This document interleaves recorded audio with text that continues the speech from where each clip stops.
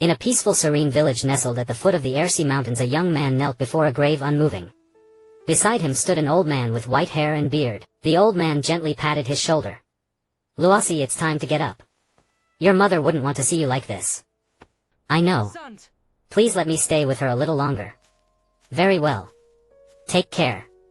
I'll go back to the village and prepare some things for you. Luasi did not reply. He remained kneeling motionless. The next morning, Luasi still at the grave, he caressed the stone tablet. Mother, I am unfilial. I cannot stay here with you any longer. I must leave the village to fulfill your last wish. Luasi walked down the mountain. In the village below, all the villagers gathered at the entrance, standing at the only pass leading out of the village, watching him approach. The white-haired old man handed Luasi a weapon wrapped in white cloth along with some cheese and dried meat. Once you leave, I don't know when you'll return. Don't trust others easily along the way. The world beyond these mountains is not like our village.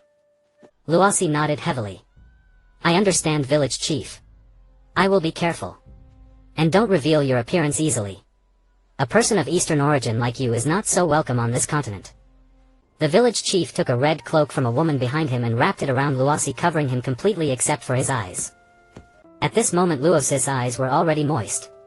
He had thought the villagers disliked him, but now at the moment of parting, everyone had come to see him off. Thank you all for coming to see me off. I, Luasi, will remember everyone. The villagers exchanged glances and spoke words of farewell. The villagers waved until the red figure disappeared at the end of the mountain pass. The old man turned to the crowd, a smile gradually spreading across his face. The villagers also showed indescribable joy. Shouldn't we have a good celebration? That little jinx is finally gone. Yes, we need a banquet tonight. The pain in my lower back that he caused days ago still hurts. Exactly. We must have a celebration banquet. A few days ago, that little brat jumped from the mountain and smashed a hole in my roof. It's still leaking. What kind of monster is that kid? His body is so strong and his strength is immense. Or are all these Easterners this powerful? The villagers chattered about Luosi's misdeeds, some wearing long-suffering expressions when mentioning certain grievances.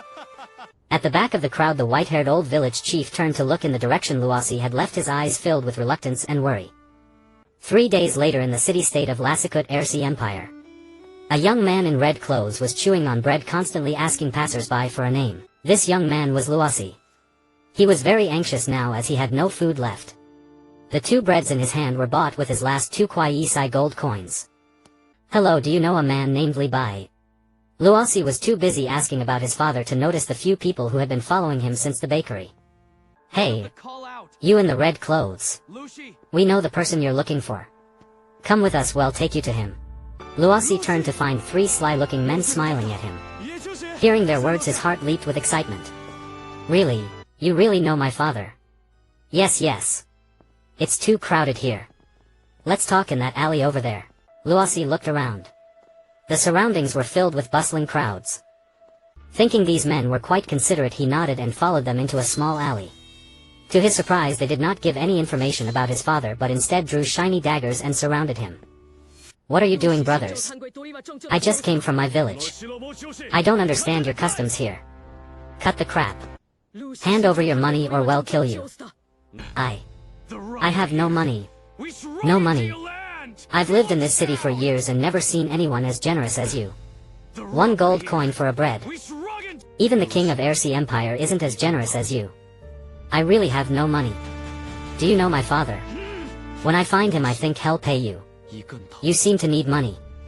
Luosi's words left the robbers baffled. They lost patience. Who the hell knows your father? Kill him, well, search his body after he's dead. Saying so, the 3 rushed at Luasi. Just as the sharp daggers were about to pierce his body, the strange weapon wrapped in white cloth in his hand sent the daggers flying with a few clangs. So you want to bully me? I'll teach you a lesson. A chaotic noise came from the alley, sounds of heavy impacts, cracking bones and howling pleas for mercy. Soon the alley returned to silence. The 3 robbers lay on the ground, beaten beyond recognition, moaning through their broken teeth. Luasi clapped his hands proudly. See if you dare to bully people again. Not knowing my father and lying to me, you're too wicked. Luasi picked up the bread pieces from the ground and walked out of the alley. As he stepped out of the alley, he noticed a smiling fat old man watching him. The old man slowly approached. Hello, are you looking for a man named Libai? After the previous incident, Luasi was a bit wary. Who are you? Yes, I'm looking for him. What about it? Hee hee. Don't misunderstand.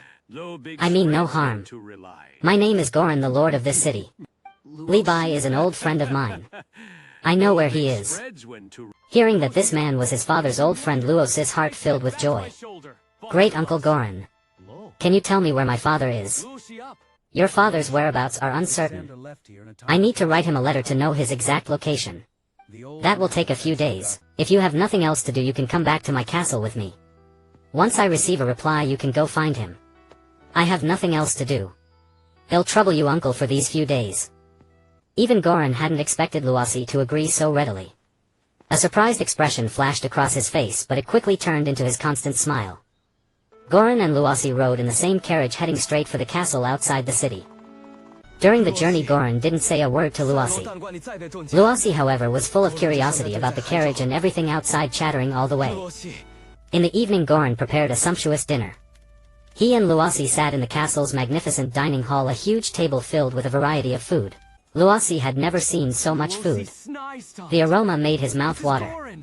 Uncle Goran, can I eat all of this? Yes, eat whatever you like. Great. Thank you, uncle. Luosi began to feast, quickly clearing the food in front of him. Hee hee. Don't rush, eat slowly. Luosi tried to say something but felt dizzy, then darkness fell and he lost consciousness.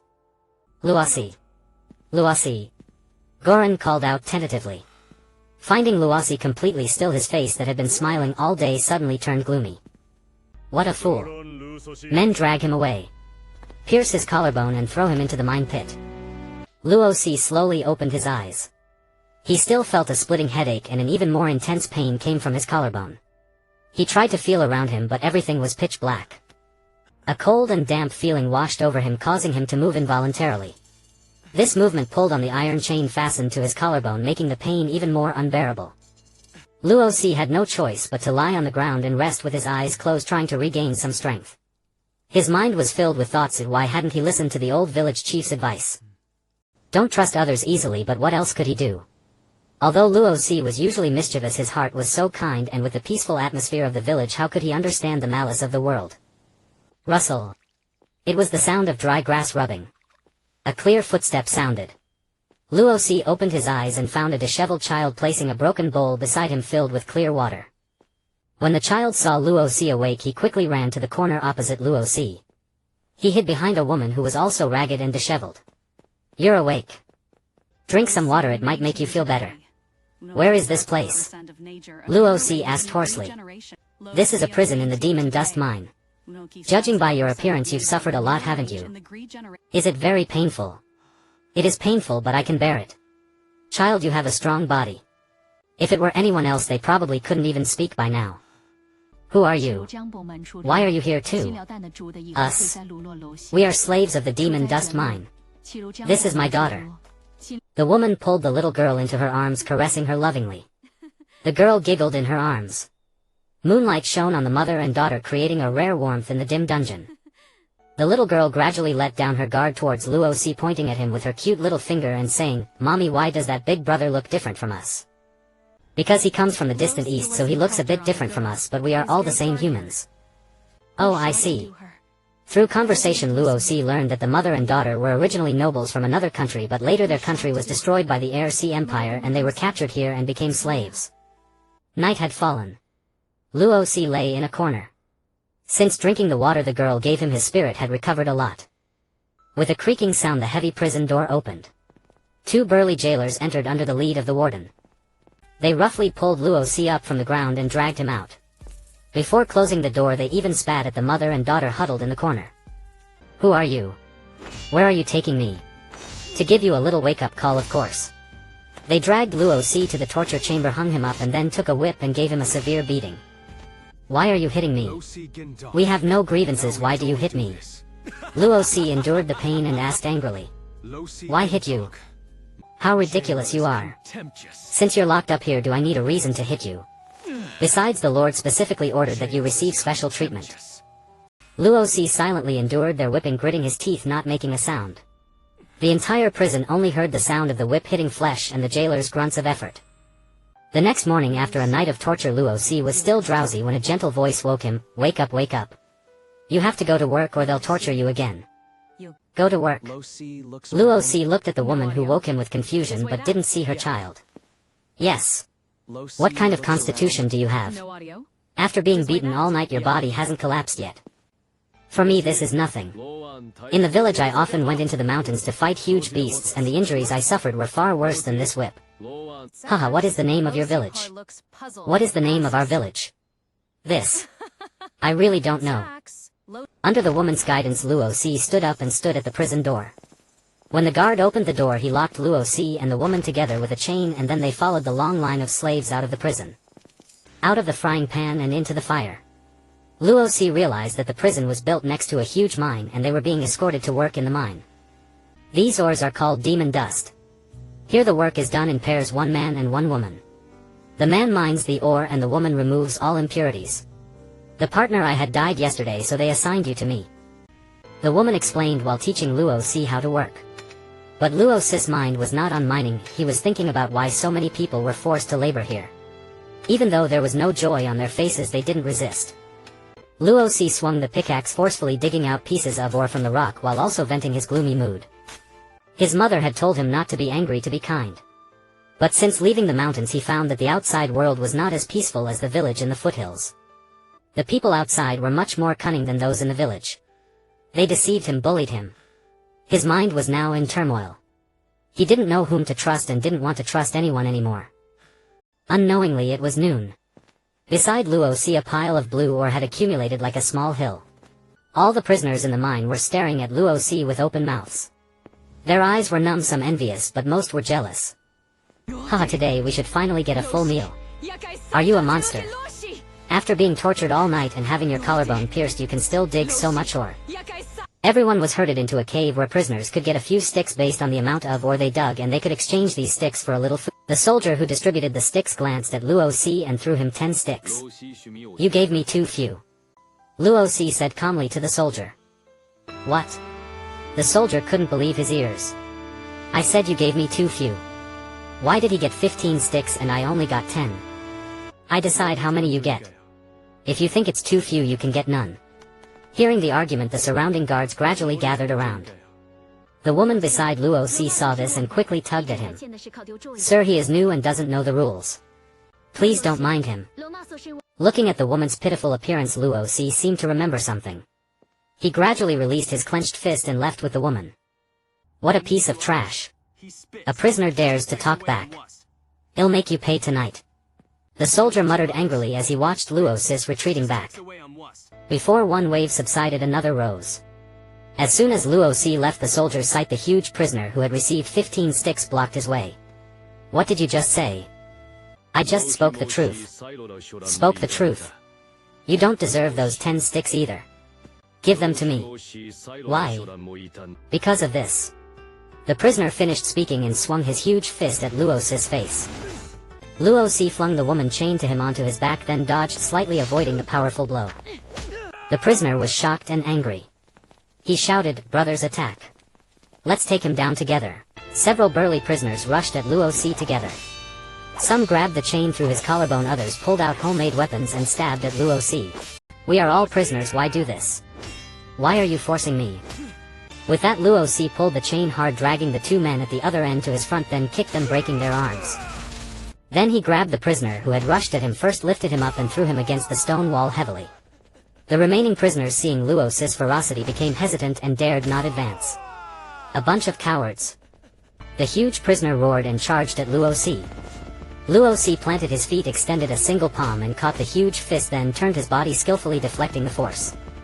Luosi's years of wrestling bears and wolves in the mountains had forged a strong physique that these prisoners could not match. The huge prisoner couldn't stop his momentum and stumbled forward. Luosi kicked him in the back making him fall face first. Luosi rushed forward and landed several punches the force breaking bones and causing blood to spurt from the prisoner's mouth.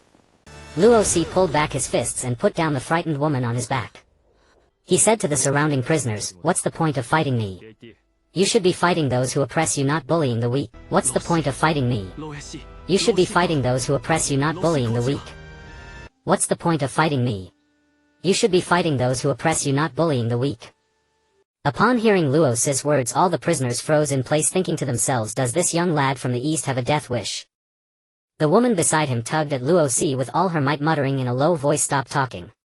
If you say more, we'll all lose our lives. Just listen to me this time, okay? Luosi looked at the woman chained together with him, swallowed the words that had been on the tip of his tongue, obediently exchanged some food and went to a corner to eat. Luosi looked at the pitifully small amount of food in his hands and couldn't help asking, sister, don't you need to save some food for your child? The woman approached Luosi mysteriously, no need. She doesn't eat food, she eats this. The woman let Luosi see the blue powder hidden beneath her tattered clothes. Demon dust? Luosi questioned in surprise. The woman made a shushing gesture and nodded. From a high vantage point in the mine, the gorgeously dressed Lord Gearlong saw Luosi bouncing around and his anger surged. Didn't I tell you to take good care of him? I see you've indeed taken excellent care of him. Forgive us, my lord. We subjected him to a night of torture, but somehow he came out unscathed. Humph. Continue tonight. If I see him so energetic again tomorrow, you'll join him in the mines. With that, Gearlong turned and walked toward his castle. The jailer, upon hearing these words, felt a chill run down his spine. Under the grip of fear, several sinister thoughts emerged in his mind. That night, following the same procedure, the jailers hung Luosi in the torture chamber again. The Lord only said not to let him die, but he didn't say we can't cripple him. Today, well, first sever his hand and foot tendons, then castrate him. What do you think? Boss, what you said sounds good to us. But if we do that, he probably won't be able to go down the mine tomorrow. What can we do about that? He's so tough. If we don't do it, we'll be the ones in trouble. Remembering Gearlong's words, they all shuddered, then pulled out knives to execute the punishment on Luosi. Luosi realized exactly what these men intended to do. He understood that if he didn't fight back now, he would never be able to fulfill his mother's wish.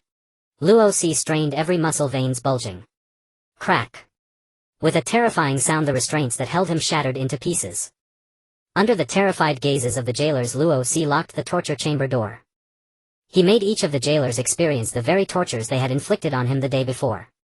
Then he grabbed one of the jailers who was barely breathing and said, you can torment me, but don't go too far. I don't want to leave this place yet, but that doesn't mean I can't escape this hellhole. So if you want to live, let today's matter end here. After witnessing Luosi's inhuman strength, the jailers were too terrified to speak and could only nod repeatedly. Now take me back to my cell. After returning to his cell, Luosi found the mother and daughter appearing before him again. He gave a faint smile and the mother and daughter smiled back. By the way, big sister, my name is Luosi. What's yours? What's my name? Such things have long ceased to matter to me. You can call me Xianda, and my daughter is Fular. Alright, sister Xianda. Hello, Fular. Cheerful laughter drifted out of the cell. The bandage-wrapped jailers at the door suddenly thought of how to report to Gearlong, and a smile crept onto their faces. Before he knew it, Luosi had been in prison for over half a month. Strangely enough, since that night the jailers had never bothered him again. Moreover, Luosi's relationship with the miners grew increasingly better. After all, who wouldn't appreciate having someone both innocent and powerful by their side? These past few days, Luosi also learned a secret about Sister Xianda. Her daughter was not human but a flower spirit. Her true form was hidden behind a brick in the corner. When Luosi first learned of this, he was astonished, so such adorable little spirits really existed in this world. Today, Gearlong finally came to the mine again. Luosi thought to himself, it seems the day to leave has arrived. Gearlong was acting unusually today. He actually descended into the mine and walked toward Luosi, his face bearing the same smile he had when he first met him. Nephew Luosi, long time no see. Don't try to cozy up to me. I want to ask you a question. Do you really know my father? Of course it's true. But let's not bring up those old matters. I came here today for something more interesting. What is it? Don't speak. Just watch carefully. Gearlong winked at the jailer nearby, who seemed to be in an unusually good mood. He walked over to Luosi and unlocked the chain between Luosi and Xianda. Xianda Royer, I have made an important decision today. I have decided to pardon you. You are now a free person. You may leave the mine whenever you wish. Xianda's eyes filled with disbelief, then transformed into excitement. I can really leave? Yes, absolutely, no problem. Xianda took a step with trembling legs, slowly moving 2 paces to leave. But I have a condition. Gearlong smiled and threw a long sword before her. You must give him a cut. No need to kill him, just one slash. Gearlong leaned over to Xian's ear pointing at Luosi. At that moment Luosi was grinning foolishly at Xian's regained freedom. Upon hearing these words the smile on his face gradually faded. Xian too stood frozen in place as if turned to stone, unable to make any move. This opportunity comes only once. Just a gentle stab and you'll earn your freedom. What a bargain. I'll count to 10.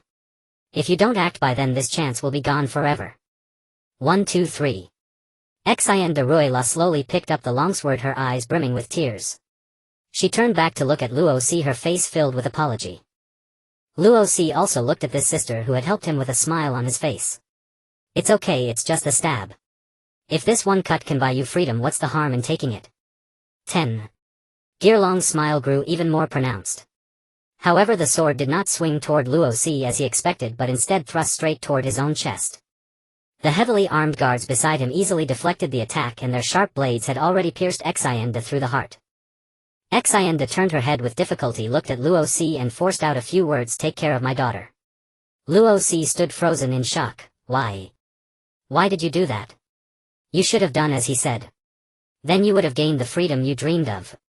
Gearlong snapped back to reality, wiping the blood from his face. Ha ha ha, Luosi, how about that? Isn't it interesting? Luosi glared fiercely at Gearlong, his eyes like a wild beast piercing straight into Gearlong's soul. Don't look at me like that. I hate that look of yours, arrogant and full of pride. Exactly like your father's eyes. Luosi continued to stare at him unwaveringly, and step by step he walked toward Xian's body. Damn it. I just don't understand. Why don't you know how to submit? What are you so proud of? What is there to be proud of? I want to see how long that proud look of yours can last. Gearlong picked up the sword and began savagely hacking at Xian's corpse. At that moment Luosi's hand was about to touch Xian's body when Gearlong's sword right before his eyes chopped her corpse into several pieces. Seeing the scattered remains before him, Luosi completely broke down. He fell to his knees, letting out continuous roars of rage. Seeing Luosi like this, Gearlong was as delighted as a 300-pound child, laughing heartily. Good. Excellent. I knew there was no such thing as an untamable beast. Now you can die. Kill him, kill him. The heavily armed soldiers surrounded Luosi, ready to pierce him to death. A sharp glint flashed in his eyes. Luosi suddenly sprang up, snatched a weapon from one of the soldiers, and with a swift swing sliced through both the soldiers and their armor, cutting them in two. Seeing the rampaging Luosi, Gearlong was horrified. He slowly backed away, shouting, "Quick, all of you, get him. Kill!" Shouting, he hastily mounted his horse and fled toward the castle like the wind. The mine guards formed a circle and charged at Luosi, unable to believe that so many of them could not subdue a single prisoner. However, they were wrong. At this moment Luosi was like a maddened demon, frantically slaughtering every guard in his sight. Witnessing this, the other prisoners also joined Luosi's side. In an instant the clamor of battle filled the entire mine. Flames soared, blood splattered. A figure darted through the mine, hunting down the remaining guards. Any guard he found was beheaded before they could even scream. Luosi ran and killed all the way to the dark dungeon. He found the 3 jailers who had tortured him before. Luosi slowly approached. The 3 jailers shrank back, begging endlessly, "Don't kill us, don't kill us. It wasn't our fault. When an avalanche occurs, no snowflake is innocent. May you be good people in your next life." Luosi struck swiftly, granting the 3 of them a quick death. Ross led the furious prisoners, charging forth with relentless fury.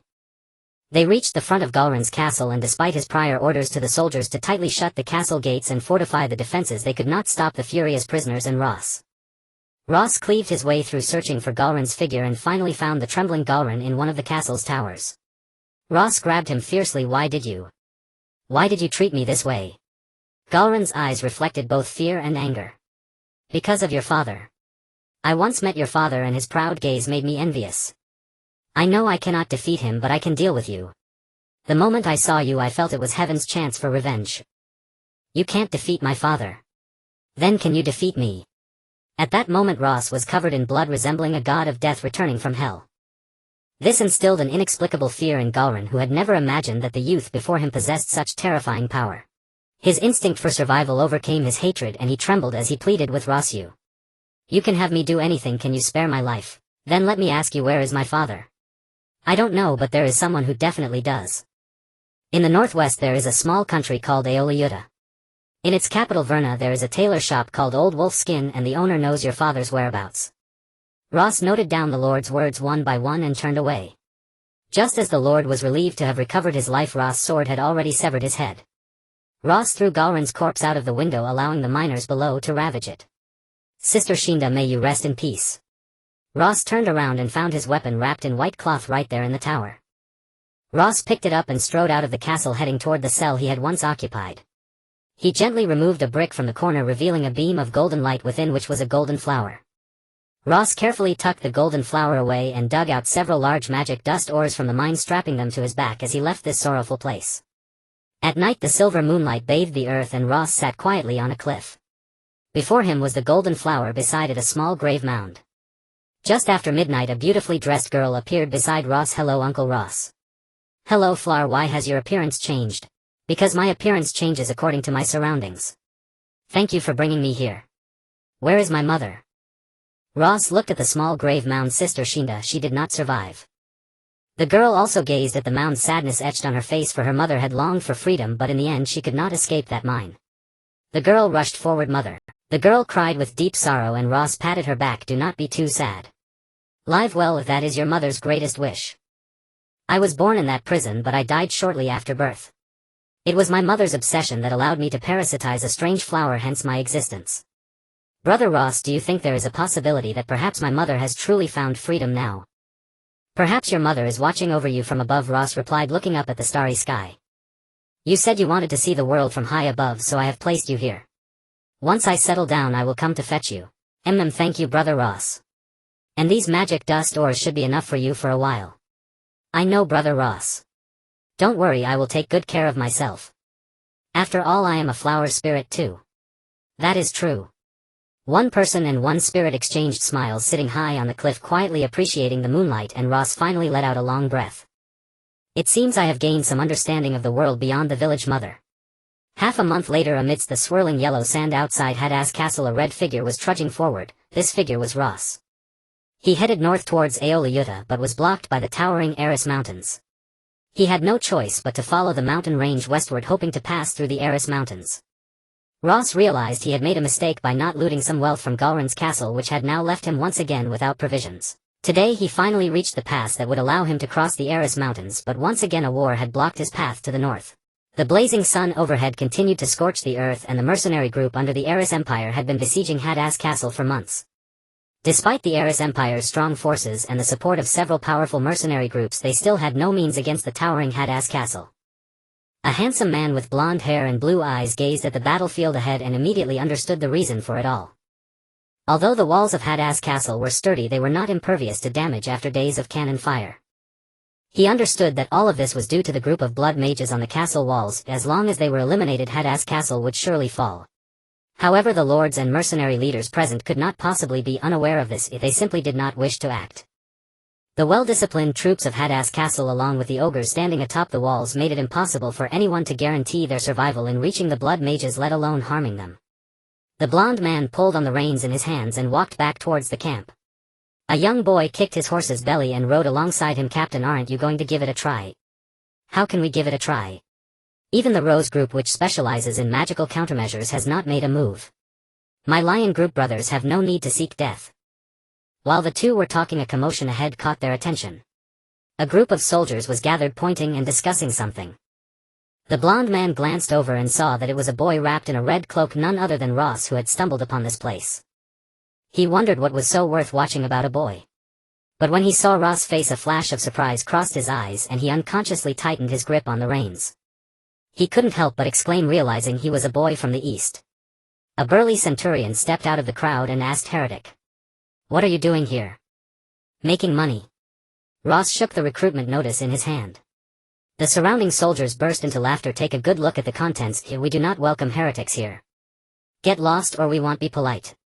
A stout soldier grabbed Ross by the collar and yanked, only to find his body unyielding. The soldier's eyes revealed horror, which gradually transformed into anger. What is wrong with you?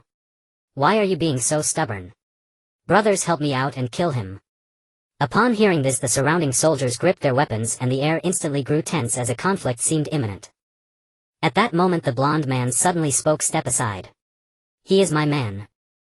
The soldiers present all turned their gazes towards the golden-haired man, and upon seeing the handsome face beneath the golden locks they couldn't help but feel a surge of tension. A burly soldier stepped forward and bowed to him. "So it is Captain Gwen. As you know, outsiders are not welcome in the camp. We didn't expect him to be from the Lions Brigade. Please forgive us, Lord Gwen." The golden-haired man's eyes narrowed into a slit as he scrutinized Ross. A serious expression gradually gave way to a smile. "Come. Follow me." Ross released the grip on his peculiar weapon and followed the golden-haired man, leaving behind the bustling soldiers. Watching the Lions Brigade depart, the soldiers began to chatter among themselves. "Big brother, who is this person? Don't you know? The leader of the Lions Brigade, Gwen Cavendish. The mercenary captain known for being fiercely protective of his own. That's him, so it's best not to provoke anyone from the Lion Brigade. Alas, if only we had such a leader ourselves. Don't envy them. You must understand that the Lions Brigade only accepts elites. Besides, they engage in siege warfare. For someone like us to join, even 10 lives wouldn't be enough." "That's true." Ross followed behind Gwen until they arrived at the Lions Brigade's encampment. He lifted the flap of the commander's tent, turned back to Ross and flashed a radiant smile. "Come on in." When Ross saw Gwen's stunning face, which resembled that of a young girl, he was momentarily taken aback, then exclaimed and stepped into the tent. "What is your name?" "Ross Lee." "Ross. That's a nice name." "Hello. I am Gwen Cavendish, the leader of the Lions Brigade." Gwen turned around, removed his gauntlets, and extended his hand. Ross tentatively shook his hand. His mother had never taught him the etiquette of the outside world, but the old village chief had taught him that this was called a handshake. "Pleasure to meet you. What brings you here? You must understand that this place does not welcome Easterners." Ross scratched his head. "I saw that people were needed for fighting, so I came to take a look. I didn't expect to be so unwelcome here." "Are you good at fighting? You look like you've never been on a battlefield before."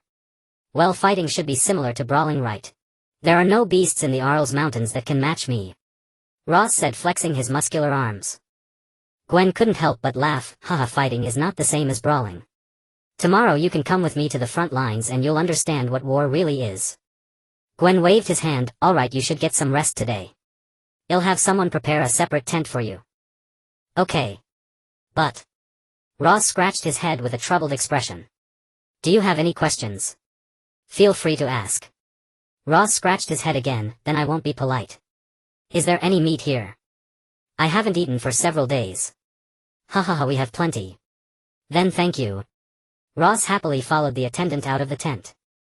Inside the tent, Gwen's aide Douglas whispered into his ear, "Captain, is it really necessary to be so friendly to such a rookie? And an Easterner at that?" Gwen shook his head. "He is no rookie." Earlier, facing so many fully armed soldiers, there was not a hint of fear in his eyes, but rather a subtle hint of killing intent. This means he is either a fool or, given his strength, he simply does not fear those soldiers. Douglas nodded thoughtfully. "As expected, Captain, your insight is sharp. You may leave for now. I wish to rest." After Douglas left the tent, Gwen leaned back in his chair and took out a small crystal ball hanging from his chest, observing it intently. "Can that Easterner truly assist me in becoming king as foretold?" Within the crystal ball, a line of text faintly emerged. "A beam of white light from the east will illuminate the entire world, and the new King of Kings shall bask in that light and descend once more." Gwen recalled the image of that Eastern youth and couldn't help but doubt, could he really help me become king?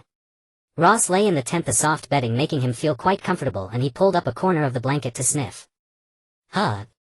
Why does it smell like this? Could it be that there are women in this military camp?" "No, that soldier just said this was the former tent of their commander. With that kind of appearance, could it be a woman?" Ross waved his hand. "That should be impossible." He lay on the soft bedding thinking about how he could acquire a lot of gold tomorrow and felt an overwhelming excitement. Because that way he could continue on his journey to find his father. He held the jade pendant at his chest and a warm current flowed from it, spreading throughout his body. Suddenly, a commotion in the military camp interrupted his thoughts. Just as Ross was about to open the tent to take a look, a dark figure collided. Immediately a chill ran down Ross' throat. He instinctively tilted his head, grabbing hold of the exquisite dagger with his hand. Phew. Good thing I reacted quickly, otherwise my life would have been in danger. Ross looked up in shock. A woman. Before him stood a beautiful woman with golden hair and blue eyes, her sorrowful gaze fixed on Ross as she tried to forcefully pull out the dagger he was gripping tightly. Seeing the strange woman before him, Ross instinctively released his grip on the dagger. Due to Ross' sudden action, the woman nearly fell to the ground. To his surprise, with a strange turn, she steadied herself and lunged at Ross with the dagger once more.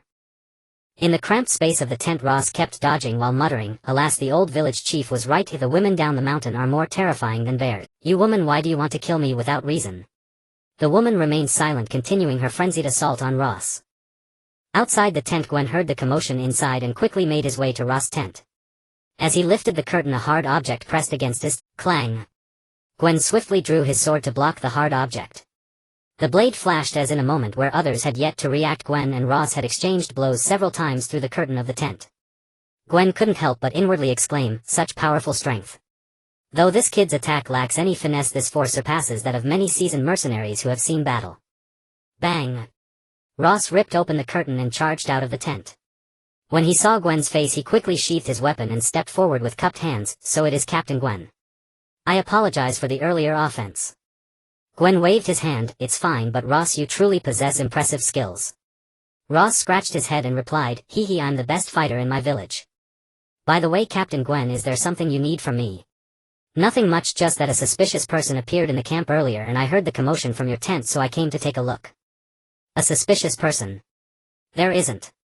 Captain Gwen, why don't you come in and have a look?" Gwen squinted and smiled, gazing at Ross for a while without saying a word. Suddenly he entered Ross' tent and glanced around, finding nothing. He then bid farewell to Ross and exited the tent. Ross repaired the tent door with a new curtain and cautiously approached a storage box, clearing away the debris on top to reveal the unconscious golden-haired woman. Who is this woman? But in her current state I probably won't get any answers from her. Ross pondered, feeling at a loss for what to do. Forget it, let her sleep in the box for now, I'll figure it out tomorrow. At midnight a figure approached Ross' tent again. "Ross, are you asleep?" "It's me, Gwen." "Not yet, Captain Gwen. Is there something?" "I want to discuss something with you. Come in and talk." Gwen lifted the curtain and entered Ross' tent, and the two quietly discussed something until dawn. The next day the warhorses neighed and the resounding sound of horns echoed through the sky. The 100,000 valiant soldiers of the Heirs Empire lined up in an orderly formation, preparing to launch the final assault on Hadras Fort. In the formation there was a luxurious canopy. Beneath it stood a splendidly dressed man who turned to the handsome young man beside him and asked, "Captain Gwen, how confident are you that you can capture Hadras Fort today?"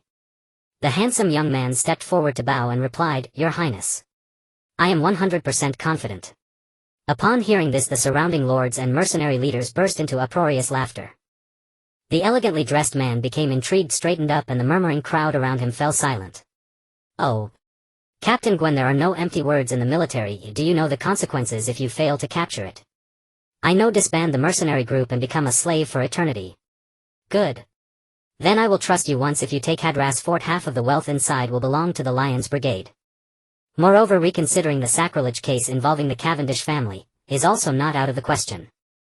As soon as these words were spoken, a wave of commotion erupted among the crowd.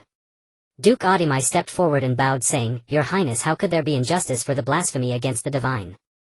Moreover, I don't believe that a mere kid from the Cavendish family could achieve what an army of 100,000 could not accomplish after besieging for months." Captain Gwen, kneeling on the ground, shot him a glare and angrily retorted, "Duke Adimai, why do you think Hadras Fort has been able to hold out for months? Perhaps no one knows better than you what kind of enemy situation requires over 20 ships to investigate. A joke, is it excessive to send over 20 ships to find the flaws in Hadras Fort's waterways? But what do you mean by that?" "What do I mean? Those over 20 ships were never attacked by the guards of Hadras Fort. Moreover, they left with a deep draft and returned with empty ships. Didn't you go to supply them?" You are spouting nonsense. Everything requires evidence." "Enough." The argument between the two abruptly ceased with the shout of the elegantly dressed man. "Gwen, tell me, what good plan do you have to break through Hadras Fort?" "Your Highness, I obtained a secret weapon yesterday." Captain Gwen waved his hand and a massive catapult was pushed to the front of the million-strong army. "Is this the secret weapon you mentioned?" "A catapult." Captain Gwen smiled slightly, not in a hurry to answer the prince's words. He waved his hand again and a person wrapped in a red robe stepped forward. The crowd was taken aback. Before them stood a man draped in a red cloak. Duke Adimai had heard yesterday that a red-clad youth had appeared in the military camp, and he pointed at the red-clad youth, saying, "Captain Gwen, is this heretic your secret weapon?" This statement completely ignited the crowd once more. A heretic? How could a heretic appear in the mighty army of the Heirs Empire? "Captain Gwen, you must be mad with desire for victory." "Your Highness, Gwen is too arrogant. He must not be spared." The man in the carriage halted the noisy crowd saying, "Stop arguing, instead of discussing endlessly here, why not see what our great Lion of Day can bring us?" After speaking he glanced at Ross, who was entirely wrapped in a red cloak, and unconsciously revealed a look of disdain in his eyes. Captain Gwen bowed to the man, then turned and smiled slightly at Ross. "Did you see the expressions on these people's faces?" "I saw, but I am already used to it. Let's proceed according to our plan from last night. Let them all open their eyes wide and see that an Eastern person is not some easily defeated heretic." "Understood, but I'm not doing this to prove anything. Don't forget our agreement of 6 bags of gold." "Rest assured, I, Gwen Cavendish, always keep my word." Ross pulled open the cloth behind him, revealing a peculiar weapon, a long-handled blade with dual edges. Everyone present had never seen such a weapon before. "What kind of weapon is this?" Captain Gwen couldn't help but ask. Ross scratched his head. "I don't really understand either. My mother told me this is a mo dao, which I used to chop firewood and fight beasts with back in my village." "Mo dao? It resembles one somewhat, but this is definitely not a mo dao." Captain Gwen gazed at the narrow blade connected to a long handle, lost in thought. "Captain Gwen. Captain Gwen." Ross patted Gwen. "Oh, my apologies, let's get started." Ross nodded and climbed directly into the catapult's launcher. "Good luck." Captain Gwen smiled slightly at Ross. "Well, my luck will depend on how accurate your aim is. You can rest assured the mission will definitely be accomplished." Boom. With a loud bang, a red figure under the astonished gazes of the lords and leaders drew a beautiful red line flying toward Hadras. The wind swept across Ross' face, causing his red cloak to flutter. He drew the weapon from behind and swung it forward with force. Slap. The magical barrier of Hadras Fort shattered with a crack. Amidst the astonished gazes of the soldiers defending the fort, Ross landed steadily on the city wall. "Quick, catch him." With an angry shout, the defending soldiers swiftly reacted and countless arrows flew toward Ross. He swung his weapon to deflect all the arrows. This peculiar weapon, under Ross' immense strength, displayed astonishing power, just as the ancient texts described. When the air of the blade strikes, both horse and man are shattered. Ross swung the weapon in his hand, cleaving the few advancing trolls into pieces. The huge bodies of the trolls formed a barrier right in front of Ross. Using this barrier, Ross resembled Ashura, slaying the soldiers that continued to charge at him, with each strike being fatal, decapitating them. Ross' bright red cloak had become even redder, with beads of blood slowly dripping down. Even someone as strong as Ross was beginning to tire under the endless assault. An arrow struck his shoulder and Ross swung his weapon again, deflecting the remaining arrows. He quickly dispatched the few soldiers that had charged up to him and hid behind the troll's corpse. Taking advantage of the respite, he held the knife horizontally behind him with both hands and closed his eyes tightly. He adjusted his breathing, recalling the strike he had gained understanding of beneath the waterfall years ago. Ross took a deep breath and held it. Suddenly he opened his eyes, his arm muscles bulging, veins protruding. Aiming at the group of dark mages on the city wall, he swung with great force. Overlord. Strike. A sharp sword energy shot skyward, severing the soldiers' dark mages and even a corner of Hadras Fort in one stroke. A loud bang echoed and a cloud of dust rose from within Hadras Fort. This towering stronghold that had stood for centuries was severed at one corner. Also severed was the dark magical array atop the fortress, and subsequently the blood magical barrier enveloping Hadras Fort faded away. Outside the castle, the 100,000 valiant troops of the Heirs Empire and the lords were already left agape, stunned in place. Was all this accomplished by that eastern youth? This blow, comparable to that of a deity, severed not only Hadras Fort but also their inner pride and confidence. The elegantly dressed prince slowly stood up, gazing at everything before him in disbelief. A smile appeared at the corners of Gwen's mouth as he drew his sword from his waist, and the resounding sound of horns echoed through the sky. "Lion's Brigade, all troops attack." With Captain Gwen's command, countless solid cannonballs whizzed across the sky, striking the walls that were no longer protected by magical shields. Captain Gwen raised his long sword high, leading the charge toward Hadras Fort, while behind him the galloping hooves were closely following his Lion's Brigade mercenary. They roared like lions, running across the grasslands, charging toward the breach blasted by the cannonballs. The lords and leaders outside the castle remained frozen in place at a loss, while the flag of the Lion's Brigade had already been planted throughout Hadras Fort. The bloody battle raged on, and Gwen quickly drew the sword that had pierced the enemy's chest, anxiously scanning the surroundings for something. Yes, what he was looking for was Ross. He was eager to storm the castle, partly for military merit and partly for Ross. Such a powerful combatant could not be allowed to perish after just one use. If he could join the Lion's Legion, their strength would multiply exponentially. At this moment Ross was walking through a dark corridor with shouts of battle echoing above. After he severed the corner of Hada's castle, the ground beneath him collapsed, creating a large hole, and he fell into it before he could react. He groped forward and saw a faint light ahead. Was it the exit? Ross excitedly ran toward it. As he approached, he discovered a gigantic stone chamber radiating dazzling light that was so bright that Ross could hardly open his eyes. Instinctively he raised his hand to shield his eyes, and through the gaps between his fingers a magnificent throne came into view. Above that throne floated a golden heart. Ross was drawn to this golden heart, slowly walking toward the throne, completely ignoring the black-armored warrior kneeling before it. The black-armored warrior rose, swinging the massive two-handed sword he held toward Ross. With a whoosh, Ross finally noticed his presence and hurriedly drew his weapon to defend. Clang! In the instant their weapons collided, the tremendous force sent Ross flying, crashing heavily against the wall. What immense power! Ross felt a warmth in his chest as a mouthful of blood erupted from his mouth. Kid.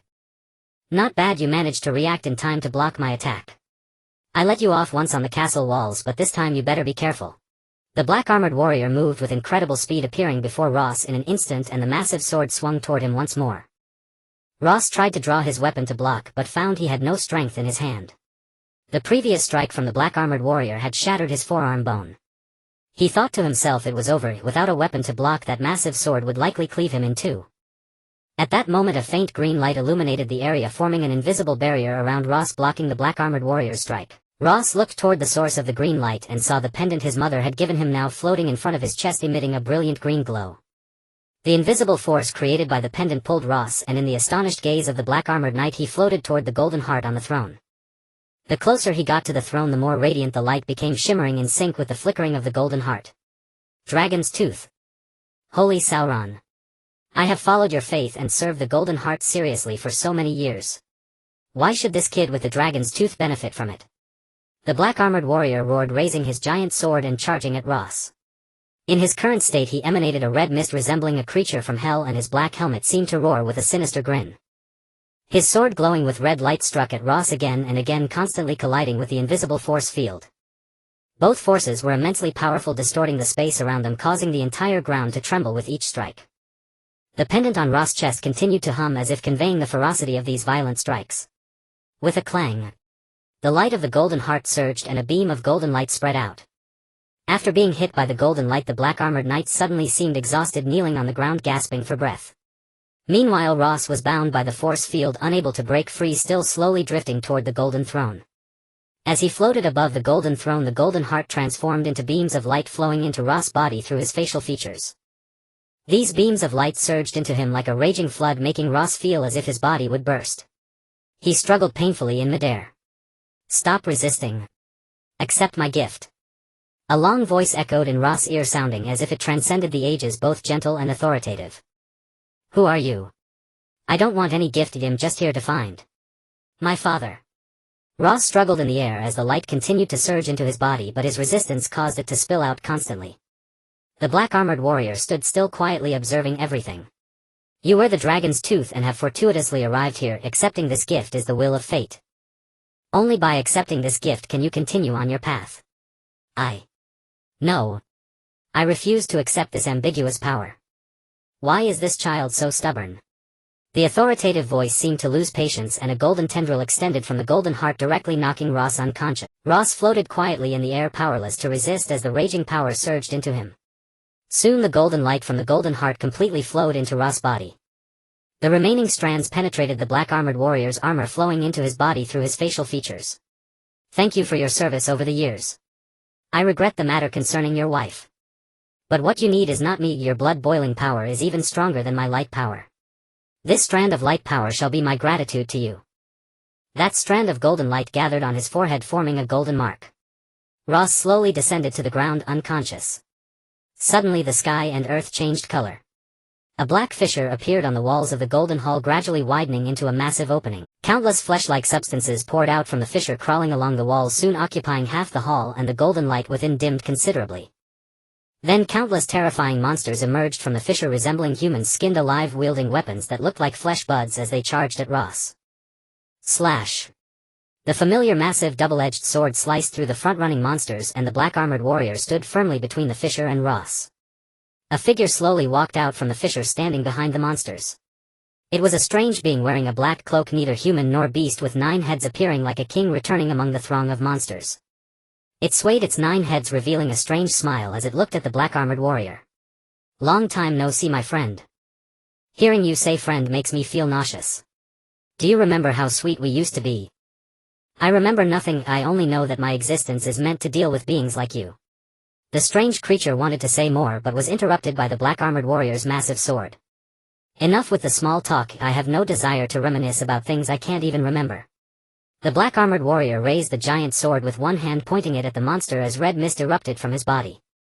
The blood mist transformed into raging flames, incinerating the flesh carpets that had spread throughout the hall, and the golden light surged once more, reclaiming the entire hall. The monsters rushing out from the fissure seemed to be inexplicably afraid of the flames made from the blood mist and the golden light continuously retreating. The black-armored warrior flashed forward, engaging in a fierce battle with the nine-headed monster, which showed no sign of panic. He continuously summoned black magic arrays in the air to fend off the attacks, while also summoning tentacles to strike at the black-armored warrior. Unexpectedly, the nine-headed monster gradually found it hard to withstand the black-armored warrior's overwhelming assault and began to retreat. You've grown stronger. Stop talking, today is your day to die.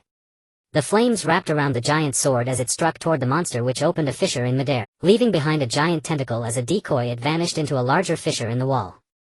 The black-armored warrior hesitated not at all. After severing the tentacle, he leaped and followed into the massive opening.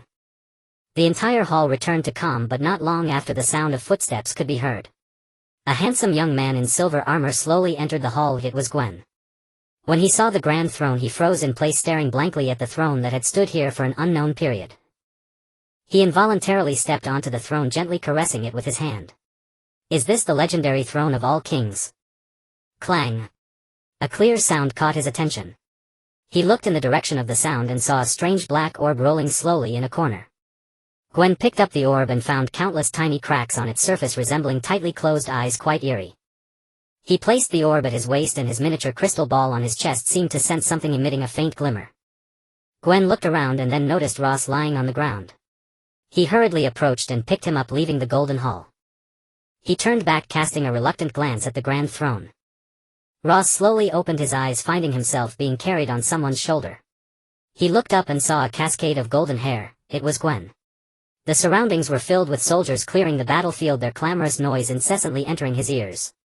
An urgent footstep sounded and a voice called out, "Respected commander, where have you been?" This man was Gwen's adjutant, Douglas.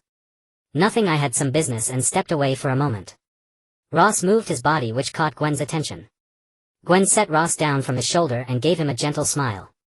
Hey, you're awake. What happened to me? Ross scratched his head and asked Gwen. I'm not entirely sure either. I found you in that deep pit. What did you encounter? Gwen pointed to the pitch-black chasm. I don't know either. After I struck the Overlord's blow, I fell unconscious. When I woke up, I was on your back. Do you truly remember nothing? I don't. Looking at Ross' dazed expression, Gwen could only believe him. He turned to Douglas. You came rushing over. Is there something? Commander Gwen, His Highness will arrive soon. Should we prepare? The prince is coming to the castle. Gwen's heart sank. These nobles would never enter a newly conquered city so quickly. What was happening today? He swiftly ascended the castle wall. A squadron of light cavalry had broken away from the vast army and was galloping toward them. The emblem on the banners was that of the Alsi Empire's royal house. No time to prepare. Just follow basic protocol. As a horn sounded, the cavalry squadron entered the gates of Hada's castle. Gwen, along with several attendants and Ross, knelt on one knee to welcome the arrival of the crown prince of the Alsi Empire. He dismounted with a swift, graceful motion, helped Gwen to his feet, and shouted to the crowd, Knights of the Lion Regiment, you have rendered unparalleled service to the Alsi Empire. From this day forth, Hada's castle shall bask in the glory of the Empire, and the suffering people here shall receive the protection of the Lord and return to the embrace of the three gods. A frenzied roar erupted from the surrounding soldiers. He turned his gaze to Ross. Was it you who cleaved this castle? Ross nodded. Seeing his wooden demeanor, Gwen quickly stepped forward to explain, Your Highness, he is not well versed in etiquette. Please forgive his offense. The prince waved his hand. These are trivial matters. Hello. I am the crown prince of the Alsi Empire, Goodwin too. Astonishment flickered in the eyes of the soldiers. A crown prince before so many had introduced himself to a heathen, and even extended his hand. Ross was taken aback for a moment, then reached out and grasped Goodwin too's hand. Hello. My name is Ross. The crowd witnessing this grew even more shocked, and gradually that shock transformed into fury. How dare this heathen be so arrogant? He actually dared to shake the crown prince's hand. Who did he think he was? Ross had no idea that for some extended hands kneeling and kissing them was a great honor. How could one presume to grasp them as an equal? He looked bewildered, unable to comprehend why the eyes of those around him burned with rage. He thought they simply disliked his face, which differed from theirs. Ross tugged at his red cloak, trying to conceal his features. Gwen hastily knelt on one knee and gently tugged at Ross, trying to make him kneel as well, but Ross stood like a stone statue, unmoving. Goodwin too's eye twitched, then he forced an unnatural smile. It's fine, it's fine. Where do you come from? What are you doing here? I come from a village in the Ars Mountains. I am here to find my father. Find your father. I can help you with that. What is your father's name? What does he look like? I don't know. My mother said that if I search patiently I will find him one day. Goodwin too felt that this Easterner was either mocking him or a fool, and indignation began to churn within him. Though he had 100 reasons to punish this boy, he now coveted his strength and wished to bring him under his command. So he continued with patience, I am the crown prince of the Ars Empire. Finding an Easterner in this realm is no great challenge. If you swear allegiance to me I will help you. Ross only wanted to get his gold coins quickly and leave. He had no desire to pledge loyalty to anyone, so he made no response. What? Are you unwilling? Gwen, still kneeling to one side, spoke up, Your Highness, it is not that he is unwilling, but he has already sworn allegiance to the Lion Regiment. If he swears again it would violate the teachings of the three gods and invite divine punishment. Goodwin too fixed his gaze on Gwen, his face flushed with anger, eyes wide, yet he retained a semblance of grace. So he is a man of the Lion Regiment? Yes, Your Highness. He is loyal to the Lion Regiment and I am loyal to you. Does that not mean he is loyal to Your Highness? Your reasoning seems sound.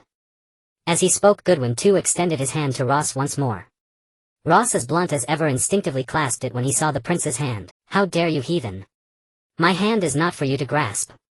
Guard, seize this blasphemer who defiles the royal house. The soldiers, whose eyes were already blazing with fire, barely needed to hear Goodwin too's command before they surged forward to capture Ross. No need for your hands, this man of the Lion Regiment, I will deal with him myself. Gwen drew his sword with lightning speed and pressed it against Ross' throat. He pressed his body forward, closing the distance between them, and whispered into Ross' ear, Take me hostage and escape. Ross surveyed his surroundings and understood that this was the only way to walk out alive. He fainted, knocked Gwen's sword aside, locked Gwen firmly in his arms, and placed his own peculiar weapon against Gwen's neck. Don't move. If anyone moves, I'll kill him. A few soldiers hesitated, but Ross tightened his grip and a streak of crimson appeared at Gwen's throat. Most of the surrounding soldiers were members of the Lion Regiment. Seeing this, they were at a loss. That was their commander, their invincible commander, taken hostage. Did they even stand a chance? Ross backed away slowly, holding Gwen until he reached the ruined wall. Thank you. Farewell. He pushed Gwen away and leaped down from the wall. A dense volley of arrows rained from behind him. Ross swung his weapon desperately to deflect them as he sprinted into the distance. A clarion horn sounded again and several squadrons of light cavalry gave chase, kicking up clouds of dust. Gwen silently watched Ross back until he became a tiny red dot swallowed by the dust. Commander, should we pursue? No. We have more important matters than him. Go loot the castle, remember we are a mercenary company. Yes, sir. Douglas turned and ordered the centurions to search deep into the castle.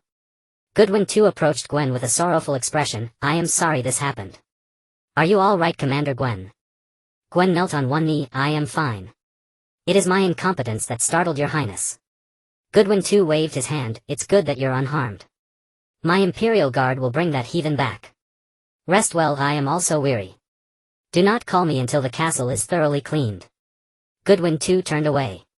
He had gained something today, and a satisfied smile spread across his face. A warrior so powerful, if I cannot have him serve me, you shall not possess him either, you deceitful mercenaries. Farewell, Your Highness. Gwen remained kneeling on one knee, his teeth clenched so tightly that traces of blood oozed from his mouth. Crossing a pass over 30 li from Hotta's fort, the environment was vastly different from its surroundings. Where there was a sea of yellow sand on one side, here it was lush and verdant. All this was due to the towering Ars Mountains.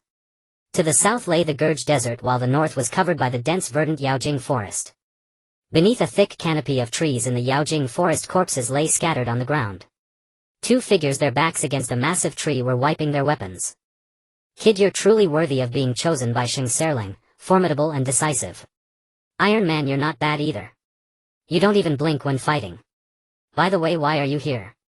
Why shouldn't I be here? I'm used to slaughter, such scenes are nothing to me. But you, young as you are, you're quite skilled at killing. I wasn't used to it when I first came out of the mountains. But later some things happened that made me realize the world outside is different from the one inside. Ross seemed to recall something sorrowful, lowered his head and fell silent. The black-armored warrior stood up, whistled, and out of nowhere a horse clad in black armor appeared. I have things to do.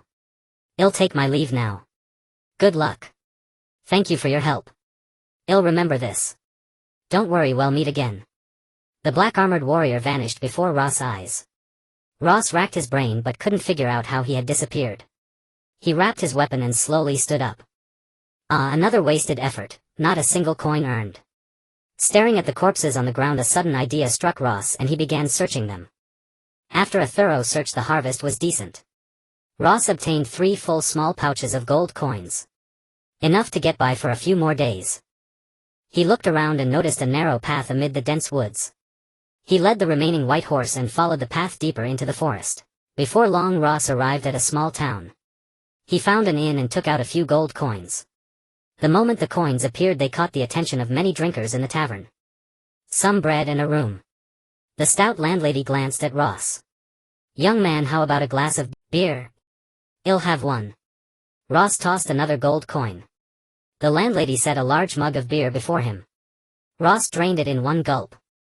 This stuff is really good. Another round, landlady. Ross drank over 40 mugs in a row, stopping only when he had emptied 1 pouch of gold coins. By then his face was flushed and his speech was slurred. A slender figure approached him. Let me drink with you. She handed another cup to Ross. Ross looked up at the girl with slightly disheveled hair and grinned. Sure, but I have no money left for drinks. Don't you still have 2 pouches of gold? The girl was already holding the remaining 2 pouches, dangling them in front of him. That money. I need to keep it. I'm using it to find my father. Ross reached out to grab it, but the girl sidestepped and dodged his hand. The girl teased him like a monkey, weaving through the tavern and taunting the drunken Ross, which drew laughter from the crowd. Give it back. Ross, clearly losing patience, roared at the girl. Oh, getting angry are we? The girl stopped running, twirled the money pouch on her finger and looked at Ross with a contemptuous smile. Meanwhile, the laughing thugs gradually closed in around Ross. If you want to fight, take it outside. This place can't handle your racket. The barrel-shaped landlady shouted at the crowd. Old hag, you'd better shut up. Everyone's here to make money. You've already earned enough, 1 gold coin for a mug of beer. Even the backside of an old black bear in the mountains isn't as black as yours. Now it's my turn to fleece this fat sheep. You'd better stay out of it. As the girl spoke, one thug's axe flew past the landlady's forehead and embedded itself in the wall, a warning. Fine. So you want to fight? You should have said so earlier. Fighting is what I'm best at. Ross cracked his knuckles and stretched his limbs. The nearest thug charged at Ross, but the seemingly drunk Ross grabbed him, hurled him across the room and blasted a large hole in the tavern wall. Seeing this, the remaining thugs hesitated, intimidated by Ross' bloodshot eyes and wild grin. What are you waiting for? If we all attack together, there's no way we can't handle a greenhorn. Kill him and those 2 pouches of gold are ours. At the thought of the glittering gold, the thugs regained their courage and swarmed him. With a series of loud thuds, one by one the thugs flew out through the same hole in the wall, piling up on top of the first one and passing out. Inside the tavern, Ross had already cornered the girl. He held a wooden chair high above his head. Give me back my money. Or else. You'll be sorry. The girl, realizing she had picked the wrong person to mess with, tremblingly pulled out the 2 pouches of gold and handed them to Ross. Just as the pouches were about to reach his hand, Ross fell straight forward, landing right on top of the girl. His hand happened to grab her chest. This bread is so soft. Still mumbling, Ross fell into a deep sleep, completely unconscious from the alcohol. The girl stood frozen in shock, her face burning red. She pushed Ross aside, tucked the 2 pouches of gold back into her own bosom, walked out of the tavern and woke up all the thugs. The thugs shook their heads. Boss, what about that guy? He seems tough. Should we take him out while he's drunk? No. With his strength he might be able to help us. Find a place for him to rest and don't forget to tie him up.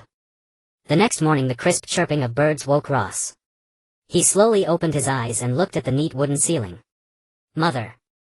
For a moment he thought he was back in that peaceful mountain village. B-boss. He's awake. A gruff voice pulled Ross back to reality. He tried to sit up only to find himself tightly bound like a mummy fixed to the bed. Let me go. What are you doing? A slender girl walked into the room. You're awake. Calm down. We mean no harm. Ross tried to recall what happened yesterday. He didn't know why he had beaten up a group of people. He looked at the bruised thugs beside the girl and seemed to understand. Did I beat you up yesterday? The girl nodded. Yes. You were drunk last night and injured our people, so we tied you to the bed. Ross felt a little embarrassed. So that's what being drunk feels like. I can compensate you for the injuries. I have money now. Suddenly Ross realized something was off. Wait. Wasn't it you who tried to rob me? That's why I beat you. And now you've tied me up here. Untie me. Quickly. Ross struggled fiercely. The others exchanged exasperated glances, thinking this guy was even more obsessed with money than they were. The girl shook her head helplessly, pulled out the money pouch and held it in front of Ross. Sir, you must have misremembered. Last night you were drunk. We tied you up to keep you safe. As for the money, I kept it overnight so you wouldn't lose it. Calm down and we'll untie you now. The thug stepped forward and fumbled to untie the ropes. Ross straightened up, stretched his limbs and looked at them. His gaze sent a shiver down the thug's spines. I'm sorry for hitting you. No problem, no problem. By the way, I'm a bit hungry. Could you get me something to eat? After all, my money is still in your care. The girl gave an awkward smile. No problem. Any preferences? Ross thought for a moment. Yesterday I found a soft big bread. I want that. The girl blushed deeply. That's not available. Just eat something else. Oh, all right. But that bread felt really good to the touch. The girl turned even redder and stormed out of the room. Soon she brought some simple food. Standing by the bed, she watched intently as Ross finished everything. Are you full? Yes. Then I have a favor to ask. Please say yes. I don't have time. I have to go, Anne. The girl placed Ross 2 pouches of gold along with 3 even larger pouches in front of him. Finding my father can wait. Whatever your problem is, just say it. So does that mean you agree? The girl appeared extremely excited. It shouldn't be too difficult, right? Besides fighting, I can't do anything else. For you it shouldn't be hard. Just rest well, we'll set off tonight. By the way, my name is Lilith Ander. The girl extended her hand. Ross wanted to ask something else but refrained, instead extending his hand. My name is Ross Lee, you can just call me Ross. Night had fallen before they knew it, and the fairy forest was breathtakingly beautiful, filled with countless strange glowing creatures, creating a forest that resembled a fairyland. A group quietly traversed the woods, moving deeper into the fairy forest, led by the girl named Lilith. Where are we going? Ross, following behind Lilith, asked. To our former home. Our homeland was taken over, forcing our clan to flee to other places. So that's why you live in Fairy Town, engaging in illegal activities. Don't say it so harshly, we do those things merely for survival, and we need a large sum of money. What do you need a large sum of money for? We intended to hire a mercenary group to reclaim our homeland. But now that we have you, we've decided to give it a try. Ross chuckled. Am I really stronger than a mercenary group? How did I not know this? Lilith looked back at Ross. Do you know who you fought with at the bar yesterday? Who? They were 11 super-enhanced warriors. In terms of hand-to-hand combat, they are the top existence on this continent, yet they seemed like children who didn't know how to fight against you. The group traveled in silence, quietly moving through the forest. Gradually a huge black shadow appeared before them. Ross observed closely and couldn't help but exclaim, is that a big tree? Lilith nodded. Yes, that's our home. The group cautiously approached the giant tree, unknowingly stepping into a vast ruin. Staring at the ruins that seemed to have been scorched by hellfire, Lilith was also perplexed. Why was there such a vast ruin beneath the spirit? Was this once a huge city? Ross asked curiously. I don't know, I have no memory of these ruins. It must be the work of those blood mages, and judging by the architectural style, it should be a human city. Human city? Ross looked at Lilith in confusion. Yes, there shouldn't be any human cities in the fairy forest. If there are no human cities, could there be cities built by something else? Lilith shot Ross a disdainful glance, wondering if this idiot could really help them reclaim their homeland. Don't you know? The fairy forest belongs to the fairies. Fairies. Then we're doomed. In Ross' memory, fairies were the kind of mountain spirits and demons that his mother spoke of, who would capture misbehaving children. Hence hearing about fairies again awakened the shadows of his childhood. Lilith looked at Ross in surprise. Are fairies really that terrifying? Humans are far more despicable than fairies. At that moment a strange whisper attracted everyone's attention. Looking in the direction of the sound they saw countless strange wizards in black robes chanting some mysterious incantation not far from them. And beneath their feet there were several crimson blood markings. Following the blood markings the group realized they had already stepped into a blood magic array, a vast array that covered the entire ruins, looking quite eerie. Ross felt an ominous premonition. He grabbed Lilith and whispered, "Run." But Lilith stood still, her gaze fixed on a figure standing on a high platform amidst the ruins. Her eyes held anger but more so fear, a fear that seemed to penetrate to her very bones and strike her soul. Lilith's voice trembled. "It's him." Others looked at the figure just like Lilith, some filled with anger, others with fear, but all stared intently at him. Curiosity filled Ross as he followed their gaze to the figure. Amidst the firelight Ross finally saw the figure in the distance. It was a pale-skinned blood mage holding a naked human in his hands. He drew a dagger across the person's neck, blood gushing forth, filling the magic array with crimson, making it even more vibrant. Where he stood was not a ruin but rather a small mountain made of corpses. Seeing this hellish scene before him, Ross immediately recalled the black mages he had slaughtered on the walls of Hadaz Fortress. The scene then was similar to what he saw now. Ross couldn't help but say, "Black mages?" Lilith shook her head. "No, they are blood mages from the Blood Council. It was this group of blood mages who took our homeland. Help me kill them and all the gold coins will be yours." Ross took the weapon off his back. "This money, I have to claim it." Ross gripped the weapon with both hands, brandishing it behind him with force. Overlord strike. In the shocked gazes of Lilith and the others, that earth-shattering slash cut through the night sky, charging towards the blood mage in the distance. With a loud bang, a massive figure fell from the night sky, blocking the path of the blood mage. He swung his arm, dispersing the devastating strike that could cut through a castle. Then that massive black figure vanished into the night sky again, and the entire ruins fell into a deathly silence. What is that thing?" A slightly smaller warrior beside Ross trembled as he spoke. "It's a saint. Run everyone, run." Lilith squeezed out a few words despite her immense fear. "Where do these ants come from?" As a voice like thunder sounded, the massive figure crashed down before Ross. Where it stepped the ground collapsed and debris flew. A massive shockwave hit them, sending everyone flying. Once the dust settled, a red figure slowly emerged from the haze. It was Ross. He stood still like a statue, unwavering before the enormous figure. "It seems I underestimated you." This being, resembling a god and possessing the head of a lion, extended its colossal claws, attempting to grasp Ross' head. A white flash passed. Ross' strange knife swung forcefully, colliding with its claws. The monster's claws, covered in black fur, were surprisingly hard. Ross' strike failed to inflict any damage. The monster roared furiously at Ross. The roar generated a shockwave that made it hard for Lilith and the others behind him to keep their eyes open and left them trembling. However, apart from the red cloak fluttering in the wind, Ross remained utterly still. This time it was Ross who made the first move. He gripped the hilt of his weapon, leaping high to strike at the monster's neck.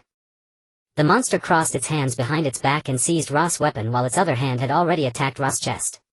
Slash! It was the sound of skin and muscle tearing. Although Ross used the power of his weapon to flip in midair to evade, 3 deep gashes down to his ribs still appeared on his chest. Ross gritted his teeth as blood slowly dripped down, yet the battle continued. The saint's claws relentlessly attacked Ross, forcing him to retreat step by step. What kind of monster is this, possessing such immense power? Does such strength truly exist in this world? Ross couldn't help but ponder. Ross understood that if this continued he would undoubtedly lose. Such an opponent was beyond what he could deal with right now. "Kid, in the past 200 years I haven't seen a warrior as strong as you. However, to me you are still too weak. Unfortunately, you will have no chance to grow stronger." With that, the speed of the saint's attack suddenly accelerated and Ross could no longer defend himself. Its massive arm lunged toward Ross' chest, impaling his body. Ross uttered no sound, for his throat was already filled with blood. His body dangled like a tattered rag in the monster's grasp, yet his hand still clutched the long saber tightly. Lilith and the others stood frozen in place, having underestimated Ross' strength. He was far more formidable than they had imagined. Yet before the Saint Ba'er, even Ross was but a mere ant. The disparity in power was akin to that between a deity and a mortal, imposing upon Lilith and her companions an unprecedented sense of oppression. This intangible force left them prostrate on the ground, trembling uncontrollably like lambs awaiting slaughter. Saint Ba'er cast Ross' corpse aside and slowly advanced toward Lilith and the others. The will to survive ultimately triumphed over fear. Lilith and her companions watching Ba-Er approach writhed like maggots desperately crawling away from him. Suddenly Ba-Er halted. He turned around as if he had seen a ghost. His instincts were not mistaken, the very Ross who should have been dead and gone was rising slowly in an uncanny posture. Countless golden rays burst forth from his horrific wounds and even his facial features faintly shimmered with golden light. Never having witnessed such a sight, Saint Ba-Er flashed to Lilith's side and hoisted her up. He decided to first dispose of these troublesome maggots before investigating what had befallen Ross. Now with a mere flick of his hand he could easily crush Lilith's skull in his grasp. Yet a blinding radiance flashed and the hand holding Lilith was severed cleanly by Ross. Before he could react, Ross' second strike had already arrived. A pair of massive wings unfurled from his back and he soared into the sky, landing on the distant mountain of corpses. 200 years, in all that time he had never encountered an opponent so formidable, one whose strength could threaten his very life. Yet Ba-Er was a true warrior. Faced with this powerful adversary, what rose from the depths of his heart was not fear but exhilaration. The long-dormant thrill of battle surged through him, filling him with boundless excitement. At that moment Ross stood amid the ruins in an eerie posture. His entire being was enveloped in golden light and the crimson cloak fluttered soundlessly in the wind, snapping with each gust. Within those golden eyes lurked a kingly aura that seemed to scorn all beneath heaven. Ba-Er was about to charge at Ross and engage in a fierce battle when the blood mage beside him called out, "Lord Ba-Er, the refining ritual is nearly complete. It would be best for you to stay away from the formation." Before he could finish, Ba-Er seized him and hurled him toward Ross. Ross cleaved the flying mage in two with a single horizontal slash. Ba-Er followed close behind, snatching a massive stone pillar from the ruins. The pillar was forged from some unknown material, and at that moment Ba-Er was able to trade blows with Ross on equal footing. A series of thunderous roars radiated outward, shaking heaven and earth. The cascading shockwave sent Lilith and the others spitting blood. With a crisp clang, the stone pillar in Ba-Er's hand was deflected. Clearly, in terms of raw strength, the current Ross held the upper hand. Ba-Er was sent flying by Ross' blow, hurtling through the air while the stone pillar shattered into fragments. Ross, on the other hand, stood like a golden deity, still poised and elegant amidst the ruins. His face betrayed no emotion as he held the long saber horizontally behind him, aiming at Ba-Er, who hovered in the air. Ba-Er gazed at the golden figure. An ancient and familiar aura washed over him and a phantom appeared before his eyes, gradually merging with Ross' silhouette. Saint Sire Long. It is Saint Sire Long. So that's it. Over. Lord. Strike. A golden flash soared into the sky, illuminating the entire heavens. As the light gradually faded, a rain of blood descended from the sky. One of Ba-Er's wings, along with half his body, was cleanly severed. With his last shred of strength he tore open a rift to another dimension and countless tentacles emerged from within, dragging him inside. The golden figure looked up at the sky, his piercing gaze sending a chill down Ba-Er's spine. Desperately Ba-Er clawed at the rift with his remaining arms, struggling to escape. Trying to flee. The flat word seemed to descend from the highest heavens, piercing every soul and striking terror into Ba-Er's very core. Ross aimed at Ba-Er and delivered another unremarkable strike. Yet to everyone's astonishment, a crimson barrier rose from the surrounding ruins, deflecting the blow. Ba-Er in the sky burst into laughter. The four-soul blood array is complete. Even if you are the king of light, you cannot escape from it. As his figure vanished into the void rift, the sky returned to its former calm. The blood-red barrier had already enveloped the entire ruin and the massive blood array blazed with crimson light. Countless streams of blood-red liquid surged from all directions, converging within the barrier into a colossal vortex like a raging beast, sweeping away everything inside the magical array. Soon the crimson liquid filled the entire array, even swallowing Ross' radiant form. Lilith stood outside the protective barrier. Most of those who had come with her were caught in the array, tumbling endlessly within the swirling blood. Watching the scene unfold, tears slipped from her eyes. It was my fault. Without me, Ross and the others would never have come to this damned place, and none of this would have happened. Lilith rushed forward, pounding on the crimson magical barrier, but it remained immovable. Suddenly the chaos within the barrier ceased. Countless corpses floated in the air, including the blood mage that Ross had cut in two. The crimson liquid receded like a tide, carrying away everything inside.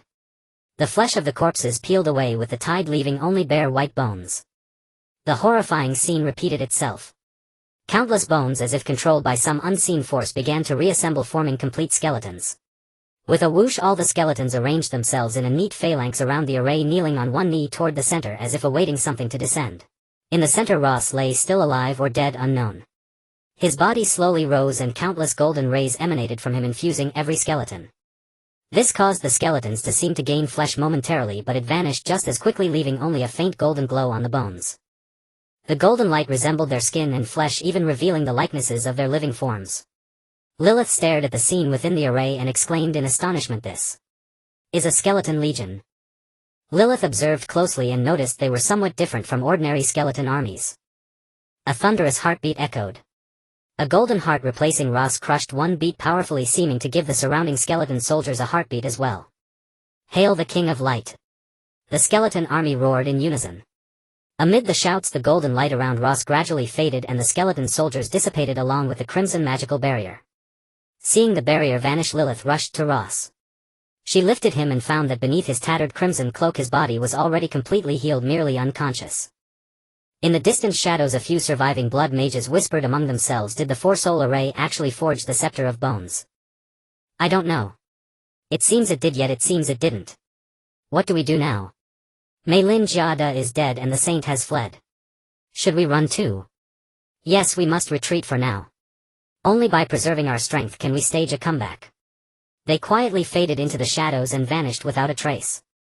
In the elf town, a squad of soldiers clad in black armor and well-equipped seized all the townsfolk and gathered them in the central square. The black banners emblazoned with vivid red roses fluttered noisily in the wind. "Speak. Have you seen this man?" The leading soldier held a portrait before the crowd. A trembling elderly man stepped forward. "Sir, if you're looking for someone, why not simply ask? There's no need for such a commotion." "Then hurry up and tell us." A roar nearly sent the old man toppling. The old man steadied himself, slowly approached and scrutinized the portrait, an eastern face and a red cloak, unmistakably Ross. "I've seen this man. He seemed to have left last night, heading into the depths of the elf forest." The leading black knight signaled his adjutant and a squad of scouts galloped along the only path into the forest. "Captain Charles, what about these civilians? Tie them up and gather them in the square. Who knows if they're in league with that runaway east." 2 days prior, a piece of news had sent shockwaves through the expeditionary force of the Alsi Empire. 2 squads of the Imperial Guard had been annihilated by a single Easterner. Crown Prince Goodwin II of the Alsi Empire, in a fit of fury, issued a nationwide warrant for his arrest, vowing to mobilize the entire kingdom to capture that accursed infidel. He even dispatched his most cherished mercenary company, Thorn Rose. 3 days later, the 2 scout squads sent back a message, though it was not what Charles wished to hear. Seeing Charles' barely concealed anger, his adjutant cautiously inquired, "Captain Charles, have the scouts discovered something?" "Yes, they found a sacred spirit tree of the elves." At this, the adjutant's lips clamped shut in terror, daring not to utter another word. "A sacred spirit tree? It's been ages since I last heard of one. I thought they had long gone extinct on the Trais continent. The elves will surely gather around the sacred spirit tree. We can catch them all in one fell swoop, sparing ourselves the trouble of searching. Torture the townsfolk and see if you can extract any information." Within the elf forest, inside a massive tree, Ross lay peacefully on an ornate bed with a graceful woman seated beside him, watching over him. "Princess Lilith, Duke Tannier has come to pay his respects, saying he wishes to return to the embrace of the sacred spirit tree. House him well and reinforce the defenses. We failed the sacred spirit tree before, we must not repeat the same mistake." "Understood, Princess Lilith. The Archmage will arrive tomorrow and set up a barrier around the sacred spirit tree." Lilith nodded, her gaze never leaving Ross. Seeing this, the elf seemed to comprehend something, bowed to Lilith and withdrew from the room. Lilith now appeared entirely different from the one in the elf town. She was elegant and beautiful, with a cascade of silver hair over her shoulders, her 2 long pointed ears piercing through the silver strands proclaiming her elven lineage. Ross had been unconscious for half a month, and she had cared for this enigmatic man for the same duration. Lilith had long consulted the seer, who confirmed that Ross' body was perfectly fine. Yet why had he not awakened? The tribe's most experienced seer could not fathom it. She had witnessed this man's combat prowess, a power akin to a deity. Surely he could not die so easily. Lilith gazed at Ross' face, reaching out to touch it, but a resounding horn blast made her retract her hand in alarm. It was the horn signaling an invasion. Since the news of the Anda clan liberating the sacred spirit tree spread through the elf forest, over 10,000 elves had flocked to them in just half a month. Yet the defenses were still unstable, an invasion now would be disastrous. Lilith rushed out of the room. Countless figures and banners emerged from the ruins not far away. The blood-red roses on the black banners glared starkly amidst the oppressive army, Thorn Rose Mercenary Corps. Lilith was all too familiar with them. Countless elven lives had fallen at their hands. Judging by the size of the army before her, they had likely deployed their full force. The blood-red roses instilled fear in every elf present. Before the liberation of the sacred spirit tree, these scattered elves had suffered greatly at the hands of the Rose Company. Skilled in magic, they were precisely countered by the Rose Company. In fact, the Thorn Rose mercenary corps was their natural nemesis. The elves trembled, some already unable to resist the urge to flee. Lilith stood atop the sacred spirit tree looking down at the multitude of elves below. She understood the fear in their hearts. If they could not overcome this fear, their sacred spirit tree would fall into enemy hands once more. Lilith glanced toward the room where Ross lay, thinking to reclaim the sacred spirit tree. He risked his life and now lies between life and death. How can we retreat now? Lilith took a deep breath and addressed the elves loudly. Fellow kin. Do not be afraid. Forget the fear in your hearts. Think of the sufferings we have endured, each one caused by our repeated concessions. Did our flight and submission ever work? Fear, weakness, and mercy will not bring us peace or tranquility. Today we stand with the sacred spirit tree at our backs, united as never before. I would rather die in battle than flee or retreat again. Will you join me in facing our fears and reclaiming the glory of the elves? The elves beneath the sacred spirit tree exchanged glances, but there was no response. Lilith continued, think of the former glory of our elven kind. That glory once illuminated the entire Trais continent. Our people were not as they are now, living in constant fear, even resorting to disguises to survive. Today, are you willing to fight alongside me to restore that glory, to fight for the sacred spirit tree? A scar-faced elf stepped forward, spat on the ground, and raised his sword. Today I'll fight with them, not for anything else but for you, Lilith. Yes. Fight with them for the sacred spirit tree. Shouts spread among the elves. All raised their weapons high, fists pumping in the air. They gradually assembled before the unfinished walls, forming line after line of defense. A horn sounded from within the Rose Company. A black-armored knight charged out of the crowd, holding aloft a banner. As per custom, that knight was the one to negotiate. Lilith decided to go herself. She wanted to know why the Rose Company had come in such force. Mounting a white horse, ignoring all protests, she galloped forward alone. The fully armored knight, even without seeing his face, exuded arrogance and disdain. Behind him he led a captive wearing an iron mask. Our captain commands you to lay down your arms and open the gates. What have we elves done to deserve such a massive campaign? Elves. You're merely fairies daring to call yourselves elves. We suspect you are harboring a wanted fugitive of the Alsi Empire, and thus we have come to punish you. The black-armored knight tossed a wanted poster. The poster fluttered into Lilith's hands. The portrait depicted none other than Ross. Lilith's expression remained unchanged as she calmly said, I'm sorry, we do not know this man. I don't know him. The black-armored knight yanked the rope violently, sending the prisoner stumbling forward. He lifted the iron mask, revealing a fellow elf that Lilith had left behind in the elf town. This couldn't be, Lilith thought. She had been in constant communication with the elf town. Had those messages all been false? A sense of foreboding rose in Lilith's heart, and a look of worry involuntarily crept across her face. Haha. Your lair in the elf town has been wiped out. As you can imagine, all the elves there were either killed or... He. Elven women are so smooth. You beasts. Don't expect to get anything from here. If you have the guts, kill us all and step over our corpses to find what you're looking for. Lilith, enraged, tore the wanted poster to shreds and hurled a lightning bolt at the knight, but it left him completely unscathed.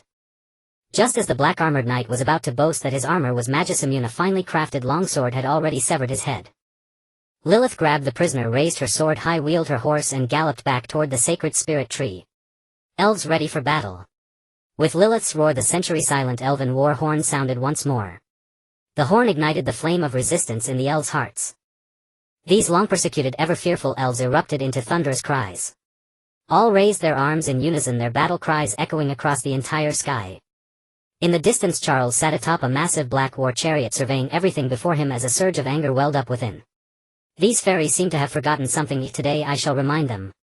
With Charles' command, cannon fire erupted simultaneously, and powerful solid cannonballs soared forth, devastating the defenses of the fairy clan beneath the holy spirit. Quick, find cover and protect yourselves. Lilith screamed desperately. Several high-ranking mage mentors clad in white robes ascended the platform and began to chant ancient spells. A silver barrier slowly rose, enveloping the entire holy spirit tree and the fairy clan stronghold.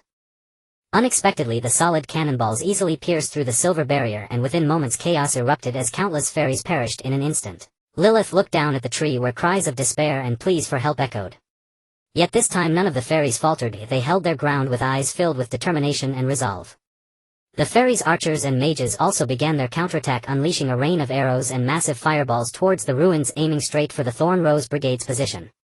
Charles continued to observe the battlefield with calm composure, signaling his adjutant for the next phase of their plan.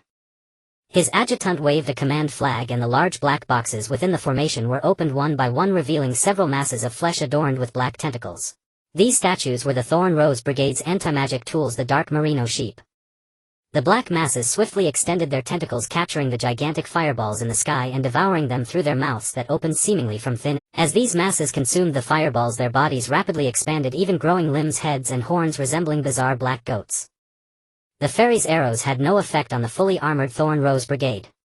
Charles sneered, "These fairies are much stronger than the minor factions we've faced before. It's a pity they encountered us." The Thorn Rose Brigade, his adjutant chimed in.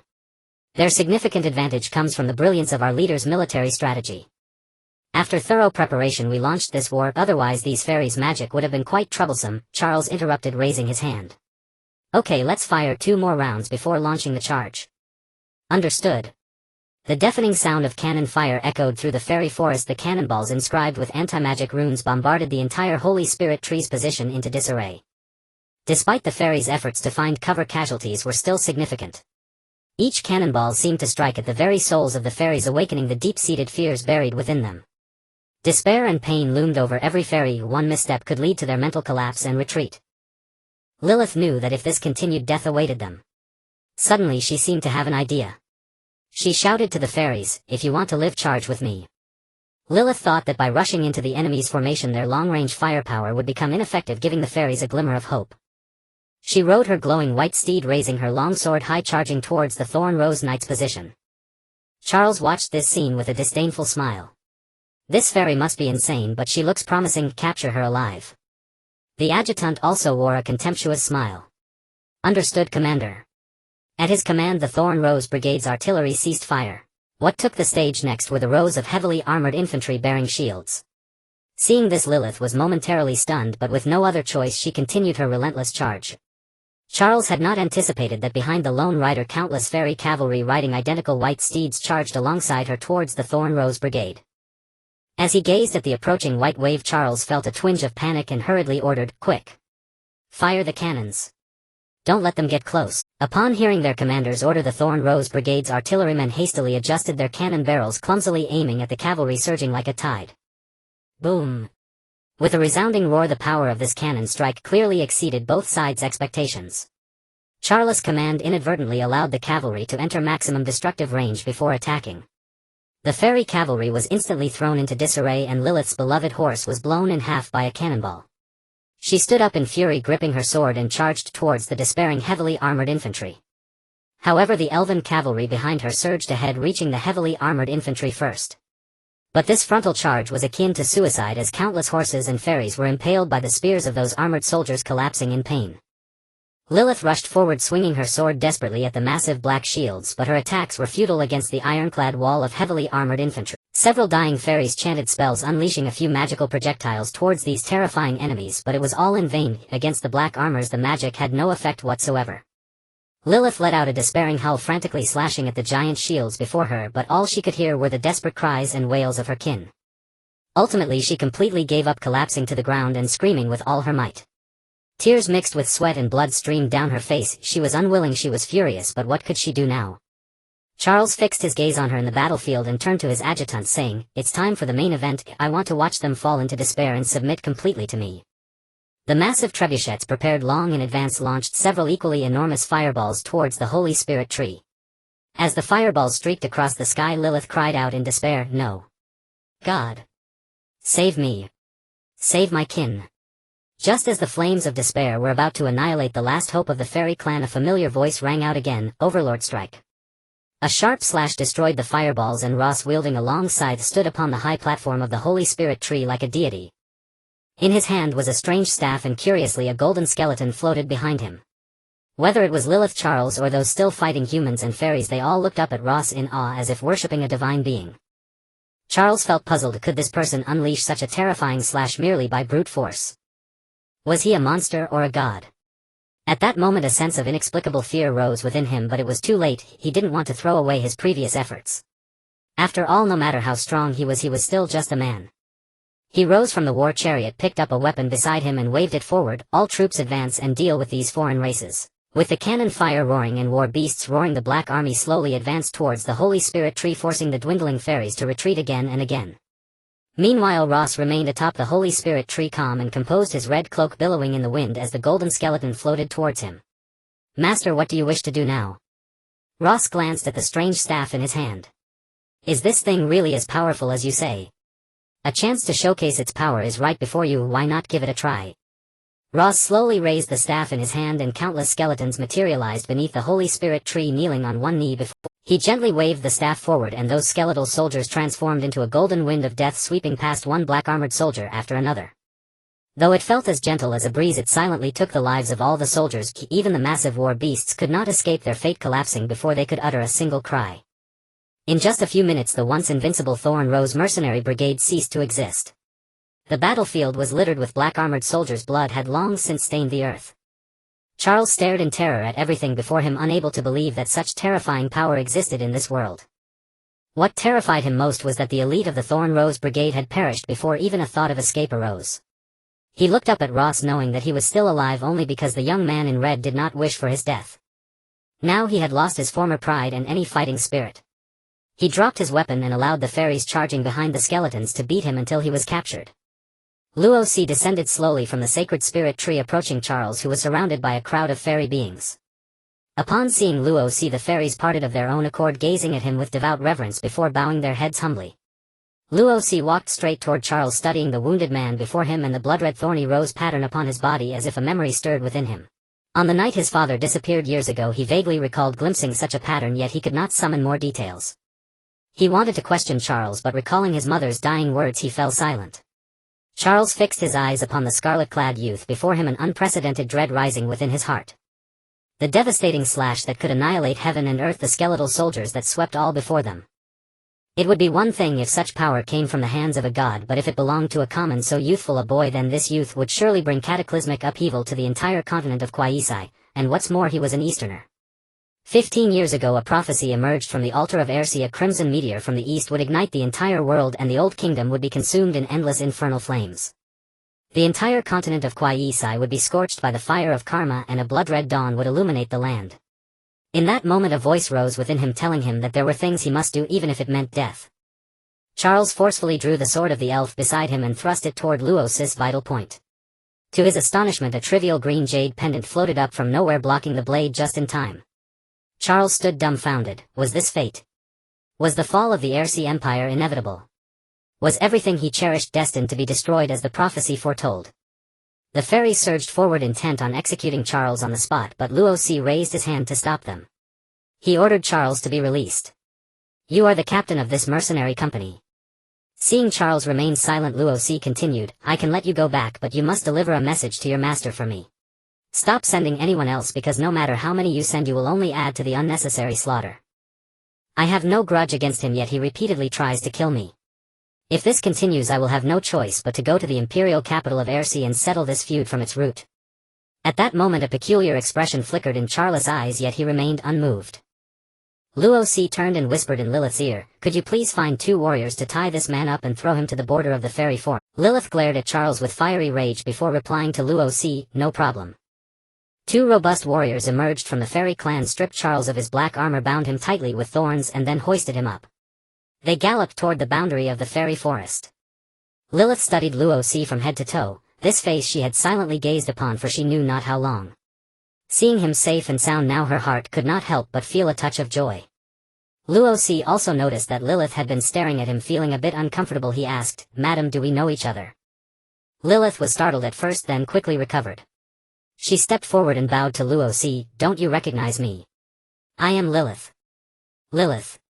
Luosi exclaimed in surprise. He could not reconcile the beautiful white-haired long-eared woman before him with the disheveled boisterous Lilith he remembered. "You're Lilith. Give me the money. You've really put me in a terrible fix." Lilith smiled gently. "Don't worry about the money. If you are willing, everything here will be yours." "Everything here?" Luosi looked around at the forest that seemed like a paradise, the impossibly enormous sacred spirit tree, then at the ruins and the corpses scattered everywhere. "I don't want all this. What would I do with it? Just give me the money." I still need to go find my father. Hearing that Luosi was about to leave, a trace of worry appeared on Lilith's face. Master, are you really in such a hurry to go? Is there nothing wrong with your body? Luosi examined himself from head to toe. Perfectly fine, all limbs intact, no problems at all. Master Luosi, can't you stay a few more days? Perhaps we can help you in your search for your father. Help me find my father. You people look quite unusual. Maybe you can actually be of some help. Fine, I'll stay 2 more days, but I must leave on the 3rd day. Lilith seemed exhilarated at these words. So you agree? Let me arrange for someone to take you back to the sacred spirit tree. I'll handle some matters here and then come find you. Under the guidance of 2 female fairies, Luosi walked toward the sacred spirit tree. Along the way, the bodies of fairies and soldiers of the Rose Legion lay intertwined, creating a scene of hell on earth. In the midst of this inferno, elegant fairies were using spells Luosi had never seen to search for and heal the wounded. The golden skeleton beside Luosi did not dissipate with the other skeletal army but kept floating by his side. Luosi did not feel particularly repulsed by this golden skeleton, instead he found him quite learned and knowledgeable. Sometimes when he encountered something he didn't know, he found it helpful to ask. So he let the skeleton remain floating beside him. Hey golden skeleton, what did you say your name was? Malingard. Malingard. Why can't you remember? Oh Malingard, these people may look elegant, but why are their ears so strange? People. No. They are not human, they are the fairy clan. What? They are fairies. No wonder all the women are so beautiful. My mother was right, female fairies can steal your soul. Well. Master, they cannot steal souls. They actually have an ancient name, elves. But now due to certain reasons they have been stripped of that name. Elves. Never heard of them. But as long as they're not fairies it's fine. By the way, what are you? Malingard floated before Luosi, pointed at his own lumbar region where a clear fracture mark was visible, then gestured horizontally. Master, do you remember? Luosi tried hard to recall but still couldn't remember. The skeleton looked a bit disappointed. That night, to forge the Scepter of Bones, I as the chief blood mage of the Blood Council naturally participated. But who would have thought that I would be thrown as a weapon by the Saint Ball? And then you cut me in two. I, the Grand Chief Archmage of the Blood Council, never imagined I would die so indignantly. I killed you. I'm so sorry, I don't remember anything.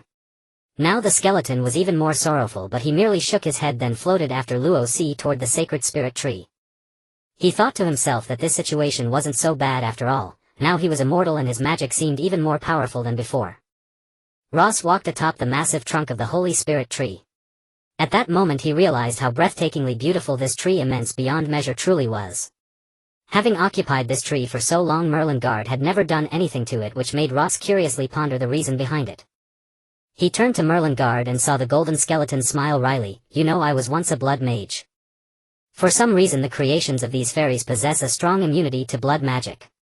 Even the mere proximity to these trees brings a significant discomfort, so in life I was reluctant to step on this great tree.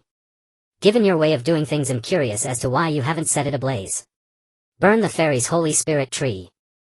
No. The members of our Blood Council would never engage in such trivial acts. Yet you have seized others' homelands and slain their people. We only took their homeland due to a certain coincidence. What we truly desire is that ruin. Beneath that ruin lies a powerful force. Malingard pointed to the staff in Ross' hand and continued, the skull staff you hold is merely a small portion of that immense power. However, it seems that the staff has somehow mixed with your own power, granting us sentience and hope. Hope? What hope? The hope of living again. Originally the skeletal army refined by the Four Souls Blood Array was a bunch of mindless, soulless beings only knowing how to fight. However, we are sentient undead beings. When we were forged in the Four Souls Blood Array, it was as if we entered a pact with a certain force, and the completion of that pact marked our day of rebirth. The questions just keep piling up. Need to rest. You're not going to hover around me the whole time, are you? No, my subordinate will take leave now. Master, please rest well. Malingard transformed into a swirl of golden smoke, slowly dispersing into the air. Through his inquiries with Malingard, Ross became even more convinced that he had indeed perished during his battle with that black creature, as his memories were blank from that moment until he awoke. But who was it that killed Malingard and refined the Four Souls Array? Since leaving the village, bizarre events have unfolded one after another. It seems that his father's disappearance and his mother's death were far from mere coincidences. Thus his mother's urging for him to seek out his father was certainly not as simple as it appeared. A crisp and elegant voice interrupted Ross' thoughts. Lord Ross, your arranged room is ready. If there is nothing else, we will take our leave. Oh. Very well. Ross stepped into the room feeling immeasurable fatigue and promptly fell asleep. Once Ross fell asleep, two golden skeletons appeared at his door resembling two guardian deities watching over his slumber. Lilith had already settled everything on the battlefield. After all, she now had the assistance of many fairy lords. She hurriedly walked as the two maids she had arranged earlier reported that the two skeletons blocked their entry to Ross' room and their calls for Ross received no response. Lilith arrived at the door and two golden longswords blocked her path. Princess Lilith, the master is resting. Is it not permissible for me to see him? No. No one is allowed. Unless commanded by the master while he is awake, no one can approach him. Understood, then I shall return later. Lilith reluctantly glanced at the room before hastily departing. She had more pressing matters to attend to, and this task must be completed before Ross' departure. On the battlefield already cleaned by the fairies, a terrifying void fissure reappeared from which emerged an extraordinarily alluring woman, her body wrapped in black membranes and exceedingly bare. She gazed at the distant giant holy spirit tree stroking her oddly shaped pet and murmured, "It seems that Baal's useless thing was indeed wounded here. But this sorrowful place is one I am unwilling to revisit. If it truly is Saint Sauron, then things are becoming increasingly intriguing." After saying this, she observed the holy spirit tree for a while longer before silently departing. Ross, who was unconscious in the room, seemed to have returned to the golden hall of Hadda's castle. He saw the majestic throne, but now upon that throne reclined a warrior clad in golden armor, and that voice seemingly from the heavens echoed once more, "Greetings, red-clad warrior." Who are you? Who I am is irrelevant. What you must understand is that from now on my power will belong to you. What do you mean? I don't understand. In the battle against the Saint Baal your heart was shattered, and now my heart has replaced it. You saved me back then. Yes. Why? Because you were the only one whose body could bear my immense divine power. Ross laughed heartily. Wasn't that black-armored knight capable? I thought he should be stronger than I. Indeed he is stronger, yet his body cannot possibly endure this power. Your body, however, seems to exist solely to bear my divine power, and besides there are forces at play that guided you to find me. Are you not afraid that all of this is orchestrated by someone? Not afraid, for I have long since perished. I sealed this power within the golden heart. It is meant for someone to inherit my legacy one day, and today I have drawn you into this consciousness merely to inform you that my remaining awareness is about to dissipate. While how you utilize this gift is your freedom, I still wish to advise you to use it wisely. I understand, but I still hope to know your name as a form of remembrance for me. Ha ha ha, you seem to be quite a fine lad. I am Kael'mas, the former owner of the Golden Heart, and how you wield this radiant power is entirely up to your understanding. Farewell, lad. Goodbye, Kael'mas. Ross devoutly closed his eyes, feeling an invisible force gradually dissipating from his consciousness, disappearing entirely. Kael'mas, who is this person? Ross wondered in his heart. He was also puzzled by the name he heard the black-armored knight call out, which was clearly another name. Ross opened his eyes, finding himself lying on an exquisite fairy bed, his gaze somewhat dazed. He grasped the turquoise pendant hanging at his chest, silently reciting, "I am Li Iran, son of Li Bijin. Lord Ross, may I come in?" A melodious voice interrupted Ross' reverie. Who? It's me, Lilith. So it's you, Lilith. Please come in.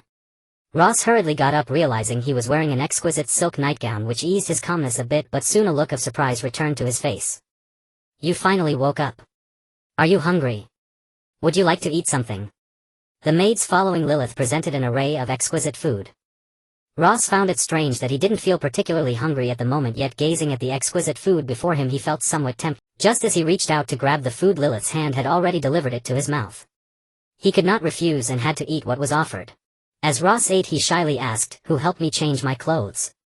Lilith smiled lightly. "With such great grace from you, of course it was I who helped you change. You might not know, but you've actually been unconscious for 3 days. For the first 2 days there were 2 golden skeletons guarding the entrance and we could not enter. However, this morning the 2 skeletons unexpectedly vanished, so I helped you bathe and then changed your clothes." What? Ross exclaimed in surprise, spraying food all over Lilith's face. He hurriedly used his garment to wipe her clean, thinking to himself, "Has she seen my body?" Lilith looked at Ross' expression and smiled. "What's wrong?" Lord Ross seemed shy. Not at all. Looking at Ross' flushed face, Lilith decided to change the topic and said, "Lord Ross, I have a request and hope you can agree." "What is it? Is there money involved?" "Yes, of course there's money. Don't trick me, you still haven't paid me from last time." "I absolutely won't. I actually prepared last time's payment long ago and it's doubled." Is there really such a good deal? Then I'm in. You promised you mustn't go back on your word or I'll curse you to never find your father. An elf's curse is quite potent. Ross looked at Lilith's grim face and couldn't help but shiver if the fairy was truly frightening. What exactly is it? Why are you in such a hurry, Lord Ross? Let me help you change your clothes first, you'll know soon enough. Upon hearing that Lilith wanted to change his clothes, Ross was startled. I'll handle the clothes myself, I'm still a bit uncomfortable with this. Can you even wear this outfit yourself? Lilith took out a magnificent men's suit, gazing at its intricate design. Ross was momentarily at a loss and had no choice but to let Lilith dress him. Ross had always been careless with his appearance, often wrapping himself in a huge red cloak to conceal his identity. Now dressed neatly, he felt somewhat uneasy. He kept turning in front of the mirror, scrutinizing himself, and then asked Lilith, "Why do I always feel strange?" "Oh. How could that be? I think it looks great. I measured your size myself and crafted it by hand, it fits perfectly." At this moment, Ross, clad in a silken silver outfit, radiated beauty in Lilith's eyes so much so that she didn't even notice a slight blush creeping onto her cheek. "Are you blushing?" "Blushing? What? What are you talking about?" Lilith lowered her head, and the sight of the elven princess in such a state caught the attention of the aloof fairy guards nearby. However, Ross remained unfazed. All he wanted was to make money quickly to find his father and fulfill his mother's wishes. A maid approached Lilith and whispered a few words in her ear. Lilith then turned to Ross and said, "Let's go, complete your final commission." Ross followed Lilith in a daze, heading toward the highest point of the sacred tree, unaware that a group of silver-armored fairy soldiers had appeared behind him. At the top of the sacred tree's crown stood an elegant white palace, just as mysterious and beautiful as the other buildings of the fairies. As Ross entered the palace behind Lilith, the soldiers behind him marched in perfect unison.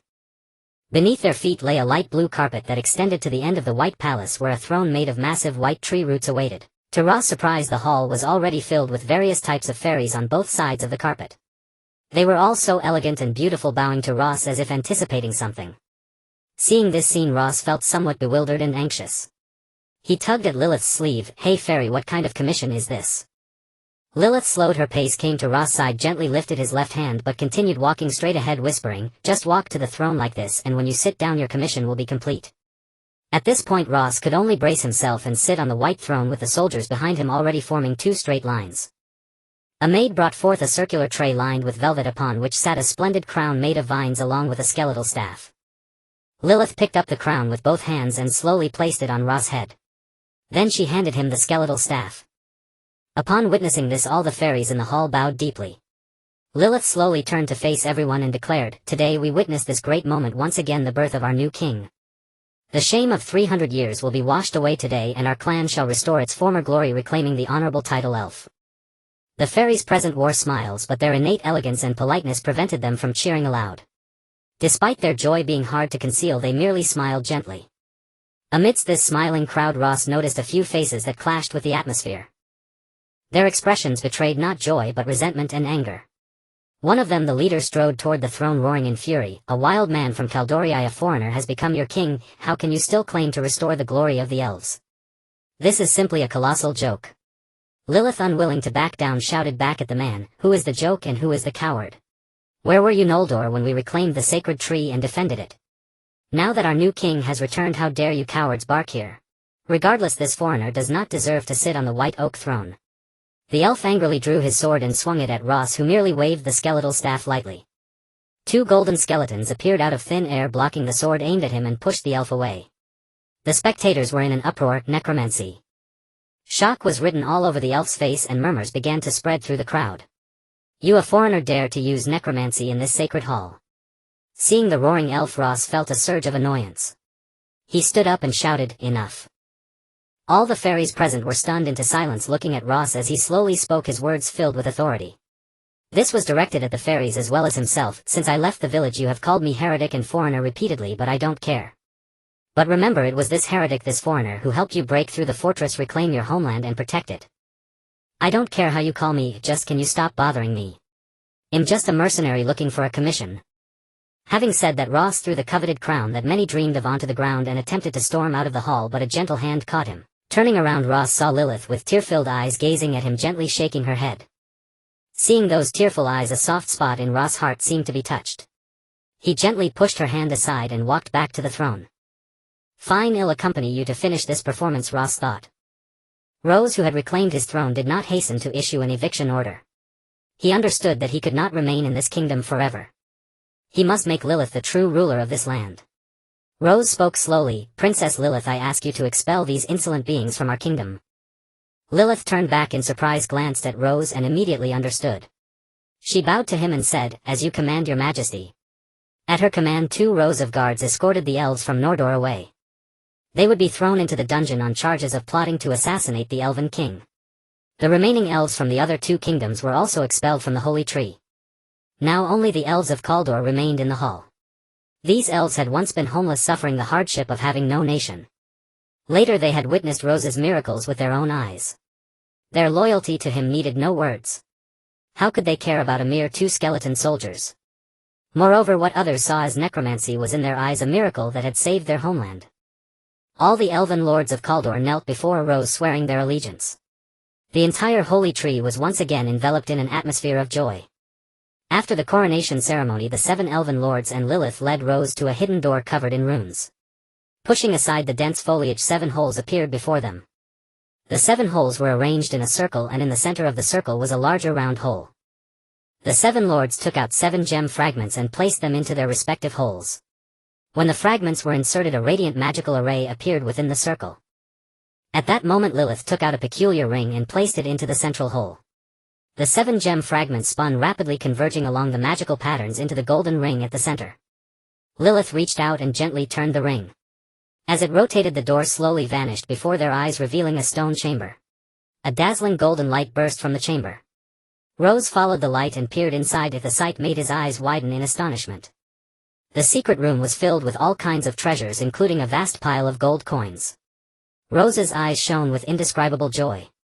He grabbed a handful of coins and said, "All of this is mine." Lilith smiled and bowed, "If you wish, it will all be yours. Everything in the kingdom of Kaldor is now at your disposal." Rose put down the gold coins. "This treasury is so well hidden, and the method to open it so troublesome. It must have been quite precious to you, right?" The others behind him nodded.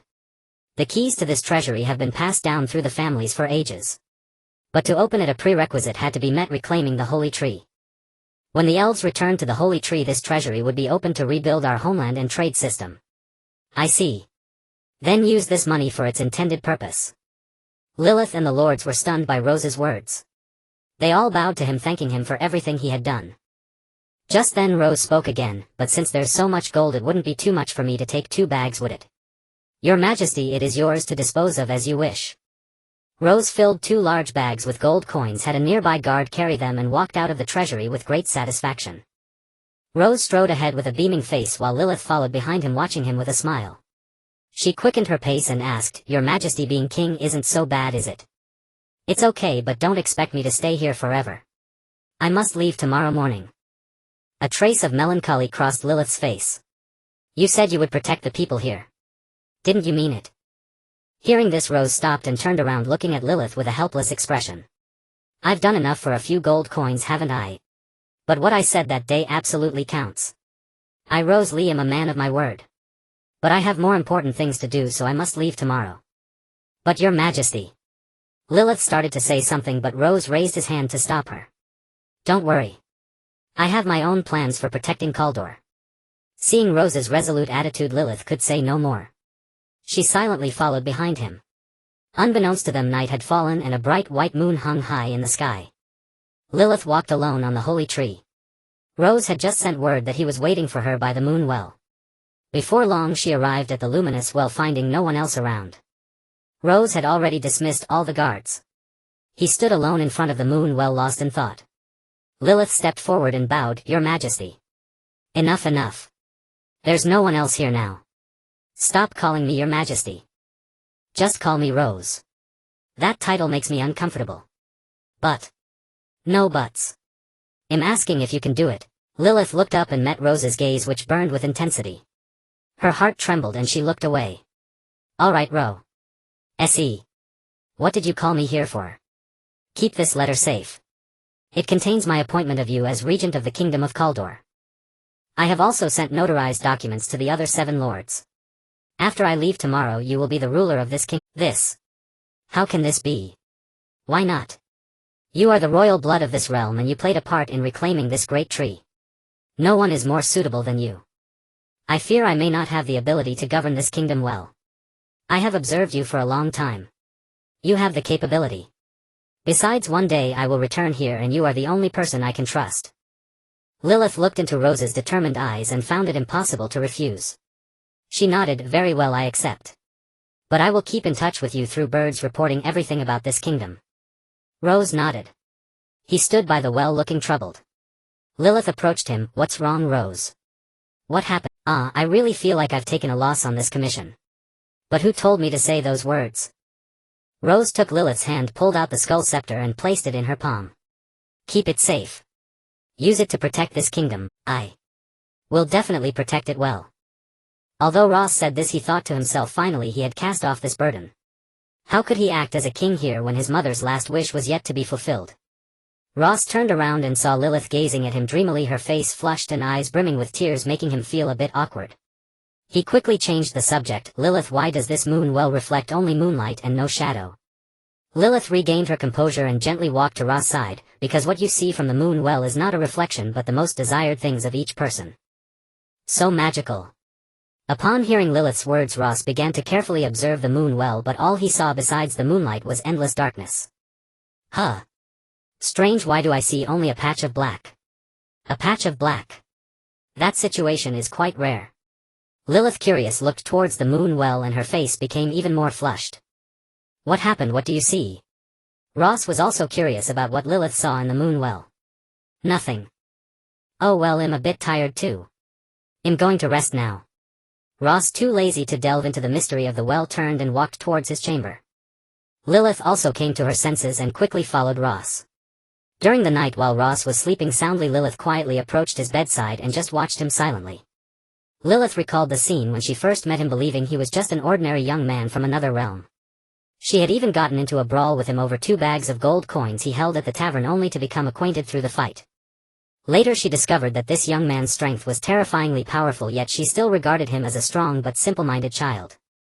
Only tonight, seeing everything Ross had arranged, did she realize how deep and meticulous the boy before her was. The apparent naivety and simplicity were merely his disguise. Lilith found that this boy 100 years younger than her had unknowingly occupied her lonely heart. Beneath the bright moonlight, Lilith quietly lay down beside Ross, silently watching him. Ross was in a deep sleep, mumbling about soft fluffy white bread. Upon hearing this, Lilith's face involuntarily flushed again. She quietly got up and once again vanished silently from Ross' room.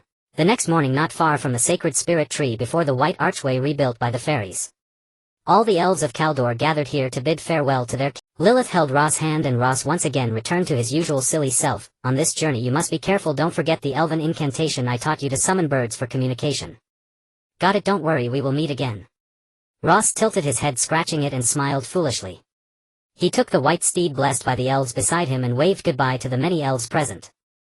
With a firm push of his feet, Ross galloped off into the distance, a splash of red against the backdrop of the white steed, so graceful and carefree.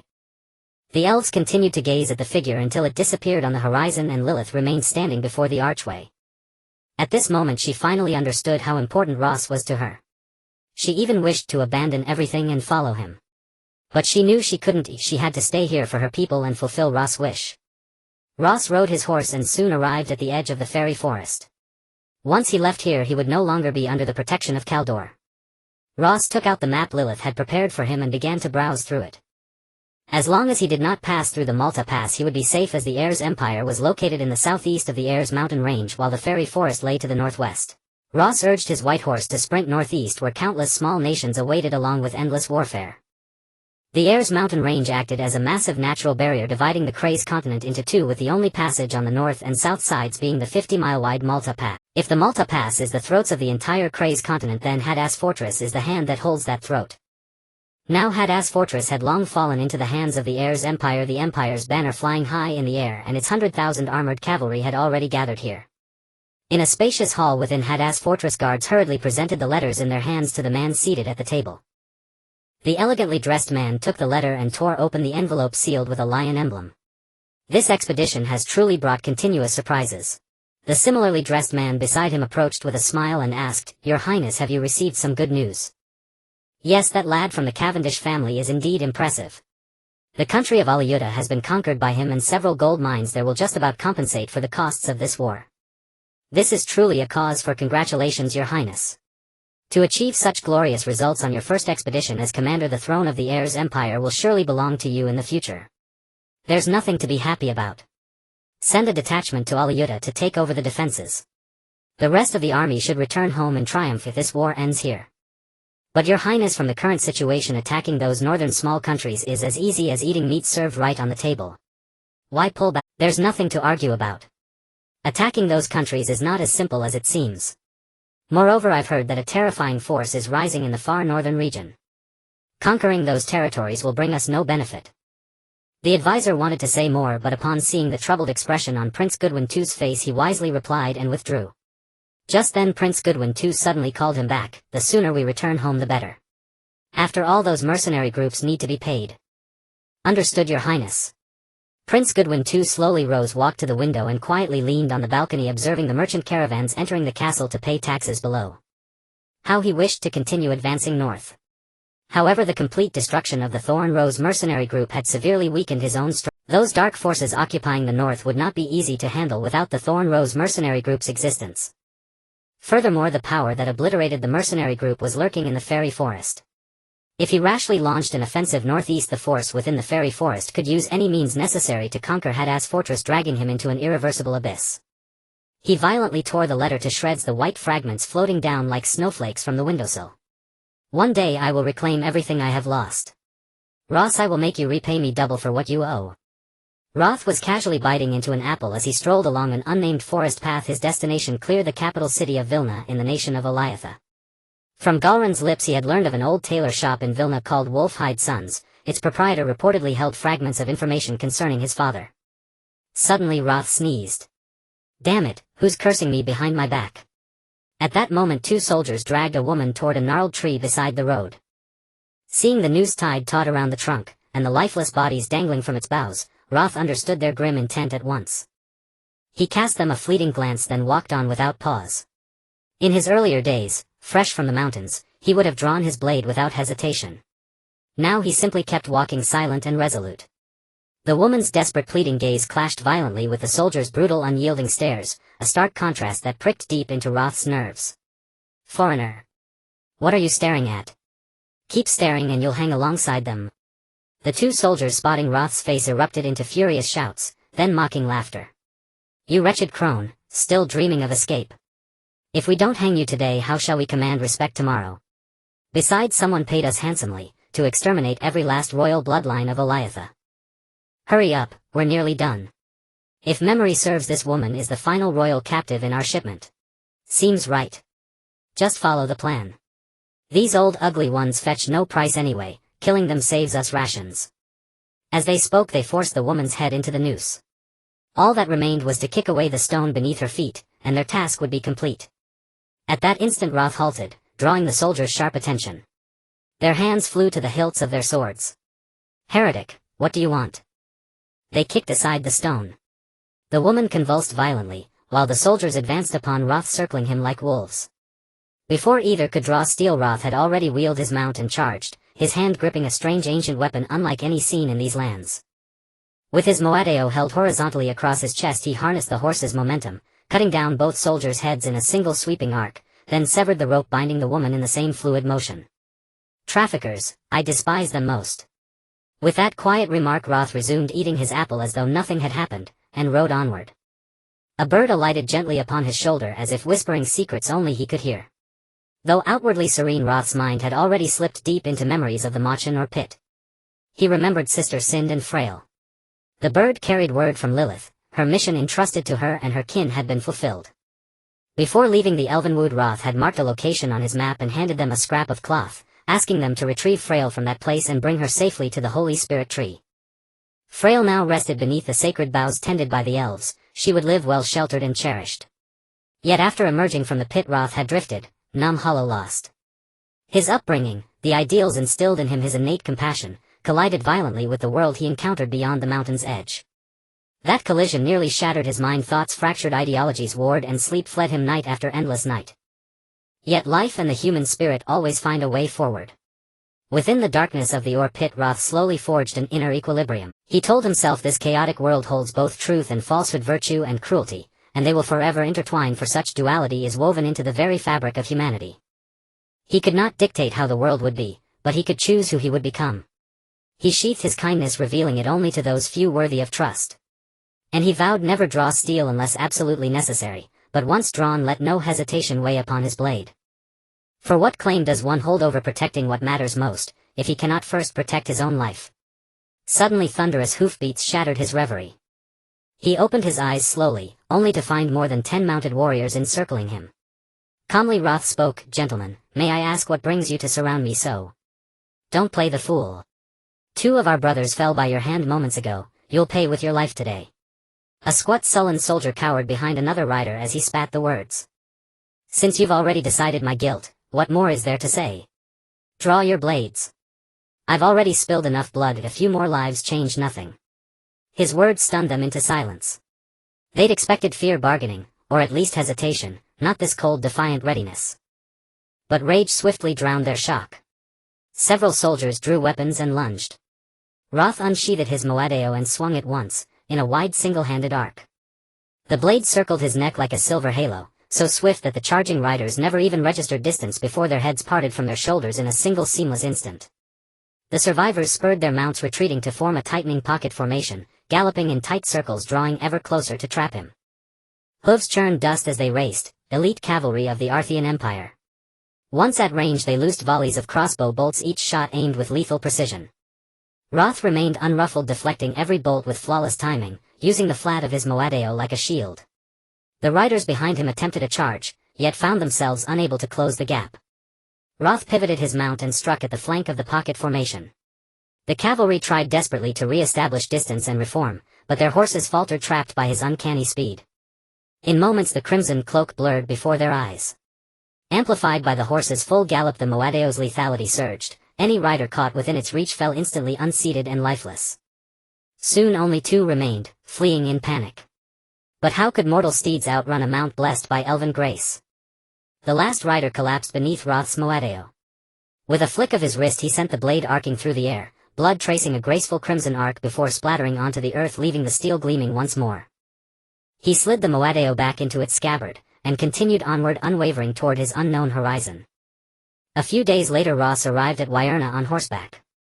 His observations along the way made him aware that the neighboring country of Aolu had just been breached, and he assumed that Wyerna would be a wasteland. However, contrary to his expectations, the city of Wyerna was remarkably intact, with everything inside operating in an orderly fashion, not at all resembling a place that had just undergone a war. "Is it him?" Ross looked up. Upon seeing the soaring lion banners in the sky, he seemed to understand something. After all, the country had just changed hands, and the soldiers at the city gate were rigorously inspecting the passers-by. Ross instinctively pulled at the hood of his cloak upon seeing these soldiers. Although he had already stabled his horse in a nearby town, the severe inspections made it difficult for him to slip through undetected. At this moment a group of refugees happened to pass by, and Ross quickly blended in with them, hoping to enter the city this way. To his surprise, everything went smoothly. The guard seemed not to see him and did not conduct any inspections. When he looked down and spotted the elven brooch embedded in his cloak, he remembered.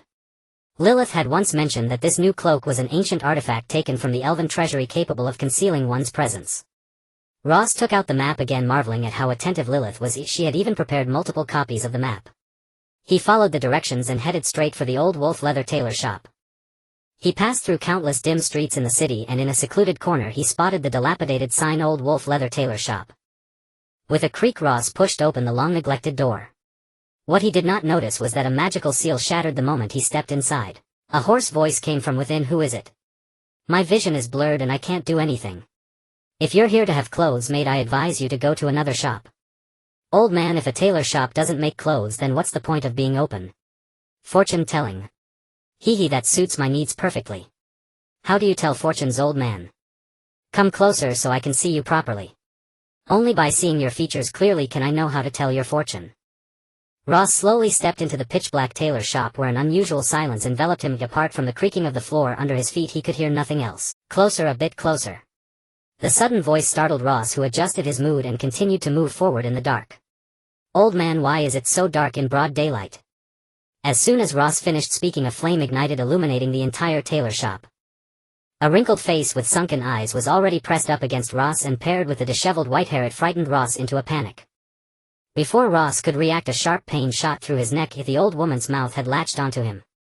Ross swung the blade in his hand wildly at the terrifying face, only then realizing how sturdy the old woman's body was. His blade could not harm her in the slightest. Huh? The old woman questioned, then released Ross. He quickly retreated, eager to distance himself from the dreadful creature. Meanwhile, the old woman in front of Ross was undergoing a miraculous transformation. The wrinkles on her face were rapidly disappearing. The once hunched body straightened swiftly, even lifting the tattered cloth wrapped around her. Before long, a woman with long fiery red hair and exposed skin appeared before Ross. She slowly spoke, "There is a powerful force within your body." Ross stood there in a daze, shaking his head to comprehend what was happening before him. "What are you?" The woman chuckled. "Me. I am a vampire." "What is a vampire?" "I've never heard of it." "Ah, I forgot how long I've been trapped in this place. There must be no vampires like me left in this world." The woman's chest heaved as she stared intently at Ross. If the face before her reminded her of an ancient figure, piquing her interest in this boy. She continued to ask Ross, "How did you find this place and what brings you here?" Ross wiped the blood from his neck. "I initially came here to have clothes made, but then I wanted to tell my fortune." The vampire licked her lips. "Your blood is truly sweet, but unfortunately I cannot drink too much. In exchange for your freeing me from here, wait for me while I grab a bite to eat. If you're still here when I return, I will do 5 things for you." Having said that, the beautiful woman vanished from Ross' sight, and Ross pulled over a dusty chair and sat down leisurely. He thought to himself, "Damn it, that human trafficker Galong is truly detestable." He almost fell for his trick again. Time flew by, and soon the beautiful woman returned to the old wolf leather tailor shop. She must have acquired a green long dress from somewhere, accentuating her curvaceous figure even more perfectly. She looked significantly younger than before, appearing to be only around 25 or 26. "Sister, where have you been? I've been waiting for you for ages." "Sister. You look to be only 15 or 16. You should call me grandmother. I might be several hundred years older than your grandmother." "Several hundred years?" Ross stared in shock at the woman before. "Yes, I can hardly remember how many years I've lived in this world, so I know quite a bit, making me well suited for fortune telling." As she spoke, she took Ross' hand and placed it on a crystal ball, but the inside of the ball was pitch black and she could see nothing. "Huh, strange. Why can't I decipher your fate? I told you, how can you trust in fortune telling? My mother once said that relying on disasters or others leads to failure, and relying on fate will lead to nothing." "Oh, interesting. Then what do you think we should rely on?" "On oneself. I don't believe in fate, but I believe in myself." "Your perspective is quite interesting. Tell me, what do you want your grandmother to help you with? Will you really help me with 5 things? Stop wasting time. I've lived for hundreds of years. Would I back out of 5 things? I want to inquire about someone." "Who?" "Someone named Li Bai." Upon hearing this name, the beautiful woman's expression shifted slightly. "Who? Who is he to you?" "My father's murderer." A smile crossed the woman's face. "I know this person, and we have a fair bit of acquaintance." "Really? Then do you know where he is now?" The woman shrugged. "I've been sealed in this cursed place for I don't know how many years. How could I possibly know his whereabouts? However, there is someone who must know." "Who?" "Old Wolf." Ross asked in confusion. "Old Wolf? Isn't Old Wolf you?" The woman burst into laughter. "Do I look like someone who makes clothes? Then grandmother, who exactly is Old Wolf?" "Him. He also goes by another name, Goodwin the First, and it was he and Li Bai who sealed me here." "My heavens. Luckily I didn't mention that Li Bai is my father, otherwise I would be doomed again. Others may be sons who pit their fathers, but I am a son who is pitted by my father." Ross wanted to ask more, but his experiences since coming down the mountain told him that it's best not to ask about things that others don't mention. Moreover, based on his estimation of the current situation, he couldn't defeat this female ghost. "So that's how it is. That makes things complicated. I have no chance to meet the king of the Air's empire. He to meet Goodwin. That's not a difficult task, but I want to ask you a question first." "What question?" "How did you find this place?" "I heard it from a slave trader. He is the lord of the demon dust mine Galong." The female vampire closed her eyes and tried to recall, but she couldn't remember knowing such a person. Perhaps it was because she was seen by that person when she went to the obsidian mine with the old wolf skin and the Qinglong. "You haven't told me how to meet Goodwin. Just fly directly to his palace under the cover of night. Isn't that enough?" "That's equivalent to saying nothing." Ross stood up, preparing to leave. The alluring female vampire smiled slightly. "Are you leaving?" Yes, since I can't get any other useful information from you, I will take my leave. Thank you for everything you told me. It's a small matter. You can come find me anytime. I told you I would help you with 5 things. By the way, I'm curious, do you know the power contained within you? The power contained within me. Ross shook his head. It's strange, your body seems to be crafted to accommodate that power. Here's a piece of advice: don't get involved in the wars of mortals. Those conflicts do not belong to you. Why? You do not understand what your power means to them and what it will bring you.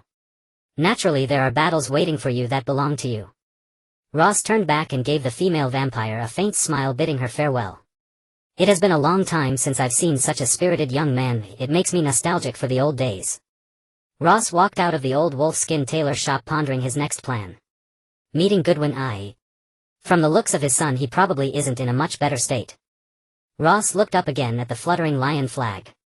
Since we are so close, why not go meet him first? Although the time spent together was short, it seems I owe him quite a bit. In the high castle of Verna City, a blonde man and a beautiful woman leaned over the railing overlooking the entire Verna City. This woman is the only royal remaining in the Aeoliuta Kingdom, Princess Cece, and beside her is Gwen. Another elegantly dressed woman accompanies them, Countess Dean. In the Trais continent, the hierarchy is so strict that even though Princess Cece is a deposed princess, her status is still higher than Gwen, who has fallen to the state of a mercenary leader. Since Gwen broke through the Aeoliuta Kingdom, the royal family was supposed to be sent back to the Heirs Empire for trial. However, Goodwin too did not want them to live until Tudor, and it seems that there are those in this country who want them dead. Thus most of the royal family of the Aeoliuta Kingdom, unwilling to endure humiliation, committed suicide by the heart-shaped lake. A few remaining ones also inexplicably met their demise. As for this princess, Gwen sought permission from Goodwin too to spare her life under the pretext of stabilizing the situation in the Aeoliuta Kingdom. Gwen, Captain Gwen, did you call me here for some important matter? Not really, I was just worried you might get sick staying indoors all day. Sick? What is there to fear about being sick? Right now I am like a canary caged by you, without freedom, without joy. All you want is my splendid feathers. At least you, Princess Cece, are still alive. After all, only by living is there hope, isn't there? Look at this city, think about the people living in it, they need you. At this moment Countess Dean, who was beside them, also spoke. Yes, Princess Cece, we elders have nothing to linger on in this world. We live only to support you. You must take care of your health. As long as you are here, the Aeoliuta Kingdom will endure. Just as Princess Cece was about to say something, an arrow flew out from the shadows, aiming directly at her. Gwen's heart sank. He wanted to block the arrow, but it was already too late, and Countess Dean was already too frightened to know what to do. It's over, everything is over. If Princess Cece dies in the castle, even if the Lion Brigade has 100 mouths, they cannot explain. The fires of war across the Aeoliuta Kingdom will reignite. Clang. With a crisp sound, a red figure appeared in front of everyone, deflecting the arrow. At the same time, Gwen had already subdued the assassin hidden in the grass, and the surrounding soldiers rushed in to encircle the assassin. Gwen sheathed his sword and turned to look at the red figure, his eyes filled with astonishment. He stood frozen in place, and the members of the Lion Brigade around him also stared with mouths agape at their captain's expression. Captain Gwen, long time no see. Ross smiled as he spoke. You. How did you end up here? I happened to pass by, saw the Lion Brigade's flag, and came to check on you. Gwen looked at Ross, expression and tone at that moment somewhat suspicious. Is this still the dull boy I met that day in the military camp? What's wrong, Captain Gwen? Don't be in a daze, there are still enemies in this castle. Gwen snapped back to reality, hearing the sounds of battle all around. Yes, it seems now is not a good time for a reunion. A white and red figure weaved through the castle, invincible. They escorted the princess and the countess, cutting their way to the solitary tower high in the castle. Ross, could you please watch over the princess and Countess Dean for me? I need to stabilize the situation. Ross rested his foreign blade on his shoulder. Rest assured, leave it to me. Gwen took a final glance at Ross and then at Princess Cece, resolutely charging into the chaotic castle. He swiftly dispatched several assassins rushing at him, if the situation was far more serious than he had imagined. He couldn't understand why there were suddenly so many assassins, and their strength was so formidable, also their appearance was somewhat strange. He used his sword to lift the face covering of a masked assassin. Gwen looked at this face that could hardly be called human, his expression turning horrified. What he did not notice was that a mass of black mist was emanating from the mouth of this guard, slowly drifting into the air. Suddenly all the assassins in the castle underwent a terrifying transformation. Groups of black mist surged out from their bodies, turning them into terrifying monsters. Suddenly these monsters covered in black tendrils all ceased their attacks as if summoned. They rushed in the same direction. Gwen looked in the direction the monsters were retreating, his heart sinking. That was precisely the tower where Ross and the princess were. Quick, tell the brothers to gather at the tower. Gwen took the lead, charging towards the tower. At the top of the tower, Princess Cece trembled in fear, looking at the piles of corpses, while Ross stood atop a mountain of corpses battling a terrifying white monster. This white monster resembled a gorilla with a chrysanthemum-shaped head, constantly attacking Ross with its claws, which were covered in backward-facing hooks. However, before its tentacles could touch Ross, they would be severed by the foreign blade in Ross' hand. Thus for the time being it couldn't injure Ross or the two behind him, but at this moment countless black monsters rushed towards the high tower, arriving behind the white gorilla, making clucking sounds from the cracks that could hardly be considered mouths. The white gorilla halted its attack, leaping back to create distance from Ross. Ross wiped the blood from his face, standing his ground, swinging his foreign blade horizontally. Execute. A blade aura surged forth, slicing toward the monster before Ross surprising him. This time the white gorilla did not dodge or block, it allowed Ross' blade aura to cleave it in two. A grotesque spectacle unfolded once more before Ross's eyes. The pile of monstrous corpses beneath his feet seemed drawn by some unseen force. They surged toward the ape, cleaved cleanly in two by Ross's blade, while the shrieking creatures swarmed it in unison. Fusing together they melted into a single revolting mass of flesh, within which countless eyes, teeth and strands of hair writhed grotesquely. At the sight of this abomination, Princess Cece fainted outright. Beside her, Lady Diane, though not immediately unconscious, was utterly undone, her terror manifesting in involuntary loss of bodily control. This thing is utterly repulsive. I'd never have struck it had I any other choice. My apologies, old friend, Ross murmured tenderly, glancing down at his mo. The creature granted him no moment for sorrow. With a deafening roar it lunged toward the three of them, horror incarnate. It resembled a colossal sentient slug festooned with human organs. From its gelatinous body sprouted a titanic arm composed entirely of interwoven grasping hands, reaching straight for the princess. Though loath to do so, Ross had no choice but to swing his blade, severing the limb in one decisive stroke. Shattered limbs and severed hands scattered across the ground, and those that fell continued crawling forward in eerie, unnatural contortions. As several of those twitching hands neared Princess Cece and Lady Diane, Ross leapt forward, landing squarely between them, his body shielding theirs from the writhing appendages. He struck again and again, yet even as he reduced the abomination to pulp, the remnant still oozed relentlessly toward Princess Cece. Ross knew with chilling certainty that if even a fragment of that flesh touched Cece, all would be lost. He had already observed its horrifying nature. Any living or dead flesh it contacted, be it animate or corpse, dissolved instantly into that indescribable viscous sludge. Suddenly an idea flashed through his mind. He reached out, and seized the pulsating mass with bare hands. The instant his skin made contact, searing agony erupted. Never in his life had Ross endured such torment. The pain felt as though his very soul were being roasted in the molten fires of hell. Within that vile flesh he sensed the tormented screams of countless souls, wailing, begging, twisted entities clawing at his own flesh, striving to drag him down into eternal damnation. He watched helplessly as his hand began to liquefy, merging with the abomination, until with a final desperate wrench he flung the mass away. It splattered across his body like sentient gore, reigniting unbearable agony that buckled him to his knees. Then, a voice echoed across eons, "Confront your fear with courage, and the golden light of hope shall blaze forth here." Who are you? You need not know my name.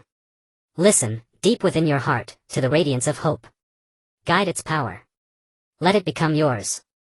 Gritting his teeth against the torment, Ross focused inward, feeling the searing warmth erupting from his heart, drawing it slowly upward until it flooded his left arm. A miracle unfolded before his eyes. Golden light erupted from his arm, incinerating the necrotic flesh clinging to it, restoring his limb, now radiant with luminous gold. The monstrous fleshball, believing it had ensnared Ross, split open a vast maw across its surface and charged forward, laughing maniacally.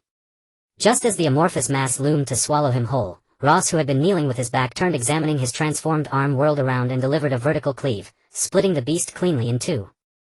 The severed halves writhed violently, already straining to rejoin. Ross watched in silence, flexed his shoulders and shifted his mo Dao to his left hand, holding it low behind his back. Golden light coursed from his arm into the blade, until the entire weapon blazed with celestial radiance. Overlord strike, second form, hope-splitting radiance. The moment the mass reconstituted itself, and grinned triumphantly, a blinding golden beam engulfed it. Its cruel consciousness dissolved in overwhelming warmth, so profound it forgot even the purpose of its slaughter. The tormented souls trapped within it found redemption in that golden light, liberated instantly. They burst outward in shimmering fragments, soaring skyward as motes of gold before vanishing into the night.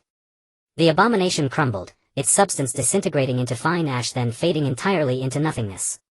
Ross collapsed forward, breath ragged, a faint weary smile gracing his lips. This time. I won. He collapsed heavily to the ground.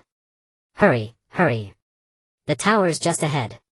Strange, why is it so silent? Amid clamoring footsteps the Lion Company stormed the tower, Gwen leading the charge, the first to breach its threshold. His heart clenched at the sight of Ross, tattered, unconscious, lying broken upon the floor. Dropping his sword, Gwen rushed forward to examine his wounds. Ross's body bore countless scorch marks, like starlight burns, especially his left hand, which appeared scorched black as though plunged into molten lava. Summon the finest physician, immediately. Gwen roared at his men, clutching Ross tightly to his chest. Even then he wondered, was his devotion rooted in the boy's extraordinary ability, or something deeper? His lieutenant approached after assessing the Princess and Lady Diane. Captain. Princess Cece and Lady Diane are unharmed, merely unconscious. Understood. Has the physician arrived? He's on his way. Gwen lifted his gaze, cold, fierce, locking eyes with Douglas. Tell them to move faster. This Easterner must not die. The physician arrived swiftly, examined all three, and confirmed none suffered life-threatening injury. Only Ross bore strange burn-like marks evidently caused by some arcane scorching, but after treatment he would recover fully. They carried the three back to the Imperial Palace to recuperate. At dawn the next day Ross awoke from his coma, clear-eyed, alert, his vitality restored. His first sight was a golden-haired man standing vigil by the window.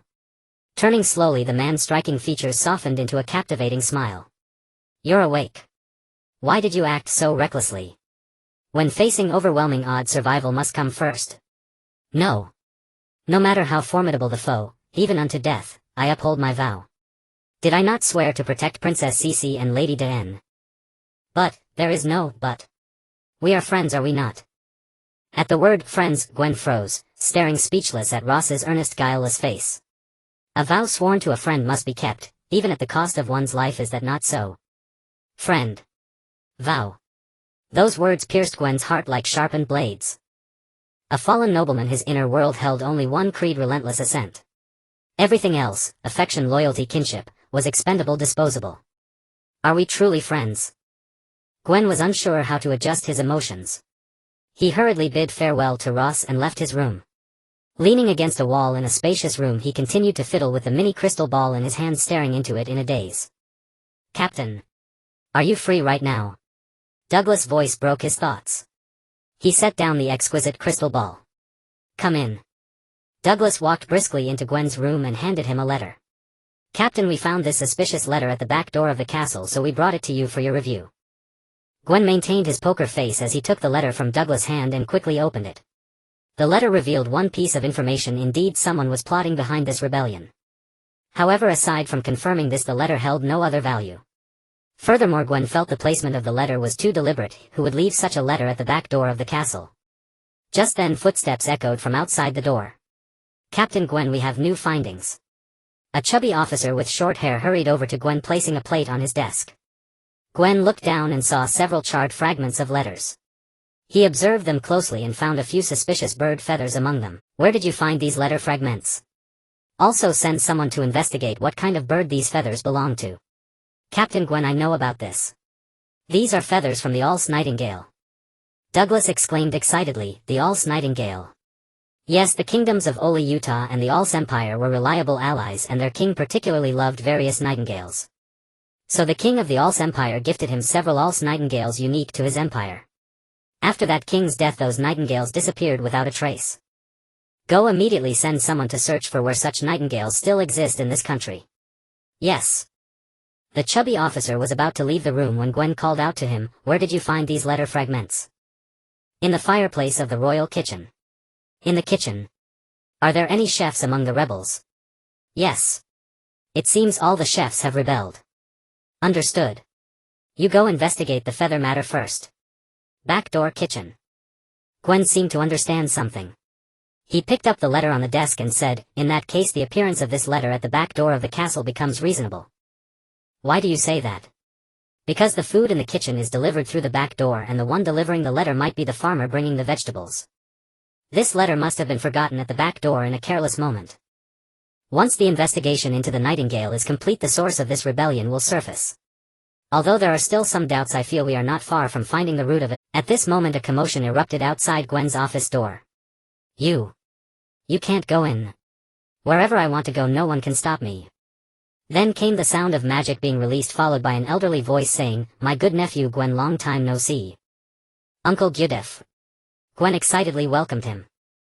The visitor was a kind-looking old man dressed in a black robe with golden hair and a golden beard.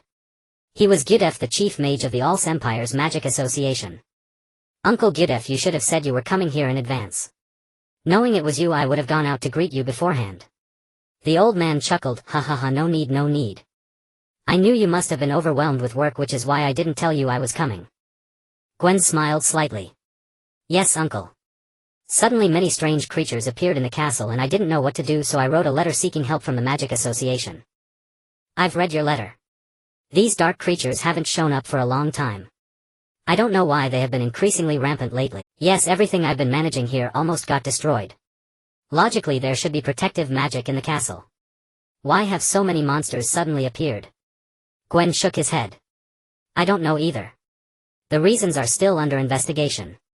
Gudef with a kindly smile squinted at Gwen. "Little lion, tell me honestly, how did you quell this rebellion? As far as I know your mercenary group doesn't have any mages."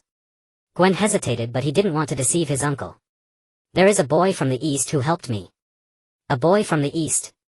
Gwen, you must understand that those Easterners only bring disaster. Take me to see him." Gwen lowered his head and asked slowly, "Now?" "Of course." As Gwen chatted casually with Gudef, they arrived at the door of Ross' resting room. "Ross, are you in there?"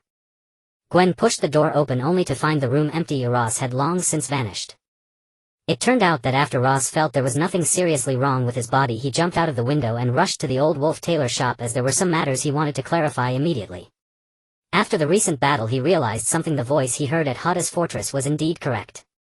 If he wanted to continue his journey he had to accept that gift. Because on the journey ahead he didn't know what kind of enemies he would encounter.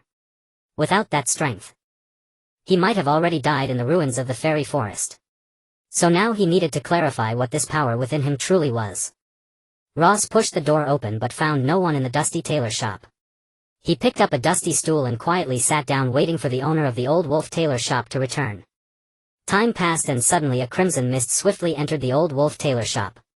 A familiar figure faintly emerged from the mist. "Oh, so it's you, the red-cloaked boy. You're back. Granny, may I ask you some questions?" "Don't call me Granny anymore. You can call me Anna." Ross was taken aback and extended his hand. "Hello, my name is Ross." Anna looked at Ross' outstretched hand and felt an involuntary urge to take a taste. After all, his blood was so deliciously tempting. But recalling the wild power mingled within, Anna suppressed her desire and reached out to shake his hand. "Child, tell me, what do you want to ask? I remember when we first met you mentioned that there was a powerful force within me. I want to know what this force truly is." Anna slowly circled around Ross and then sat on the cloth table opposite him. "That power, I'm not entirely sure about it either, but from my experience it should be a force of radiance." "Force of radiance?" "Yes, my dear child, your understanding of this world is not as profound as mine, a vampire who has been imprisoned for over a decade. The things on this continent derive their power from 5 sources: the force of radiance, the force of blood boiling, the force of death, the force of magic, and pure physical strength. Except for physical strength, which remains a mystery to many, the other 4 types have already been skillfully harnessed by people. So the force of radiance is one of the first 4 types."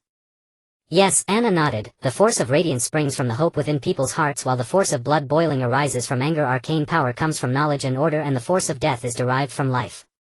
Ross gazed thoughtfully at his arm, attempting to meditate seriously, envisioning a powerful force within him and trying to channel it into his left hand. At that moment an unexpected event occurred. His chest became unbearably hot and a golden light even penetrated his flesh, faintly manifesting on his chest. Soon a beam of light surged down his arm, filling his entire left hand. Did it really work?" Ross stammered, excitement bubbling within him. But then came a wave of dizziness, forcing Ross to halt his meditation, letting the golden light fade away. Anna transformed into a mist of blood and instantly caught Ross. "Child, this power within you must have been forcibly injected, right?" Ross weakly nodded. "Among the 5 elemental forces, both the force of radiance and the force of blood boiling are inherently weak. Who could have forcibly infused such a powerful force of radiance into your body?" Anna scrutinized Ross' body, feeling a wave of suspicion. It seemed this child had undergone some special training specifically to bear this formidable power. Because if it were an ordinary person, let alone this entire force, even a millionth of it would probably have caused them to explode from within and be instantly transcended. It seems you have used this power many times already. Coming to me today was a wise choice, for your body has begun to display some side effects from using this power. If not controlled, you will be backfired by this power, causing irreparable harm to your body. Ross lay on the ground. His mind was clear, but his body could not move. Anna pulled back a dusty cloth, revealing a wall transformed. Neatly arranged bottles sat on the wooden shelves containing various items he had never seen before. Anna selected a few bottles and placed them into a similarly dusty cauldron, then cut her wrist, pouring a full cauldron of her own blood inside. Ross saw a flicker of flame. Anna seemed to add something strange, but he clearly saw her drop in a piece of aged dried toad. Before long, a cup of deep green strange liquid was presented before Ross. Drink this, and after resting for another night your body should be fine. I won't drink it. I saw you put in so many disgusting things, there's no way I'm drinking that. You. Anna almost snapped at Ross, but then shifted to a resigned expression. Fine. Who told me I owe you 5 favors? You can trust me, I've been studying potion making since I can remember. There are 5 master alchemists in this continent and I am one of them. Meeting me is your blessing, hurry and drink. Ross remained as stubborn as ever, refusing to drink the potion, and Anna grew increasingly anxious. She gulped down the potion in one go, then seized Ross' head, pressing her lips against his. This action left Ross mind blank, lying there in a daze, staring wide-eyed. Then a strange liquid, whether bitter, sweet, or sour, surged into his mouth, sliding down his throat directly into his stomach. Once inside his body, this liquid felt entirely opposite to the force of radiance. It was an extreme chill. These two forces clashed and merged within him, allowing his blood to flow throughout his body, bringing him an unprecedented sense of comfort and tranquility. What kind of potion is this? I feel so much better. A triumphant smile appeared on Anna's face. This potion was specially formulated for your condition. The vampire blood within me is the key. It can enhance your body, but the other herbs I added counteract the vampire toxins within, preventing you from being poisoned to death while still strengthening your physique. Anna continued speaking, wiping her lips. I'm truly a genius. Let's call this potion Anna's Temptation. Anna's Temptation.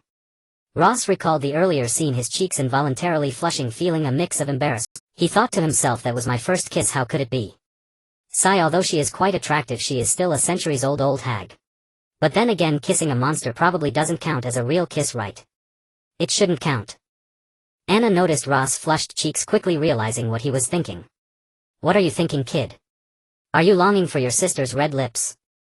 Or do you want to take it a step further? But that would count as one of the things I did for you. Anna licked her lips, gently placing her finger on Ross' chin, her hand gliding over his body. Looking at Anna, who was so close with her narrowed eyes, all of Ross' blood surged, especially when he felt her stunning figure through her clothes, making his whole body tense. Yet he could feel no warmth from her. Her body was like an ancient cold ice, radiating a chilling aura. Grandma, this might be a bit inappropriate, please don't do that. Suddenly Anna halted her movement, staring intently into Ross' eyes. Forget it, the best things should be saved for last. You should rest here for a while, I have something to take care of outside. Anna transformed into a wisp of blood mist and vanished from the old wolf leather tailor shop, leaving Ross lying on the dusty floor. Ross swallowed hard, the image of Anna's exposed body lingering vividly in his mind since the first time they met. He couldn't comprehend the feeling that had just surged through him, an uncontrollable impulse coursing through his veins, something he had never experienced before, not even mentioned by his mother or the old village chief. He lay quietly, seeking to calm the turmoil within. He tried to move his body and found he could do so freely now. He sat up and shook his head, attempting to rid himself of the damned Anna that clouded his thoughts. The next morning a blood-red mist swept through and Anna, clad in black attire, reappeared before Ross. Are you ready yet? Yes. Then come with me to a place. Where to? Anna stepped forward, placing her finger on Ross' lips. Sometimes men shouldn't ask so many questions. Anna pulled out an old dusty box from a corner and took out a black hat, putting it on as she led Ross out the door. 2 figures rode slowly along a small path in the country of Oliuyuta. A bird flew by and landed on the shoulder of a young man in red, who muttered as if conversing with the bird. Anna smiled slightly. It seems you have quite the bond with the fairies, teaching you their beast tongue. Even gifting you the thunder steed as your mount. Ross grinned foolishly and replied, is my old dog King really that impressive? Of course, the white horse you ride can be considered the best mount on this continent. The steed beneath Ross seemed to understand their conversation, letting out a loud snort. All right, we've arrived. After Anna said this, she dismounted first. Ross looked around. Apart from the forest there was nothing, and he asked in confusion, into this forest? Not quite, just dismount and follow me. The place I want to take you is not far ahead, but we must proceed quietly as I can smell the scent of uninvited guests. Ross also dismounted cautiously, following Anna through the trees, and a massive estate came into view before them. What is this place? Feewood Manor, a food supply for the royal family of Oliuyuta. Inside the manor it seemed quite lively, with several horses tied at the entrance. Not far into the woods, Ross and Anna spotted a hidden ambush of at least 100 cavalry. Lilith pulled out a peculiar egg from her bag and presented it to Ross. The strange egg trembled incessantly as if wanting to fly toward Feewood Manor. This is called a black egg. I brought you here because it is restless yearning to reach this place. Ross took the black egg, and the moment he touched it a wave of nausea surged within him, making him want to vomit. He quickly returned the egg to Anna. Seeing Ross' reaction, Anna revealed a wry smile. It seems this indeed is the genuine article. Legend has it that those who possess the black egg can trade with the gods for anything they desire. However, the more one wishes for, the more one must sacrifice in return. But why do I feel such inexplicable nausea upon touching it? Because the power of this thing comes from the force of death. The so-called black egg is merely a contract, a life sacrificed in exchange for greater power. Ross seemed to recall something. Surely Malingard would be familiar with this. How did you come by this item? Because I am a vampire, I am inherently attuned to the power of death. Such things will naturally seek me out. Oh, should we go take a look inside? We can, but do you know who those people are? Ross observed the patterns on the horses closely, and to his surprise it was the familiar lion insignia. It's the Lion's Brigade. I'm acquainted with them, let's go in directly. Anna grabbed Ross, eager to rush in. I have a feeling something significant is about to happen. You enter through the front and I have my own means of getting in. Ross confidently strode toward the entrance of Feewood Manor, but several soldiers from the Lion's Brigade blocked his path. Halt. Who goes there? An ordinary person here to see an old friend. If you don't have an old friend here, be gone. My old friend is Gwen Cavendish. Upon hearing that this strange person was looking for their commander, the two soldiers quickly hurried to report inside the manor. Before long, a familiar silver figure appeared before him. Ross, where have you been? I've been searching everywhere for you. I had some personal matters and stepped away for a bit. I heard you were here, so I came over. You're just in time, I need your help with something. What is so urgent? Let's talk while we walk. As they walked into Feewood Manor, Ross learned from Gwen that they deduced the instigator of the rebellion was within the manor, and a dark force was also lurking here. When they reached the interior of the manor, a golden-haired warlock in a black robe was fiddling with strange potions amid a pile of vegetables. Uncle Goodfellow, this is. Gwen, you're just in time. If the test results are in. Some batches of vegetables contain a non-lethal plague. Under certain conditions it could induce horrifying mutations in those who consume them. Someone is researching death magic in this country. And if I'm not mistaken, it is located beneath this manor. It seems we are getting closer to the truth. Lion's Brigade, search for me. With Gwen's command, the soldiers of the Lion's Brigade rushed into the massive building before them. As expected, in the basement of the manor they discovered some horrifying things, but all those who rushed into the basement perished, leaving the nature of those horrors unknown. Goodfellow led the charge, casting a massive fireball spell as he entered the basement, and there he beheld a scene of evil he had long dreaded. The hellish flesh carpets covered the entire basement, with countless blood and mysterious evil symbols scattered upon them, and a massive void rip was grinning menacingly on the wall. Furious Goodfellow unleashed waves of magical shockwaves that destroyed everything within the basement. He directed a colossal fiery blast from his staff at the void rip, and soon everything in the basement was reduced to ashes. Gwen slowly walked into the basement, surveying the barren surroundings, pondering whether the clues would be severed once more. He looked at Goodfellow, whose hair was slightly disheveled, and comforted him. Uncle Goodfellow, are you all right? Those evil things, incredibly evil things, I must destroy them all. This manor is beyond saving. The people here cannot be redeemed, they must be annihilated. They must be utterly destroyed. Goodwin transformed into a bolt of lightning, flying out of the house as the others desperately followed behind him. Under everyone's gaze, Goodwin's body slowly floated into the air. The world changed as a massive storm gradually gathered around the Feewood Manor, dark clouds covering the entire sky with rumbling thunder. The people of Feewood Manor were all enveloped in fear upon witnessing this apocalyptic scene. Goodwin looked at Goodwin in the sky, understanding what his uncle was about to do. Uncle, don't do this. Not everyone here is a servant of darkness. Goodwin's eyes glowed as he chanted an ancient incantation, utterly deaf to Goodwin's pleas. I will never tolerate darkness ravaging before my eyes. Anyone connected to that dark power, I will destroy them, whoever they are. The storm grew more violent. At first only debris and dead leaves drifted, then larger objects, then chickens and ducks. Gradually lighter servants and children were swept into the storm. Captain, save me. In the storm, desperate hands reached out toward Gawain. Fear and helplessness filled his eyes as he extended his hand clad in a silver gauntlet, trying to grasp something in the air.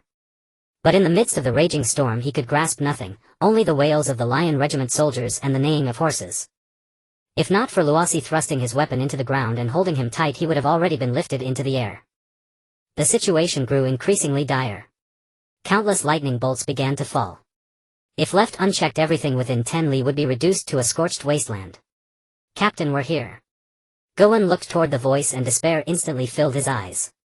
He saw the Lion Regiment soldiers he had ordered to ambush in the woods, led by Decisiveness, charging into the storm. Don't come. Are you all mad? Don't come. His roar was scattered by the wind, never reaching the soldiers' ears. That group of loyal soldiers, the foundation of the Lion Regiment, were swept away by the wind before Gawain's despairing eyes all swallowed into the storm. Gawain understood that if these loyal and powerful knights all perished here, even if he survived, he would never have any chance to glorify the Kalwendiksu family again. And he would once again become that destitute noble ridiculed by all, possessing nothing. No. He absolutely could not allow this to happen. These soldiers must not die, at least not now. He did not beg his uncle to stop, for he knew that no matter how much he pleaded, his uncle could not be halted from this berserk state unless his magical power was exhausted or he was killed. Gawain roared desperately, tears brimming in his eyes. This was his only remaining relative in the world. If he died, then only he, the last Kalwendiksu, would remain. Uncle Gyudfu, I'm sorry. Gawain pulled out a delicate crossbow and shot at Goodwin floating in the air. Yet in the midst of the lightning-laced storm, the fired bolt was like a small boat on the vast ocean. It wobbled twice and then disappeared without a trace. Overlord. Strike. A golden light shot from beside Gawain, heading straight for Gyudfu in the sky. This light actually disrupted the storm's airflow, forcing him to stop his spellcasting. The Lion Regiment soldiers were instantly thrown scattered in all directions. Fortunately, most of them had been swept into the storm only recently, so they were not very high. Aside from being dazed and bruised, they were unharmed. Gawain stared at Luasi in disbelief. He couldn't believe that this eastern youth before him could interrupt Uncle Gyudfu's spellcasting, for he knew the terrifying power of his uncle. Gyudfu floated in the air looking at Luasi. Heretic. You're asking for death. He swung his staff forward and a massive lightning bolt shot toward Luasi and Gawain. Luasi quickly scooped up Gawain, shielding him with his chest, waiting for the lightning bolt to arrive. This time I'll save you, just like you did for me back then. Yet the lightning bolt never struck Luasi. He turned and saw a familiar and alluring figure. Silly boy, trying to withstand a super-tier magic with your bare body. You must be tired of living. Vampire. Haha, I don't know what day it is, but all evil creatures have gathered here, giving me the perfect chance to eradicate you all from this world. Countless massive magic circles appeared around Gyudfu, and one after another giant fireballs, ice arrows and arcane missiles shot toward Luasi and Anna. Suddenly a giant sword wreathed in flames appeared before them, destroying all those powerful spells. A black horse clad in full armor, carrying a knight in black helm and armor, appeared before Luasi. The Black Armored Knight. So the legends are true. The scattered Lion Regiment soldiers couldn't help but exclaim, staring in awe at the Black Armored Knight. Gawain also stood rooted, eyes wide at these monstrous beings. Kid, long time no see. Iron brother, long time no see. Gyudfu became even more frantic upon seeing the Black Armored Knight. In his eyes at that moment there was no longer his nephew's servants or knights in Feewood Manor. Everyone here had turned into evil dark creatures, all beings that should be eliminated by him. All evil beings, all must die. All must die. Even if I stake my old life, I will destroy you all. His figure continuously expanded in the air as countless arcane energies poured into his body, causing him to emit a faint blue glow. Anna noticed Gyudfu's abnormality. What's happening? How is the magical energy inside him growing infinitely? The Black Armored Knight said calmly, a ley line node. Because Feewood Manor happens to be located on a ley line node abundant in magical energy. Anna's heart jolted. If that were true, with Gyudfu's power he could fully mobilize the ley line energy of the entire Kwaisai continent to attack them. Anna looked at Luasi, unsure of what he planned to do, so she asked, Kid, what do you want to do now? I see your movement is extremely fast. Can you help me transport these Lion Regiment people to a safe place? You really overestimate me, kid. I can carry one or two, but how can I manage so many? Let me do it. The Black Armored Knight said.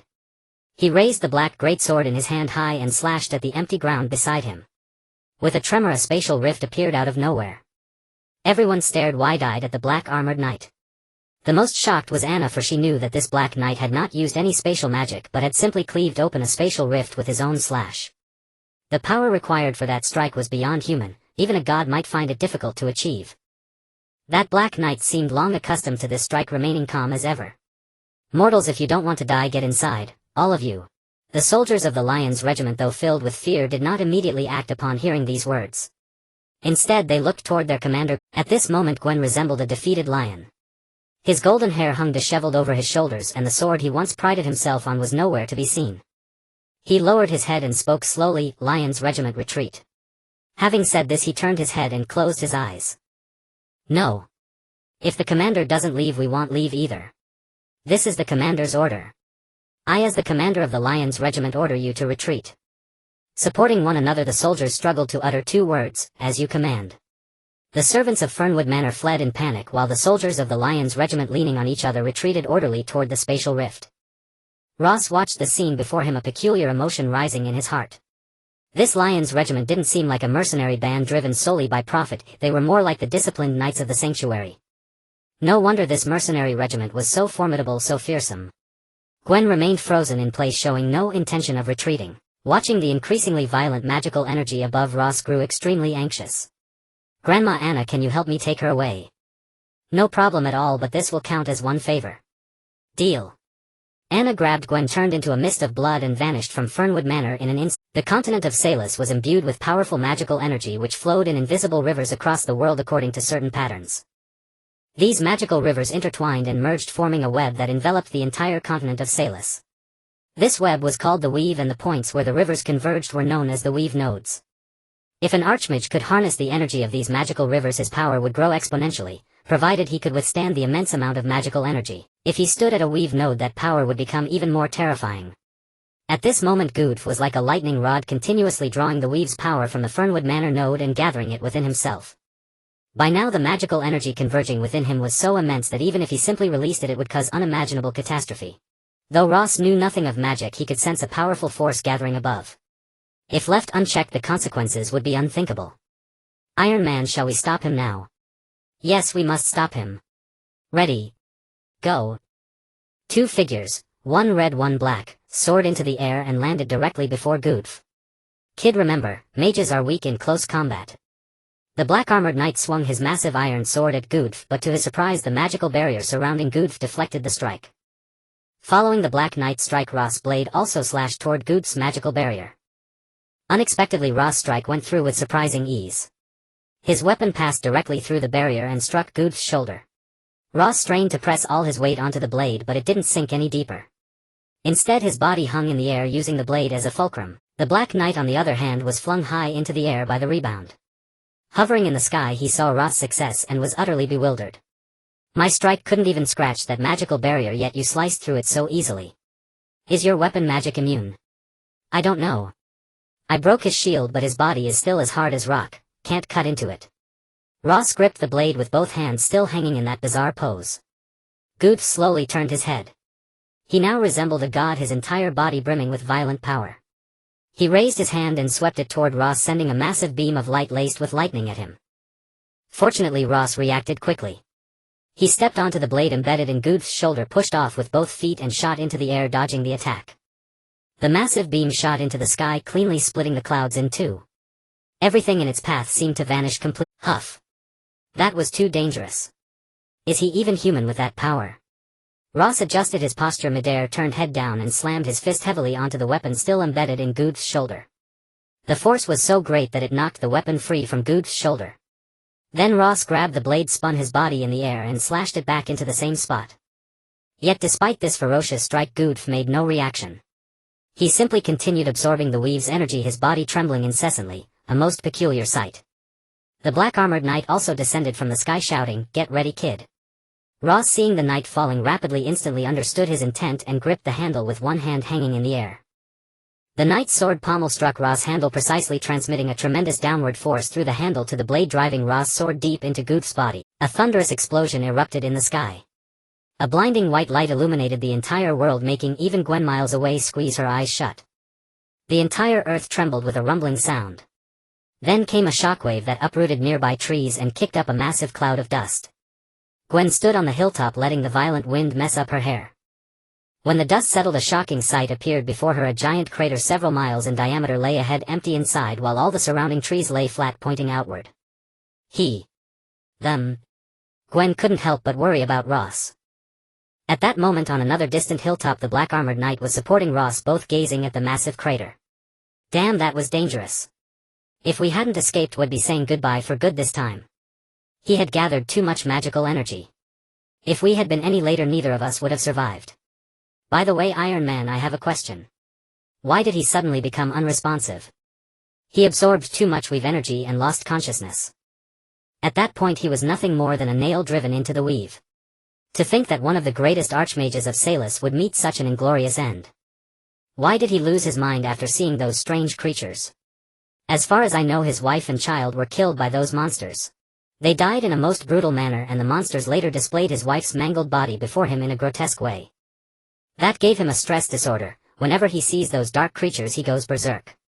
He was a pitiful man after all. That dark force lurking in the shadows has already caused countless tragedies in this world. I have spent my life fighting them, and my very existence is for that purpose.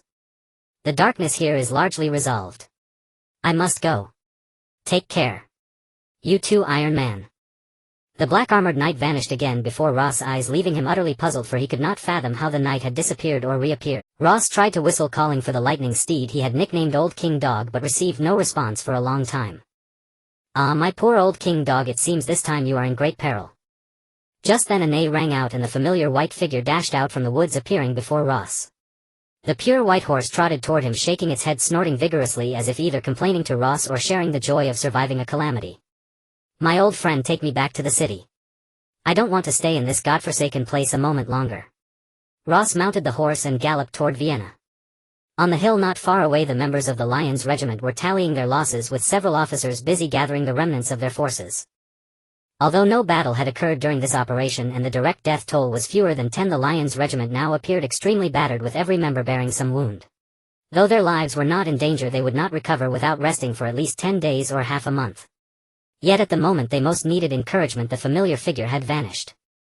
Somehow, after witnessing that explosion, their leader's mood had become very low. He had not spoken a single word to them since. In their eyes the once invincible Lion of Daylight seemed to have disappeared. At that moment Gwen stood alone on a high slope, gazing blankly at the enormous crater. A gentle breeze brushed his face, tousling his hair, yet he remained standing there motionless, his expression vacant, as if none of this concerned him. Anna walked slowly toward him. It seems there's nothing left to do here. I must go. Gwen nodded indifferently. Thank you. He turned his gaze, sweeping over Anna, and an incredulous expression spread across his face. His eyes widened. Madam, please wait. Anna turned around impatiently. What is it? I want to ask you something. What is that in your hand? Gwen pointed at the black egg in Anna's hand. This thing. Anna shook the black egg, and as if sensing something, one of its mouths opened. Even Anna was startled by this, nearly dropping the black egg. I have one too, but it seems a bit different. Gwen pulled out the black egg he had found in the Golden Hall and handed it to Anna. After seeing Gwen's egg, Anna's expression gradually turned to shock. A nine-eyed black egg? I have never heard of a nine-eyed black egg appearing in the world. Nine-eyed black egg? What exactly is this thing? Anna calmed herself and presented her own black egg to Gwen. This is called a black egg. You can see the difference between mine and yours. Mine has 6 closed mouths while yours has 9 closed eyes. Black egg. What is it for? It is essentially a contract, a pact that grants you immense power. Legend has it that the gods bestow black eggs upon souls they favor. When all the organs on the egg open, the contract is sealed. Your soul will be sacrificed to the gods and you will receive supreme power. Supreme power. Gwen stared at the black egg, lost in thought, a glimmer of light slowly returning to his eyes. Anna watched him, and in that moment she seemed to understand why this young man possessed the supreme black egg. Young man, I offer you this advice. This black egg is essentially a demonic pact. If you desire that supreme power, you will have to pay a corresponding price. You must consider carefully whether you can bear that cost. After all, when a god bargains with a mortal, it is always the mortal who ends up losing. Gwen tucked the black egg into his bosom as if it were a treasure, a smile spreading across his face. I understand. Take care of yourself. Farewell. Anna dissolved into a mist of blood and vanished before Gwen's eyes. As she rose into the air she tried to discard the black egg but gave up, for no matter how many times she threw it away it always returned to her hand. Gwen walked among the members of the Lion's regiment, his eyes brimming with hope. He comforted each one, bringing them hope and courage as he always did. The members of the Lion's regiment felt their spirits renewed, for the Lion of Daylight, full of strength and hope, had returned. Gwen didn't need much encouragement, just his presence on the battlefield filled his longtime followers with strength. Perhaps that was what hope meant. By evening the Lion's regiment had returned to the city of Vienna. As Gwen led his troops through the city gate he sensed something unusual. Something major had definitely happened in Vienna. Just then the deputy he had left behind hurried over. "Commander Gwen, you've finally returned. The Alsi Empire has sent 5,000 knights from the royal guard to take over the city defenses. They also said. They said. Take your time." "What else did they say?" "They said that we mongrels who only follow the money can take our payments and get lost." Gwen furrowed his brow, his eyes sharp. "Which knight order is it? And who is leading them?" "It's the King's Hand Knights led by Duke Adimai." Hearing this a strange smile appeared on Gwen's face. "It's fine. First take the brothers to rest well. Since someone has taken over the city defenses the brothers can all relax and unwind." Gwen suddenly called out to the fat deputy who was about to rush off elsewhere. "By the way, go to the treasury and advance the brothers half a year's salary." Cheers erupted from the soldiers of the Lion's regiment. After returning to the castle Gwen did not immediately go to see Princess Cece or Duke Adamai, who had come to take over the defense. Instead he went straight to his own room, wearily removing his silver-white armor, letting it fall scattered on the floor. He had been raised with the education of nobility which forbade him from such actions, yet he was utterly exhausted, truly exhausted.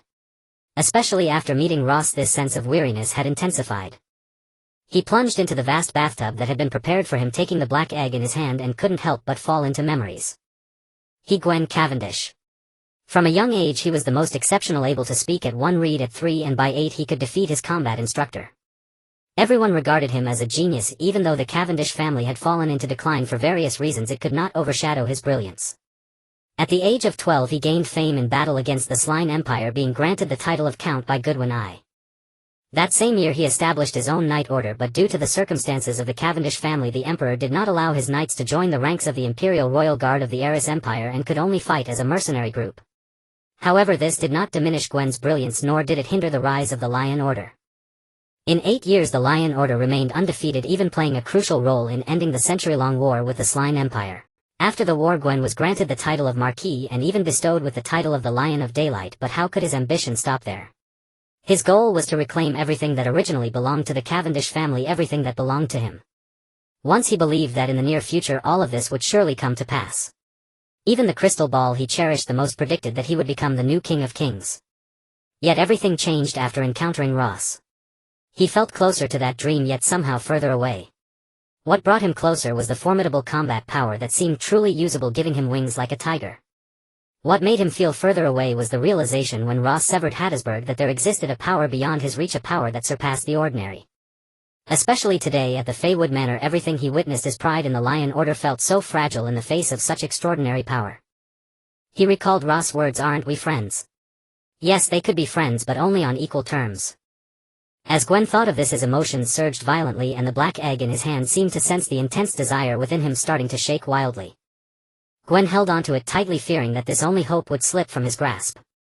One of the 9 tightly shut eyes on the black egg suddenly opened. That crystal-clear eyeball made him feel the power of hope, a sensation he had never experienced before surged from within, nearly driving him to madness. Then countless black mists poured out from the black egg, entering Gwen's body. The flames in the room dimmed, and from the black mist Gwen sensed fear, death, weeping, pain, sorrow, along with the alluring promise of kingship. Gwen allowed these forces to surge into him. He even embraced this power willingly, for it brought him immense comfort. After a short while Gwen as usual rose slowly from the bathtub. "Tracy, change my clothes." A maid pushed open the door and was somewhat surprised to see armor scattered all over the floor.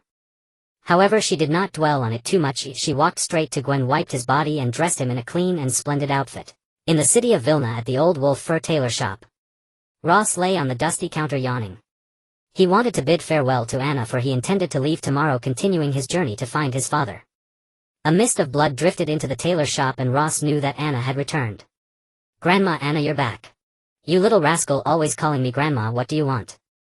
"Nothing, just don't linger in my tailor shop. There are inns in Vilna. I'm leaving tomorrow. I'm here to say goodbye and thank you for all you've done for me." I am very grateful. Oh, so eager to leave. What I did for you was voluntary, you don't need to take it too much to heart. However, I still need 3 things from you. If you ever need me in the future, you can come to find me anytime. Okay, if you miss me, you can come find me anytime too, Grandma. Well, there's something I think I should tell you. What is it? It's about your friend. You need to be careful, he may soon fall into the trap of the demons. What? Will he be in danger? Danger? No, he won't be in any danger, I am only worried about you. Ross burst into laughter at this. Am I in danger? He's not going to hurt me. Anna opened her mouth as if to say something but paused and closed her mouth again. Grandma Anna, what's wrong? It's nothing, don't you want to meet him? Ross looked up at the ceiling. Meet him? I think not, haven't I met him already? Besides, I feel like every time I go to see him something bad always happens. Anna looked at the young man in red and couldn't help but smile. She couldn't help but sigh inwardly. Was this fate? Well then, but now I want to ask you to accompany me to a place. Hearing Anna say they were going somewhere again, he straightened up. To where? I just escaped from Feywood Manor. It won't be another fire pit, will it? Anna waved her hand. Absolutely not, nothing like what happened last time could possibly happen again. Alright, considering you taught me to use the power of brilliance, I'll accompany you once more. Where to? To the Vilna Palace. Let's go. Ross jumped down from the counter, adjusted his cloak and headed towards the palace with Anna. Inside the Vilna Palace, a welcoming ball was being held for the arrival of Duke Adimai. At this moment, Gwen, dressed in a splendid gown, raised a glass of red wine and approached Duke Adimai. Duke Adimai, long time no see. Duke Adimai glanced at Gwen, then snorted, but when Princess Sisai was nearby he put on an unnatural smile. Captain Gwen, long time no see. Your ability to conquer the country of our Yuta is indeed a great achievement for our Alsi Empire. Not at all, I was merely doing a job for the money. After all, mercenaries are just in it for the money. Duke Adimai was covered in black lines. How could he not hear that Gwen's words were telling Princess Sisai that attacking our Yuta was the intention of their Alsi Empire royalty and he was just a tool for killing? Princess Sisai was already unhappy and did not want to hear the 2 invaders' sarcastic remarks, so she found an excuse to leave the hall where the ball was being held. Princess Sisai walked to the balcony, wanting to get some fresh air if this ball for the invaders was suffocating her. Looking at the sheer cliff below the balcony, Princess Sisai felt a sudden impulse to leap down to end this life of a canary. However, Gwen's words at that time became her only concern for surviving in this world. He held his head in his hands to calm himself. At that moment, a familiar voice rang out. Princess Sisai. The one who arrived was none other than Countess Dean. Sister Dean, I am truly in agony. Princess Sisi threw herself into Countess Dean's arms, weeping bitterly. Countess Dean embraced Princess Sisi and comforted her, saying, it's all right, my princess. Everything will pass.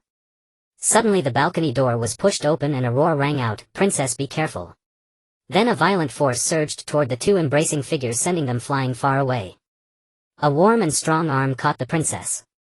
Princess Sisi turned her head and saw that the person holding her was Gwen. Captain Gwen. What are you doing? Startled Princess Sisi asked Gwen with a hint of resentment. Look. Following Gwen's gaze, Princess Sisi saw the dagger gleaming with cold light in Countess Dean's hand. Her mouth fell open in shock and she struggled to utter a few words. Why? I'm sorry, Sisi. Though you are innocent, you must die today. Why, Sister Dean? Why is this happening? Princess Sisi screamed hysterically. Countess Dean sighed and toyed with the dagger in her hand.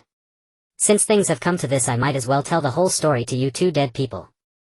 At that moment, Gwen held Princess Sisi in his arms and looked through the window into the balcony. His judgment had been correct. The Countess Dean before him must also possess some extraordinary power, because neither the people at the banquet nor the soldiers had noticed anything happening on the balcony. It was as if the balcony had been cut off from the real world by some invisible force. No wonder she was so confident in pronouncing the death sentence for the 2 of them. Gwen looked at Countess Dean, who leaned against the balcony railing, and continued, do you know where I inherited the surname Dean? Of course I do. It came from your deceased husband. But what does this have to do with what you're doing? At the mention of her deceased husband, Countess Dean suddenly became agitated. She shouted, how is it not related? Do you know how my husband died? He was assassinated by your father, the former king of this country. No. Impossible. Count Dean and my father were as close as brothers. How could His Majesty have had him killed? Countess Dean revealed a mocking smile. Couldn't possibly have had him killed. At first I thought I had made a mistake. But by chance I saved the life of the assassin's wife and child. To repay me he confessed the whole truth and then took his own life before my eyes. But why? I don't understand. What is there not to understand? It's because your father felt threatened by my late husband. Pity that my husband was so loyal to him. He told me countless times that your father was the best monarch he had ever known. Yet your father killed him simply because my husband's prestige among the people exceeded his own and his military achievements were more illustrious. Upon hearing this, Princess Cece collapsed to the ground, utterly unable to believe what Countess Dean was saying. Impossible. There must be some misunderstanding. How could there be any misunderstanding? Under the throne, what room is there for affection? In the eyes of such monarchs, anyone who threatens their rule, even a close relative, can be killed, let alone account. From that day on I swore that I would make your Collins family pay. I would wipe out every last drop of your bloodline. And now you are the last living descendant of the Collins family. Once you die, the nobles of the entire Oroyuta kingdom will surely rebel. Then the hooves of the Alsi Empire will once again conquer this land and this country will be destroyed. Having said this, Countess Dean picked up the dagger and charged straight at Princess Cece in Gwen's arms. Gwen's extraordinarily beautiful yet powerful hand caught the dagger. Blood dripped slowly, but his hand remained motionless. You concoct a bunch of high-sounding reasons to strike at your own sovereign. What kind of loyalty is that? What fault does the royal family bear for Oroyuta's decline to this state? It's all because of nobles like you who bite the hand that feeds you. Gwen kicked Countess Dean, sending her flying heavily onto the balcony railing. Princess Cece stared wide-eyed at Gwen. She never imagined that in the end the one protecting her and speaking for her would be this invader before her. Countess Dean slowly rose, then let out a wild cackle. Do you think I would let all my carefully laid plans go to waste at the last moment? In my eyes the two of you are nothing but lambs struggling on a butcher's block. To Gwen's shock, Countess Dean pulled out a black egg with 3 ears from her bosom, crushed it in her hand, and countless black mists burst forth, enveloping her entire body. Within the black mist, Countess Dean's body gradually twisted and swelled until it became a huge fleshy mass with white wings. It resembled a giant white maggot with wings, and Countess Dean's face was awkwardly embedded in that mass of flesh. This fleshy mass reminded Gwen of the monster he had seen on the tower that day. But Princess Cece, upon seeing it, showed no fear. Instead she uttered 2 words, an angel. However, this angel brought no good news to Princess Cece. It laughed wildly as it charged at her, stretched out its bizarre hands, snatched her from Gwen's arms, and flew high into the sky. Princess Cece, you are a good girl and I quite like you. But I'm sorry, you must die today. Countess Dean released the hand holding Princess Cece, letting her fall straight from the height. Hovering in the air, Countess Dean watched her fall, thinking that once she hit the ground her wish would be fulfilled and Gwen standing on the balcony would be the perfect murderer. The weightlessness of the fall made Princess Cece scream. It was only at this moment that she realized how much she did not want to die. Even if she had to live like a caged bird, she wanted to live. Suddenly a black tentacle gently caught Princess Cece and pulled her into Gwen's embrace. Startled by this sight, Countess Dean could not immediately understand what kind of power this man was using. She fixed her gaze on Gwen, waiting to see his next move. While comforting Princess Cece, Gwen smiled at Countess Dean in the air. He reached behind Princess Cece's back and revealed a black egg in his hand. The 9-eyed supreme black egg. Who exactly is this young man? Just as Countess Dean was stunned, a black object was thrown before her and she instinctively smashed it. A burst of black smoke rose from it, enveloping her. Quick now. Overlord, strike. Dame Dean was cleaved in 2 by the sudden slash, plunging straight down from the air and crashing heavily onto the ground. 2 figures emerged from the shadows and swiftly approached to check her condition. They were Ross and Anna. Is it dead? Anna looked at the disgusting thing on the ground with a face full of disdain. I am not really sure. Probably dead, I guess. Ross had little interest in the life or death of the monster on the ground. He lifted his head to gaze at Gwen standing on the balcony.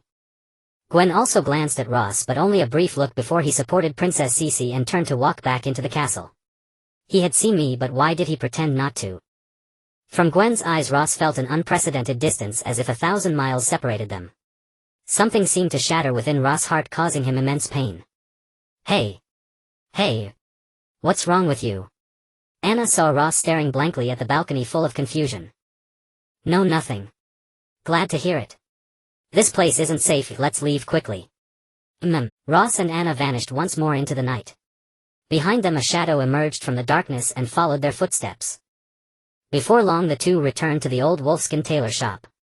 Anna seemed in high spirits while Ross was somewhat downcast. Ah, finally done. it's a real weight off my mind. Anna said to herself, then turned to ask Ross, what do you think I'd be like if I actually became a saint? Hey. Hey kid. Suddenly Ross lifted his drooping head and asked, what do you? Before he could finish, Anna gave him a hard knock on the head. What's wrong with you? Were you even listening to me? I'm listening. Forget it, I can't be bothered with you. As the two fell into silence, the old wooden door of the tailor shop slowly creaked open and a clear voice came through, excuse me. Who? Ross and Anna exclaimed in unison, then both leaped backward. Under their wary gazes, a girl wearing a pointed wizard's hat cautiously stepped into the old wolfskin tailor shop, looking puzzled and glancing around. Even with her harmless appearance, Ross and Anna remained on high alert. Because neither of them had sensed her presence before she spoke, this meant the girl's strength was far from what it seemed. Seeing the two tense figures, the girl quickly waved her hands. Don't misunderstand. I just wanted to ask, are you the ones who killed the saint at the Vienna Palace just now? Who are you? We don't know what you're talking about. Huh? The aura leads here. I shouldn't have followed the wrong trail. The girl hesitated shyly. Hello, sorry to bother you. I am Bubujula Angelia Coerci from the Archmage city of Vigizan. Pleased to meet you. Hearing that she was an archmage from Vigizan, Anna finally relaxed. Why didn't you say so earlier? We thought a powerful enemy had appeared out of nowhere. Ross didn't understand what the girl with the long name meant, but seeing Anna drop her guard, he also relaxed. Did you follow us here for a reason? The girl gave a shy smile. Originally I traveled thousands of miles to hunt that saint, but you beat me to it. Anna retracted her terrifying long claws. Sorry about that. We finally found one and took action first. The atmosphere inside the shop eased. Ross climbed back onto the counter and resumed pondering Gwen's gaze. Bubujula walked slowly over to Anna, naturally pulled up a stool and sat down. As far as I know, no one actively hunts saints and their movements are elusive. How did you manage it? Anna scrutinized Bubujula carefully, and only after deciding that the girl posed no threat did she speak slowly. Because I too am a chosen one, but I refuse to become a puppet of the gods. I seek out those saints only to destroy that accursed black egg. So, you also possessed a black egg? As far as I know, to obtain a black egg one must harbor a powerful desire and sacrifice what they hold most dear before it appears. What did you sacrifice? Anna wore a helpless smile. Mortals must pay a great price, many lives they cherish, to obtain a black egg. But I didn't need to if the black egg came to me on its own. Could it be because you're a vampire? But I've seen other vampires and none of them obtained a black egg. I don't know either. Perhaps it's because I'm a high-ranking vampire. Bubujula closed her notebook thoughtfully. What about you? Why did you want to hunt that saint? Because my father died because of her. Bubujula recounted a story from the past. Her father was a top-tier assassin who once accepted a commission from a king to assassinate a count named Dean. For an assassin it was just a routine job. Later, however, the count's wife, the dame, staged a kidnapping to make the countess and her mother hostages, then helped her father rescue them all to learn the identity of the client. Out of gratitude, her father revealed the client who had ordered her husband's death. In return, the dame's father, bound by the assassin's oath, chose to take his own life. After her father's death, Dame Dean inherited her husband's title and revealed her true nature. She told the mother and daughter the truth and then tried to kill them to silence them. At that moment, an archmage from Vigizan saved her. Thus she became an archmage herself, a gifted one. Later, that woman grew so ruthless that to gain the power of revenge she blood-sacrificed all her relatives and became a saint. So that's it. You came back for revenge. Yes, and I discovered a ley line node at Feewood Manor. Dame Dean built a lair there to draw energy from the ley lines. If we don't destroy that lair, dealing with her will be extremely tricky. So you deliberately lured the lion's order there? Bubujula nodded. I thought that with a powerful archmage like Gyudfu, destroying a lair would be easy. I never expected Mr. Gyudfu to go berserk. It's truly a pity. After speaking, Bubujula lowered her head in silence like a child who had done wrong. Don't blame yourself for that. Some things are beyond our control, aren't they? Ross stretched lazily, rising from the long table. When he spoke, both of them stared at him wide-eyed. Why are you all staring at me like that, Len? You seem strange today. What's wrong? Is it because of your friend? How could that possibly be? I was just wondering, could that monster still be alive? No, I must go and see for myself. Enros vaulted over the counter and strode out of old Wolfhide tailor shop, leaving Anna and Babdullah gazing after him in bewildered silence. He sprinted through the velvet darkness and soon stood before the royal palace of Valerna. And stealthily he slipped inside, searching the halls, hoping once more to catch sight of that figure crowned with golden hair. With his acute perception he sensed something extraordinary unfolding atop the palace's highest tower. He leapt skyward, landing soundlessly upon the castle's outer wall, then crouched low in a shadowed alcove, gazing across the smooth expanse of the rooftop. There unmistakably stood Gwen. Yet before her lay a corpse, the very saint he had cleaved in two. Enros watched in silent stillness, wondering what Gwen intended to do next. Gwen withdrew one black egg after another, each bearing a grotesque wide-open eye that rolled ceaselessly. She raised it slowly, and the corpse of Countess Dane dissolved into swirling black mist drawn inexorably into the obsidian orb. As the dark vapor receded, a sight utterly unforeseen by Ross unfolded before him. Countess Dane stood whole and unblemished within the fading smoke. The Countess dropped to one knee before Gwen. Lord Gwen, never did I imagine you two were chosen by the divine. Thank you for bestowing your power upon me, restoring me from utter frailty. I have questions for you. How must this black egg be wielded to unlock its full power? It feeds upon life, and upon the intensity of your innermost desire. The stronger your yearning or the greater the lives you sacrifice, the more it grows. Take the egg in your hand, for instance. When all 9 eyes of the divine awaken upon its surface, you shall ascend as yet another angel, the saint. I ask again, does becoming a saint grant immortal divinity? Gwen studied the black egg in her palm, captivated by its haunting, seductive beauty. No. Our power springs from the force of death itself. Thus in principle we are undying, yet when our souls lose all attachment to this world, or when our reservoir of death force is utterly spent, we perish. Then how did you return to life?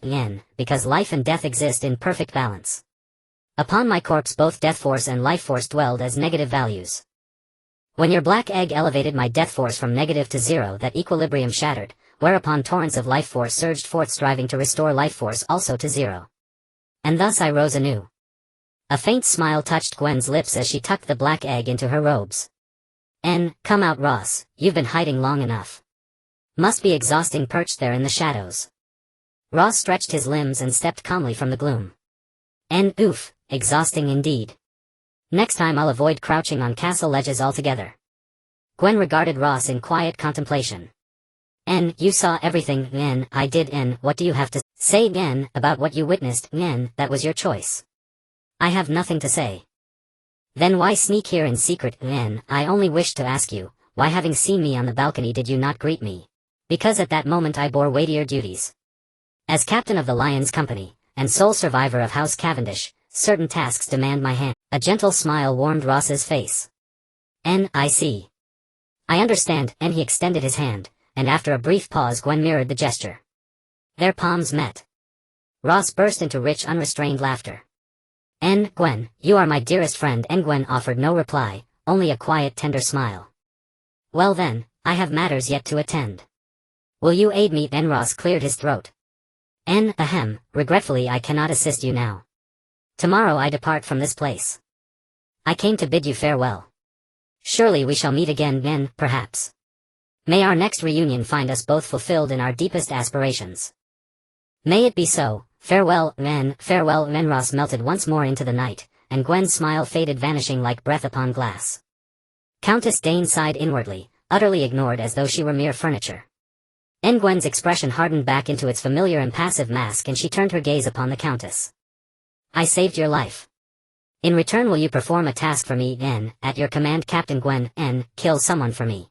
Ross soon returned to the narrow, dim alley, pushed open the door of old Wolfhide tailor shop, and froze stunned. The shop, once decrepit and dust-choked, now gleamed with renewed grace. Only then did Ross realize the tailor shop possessed a second floor. Ascending slowly he discovered the shop's true scale, and at last found the 2 women who had vanished without trace. Anna and Babdullah conversed animatedly, radiant with shared delight. Nana spoke animatedly while Babdullah listened with poised, gracious smiles. Upon spotting Ross, both turned in unison. What happened to this place? Ross asked. Too old, it needed renewal. What do you think? It's splendid. With such ability, why wait until now to transform it?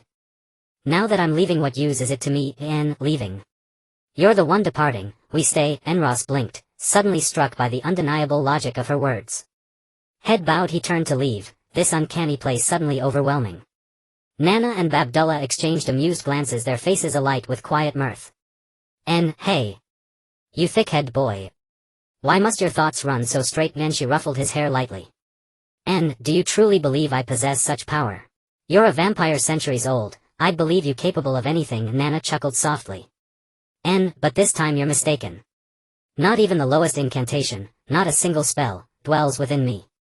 Ross's understanding deepened, no being however ancient held dominion over all things. Then, is it Babdullah's doing? Anna nodded. Ross looked toward Babdullah, whose cheeks flushed crimson, eyes modestly downcast. Well, it wasn't entirely my doing. This shop had long lain sealed beneath an arcane enchantment, and I merely possessed the rare skill to unbind it. In truth, this splendor, this is how old Wolfhide Tailor shop has always been. And the trio pressed onward, only to confront another shimmering magical seal. The seal clung to the wall like a luminous spiderweb, yet the door behind it appeared utterly ordinary. Babdullah labored over it for minutes, yet the seal remained unmoved, immutable. Curious, Ross stepped forward. Is this seal exceptionally potent? Babdullah nodded solemnly. Heart quickening at her affirmation, Ross grew exhilarated. Powerful seals invariably guarded treasures. Then surely it conceals great riches. We don't know. Anna and I had just entered when we heard your footsteps above, so we paused to discern who approached. Splendid. First come first served, don't forget to include me. Babdullah pressed her hands to the seal, and instantly the entire lattice began to spin. Moments later the arcane sigils, mystical to mortal eyes, settled back into their primordial alignment, then fractured into dust. The long sealed door groaned open. Ross, Babdullah and Anna stepped across the threshold, together. The three of them walked in and found nothing particularly special about the room. It appeared to be an extremely ordinary bedroom with a clean and tidy bed, an unremarkable desk, and a few scattered books on the desk. Is this it? Ross sighed in disappointment, as he had expected it to be a glittering treasure trove, but it turned out to be just an ordinary room. Although he now had the sponsorship of Kaldor alleviating his financial worries, his long-standing hobby of collecting gold coins had not changed, as gold was something that truly could not withstand spending. Bubujala looked at the room and felt a sense of familiarity, because while it appeared very ordinary to most people, to her it was anything but. The arrangement of all the items was so meticulous, akin to the dormitory of magical apprentices at the Wizard Academy, where every object was placed according to school regulations. Bored, Ross picked up one of the heavy books on the table and began to flip through it. Death. The Sacred Text. He lazily read the title of one of the books. Upon hearing Ross' words, Anna and Bubujala both showed expressions of shock. They quickly ran over and picked up the other two books to examine them, but found that there were no words on them at all. Thus they fixated on the book in Ross' hand. When they snatched it away from him, they were both stunned. The dark cover bore a large inscription: The Sacred Text of Death. It really is the Sacred Text of Death, the treasure I've yearned for so long.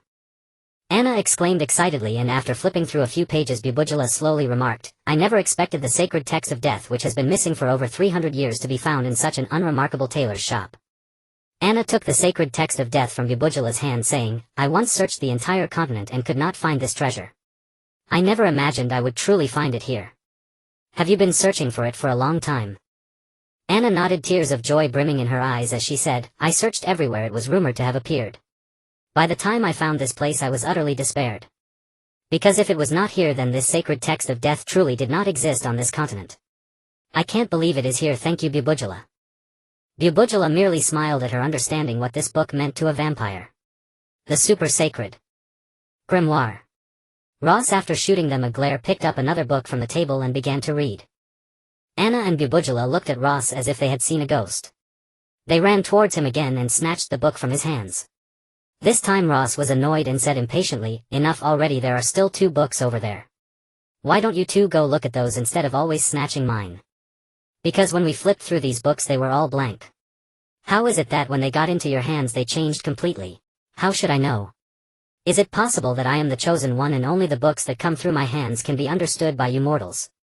Anna and Bubujala exchanged exasperated glances at Ross and ignored him, continuing to examine the super sacred grimoire.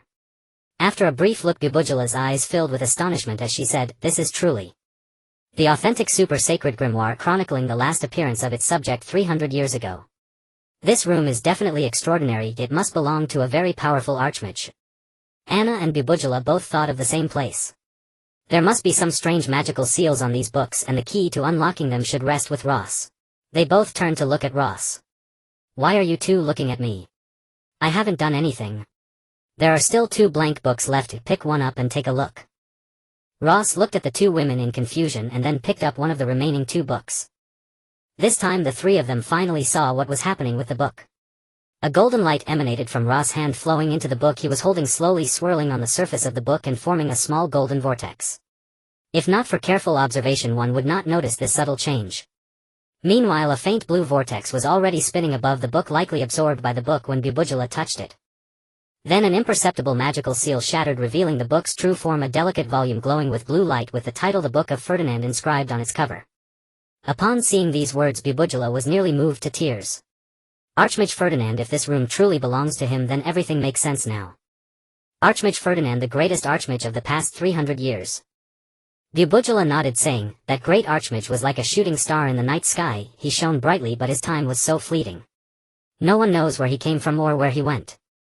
As Bubujula spoke, she began to flip through the Book of Ferdinand, her expression growing increasingly shocked.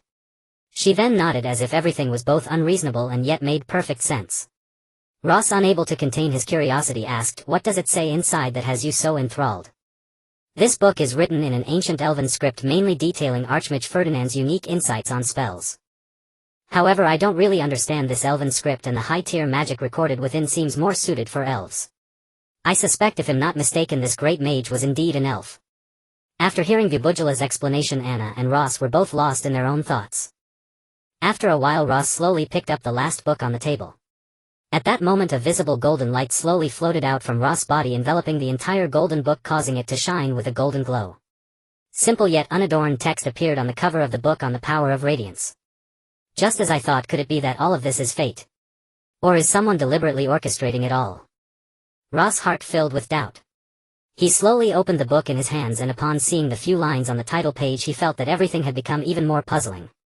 The title page read, "To my dear friend Kaelmwys. To my dear friend Kaelmwys, your power of radiance fascinates me. I wish to understand why the radiance within you is so powerful. Thus I carefully observed your every move and your stance in battle, summarizing them into this rudimentary book about the workings of the power of radiance." Ross began to earnestly study every word in the book, knowing that once he mastered it, his power would ascend to a higher level. Ross tried to mobilize the light force within him using the method recorded in the book, and found it far more efficient than the meditation technique he currently employed. Previously, Ross had only wielded the light force haphazardly. Later, under Anna's guidance, he learned a few rudimentary rules governing its flow. This book, however, provided a systematic explanation of the operation rules for the light force within him. It divided the operation of the light force into 3 stages: circulation, glow, and light forging. In the first stage, Ross' light force primarily originates from the golden heart within him. He must use his consciousness to locate that power inside his body, attempt to control it to flow through his blood and permeate his entire being, thereby gradually familiarizing himself with and utilizing this force. In the second stage, the light force is no longer confined to Ross' heart but fills the blood vessels throughout his body. It can be stored in his head, torso, and limbs, allowing him to summon the light force with greater efficiency and convenience. In the third stage, the light force will saturate Ross' entire body, merging with his skin and flesh. At that point, he can be said to be the light force itself, and the connection between his consciousness and the light force will be incomparably tight. Those who possess the golden heart at this stage are also called the King of Light. In the latter part of the book, Ross discovered that it recorded more of the daily stories of Archmage Ferdinand Kaelmwys and a human knight named Ryan. However, the events recorded on the last few pages left Ross puzzled. Day 20. You woke up again tonight. I called your name, but you did not respond. You merely glanced at me with eyes full of light and vanished before my eyes. Day 302. Every night you wake from slumber. My intuition tells me that the person who wakes is not you at all. Day 333. I tried to communicate with him, but he gave me no response. However, from his eyes I could be certain that he is not you. Day 345. Today I discovered that he seemed to be conversing with the king. Could they be well acquainted? Reading this was the last page of the book, and Ross could glean nothing more from it. He slowly put down the book and noticed that Bubujula and Anna were also immersed in their own books, unable to extricate themselves. Not wanting to disturb them, he sat quietly aside and began to digest the knowledge recorded in the book. After an unknown amount of time, Anna and Bubujula finally put down their books. Ross asked, "Have you finished reading?" Anna and Bubujula shook their heads simultaneously. No, the contents recorded in these books are both voluminous and profound. We can't finish them in a short while, so we'll keep them for later study. Ross shrugged helplessly. The book I have doesn't contain much. I'll go down and rest first and keep an eye out for you two while I'm at it. He turned and walked toward the door but stopped at the threshold. Ross looked back with a smile. "I'll say goodbye to you two in advance. I'm leaving here tomorrow. Thanks for your care, Sister Anna. Farewell." Bubu Dula took out a precise hourglass instrument to check the time and smiled shyly. "You've missed the time. Have we been in this room for a whole day and night?" "Ah, has it been that long? No wonder I'm so sleepy. I'll go downstairs and sleep then. Since there's no urgent matter, I'll leave whenever I wake up." Ross yawned, stretched, and walked out of the room. He found a comfortable spot in the tailor shop and lay down to sleep. A day later, the first rays of dawn gently filtered into the dim alley, falling upon Ross' face. Ross opened his eyes and raised a hand to shield himself from the glaring sunlight. He rose slowly, went to the second floor, scooped a handful of clear water and washed his face. He wanted to knock on Bubu Dula and Anna's door but stopped his outstretched hand. He quietly went downstairs and walked out of the old wolf leather tailor shop. Ross rode Old Dog King slowly along the road out of the city. He looked back at the flag of the Lion Regiment still flying high in the city of Werner, knowing that Gwen had once again defeated his enemies. Ross hummed a tune and chewed on a piece of jerky, looking in high spirits. Just then a voice from afar made him stop. "Kid, wait for us." Ross turned around and saw Bubu Dula and Anna galloping toward him on horseback. "You? How did you come?" "We've decided to go with you." "Go with me? Aren't you going to study those secret scriptures?" Bubu Dula pointed to the pouch at his waist while Anna smiled at Ross and said, "We've brought everything. We can practice anywhere. In these few hundred years I haven't encountered as many good things as I have in the few days since meeting you. So we've decided to follow you wherever you go." "That's fine, but you'll have to cover your own food and lodging. I can't afford to support you." "Ha ha ha, no problem." The three figures happily set off on the road, leaving the kingdom of Mer Utah. At night inside the Werner Palace, a ceremony was being held to announce that Duke Adimai was officially taking over the kingdom of Aer Utah. The enfeoffment document from the imperial capital Dudo of the Alsi Empire had finally arrived. Duke Adimai was appointed as the legitimate ruler of the northern lands, and the kingdom of Aer Utah would become the first province of the northern lands. Under the gaze of the nobles of the kingdom of Mer Utah, the crown symbolizing the first Duke King of the Alsi Empire was brought into the hall by Lady Da. Princess Sisi stood beside Duke Adimai. As she took the crown from the plate, Lady Dan suddenly knocked over the plate that held the crown, revealing the dagger hidden beneath. Lady Dan seized Duke Adimai and plunged the dagger deep into his body. Everything happened so suddenly that before any of the guards could react, Duke Adimai had already breathed his last. Gwen, who was standing nearby, immediately drew the sword at his waist and subdued the assassin Lady Dan. Gwen quickly stabilized the situation in the hall, and the soldiers of the Lion Regiment swiftly took control of the venue, detaining all the nobles of the kingdom of Mer Utah present. Not far away in the camp of the King's Hand Knights, a handwritten order from Duke Adimai was being read aloud to celebrate his becoming the first Duke King of the Alsi Empire. Everyone was permitted a day of revelry. Although Deputy Commander James in the camp had some doubts, he was reassured when he saw that the order was brought by another Deputy Sandos. Sandos had even thoughtfully brought various wines and food. The entire camp was filled with a joyful atmosphere, but a scream shattered the peace. The soldiers Sandos brought began to slaughter the camp's soldiers wildly. Seeing this, James was jolted half awake from his drunkenness. He demanded, "Sandos, what is the meaning of this?" Sandos smirked coldly. "Commander Adimai is dead. If you and these brothers don't die, we won't survive. So sorry about this." "Why?" James' eyes widened in shock. "Because you are too loyal to Adimai. If you live, Gwen will never let us off." Amid James' terrified and bewildered gaze, Sandos' sword pierced his throat. Before long, silence returned to the camp. Sandos carried James' head out of the camp. The camp had already been surrounded tightly by the Lion Regiment. Behind rows of shield-bearers stood ranks of crossbowmen. Sandos threw James' head before Douglas. "It's done." Douglas glanced at him coldly. "Sandos, welcome to the Lion Regiment." Inside the palace of the kingdom of Aol Utah, a soldier hurriedly approached and whispered something in Gwen's ear. Upon hearing this, a barely perceptible smile flickered across Gwen's face. Gwen slowly walked over to where Baroness Dean was being restrained by the guards. "Dear friends present, we have spent some time together, and I am deeply saddened by the events that have transpired today. However, I have said before that I did not come to this country as a conqueror. I am here to save its people. Therefore, even if this lady before me is a murderer, I will still grant her a fair trial." Gwen carefully observed the expressions of the many nobles present. Apart from fear, he saw nothing else in their eyes. He continued, now according to the traditions of the Kingdom of Aol Utah, those who believe Baroness Dean is guilty, please raise your right hand and give a thumbs up. Upon hearing Gwen's words, the nobles exchanged glances, uncertain of his true intentions, and dared not voice their opinions. At that moment a noble stepped out from the crowd. I believe Baroness Dean is innocent. We have all been under the protection of the Kingdom of Aol Utah. We are all citizens of Aol Utah. And now this invader from the Empire of ALS, that dog Adama, wants to become my new king. Even if Dean does not attempt to assassinate him, I will kill him. After speaking, he raised his left hand and made a downward thumb gesture. Hearing his words, more and more nobles raised their left hands and made the same downward thumb gesture. Seeing the expressions of the nobles, Gwen's face showed signs of difficulty. I would love to release Baroness Dean, but I fear the Empire of ALS may not be so easily dealt with. Moreover, as a mercenary hired by the Empire of ALS, it would be somewhat unreasonable for me to let her go. The nobles were filled with fervor. Commander Gwen, how much did the Empire of ALS pay you? We, the Kingdom of Aol Utah, are willing to exhaust our nation's finances to hire you. We are willing to recruit soldiers to resist them to the end. Yes, to the end. The nobles of Aol Utah, after the arrival of Duke Adama, had their fiefs and interests constantly harmed by the Knights of the King. Their hatred for the Empire of ALS had reached a new height. But how can you fight against the Empire of ALS when you don't even have a proper king? As long as you are willing, we are ready to support you as the new king. At this moment Baroness Dean, kneeling on the ground, suddenly spoke up. Him become king? But he does not have the qualifications to be king. A noble stepped forward. Of course he can, as long as he marries Princess Cece, then he will have the qualifications to become king. The nobles were momentarily unable to accept this news, and they began discussing among themselves to make the most beneficial decision. At this moment Gwen's portly aide, resembling a mountain, approached Gwen wielding a two-handed axe. He drove the massive axe deep into the ornate floor.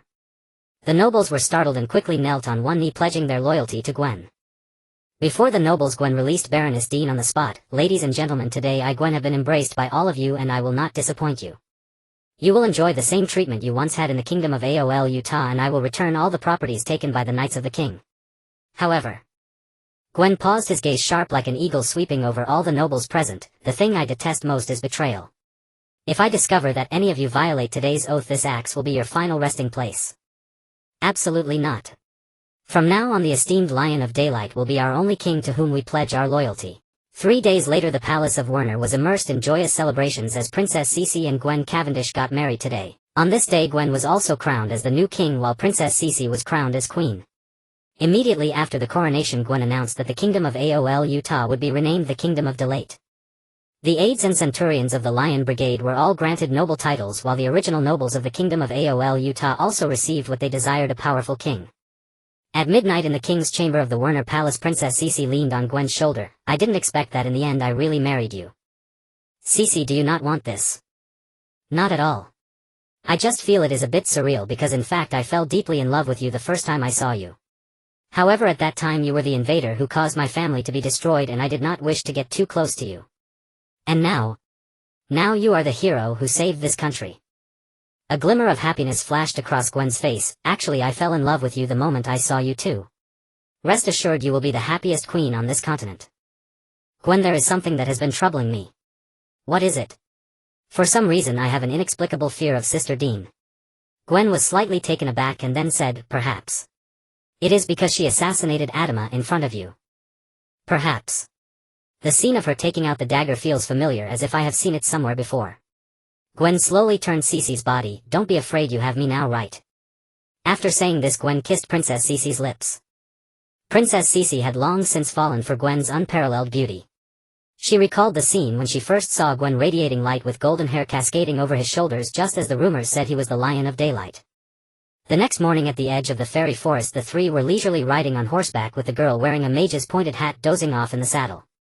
The trio stopped in front of an elven archway at the edge of the fairy forest. Fairy forest?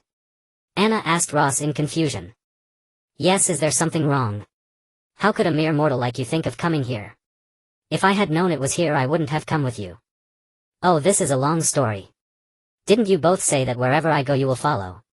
Besides, you never asked where I wanted to go.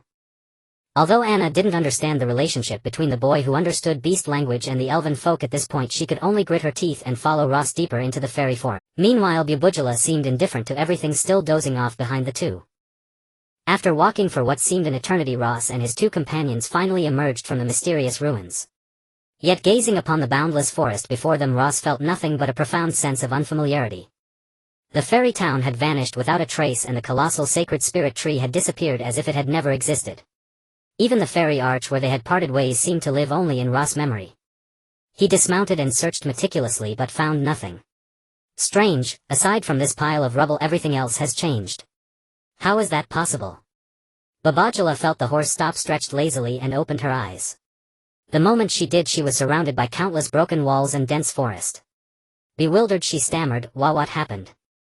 There used to be an enormous, impossibly huge white tree right here, but now all I see along the way are trees, nothing but trees. And the fairy town is nowhere to be found. How bizarre. Are you talking about the elves' sacred spirit tree? Babajala asked weakly. Yes, exactly. That thing was right here, a massive tree. Now it's completely gone. Nothing at all. Does such a thing truly exist on the continent of Trais? I thought it was just a legend. Anna also looked skeptical, speaking slowly to Ross. Are you hallucinating, boy? I've roamed this continent for centuries and never once laid eyes on the fabled sacred spirit tree. I swear I'm not lying to you. I even fought a battle here. I annihilated the mercenary corps of the Alsi Empire right in this very spot. Upon hearing this, Babajala's eyes widened. So that rumor is true, the Thornrose mercenary corps of the Alsi Empire was really wiped out. Why would I lie to you? It's absolutely true.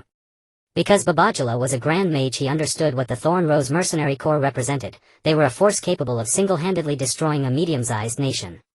Yet the annihilation of such a formidable corps was described by Ross as casually, as if it were child's play. This only deepened Babajala's suspicion regarding Ross' true strength. Just as the three were at a loss, sitting on the rubble to rest, a resounding elven horn sounded and a celestial curtain slowly unfolded before their eyes. A protective barrier of unimaginable magnitude shed its disguise, revealing a translucent shield. The scene within was fully exposed to their astonished gaze. At the sight before them, the three gaped in amazement, especially Ross, who had left this place only a month ago only to find such a transformation. A magnificent white wall encircled the sacred spirit tree in a graceful ring, and from that ring extended a colossal magical barrier that enveloped the entire tree. What shocked Ross the most was that apart from the original structures atop the sacred spirit tree, a grand white city now stood beneath its canopy, clinging to the trunk. So, the legend is true, the sacred spirit tree, a tree of miracles, really exists. Anna and Babajala, stunned by the divine spectacle, found themselves speechless. The familiar archway slowly opened, now part of the white wall. Adorned with unique elven patterns, it appeared both mysterious and beautiful. A squadron of elven knights in silver armor and helmets charged out from the archway, lined up before the three, dismounted and knelt on one knee. Welcome home, your majesty. A beautiful girl with silver hair stepped out from behind the two lines of elven soldiers. In her hand she held a golden scepter topped with a skull, and beside her floated a grotesque golden skull. Several elven lords followed behind them. Lilith stepped forward. Your Majesty, welcome back. Still unaccustomed to such a grand reception, Ross stammered, Princess Lilith, please rise. All of you get up. After everyone stood, the golden skull floated over to Ross and bowed. Long time no see, your Majesty. Long time no see, Malingard. Witnessing this, Anna and Babajala were even more stunned into silence. Although Anna knew Ross had a special relationship with the elves, she never imagined he would be a king of the elf race with a sacred spirit tree in his domain. Babajala stammered, Fat Hat Skeleton. The Golden One, is that Malingard? Upon hearing this, the golden skull grinned with sinister delight. Oh. Do you know me? He floated up to Babajala. A scent of Vigizan. You're a grand mage from the magic city, aren't you? Yes, indeed. I am a grand mage from there. It's been so many years, I still miss those times sometimes. Ross looked at the two conversing and asked curiously, do you know each other? Babajala lowered his head. No. Not personally. But from his faint silhouette I recognized him as the Grand Archmage Malingard, who once betrayed Vigizan. Don't put it so harshly. What do you mean by betrayal? I studied magic in Vigizan, then joined the Blood Council of my own free will. How is that betrayal? How is it not? At that time my teacher and 4 other supreme archmages, the guardians of Vigizan, went after you. In the end only my teacher returned alive. This reduced the number of Vigizan guardians from 7 supreme archmages to just 3, nearly causing Vigizan's downfall. And you still claim it's not betrayal? Oh, so you're that old fossil's disciple. Can you blame me? Everyone has dreams. Those four insisted on denying my dream, and at the critical moment they were indecisive. It pained me to kill them, but in life or death moments can you afford to be flippant? Babajala wanted to argue further, but Ross stopped him. If you two have more to discuss, you can do so after we enter the city. For now, let's take a breather. Lilith stared at Anna and Babajala with hostility in her eyes. Your Majesty, who are they? Oh, I haven't introduced them yet. This is Anna and that is Babajala. What are they to you? Just as Ross was at a loss for words, Anna, accustomed to grand occasions, said, Your Highness, Princess Lilith, the one called Babajala, is His Majesty's magical advisor, and I am his bodyguard, a vampire assassin. Hearing the word vampire, the elves present tensed momentarily, for they knew how powerful these mysterious creatures were, especially one like Anna who was immune to sunlight. Then the group mounted their horses and, escorted by the elven knights, rode toward the white city beneath the sacred spirit tree. Ross gazed in astonishment at his surroundings. The city was so magnificent and beautiful, the pristine white walls and houses, the gleaming marble streets beneath his feet. Everything seemed utterly incredible. He turned to Lilith beside him and asked, Lilith, how has this place transformed so completely in just the month I've been away? Lilith smiled gently. All of this is thanks to the Holy Spirit tree. Legend says it is a gift from the gods to their people. With the Holy Spirit tree driven by the unique magic of the elves, its roots extend outward. We simply place massive white stones upon its roots, and the tree following its own will create the miracle city, the White City.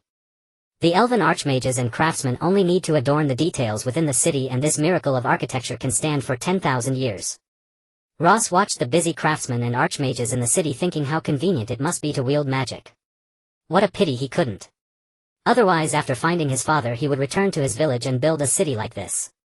By the way, Lilith, about the traces of my father you mentioned. Your Majesty, I will explain the matter in detail once we return to your chambers. Anna and Babajala also curiously observed everything in the White City, for it all seemed so unreal, like a celestial realm.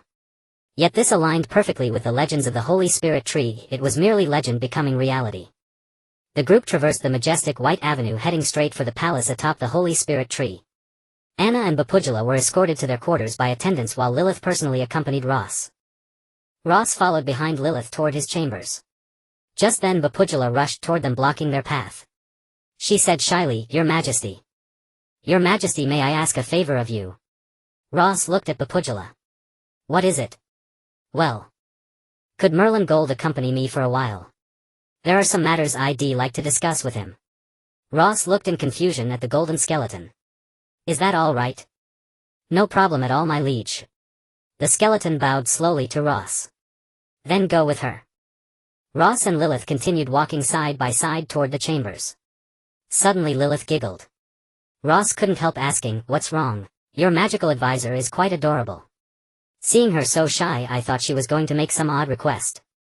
I never expected her to simply want to talk with that golden skeleton. She's always been like that.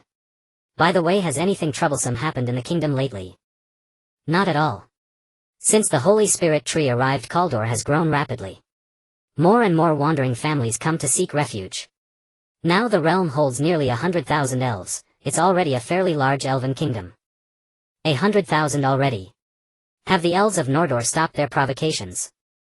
Ever since the time I informed you via the birds, when the 5,000 elite soldiers of Nordor were annihilated by the Scepter of Bones in an instant, they haven't returned. However, our scouts report that the kingdoms deep within the northern fairy forest seem to be plotting something. With the Scepter of Bones in hand and so many elves now, I doubt they'll dare to make a move anytime soon. You've worked hard these days. Upon hearing this, Lilith's cheeks flushed slightly. It's my duty. She stopped before an ornate archway. Your Majesty, you must be tired after a month away. Your bathwater is ready. Please bathe. Ross forced himself to stay calm and uttered an "oh." Ross slowly walked through the archway. Two elven maidens gently parted the gauze curtain. The sight before him left Ross stunned. The enormous chamber was dominated by a vast bathing pool. No fewer than a dozen elven attendants prepared everything needed for his bath. Several approached to help him undress. Ross smiled awkwardly. You're too kind, I can manage. Ross meant to decline further, but seeing the surprised expressions on the elven maidens' faces, he forced himself to remain composed, cleared his throat and spread his arms. As he stepped into the bath, an indescribable sensation of comfort spread through his entire body. He slowly closed his eyes, savoring the feel. Gradually the voices of the attendants faded and the room fell silent. Just as Ross was rejoicing that he no longer had to pretend, a soft hand touched his chest. Startled, Ross opened his eyes wide only to see Lilith's delicate face smiling before him. "Princess Lilith, this is..." His face instantly flushed crimson, for at that moment he recalled the sensation Anna had given him that day at the old wolf leather tailor shop. Now gazing at Lilith clad only in a thin gauze garment, that same feeling surged within him again, even more intensely than before. Ross instinctively stepped back to maintain some distance. Seeing his reaction, a trace of sorrow crossed Lilith's face. Ross, do you dislike me?" No, I don't dislike you. How could I? You are so beautiful and enchanting. The water feels wonderful, would you like to join me?" At this it was Lilith's turn to be embarrassed. She murmured an affirmative and slowly stepped into the pool. You bathe over there." Ross pointed to the far end of the massive pool. "Over there?" Lilith's face darkened. "Yes." In the enormous chamber within the vast pool, the two sat at opposite ends of the diagonal, far apart. Although they shared the same bath, the distance was so great and the steam so thick that neither could see the other. "Lilith. Can you tell me about my father now?" I can't." Lilith paused, then spoke seriously. "The wandering elves come from all corners of the continent, so they bring back news from every region to the White City. Just a few days ago, a ranger who had been lost in the dark tundra brought a message. 15 years ago he saw a nameless one escorting a prisoner there. He observed that the prisoner was an Easterner. And the timing aligns with what your majesty mentioned. So I suspect that Easterner is very likely your father." "What is a nameless one?" "In the dark tundra stands a fortress called Howling Keep. It is an ancient and mysterious prison, and the nameless ones are its wardens." Ross pondered for a moment and continued, "Where are Howling Keep and the dark tundra? After passing through the many small human kingdoms in the north, you will arrive at the darkest and most mysterious place on this continent, the dark tundra. That is the legendary homeland of the orcs, and on the dark tundra lies a prison akin to hell itself. Because whales echo from within every day, it is known as Howling Fortress. If possible, I'd like to set out tomorrow. I think it's better to prepare. The dark tundra is called that because we know nothing about that region. I'm afraid you might. Don't worry. When I first left the village, I was like a headless fly with no idea where to search for my father. There was no information about him at all. Now that I have a direction, no matter what place it is or what difficulties await me, I must go. I'm not saying you can't go, but it's better to be fully prepared before departing. Besides, as a king, many matters have piled up that require your personal attention. Once those are settled, you can head north." "How long will that take?" Lilith suddenly rose and waded across the bath towards Ross. She sat down in his arms, her skin pressed tightly against his. Her soft, warm skin glided over Ross' body, the delicate sensation causing his blood to surge instantly. Ross gripped the edge of the bath tightly, his face flushing crimson and every hair on his body stood on end. "Ross, why are you so impatient? Some things can't be rushed, if they must be taken slowly. It won't take long. Whether you like it or not, now that you are the king of this kingdom, you must fulfill your duties." Ross gently pushed Lilith away, afraid that if he continued he would lose control of his inner desires. He straightened up, his expression resolute. "Rest assured, this kingdom will rise again under my rule, and I must find my father." Lilith half reclined in the water, gazing at Ross, whose resolute face resembled a divine statue, her eyes filled with reverence. "This is our true king." A blush spread across Lilith's face. "Your Majesty, having you is truly a great blessing for our kingdom." However, the proud and upright Ross was thinking of other things. "Of course I have to manage this kingdom well. I don't want to go back to those days of worrying about money every day. Besides, with this kingdom I have wealth and people. Won't it be easier to find my father?" At this thought a smile crept onto Ross' face. When he looked at Lilith lying in the water, his composure nearly broke. He cleared his throat and continued, "Are there many matters that need my attention? If so, let's start tomorrow." Lilith slowly rose from the water, smiled at Ross and said, "Yes, your Majesty." "Let me scrub your back." "Ah, how many times have I told you? There's no one here, just call me Ross." "Understood, Ross." Ross sat upright while Lilith, beaming with joy, scrubbed his body. In a room within the sacred spirit tree, Bubujula sat at a desk taking out the Supreme Sacred Magic Codex from the satchel at her waist. "Master Malingard, do you recognize this? The Supreme Sacred Magic Codex." "Of course I do. But I'm no longer interested in such things." "How? How is that possible? As a Grand Mage, how can you not be interested in this book? How much do you know about blood magic?" Upon hearing Malingard's words, Bubujula shook her head anxiously. "How could I ever learn about that evil art?" Malingard burst into laughter upon seeing Bubujala's reaction. Ha ha ha. You are exactly like that stubborn old man, your master. As a grand mage, haven't you realized that the magic we practice now has been tampered with? Tampered with? Malingard nodded. On this continent of Trais, magic once dominated everything. Grand mages were the supreme rulers of the land, and they even established series of mage city-states like Villagil. But at some point the magical energy of this continent was severely restricted, and the spells we grand mages use have greatly diminished in power due to this restriction. Hearing this, Bubujala's eyes widened in shock. So that's why some spells in the Supreme Sacred Magic Codex require an incredibly immense amount of mana. Malingard floated in the air and continued, in the past a grand mage's magic power could grow infinitely as long as they possessed abundant knowledge and high spiritual power. But now mana values are capped.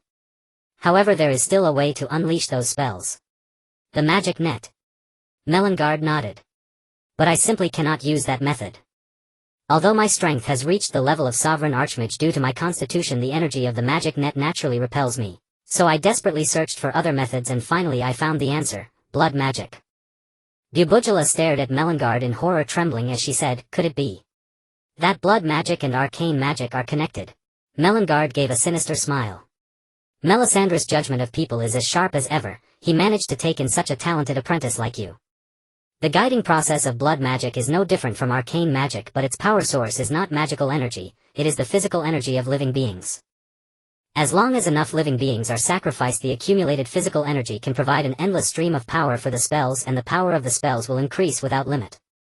After hearing Malingard's words, Bubujala said nothing more and carefully pondered the reasoning behind it.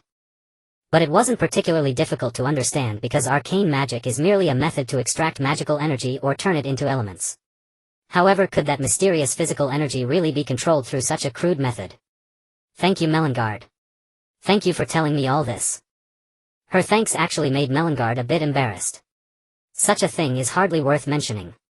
Besides, I now bathe in the radiance of the Golden Heart every day, and the chaos and cunning within me have long departed. So I have no burden in revealing the operation method of blood magic. Although Bubujala didn't know exactly what had happened to Malingard, meeting him in this form was probably the best outcome. Otherwise, if Malingard were still alive, Bubujala would have either killed him with her own hands or been killed by him. Bubujala then asked for advice on some difficult spells in the Supreme Sacred Magic Codex. Through their continuous conversation, she found that this golden skeleton was not as detestable as she had imagined.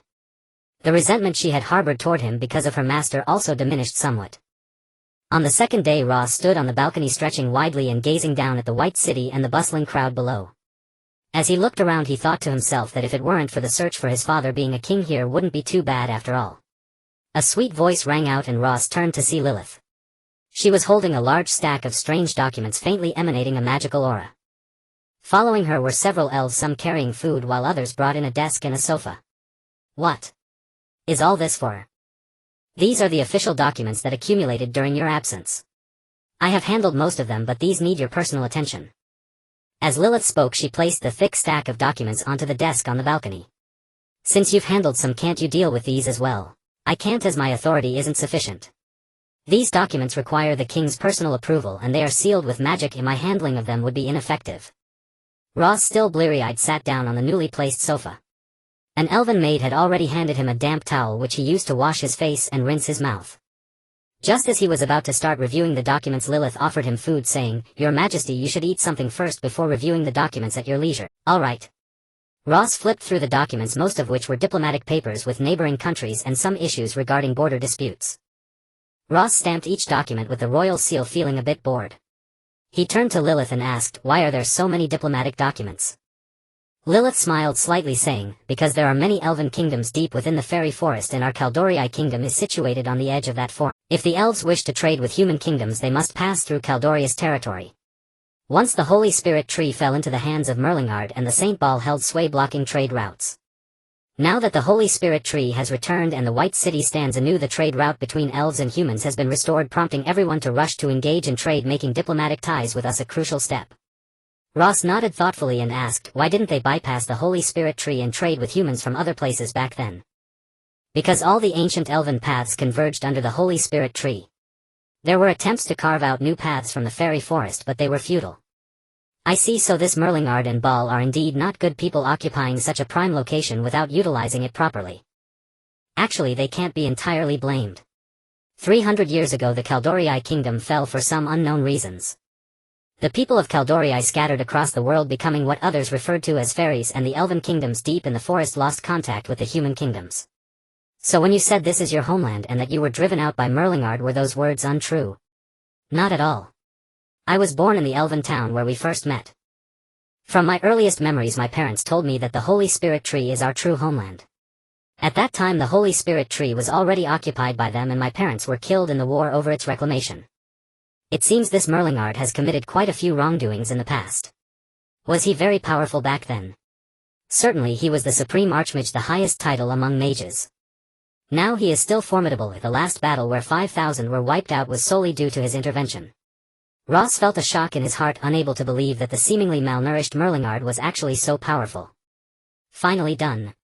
Ross exhaled in relief as his pen fell onto the last page of the documents. Lilith took the thick stack of documents, saying, "Next time you return, the White City will be even more prosperous with elves, humans and dwarves all present in this city." Ross stood on the balcony gazing at the conspicuous ruins in the distance, curiously asking Lilith, "What exactly are those ruins?" "I don't know. I asked Malingard, but he said he wasn't very clear either. However, this ruin was dragged back to the real world by him and Baal from the void, and he mentioned that it harbors terrifying power." A glimmer of unique golden light flashed in Ross' eyes as he looked toward the ruins.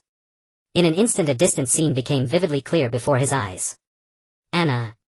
Ross couldn't help but wonder as he saw Anna searching for something within the ruins.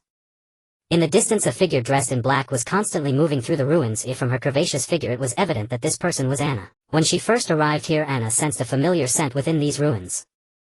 Following the scent, Anna found an entrance to a basement and began to explore inside. Indeed, as she expected, a familiar stone coffin appeared before her. She pushed open the lid of the coffin, revealing the decayed corpse of a lamprey-like creature with bat wings. "Catherine," Anna spoke slowly. She extended her clawed hand, cutting her wrist, letting her blood drip into the mouth of the decayed monster. The blood that dripped into the coffin was completely absorbed by the creature, not wasting a single drop. The decayed body before her rapidly regained vitality, becoming plump and terrifying. The creature rose up and bit into Anna's neck. Anna offered no resistance, allowing it to feed on her blood, her expression seemingly one of enjoyment. Suddenly the creature stopped drinking, extending its tongue to lick the blood around. Then its body began to twist unnaturally, and before long it transformed into a stunning naked woman. She had fiery red hair and a voluptuous figure, but her face appeared even younger, looking only 17 or 18. She wiped away the remaining blood on her body and spoke, "Long time no see, sister." Anna looked at Catherine with tears in her eyes, saying, "It's been a long time, sister. I thought we might never meet again." A faint sorrow appeared on Catherine's face as she said, "Yes, after you knocked me out with a drugged cup of wine back then, I had no idea how long I had been asleep. Can we not talk about the past anymore? I too have been sealed away for an unknown period. I am very happy to see you again today." Catherine looked at Anna without speaking, her eyes filled with resentment. She wanted to question Anna about something, but having finally reunited with her sister, she didn't want to start off with hostility. Anna took off her black outfit and handed it to Catherine. "Put this on, it's daytime outside. And what about you? Aren't you afraid? Did you really find it?" Anna smiled and nodded, "Yes, I found it. Let's leave here first and I will show you later." Anna stood there completely naked while Catherine put on the clothes she had given her. The two exited the secret passage and Catherine stood in the shadows, slowly extending her hand to feel the sting of sunlight on her skin. Anna looked at her and smiled slightly. "It will be fine soon once you have cultivated the dark holy scripture. You will be able to feel the warm sunlight and delicious, and the pleasures of the flesh. There is nothing more wonderful than those. Sister, you make me feel sick. I don't want to experience those feelings, I just want to overcome the sunlight. Otherwise, even with a sun cloak, the sting of sunlight on my body is something I greatly dislike. Follow me." Anna transformed into a blood mist and flew towards the White City with Catherine trailing behind her. Ross spotted two blood mists flying towards the White City from afar and thought as that old had gained another one. Anna and Catherine arrived directly at the balcony where Ross was, two vampires with fiery red hair materializing from the blood mist before Ross. Upon seeing the two, Lilith immediately displayed a hint of displeasure, for Anna was standing completely naked before Ross, who seemed to take it in stride. "How dare you be so rude before His Majesty?" Lilith drew her weapon and pointed it at the two. Before Anna could say anything, Catherine manifested her mouth and lunged at Lilith. Just as that large mouth was about to engulf Lilith's entire head, Anna swiftly moved in front of her, using her claws to block the attack. "Catherine, you better control your emotions, if this is not the place for that." Catherine retracted her original form and transformed into a girl with long fiery red hair, grinning wickedly as she mocked Anna. Sister, you have changed, you have become merciful and weak. Have you forgotten the thrill we felt when we slaughtered the Saffron Kingdom? How could I forget those moments of delight and revenge? It's just that these people here are my friends and I won't let you harm them.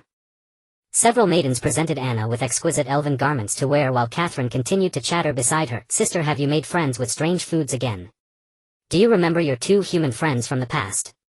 Think about what they did to you. If the memories I gained from your blood aren't mistaken, they must have used some scheme to seal you away. Enough. Don't say any more.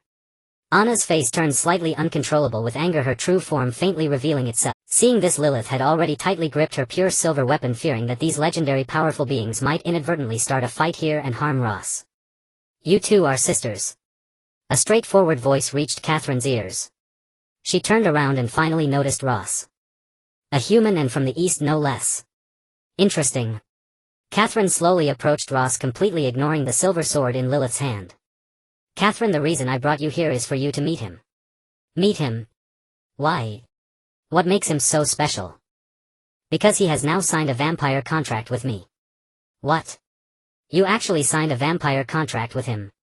Tell me, how many matters are left? 3 matters remain. You can't blame me, I was also deceived. The seal magic set against me had a curse arranged which stipulates that when the seal is lifted I must establish a vampire contract with the one who released it. Ross was left confused by the 2 sisters before him and asked, what are you 2 talking about? Catherine smiled seductively, circling around Ross as she assessed him. You probably don't know, do you? The so-called vampire contract means we must do 5 things for you, and these 5 tasks cannot be refused by a vampire. Even if you command us to die, we must comply. And since my sister and I are twins, her contract with you is equally valid for me. I see. Then tell me, what is the next task? I'm used to freedom and want to complete this contract quickly so I can roam the world. Ross felt a surge of joy at this powerful assistance. I want you to help me find my father. Until we find him, you must obey me. Upon hearing this condition, Anna and Catherine were stunned, thinking, you seem quite honest, but how can you act so unreasonably? I don't think it should be a problem, right? Now I ask you to disappear from here and go do what you need to do. As Ross spoke, Catherine and Anna transformed into blood mist and vanished from Ross' chamber, cursing under their breath. Ross looked at Lilith, who was holding the silver sword beside him, feeling a bit sorry. Your strength is too weak, you wait for me here and I'll give you something. Lilith felt her pride wounded by Ross' words and she resentfully replied, I don't care among elves or humans, my swordsmanship and magic are among the best. But who would have known that the people around you are all monstrous beings? I can fight vampires too, but these 2 are clearly of ancestral level. Such vampires have never been confirmed to exist in the Trais continent, and you brought 2 at once. One of them isn't even afraid of sunlight. Beings like them can easily destroy a country. How can I compete? Lilith grew increasingly angry, her body trembling slightly. Before I met you, I thought the most powerful were the enhanced warriors around me. I never expected that following you would lead to encountering such increasingly outrageous people and events. No matter how hard I try, it seems impossible to keep up with you. That little girl named Bubujala is also a master-level archmage, isn't she? Hearing this, Ross quickly stepped forward to comfort her, giving her a hug. All right. I understand, don't cry, I'll give you something. With Ross' embrace, Lilith instantly lost her temper, leaning against his shoulder and sobbing for a while. Wait here, I will be back shortly. Ross left those words and headed straight to Bubujala's room.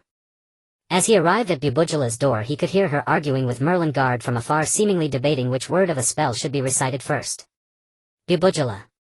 Ross gently called out from outside, but the 2 inside continued their quarrel as if they hadn't heard him. Who? The 2 inside answered in unison, their tone filled with resentment. It's me. Ross stepped inside slowly. Ah, it's the master. I was so engrossed in discussing magic with this girl that I beg your pardon, master. Ross waved his hand. It's fine, I mainly came to find Bubujala. Do you have that book, the Book of Ferdinand? Bubujala thought for a moment. Yes, I brought it. Are you still going to use it? No, I've memorized what I can understand and the rest doesn't make sense anyway. It's useless to keep it. This book of super sacred magic is enough for me to study for a while. She pulled the pure white book from a pocket at her waist and handed it to Ross.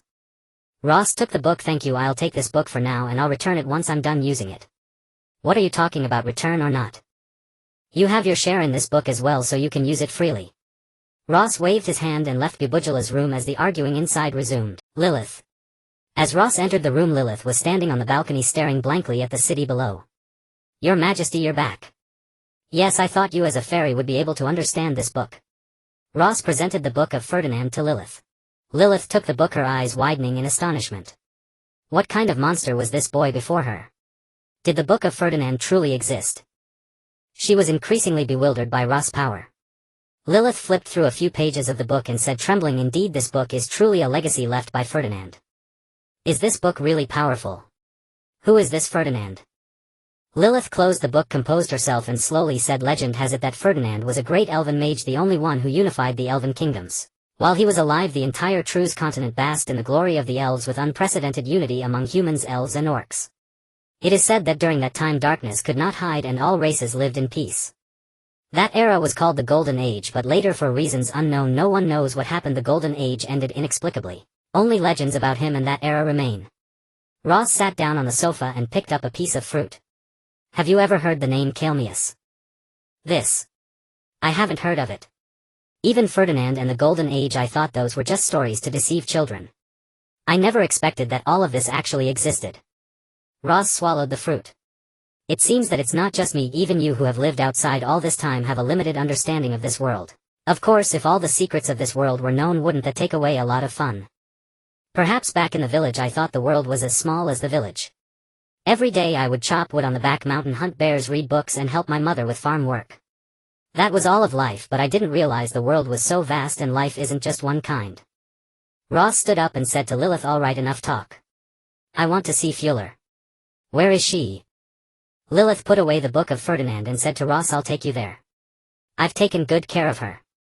As midnight approached, on a branch of the Holy Spirit tree, lush bushes occupied the entire branch and a moonwell lay quietly in the center of the trunk. By the moonwell a golden flower fairy hummed a little tune while grooming her hair. Fuller, a crisp voice came from afar. The flower fairy excitedly stood up and flew towards the entrance sister Lilith. She saw two figures approaching her, one of whom was Lilith and the other she recognized at a glance, Brother Ross. Upon seeing that familiar figure, Fuller's eyes glistened with tears of excitement. Fuller, long time no see. Long time no see. Ross stepped forward and gently stroked Fuller's forehead. So I didn't lie to you, right? I told you I would come to fetch you once I got settled. Fuller pouted. Humph, how can you say that? The place you picked for me was so dull that I almost died of boredom. The worst part was that there were so many goats there. Once I was almost eaten by a goat. If I hadn't reacted quickly and blown some magic dust in its nose, you would have never seen me again. Ah, there was such a thing. I thought that high cliff would have very few animals except for birds. Lilith chuckled lightly from the side and Fuller circled around her. Sister Lilith, this is Ross, the brother I often tell you about. I know. Yes, you must have known each other for a long time. Otherwise he wouldn't have sent you to pick me up. Ross looked at the smiles on Lilith and Fuller's faces. Fuller, have you been well? I'm doing wonderfully. Under the protection of this Holy Spirit tree, my essence has gained endless vitality and my range of activity has expanded to the entire Holy Spirit tree. That's quite good. Brother Ross, have you found your father? Not yet. In a few days I will leave to continue searching for my father. If I could leave here, I would love to go with you. It's okay, I will definitely come back and then I will visit you. Lilith watched the two converse and her heart was not unlike Fuller's. She too wished to search for Ross' father alongside him to help him, but she could only help Ross better by staying here.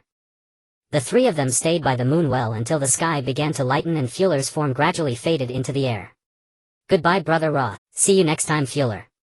Ross and Lilith waved goodbye to her and turned to leave. A few days later, before the familiar elven archway, Lilith once again bid farewell to Ross. This time there were not as many attendants as before, for Ross had specifically requested that no great number of people come to see him off. Thus, aside from the royal guard, only a few important ministers and generals were present to send him off. Lilith handed the reins of Ross' horse into his grasp, admonishing him like a mother, this journey is unlike the last. Crossing the myriad human kingdoms to the dark tundra will be fraught with peril. No matter what happens, you must notify me immediately. If all else fails, the kingdom of Caldorii will surely mobilize its entire strength to aid your majesty. I understand. You'll be careful, but I believe this configuration is sufficient. Ross glanced at Anna and the others before speaking. At that moment a handsome elf stepped forward and bowed. Your Majesty, the royal guard of Caldorii will remain on high alert. Should you encounter danger, no matter where you are, we shall ride through the night to your side. Ross looked at the elf he had met a few days prior and spoke slowly. General Saren, lady, I appreciate your concern. Ross looked at the elf he had met a few days prior and spoke slowly. "General Saren Lady, I appreciate your concern." "Understood, my king." Ross turned to glance at Lilith and the assembled elven lords and ministers, then mounted his horse and galloped into the distance. After 3 days of travel, Ross and his party had set foot upon the lands of the Kingdom of Mariauta. Yet now the place seemed transformed, far more prosperous than when Ross had first visited. He asked Anna, "How is it that in less than half a month this land feels entirely different to me?" "You don't know." Ross scratched his head. "Know what?" "This kingdom now has a new king, your friend Gwen Cavendish. And he has married Princess Cece." "What? How did I know nothing of this?" "You with your mind full of finding Lee by naturally wouldn't hear of such matters. This is now the kingdom of Drake, no longer Mariauta." Then, a look of worry crossed Ross' face. "Want the Alsi Empire come after him?" "You fool, you think too much." "Of course they will. But the Alsi Empire seems to be wary of something. After capturing Hattiesburg they have not pushed further north." Bubujala yawned and said, "I think the Alsi Empire fears Ross and his kingdom of Caldorii, for the entire Thorn Rose mercenary company was wiped out there. Moreover, we have seen that the kingdom of Caldorii with the White City and the Holy Spirit Tree is now a considerable force." "Fear of my kingdom? Against the Alsi Empire's magic core and beings like Anna, would those troops really be of any use? Those as powerful as Anna are rare if the true determinant of war is the army. And sometimes you simply cannot predict what will happen on the battlefield. For instance, killing me requires only a dagger." "And killing me requires only a cup of poison," Catherine said playfully. "Indeed, Ross, you underestimate the power of individuals. Though all schemes are futile before absolute strength, everything has its weakness. Even mortals can slay gods." Ross and his party continued onward, spotting the banners of the Lion Corps pushing northward as well. It seemed the Kingdom of Drake was engaged in war with the Kingdom of Drake to the north. The further north they traveled, the more devastated and desolate the landscape became. The entire region of the Myriad Kingdoms was ablaze with war, making survival a struggle for ordinary folk, while the noble lords still indulged in debauchery, pillage and slaughter. As dusk fell, the four rode through a dilapidated village. A sobbing sound caught their attention. Anna was the first to transform into a mist of blood and rushed toward the source of the sound. Catherine, unwilling to be outdone, followed close behind. Soon the weeping from the ruined room turned into loud wails and cries. Ross and Bubujala saw Anna burst out of the room carrying a child of about 8 years old, with Catherine chasing madly behind. "I saw her first. I haven't fed in so long. Quick, sister, give her to me." "No, Catherine, don't suck such a young child, she'll die. She's just food, isn't she? Why should I care if she lives or dies?" Seeing Catherine's terrifying gaping maw and lolling tongue, Bubujala and Ross frowned. If that thing took a bite, it would not only drain one's life but likely the soul as well. Just then Ross heard sounds of clashing weapons from the distant ruined tower and said to Catherine, "There seems to be activity over there, quite a few people. Why not drain their blood instead? There's more of them." Catherine transformed into a mist of blood and swiftly flew toward the direction Ross had indicated. Anna set down the child and surveyed the surroundings, frowning. Ross understood her thoughts. "Shall we take her with us? With the 4 of us we ought to be able to care for her, right? But we ourselves don't know what lies ahead. Yet if we leave her here, she might not survive even a single day." Anna lowered her head, offered a gentle smile and asked, "Little one, would you like to come with us?" The child shook her head, having already decided that these people were monsters after witnessing the earlier scene. "There's no choice. Since she lives here, she should be able to survive." The 3 did not dwell on it further, for such scenes had become all too common along the way, beyond what they could change. Bubujala closed his eyes and smiled faintly. "Anna, you're becoming more and more human." "Huh?" Bubujala did not elaborate. Perhaps Anna herself had not noticed that ever since studying the dark sacred scripture, her emotions had gradually grown less frigid than before. "You're all so slow." By the time they reached the tower, it had already become a scene of carnage, a sea of corpses. Catherine sat atop a body, licking the residual blood. Judging by their attire, these men were soldiers of this kingdom. What were they doing here? Who goes there? As they pondered, a heavy voice echoed from within the ruined tower. The crowd turned their gaze towards the sound, but all they saw was an abyss of darkness. No one dared to act recklessly, their vigilance fixed on the opening of the tower. Anna shouted into the void, "Who are you lurking in the shadows? If you have the guts, come out." The 3 formed a circle, closing in on the dark entrance, while Bubujala followed behind, his staff radiating a surge of magical energy. Whoosh! A figure shot out from the cave at lightning speed, causing the surrounding air to swirl violently. In an instant the figure charged towards Ross and the peculiar black dagger in his hand clashed violently with Ross' unfamiliar blade erupting in a blaze of sparks. "Don't come any closer. I'll handle this."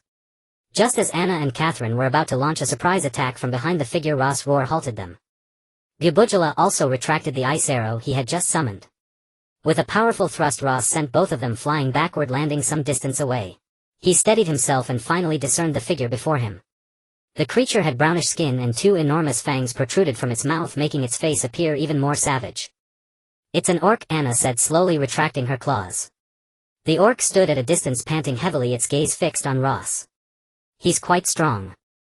Ross, following the method outlined in the power of radiance, allowed the radiant energy within his chest to flow throughout his body. A faint golden glow emanated from him, and the red cloak he wore billowed as if stirred by an unseen wind. "Kid, you're strong too." The orc was enveloped in a mist of blood, his eyes beginning to redden, his breaths growing increasingly frantic. A ferocious roar erupted and the orc charged at Ross like a streak of red lightning, while Ross responded in kind, racing toward him like a golden meteor. The two beams of light collided in the air, unleashing a tempestuous aura. Ross gripped his dagger with both hands, relentlessly slashing towards the orc, infusing each strike with radiant energy. The orc's bizarre dagger, shrouded in blood mist, rapidly blocked Ross' every strike. With a surge of force, Ross sent the orc flying, creating some distance between them. Horizontal slash. A golden sword chi shot horizontally toward the orc. The orc raised his weapon in front of him, wrapping the blade in blood mist. With a furious roar, the mist transformed into flames, blocking Ross' golden sword chi.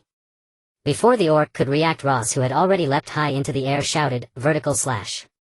Harnessing the force of gravity as he descended, the dagger in his hand cleaved downward toward the orc's head. The orc hurriedly raised his dual blades above him, barely managing to block Ross' strike. The hands entwined with blood mist were jolted with pain, yet he relished the pain, for it fueled his blood-boiling power. With a roar, he swung his dual blades at Ross' neck, armpits, and ankles with blinding speed. To his surprise, the unfamiliar dagger in Ross' hand was remarkably agile and fast, blocking all of his attacks. Once again, Ross sent him flying, creating distance between them.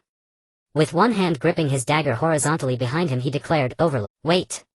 Anna timely jumped in between them, understanding the devastating power of Ross' attack. If unleashed, the orc would likely meet a grim fate. Ross slowly sheathed his dagger, the faint golden glow gradually fading. "What's wrong?" "He can't die. We're about to enter the Dark Moss Marsh and I need a guide. Otherwise we might not even know where Howling Fortress is located." Ross looked at the orc standing at a distance, having never intended to take his life.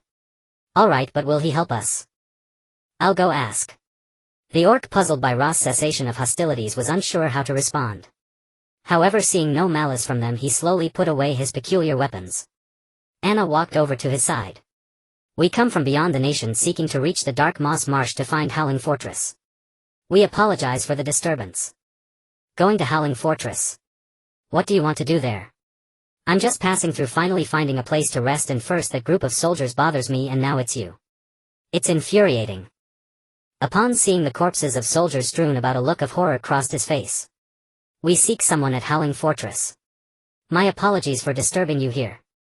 Ross spoke slowly. "It's fine. Your strength is quite impressive. I admire that. Likewise, I appreciate your strength too." A smile crept onto Ross' face. "Do you know the way to Howling Fortress?" The others shook their heads. "Could you be our guide?" The orc pondered for a moment, arms crossed.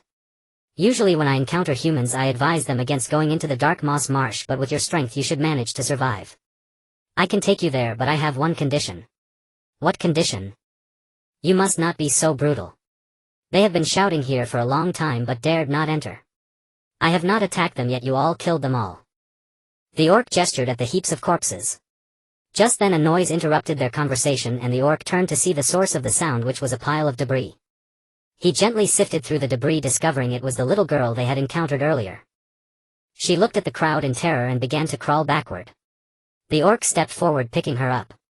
The little girl struggled violently, trying to escape his grasp, but how could such a frail human child break free from those enormous and powerful hands? "Ah, it's just a child.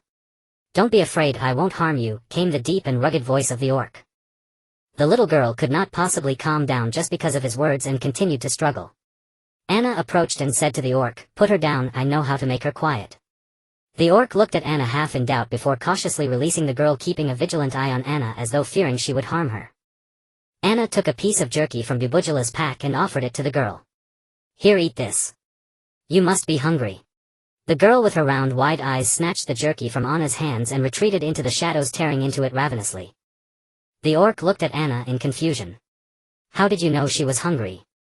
Because the only reason she could withstand her fear of us and follow us here is for food. And look around, does it seem like there's any food here? The orc nodded thoughtfully and extended his hand. Hello, I'm Gales. Hello, I'm Ross. Before Anna could shake Gale's hand, Ross swiftly grasped it first. Anna merely smiled at Ross without saying anything. Gale scratched his head, forcing a smile.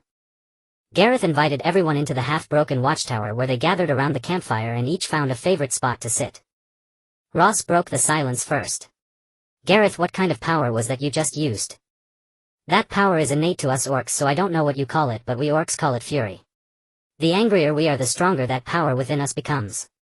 Anna had somehow produced a dagger and was now toying with it in her hand. Judging from the blood mist that rose around him during the fight, the source of their power should be the blood boil force.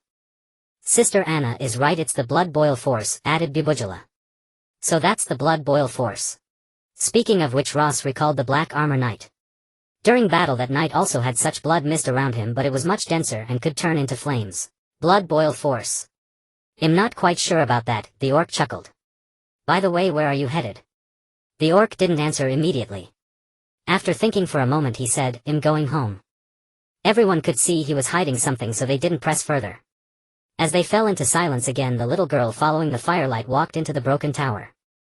Ross was about to reach out his hand to invite the girl to sit down when a huge rough hand reached toward the girl before him, holding a strange little white flower. Upon seeing the flower, the girl's face broke into a smile. She gently took the flower and also held the orc's big hand. Gareth's face also broke into a smile. Hee hee, little one, what's your name? My name is Dora. I'm a villager from this town. There was a war here. My parents died and all the villagers died. Today those soldiers came to the village looking for food and burned down the houses.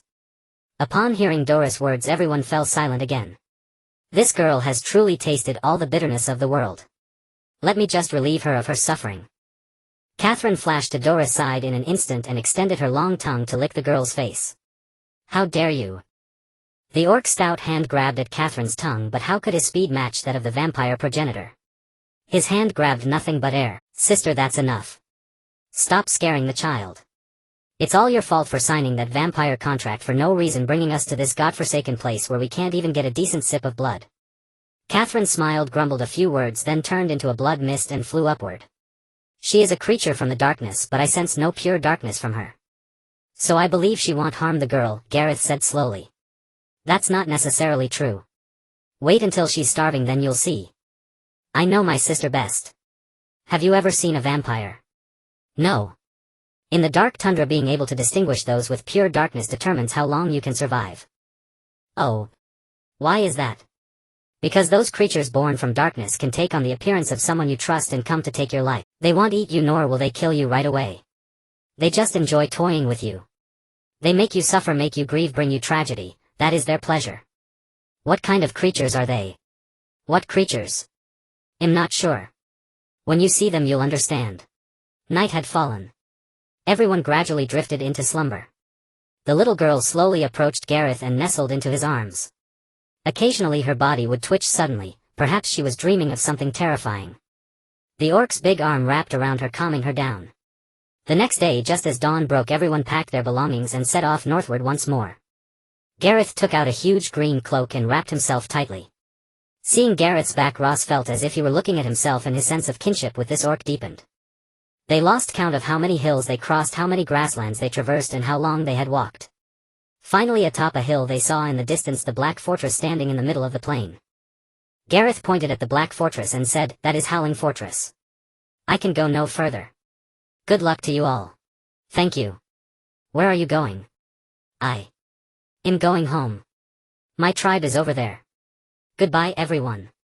The orc pointed to the other side of the hill, where a wisp of smoke seemed to rise into the sky in the far distance. "Take these. We have nothing else to repay your help." Ross took out a bag of gold coins and pressed it into his hand. "I can't take this. Mother said helping others is our orc doctrine, so I cannot accept your things. Please take it or you'll feel guilty." Accepting it is also a kind of help to me. Gareth had never heard that accepting someone's gold was helping them, but he couldn't refuse Ross, so he took the bag of coins, placed the child on his shoulder and walked toward the smoke. Is that Howling Fortress? What kind of people are imprisoned in there? Ross asked Anna doubtfully because of the remaining two. One was a madman and the other a charlatan. Only Anna seemed normal. I don't know. You'll have to ask Bubujala.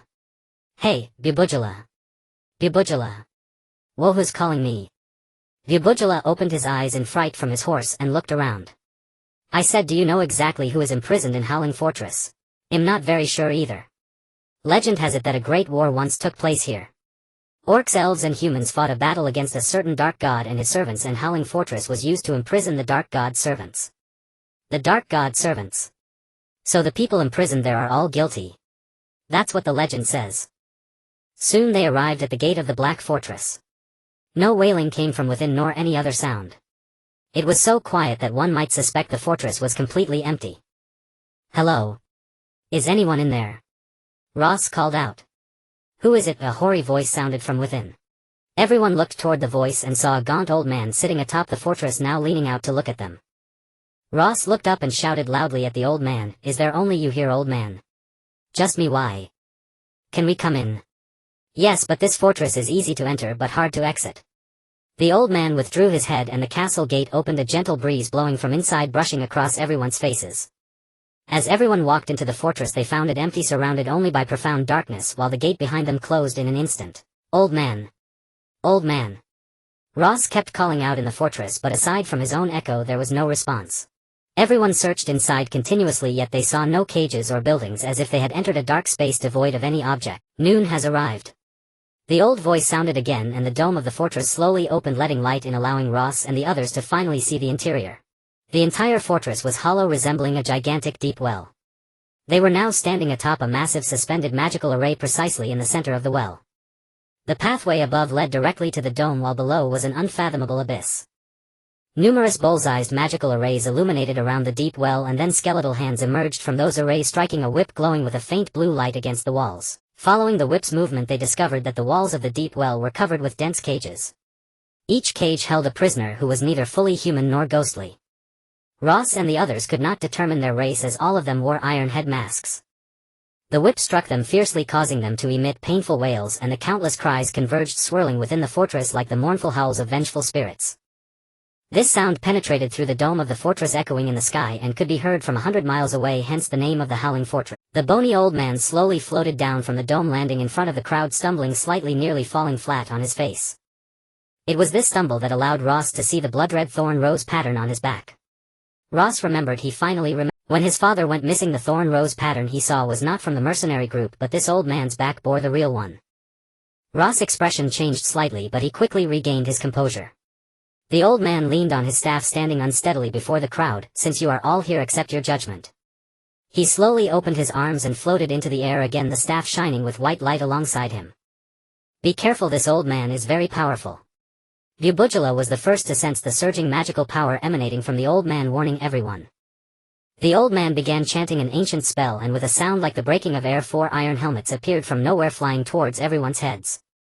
Just as Ross and the others were about to react, they found their bodies bound by some invisible force. Even Anna and Catherine could not break free from this restraint.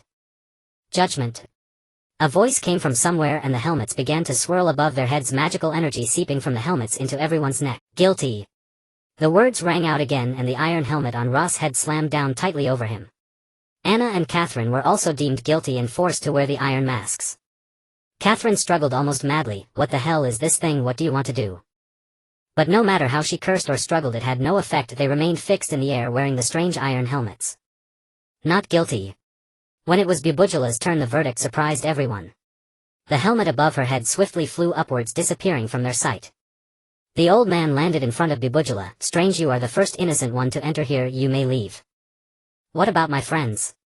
The old man glanced at the 3 who were struggling in the air and said slowly, they must stay here to atone for their sin. Let them go.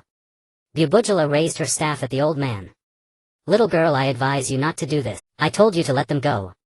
Bubujala released a small burst of frost as a warning. You are courting death, the old man weakly spat out.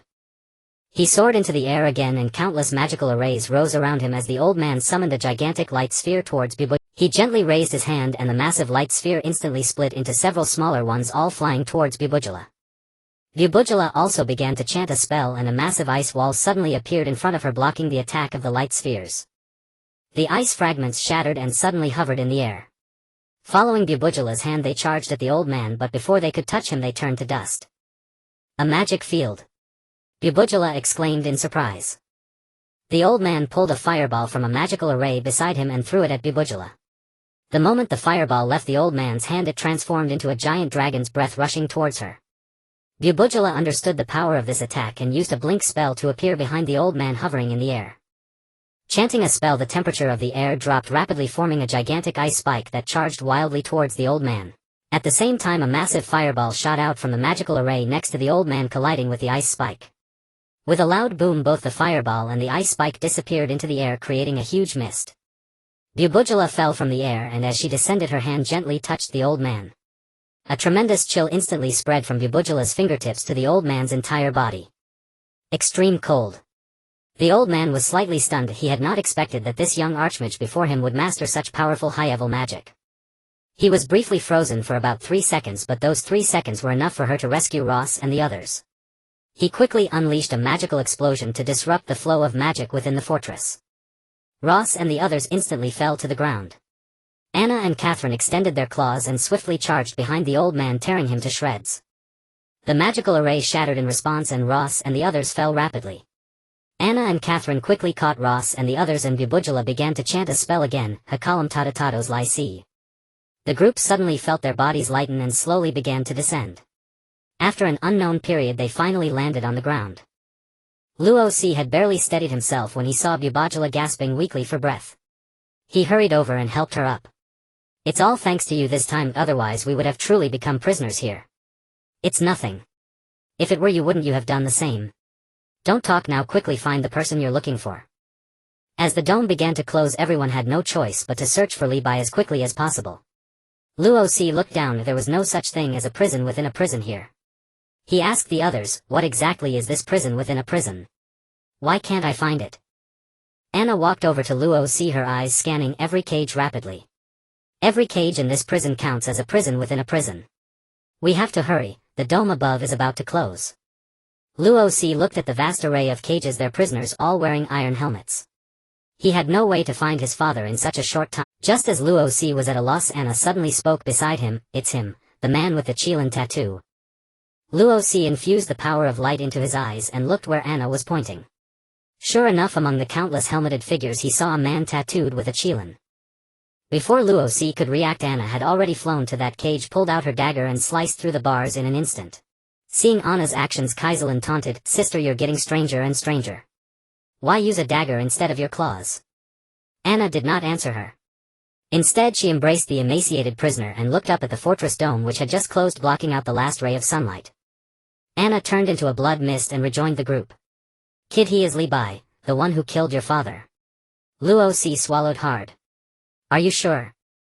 "Absolutely certain. This unique tattoo of his is one of a kind in the world."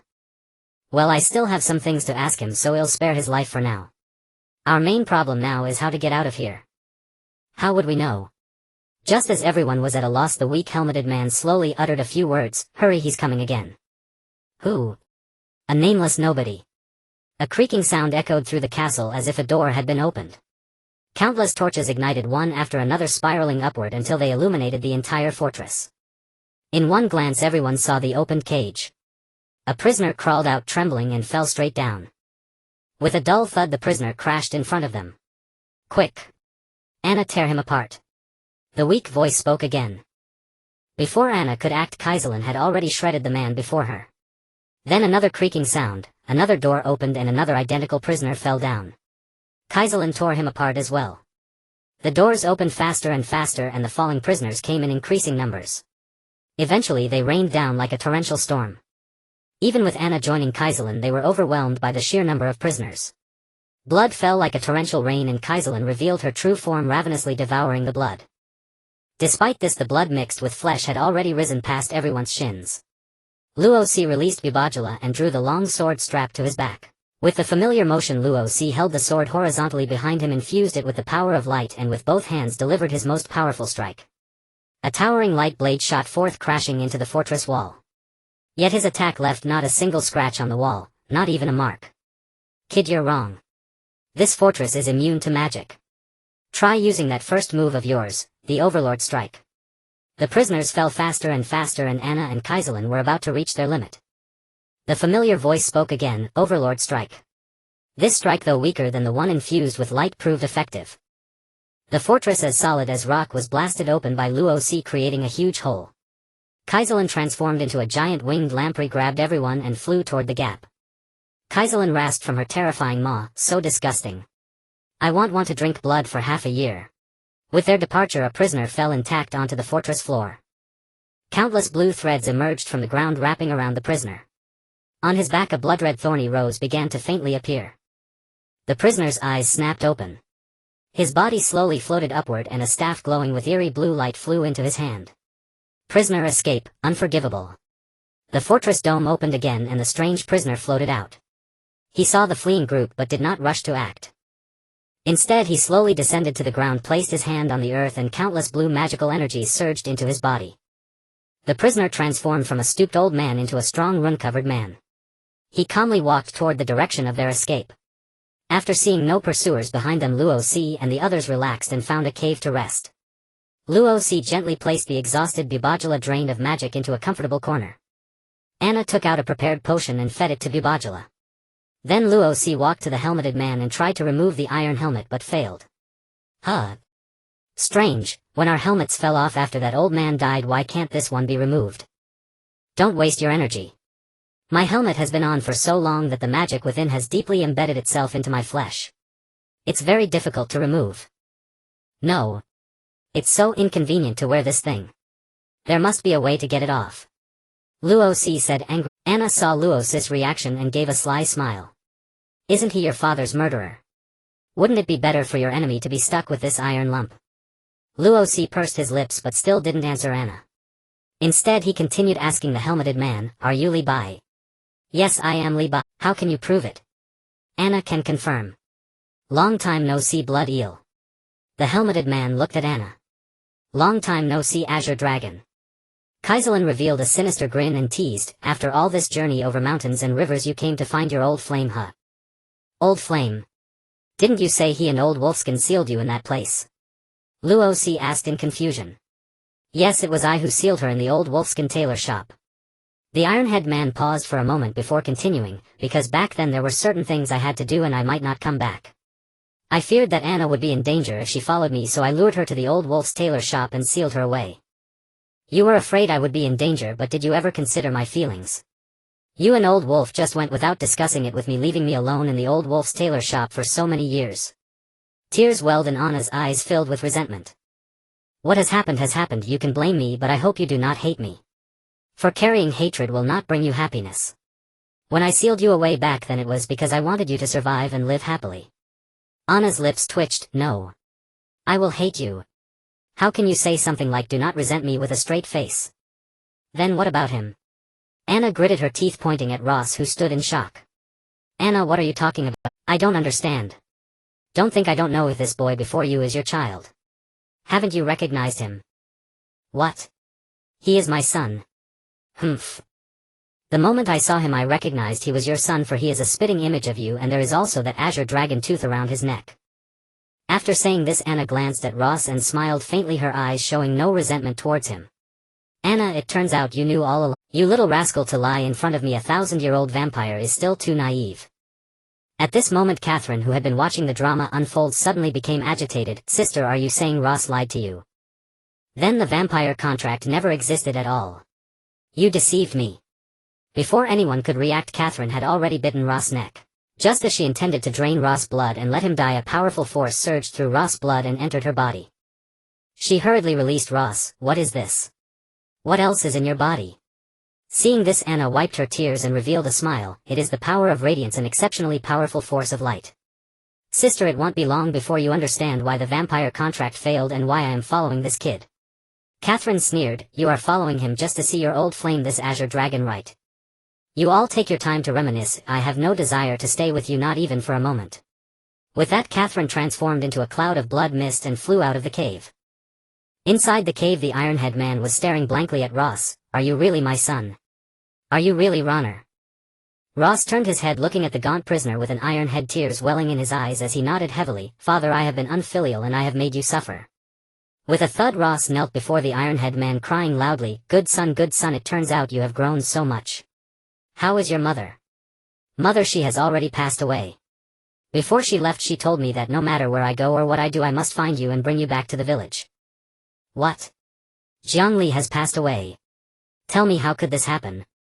The Iron-Head man appeared agitated, shaking Ross' shoulders repeatedly. "I don't know. One day when I returned from the mountain, my mother was already seriously ill in bed. After giving her final words, she passed away shortly after." "Impossible, this cannot be true. How could I not know who Jiangli is? What illness could possibly kill her?" The Iron-Head man shook his head, continuously retreating in disbelief. Ross wept bitterly. "It's true, everything I said is true. I personally buried my mother, how could it be false?"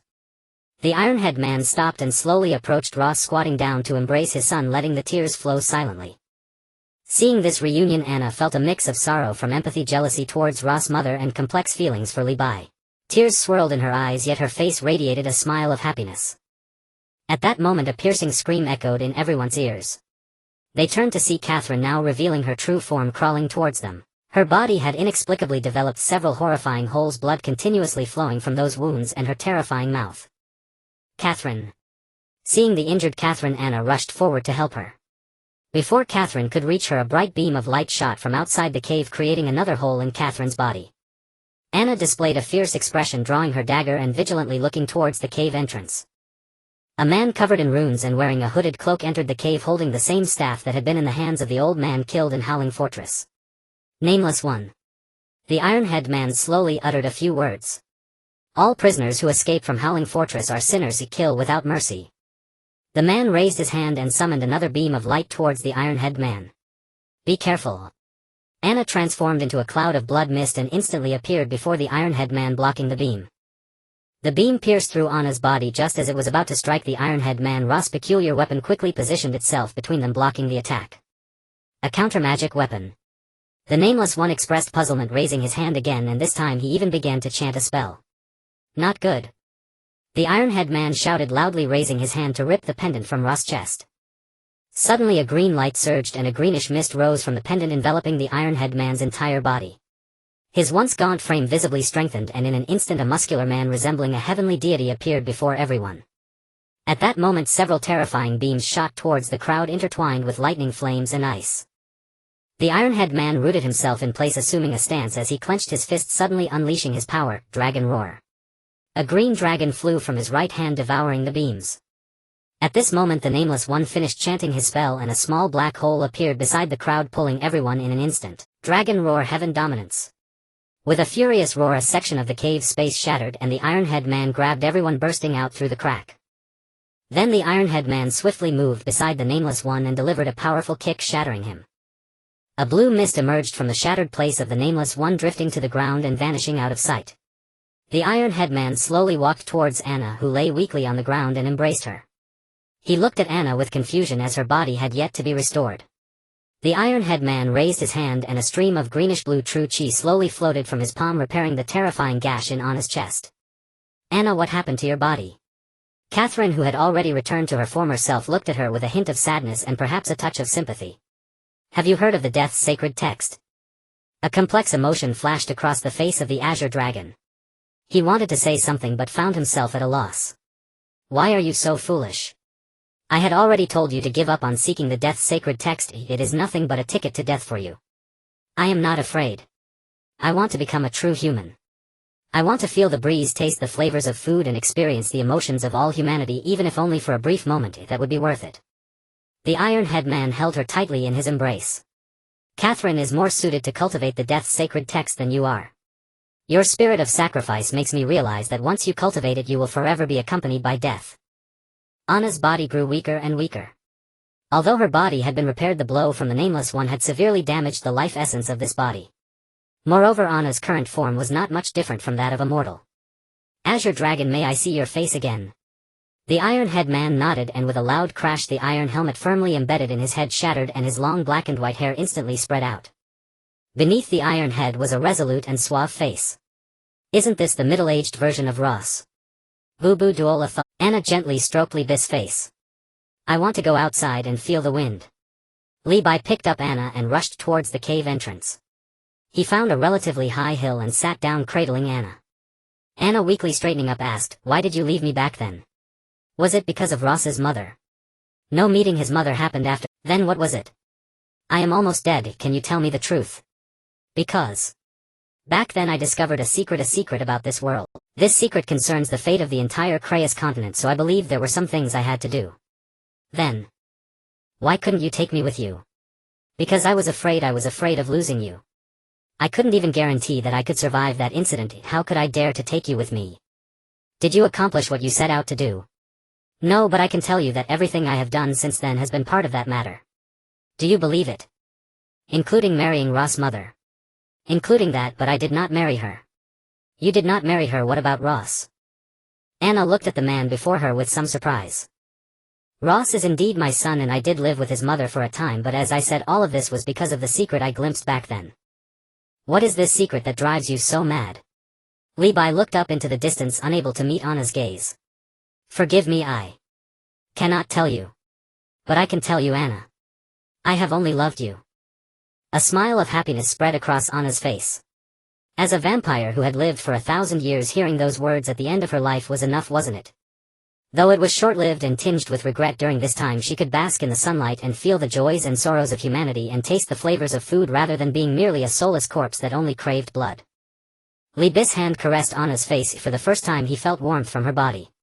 He lifted Anna and gently kissed. Anna felt warmth from Levi through human touch for the first time, reminiscing about their joyous times together. Thinking to herself how wonderful it would have been if I had this body back then, perhaps we would have had our own children. Tears fell from the corners of her eyes as she stroked Libis' face again. Levi revealed a doting smile. Anna, I'm sorry. If there is a next life, may we be able to stay together. The first rays of morning sunlight shone upon Levi and Anna. Anna reached out her hand, yearning to grasp this warm sunlight, but alas, goodbye to this beautiful world. In Libis' embrace, Anna's form gradually transformed into a wisp of smoke and slowly dispersed. I'm sorry, Anna. Levi knelt on the ground and began to sob softly. From a distance, watching her sister disperse, Catherine felt sorrow for the first time in her life. A tear slipped from the corner of her eye and she reached out to wipe it away, curiously examining the droplet. Boo-boo Duola, supported by Ross, also witnessed the scene of Anna dispersing. He turned his head away, unable to bear it. Although they had only known each other for a short month, this female vampire was the most humane dark creature he had ever seen. He had wanted to share roasted meat and beer around the campfire with her, but all of that seemed to dissolve like a dream in an instant. Ross found a large stone, took out his knife and split the stone into the shape of a tombstone, shouldering it and walking to Libis' side. Child, you are here. Levi resumed a serious demeanor. Yes, father.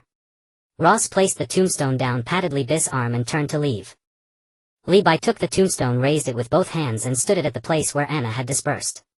With his bare hands he engraved several lines of letters onto the stone tablet. A passionate lady dispersed here. Even though she was accompanied by darkness, she never forgot to seek the light.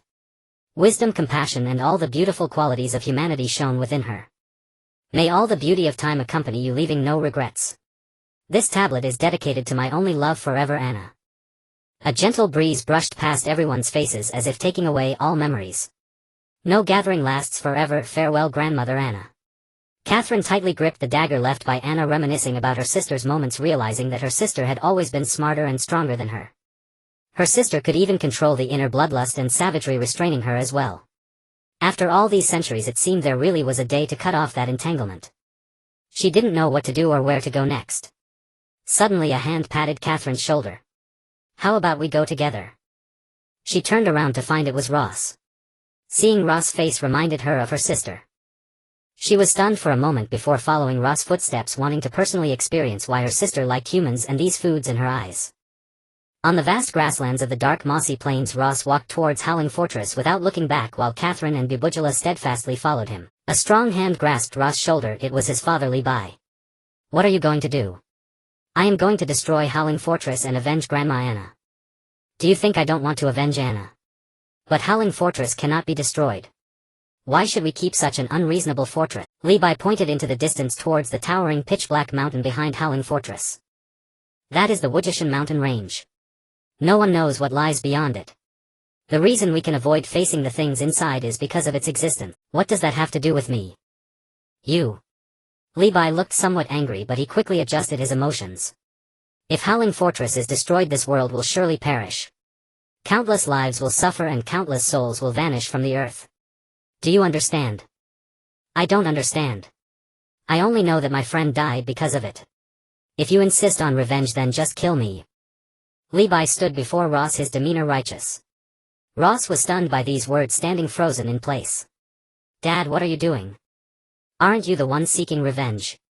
Anna died to save me. If anyone should be held accountable, it should be me.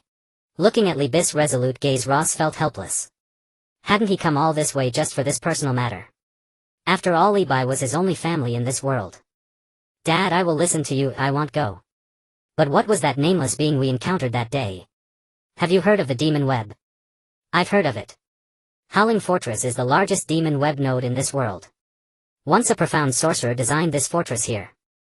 All it needs is a sacrifice, a vessel for arcane energy, and it can produce powerful and highly efficient nameless beings. Hearing this, Bubujula was astonished. Oh. This sounds a bit like a magical puppet, but can magical puppets really be that powerful and also be real people? Li Bai looked somewhat surprised at the shy girl behind Ross.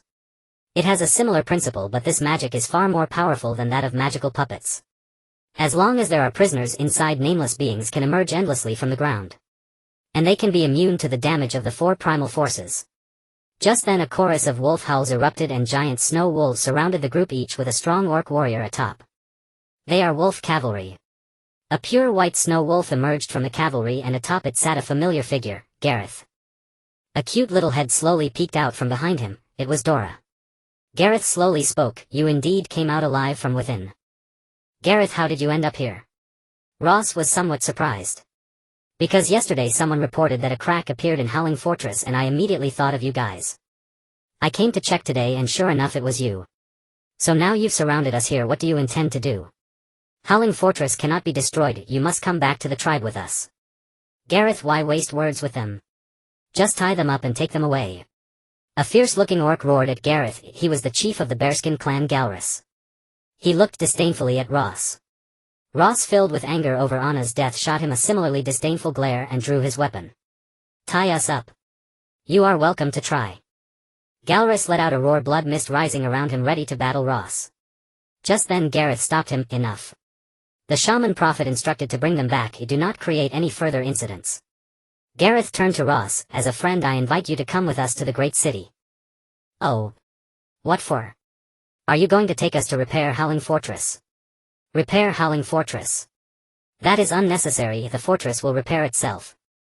Whenever Howling Fortress has issues, the orcs of the dark mossy plains gather together. You must come back with us and explain things to them. Explain? What is there to explain? Ross drew his sword ready to fight them, while Catherine and Bubujula also assumed a combat stance. But once again that strong hand held Ross' weapon in place. We will go with you. Li Bai said, slowly stepping forward. The group of orc cavalry surrounded Ross and the others, heading deep into the dark mossy plains. As they walked, Galrus did not forget to roar at the 4. Along the way, Li Bai continuously engaged his son in conversation, hoping to learn more about him. Similarly, Ross was filled with curiosity about this father before him. After all, his mother always spoke highly of him, and even the village chief looked at him with admiration. Ross, when your mother sent you out to find me, did she have any instructions for you? She told me to bring you back to the village and then to meet the village chief. Oh. She wants me to return to the village. Yes. Father, why did you leave the village back then? I vaguely remember that blood-red rose. Yes, you were only 3 years old then. It is normal to only remember that blood-red rose because the nameless being came to the village clearly looking for me. In order not to implicate the village, I came here alone. Father, back then couldn't you defeat the nameless being? It is embarrassing to say, but I indeed could not defeat it because I lost my Qinglong's tooth at that time. Lost it? Ross was shocked to hear this. That Qinglong's tooth seemed to be the source of his father's power. How could such a thing be lost? Yes, I don't know how it happened, it just got lost. Child, who taught you all your skills? No one taught me, I learned by fighting with the animals on the back mountain. Li Bai frowned. Have you seen any books or anything like that? Books? Oh right, I found a picture book at home before, my swordsmanship comes from that. The Overlord strike you used in Howling Fortress was also from that. That was my own understanding. Levi smiled knowingly, not expecting his son to be so gifted. By the way, father, is this weapon left by you? Ross showed Levi the weapon on his back. Yes, I left it because I couldn't use it. Couldn't use it? Yes, this is the weapon left by your uncle. He lives far in the east and is a sword saint. This is his weapon, a peculiar weapon combining a broadsword and a spear crafted based on your uncle's understanding of swordsmanship. Does it have a name? Yes, it's called Silver Radiance. Silver Radiance. That name doesn't sound good, I want to give it another one. Levi smiled slightly. What will you call it? Old Chopper King. Hearing this, even Bubujula, who had been dozing off on the horse and blowing bubbles, woke up. Ross. What kind of ridiculous names are you coming up with? Old Dog King, Old Chopper King. Do you think adding old and king sounds more impressive? Ross excitedly said to Bubujula, do you think so too? Bubujula couldn't be bothered and continued to sleep. Just then a sound of orc horns echoed and everyone looked ahead to see a magnificent and bold black iron city appear before them. The gates of the black iron city slowly opened as Gales led the orcs in escorting Ross and the others into the city. This iron city was a mystery, with no one knowing who designed or built it. Every corner seemed to tell the tale of a place born for war. Several orcs stepped forward escorting Ross and the others toward the magnificent iron castle while Gales walked at the forefront. Gales approached the throne in the castle and bowed, saying, Wise Shaman Baludin, the ones who damaged Hull Fortress have been brought before you. Thank you, Chief Gales of the Falcon tribe. And also to Garrulus. The old man wearing a snow wolf headdress turned to Ross and the others. Who are you and what brings you to the Dark Moss Marsh from such a distance? Moreover, you harmed Hull Fortress. Levi stepped forward, his expression calm. They came to rescue me. Upon hearing this, all the orcs in the Black Fortress became tense, even drawing their weapons in vigilance. Shaman Baludin raised his fist to signal the orcs to quiet down. Are you all servants of darkness? Ross and the others were perplexed. Ross stepped forward and asked, What do you mean by servants of darkness? Don't you know? Only servants of darkness would be captured by Hull Fortress. Ross turned to Levi but saw him calmly replying. We are not servants of darkness, nor do we know what they are. There must be some misunderstanding. Hull Fortress does not wrong anyone, that is an unchanging truth. Just as everyone was arguing, a white orc appeared at the top of the hall. He sat on a beam and no one knew how he had appeared or who he was. Everyone's gaze turned toward him and Baludin's eyes filled with shock and fear as he trembled and slowly said, The White Wanderer Bal. Upon hearing this, all the orcs in the castle hall showed expressions of surprise. At that moment Bal sat on the beam with a playful smile on his face, saying, Baludin, there are some debts you must repay, right? The shaman's expression remained unchanged. What debts could exist between us? You are here because of these dark wanderers, aren't you? Bal remained silent. Hypocrisy. The orc shaman's facade has remained unchanged for 200 years. Children of Delta kill these servants of darkness and defend the honor of the orcs. Upon hearing Baludin's words, the orcs regarded Ross and the others as allies of Bal, and a wave of blood mist rose around them as they prepared to attack. At that moment Gales let out a roar, jumping in front of Ross to block the attacking orcs.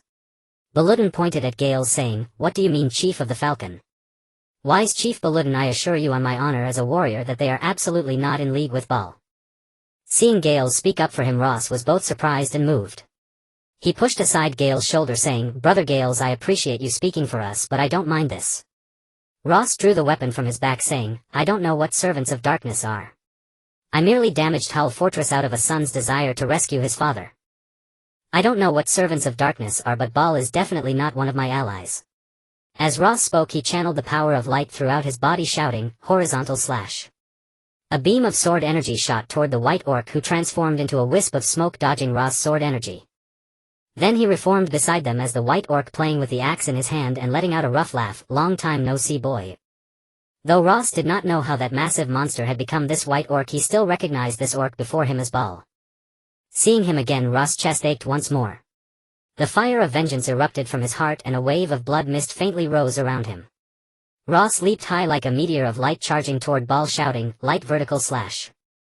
Bal raised his battle axe, swinging it horizontally to scatter Ross' sword energy into the air. The white orc smiled and a wave of blood mist instantly surged around him, igniting like a dark rider. He surged toward Ross like a flaming meteor. The orcs in the hall watched the two with wide eyes. A golden light clashed against a fiery red flame in the air, producing sounds of weapons colliding and intense energy fluctuations. Boom! With a loud crash, Ross fell heavily to the ground of the hall, and several orcs who could not dodge in time were crushed and died with blood pouring from their mouths and noses. Ross quickly got up and flew towards Ball again. The orcs present, instead of being afraid, appeared unusually excited. They raised their fists and let out intense roars. Bubujula, seeing this, curiously asked Gales beside him, "What's happening?"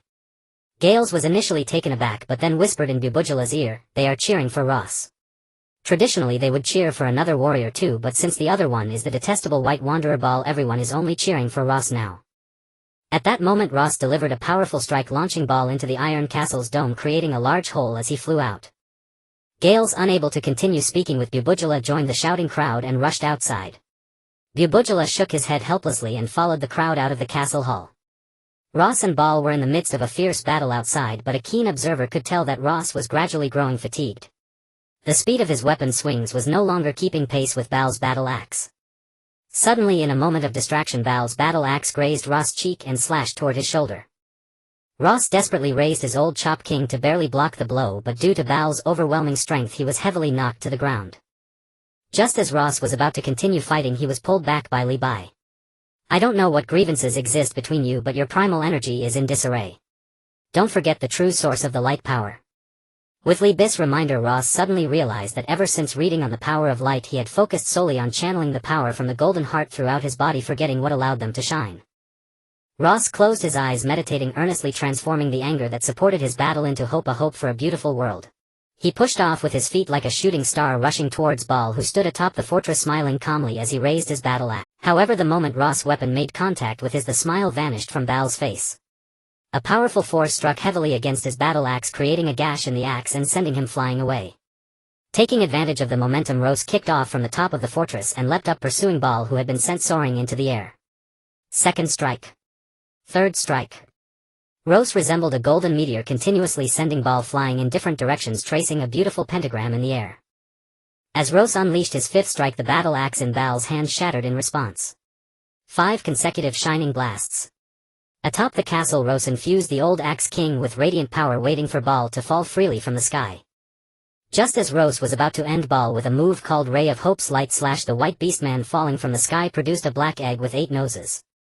"My flesh and blood are yours to command, the deity of darkness descends upon me." Ball crushed the black egg, and a cloud of black smoke instantly enveloped his body. A gigantic figure slowly emerged from the smoke with pure white wings, muscular build, and a massive lion's head covered in golden fur, resembling a deity hovering in midair. Human body, bird feathers, lion head. Ross couldn't help but wonder, this seemed somewhat different from the Ball he had seen that night. However, Ball did not give Ross much time. He tightened his wings and dove towards Ross. "Kid, I don't know who you are, but your aura is completely different from that night. You are not Xing Salong." After Ball finished speaking, Ross had no time to react before Baal's massive hand seized his throat, lifting him into the air and repeatedly slamming him against the castle walls. Dust billowed in the iron city of the beastmen. The numerous beastmen present stared in shock, including Gareth, whose mind was filled with questions. Was this battle truly of mortals? Was he holding back when he fought me that day? He couldn't help but clench his fists. If those two continued fighting, regardless of who won or lost, the beastmen's holy city would likely be lost. But what could he do now? The beastman's fervor for battle had overtaken the minds of all present who would listen to him to stop this fight.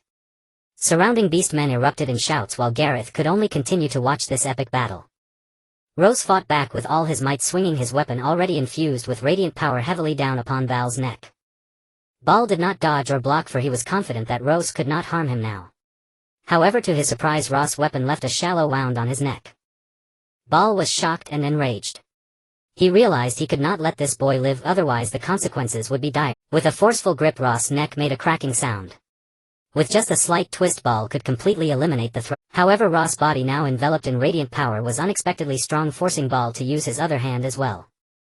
Ross attempted to raise his weapon to cleave through Baal's body, but all was in vain. The old Axe King in his hand caused him no harm. Ball wore a smug smile, believing Ross would die once more at his hands. At that moment, a chilling, killing intent appeared beside him. His gaze swept over to see a cyan green figure appear there. Divine Dragon's tails. With a flying kick, it struck heavily against Baal's head. Before he could react, he was kicked away like a meteor, while Li Bai leapt after him.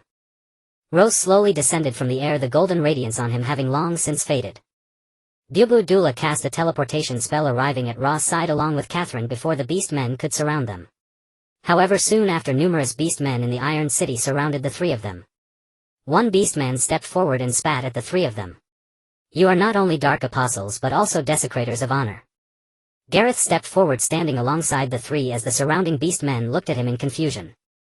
Bubu Dula and Catherine having been baffled since entering the Iron Fortress, Bubu Dula gently asked Gareth, "Why are you standing with us?" "Because I brought you to this Iron City. If it weren't for me, I believe if you didn't want to come, these beastmen wouldn't have the ability to bring you here, right?" Catherine, looking at the many beastmen spitting at them, could no longer contain her impatience and turned to Gareth, roaring, "What do these beastmen want?"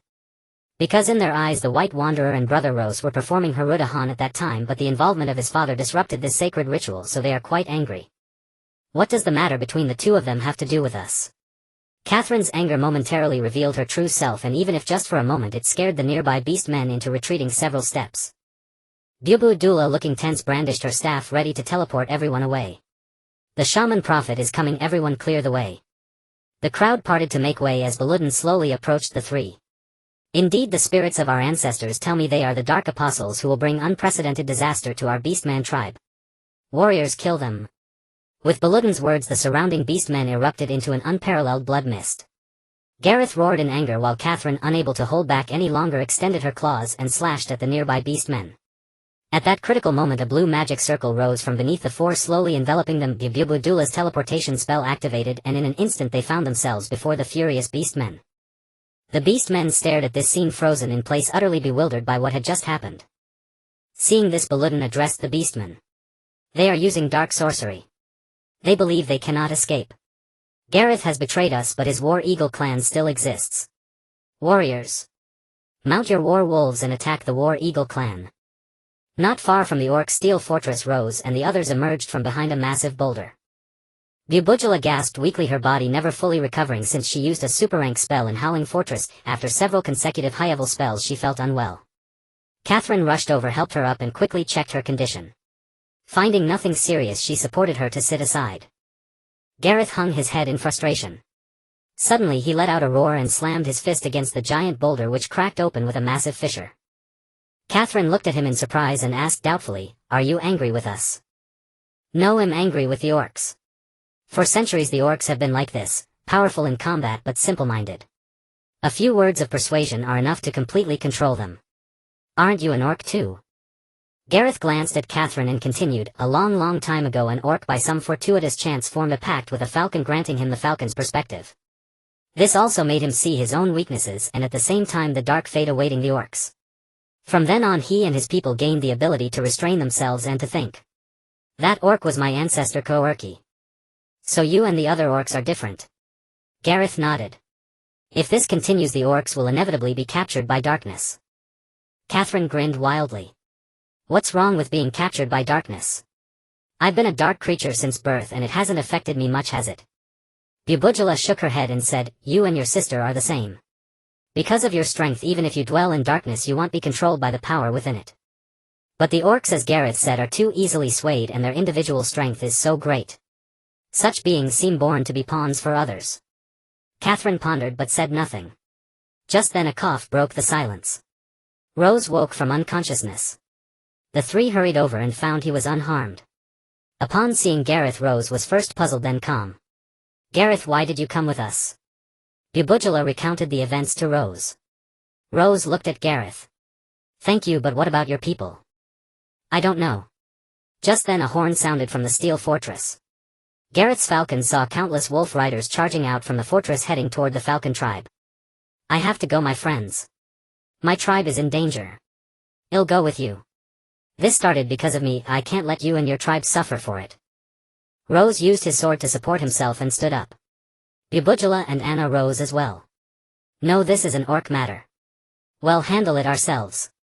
An extra friend means extra strength." Gareth shook his head without further words, summoned his war wolf and galloped toward his tribe. Rose and the others summoned their lightning steeds and followed. Meanwhile, in the Steel Fortress, a human tragedy was unfolding. Countless black smoke tendrils rampaged through the city, devouring fleeing women, children, and the elderly. The few orcs left on guard fought with all their might but could not resist the black mist's consumption.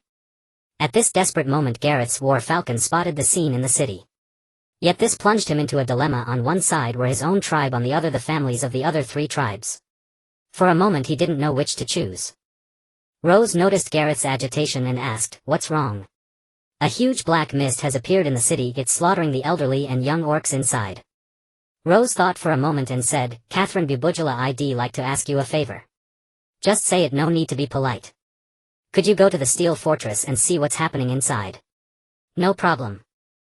The group split into 2. Rose and Gareth rushed to the Falcon tribe while Catherine and Bubujala headed for the steel fortress.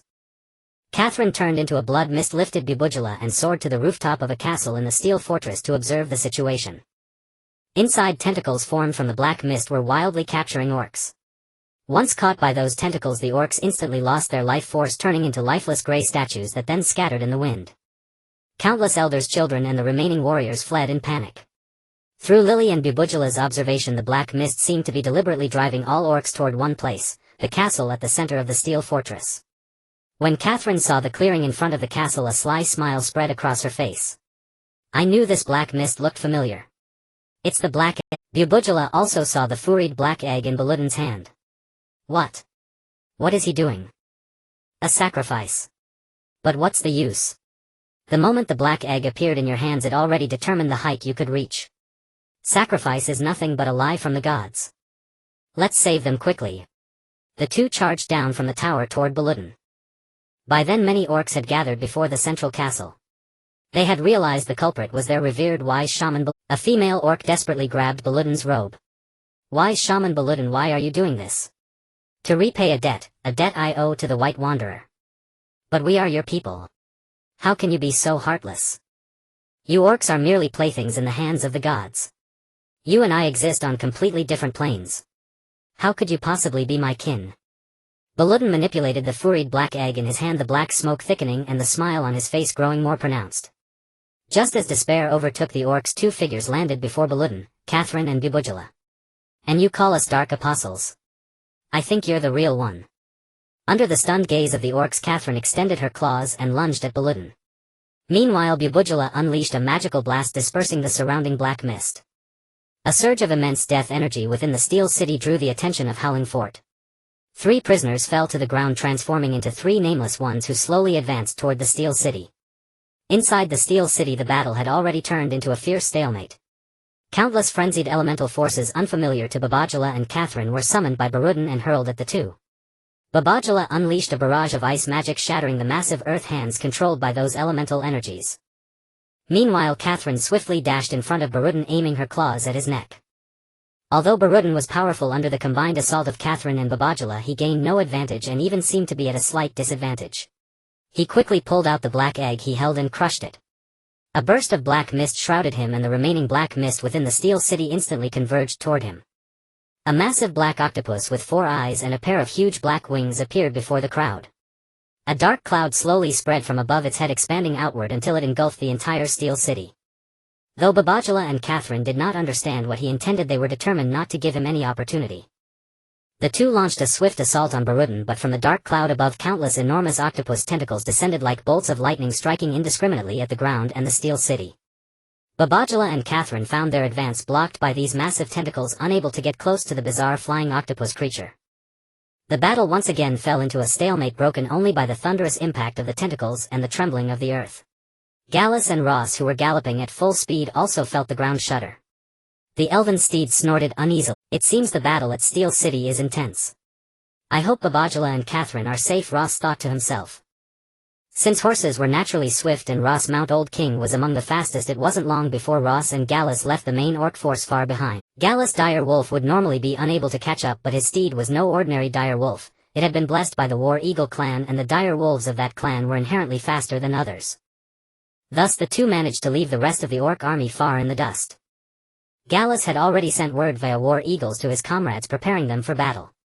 So when the orc vanguard charged into the War Eagle clan's camp, they were met by a fully arrayed company of War Eagle wolf riders.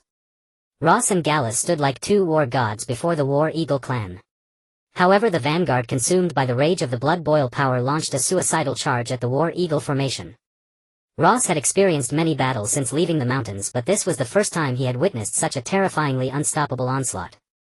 The blood mist rising from those frenzied wolf riders merged into a crimson wave.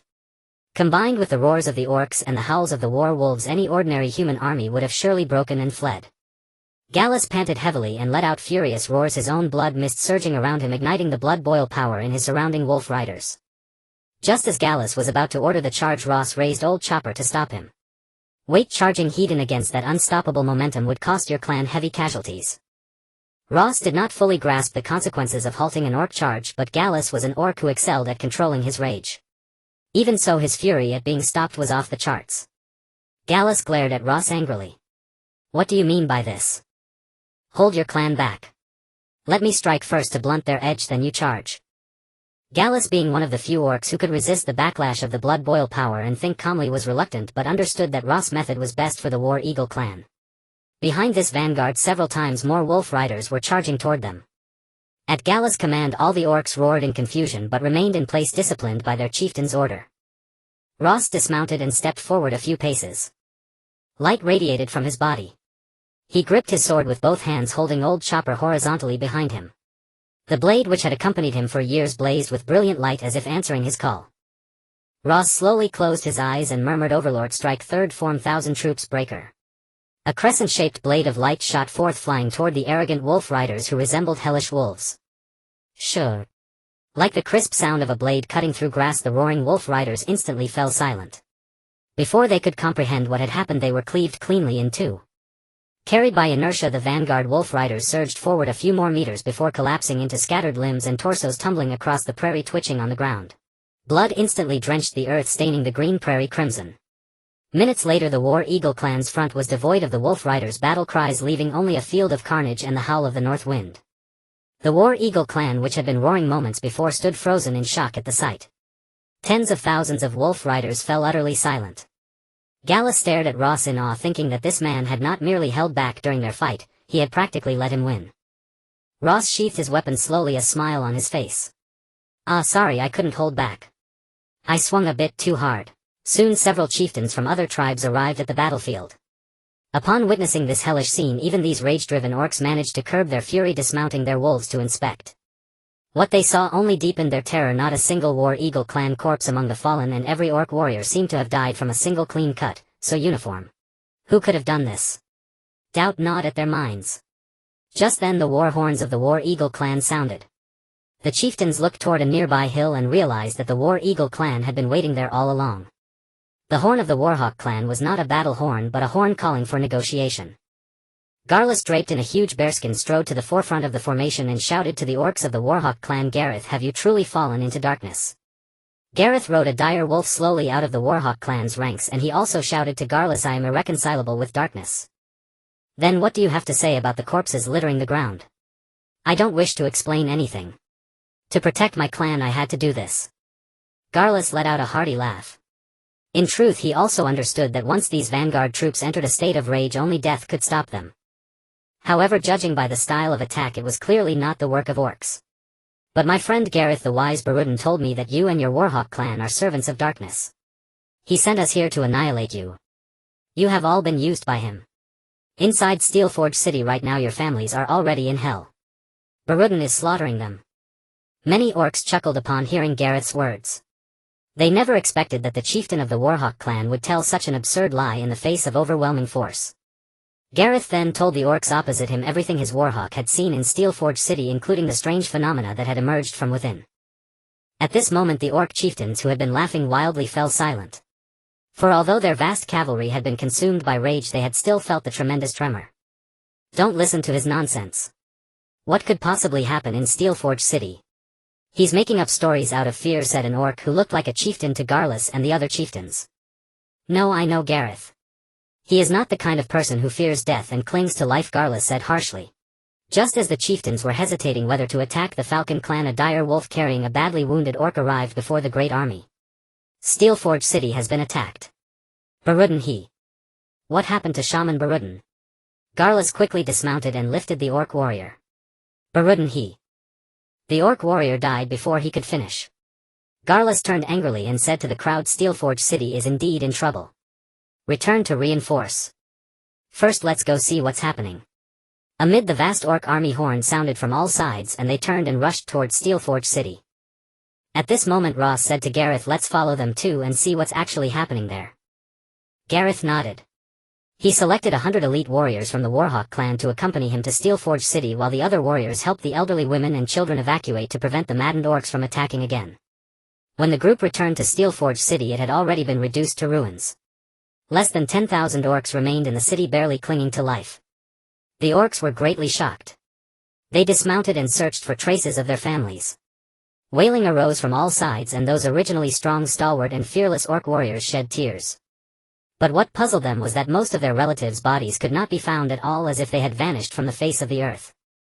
Garlus did not rush to find his own family. His first act upon entering Steelforge City was to search for Barudin. If what Gareth said was true, then the one who had repeatedly taught them to stay away from darkness was the very culprit. However, Garlus also found nothing. He could not find any trace of Barudin in the entire Steelforge City.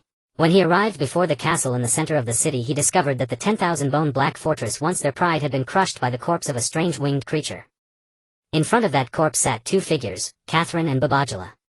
At the same time, more orc survivors appeared before him. Garlus let out a roar. Wicked apostles of darkness, what have you done?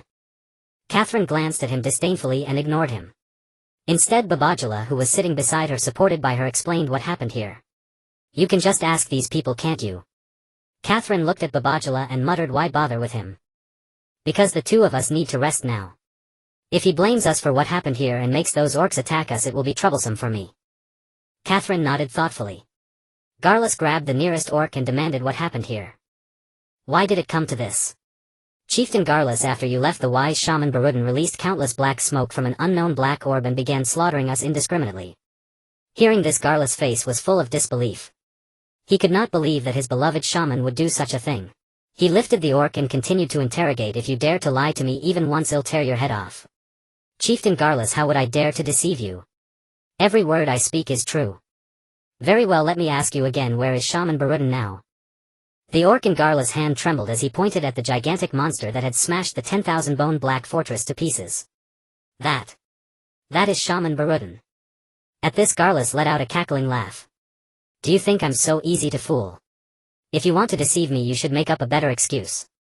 He snapped the neck of the orc in his hand and slowly walked toward Catherine and Babajala. It must be the two of you who used some evil magic to summon this terrible monster, then killed the wise shaman Barudin and then blamed everything on him. What a venomous heart. Catherine smiled contemptuously and bared her claws. Garlus let out an angry roar and charged at the two. Just as Catherine was about to strike, a red figure flashed before them and sent Garlus flying. Gareth, what do you mean? Can't you see? All of this was caused by Barudin. I don't believe it. This is all a deception by you dark apostles. Hearing the chieftain's roars, many orcs gradually gathered around. Based on their own judgment, they believed whom they wanted to believe and split into two factions. Those who still had surviving relatives learned the truth from them and decided to support Gareth. The other faction, believing that all this was a conspiracy by Ross and the others, chose to stand behind Garlus. Both sides took their positions, determined to resolve their differences in the way that orcs excelled through battle. Whichever side survives is deemed correct. A multitude of orcs engaged in fierce combat, and this time Ross did not intervene. Instead, he sat atop the massive black octopus with Catherine and Babajala watching leisurely. Both sides summoned their strongest blood-boiling powers, allowing anger to control them as they desperately struck at their opponents, plunging the entire Steel City back into flames of war. Ross watched the orc battle with astonishment and asked the two beside him, what do you think it would look like if these orcs united to attack the human cities?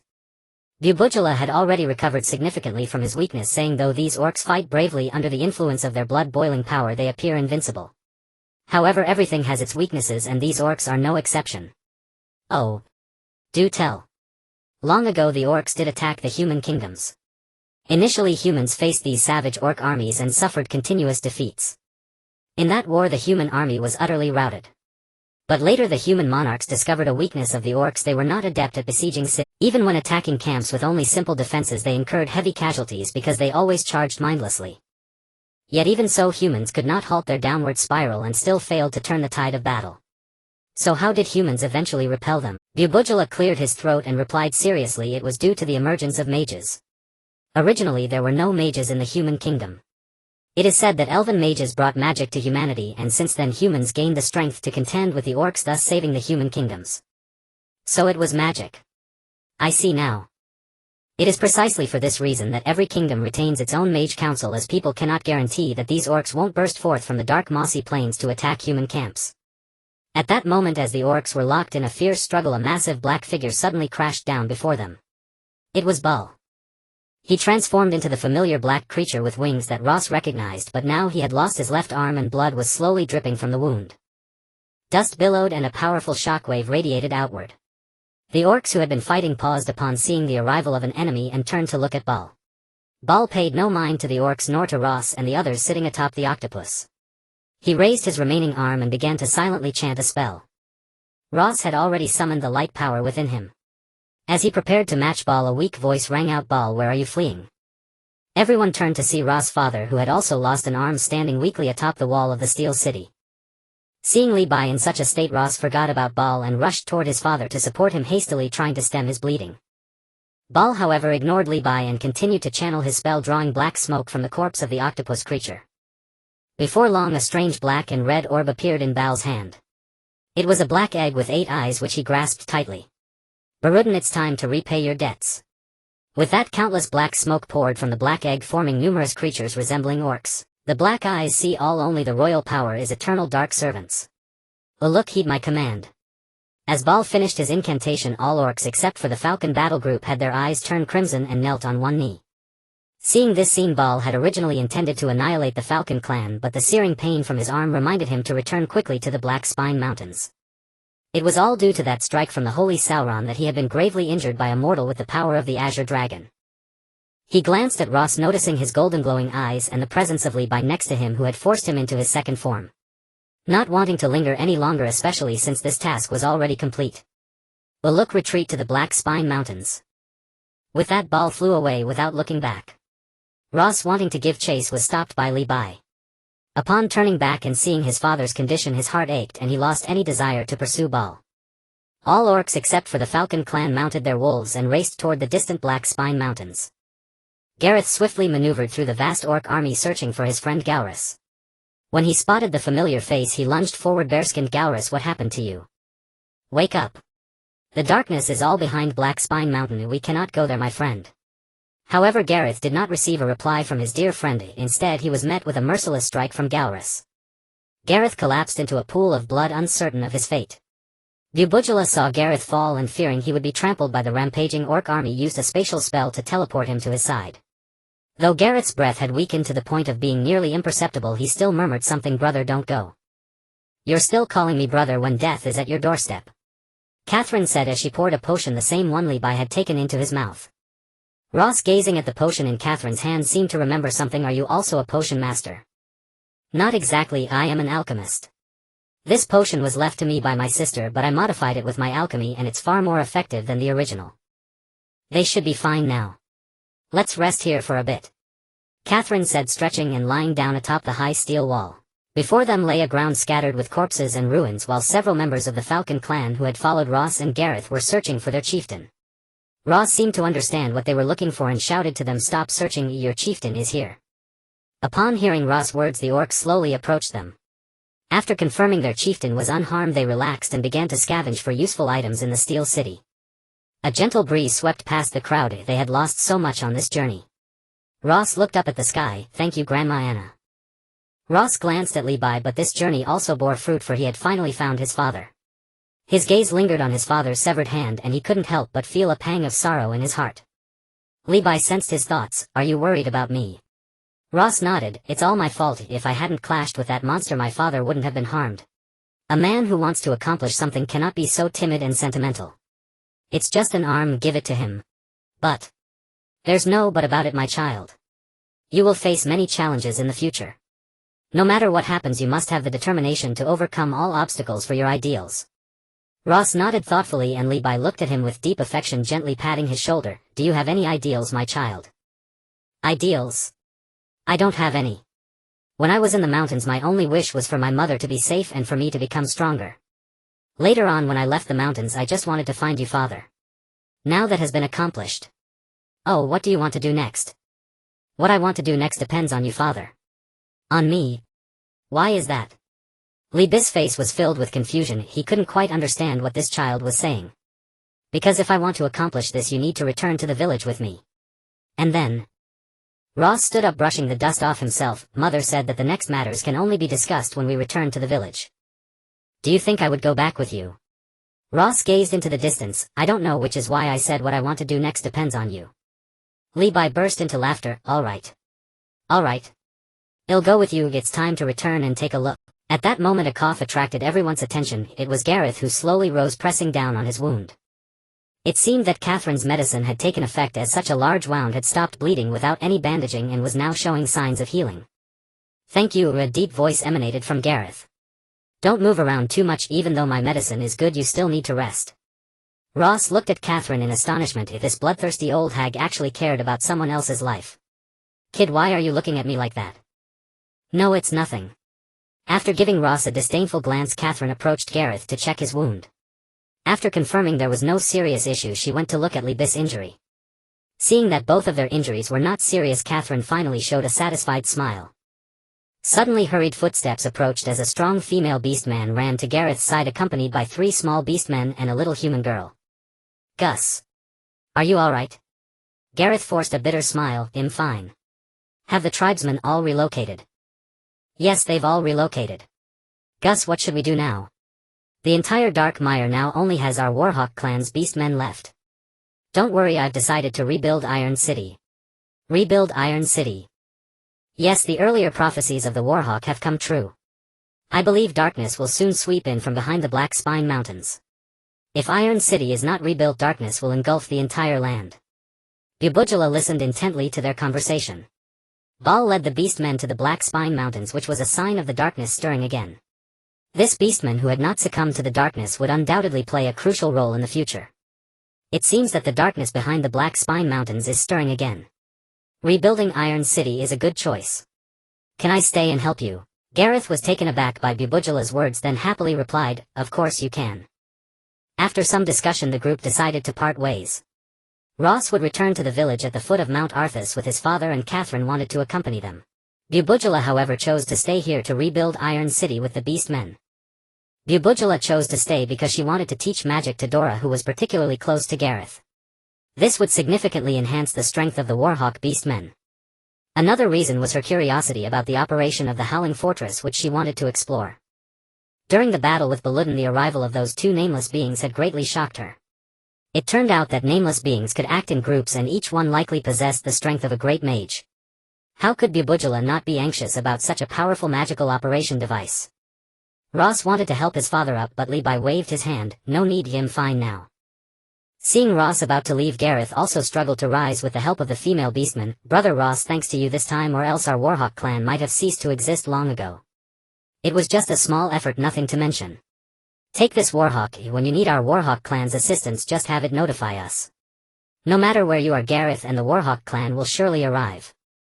After saying this, Gareth had one of his subordinates present a pure white Warhawk to Ross. Ross initially wanted to decline, but he was quite fond of the hawk, so he accepted it with pleasure. Because Lilith had taught Ross the beast language of the elves, the hawk quickly became familiar with him and obediently perched on Ross' shoulder.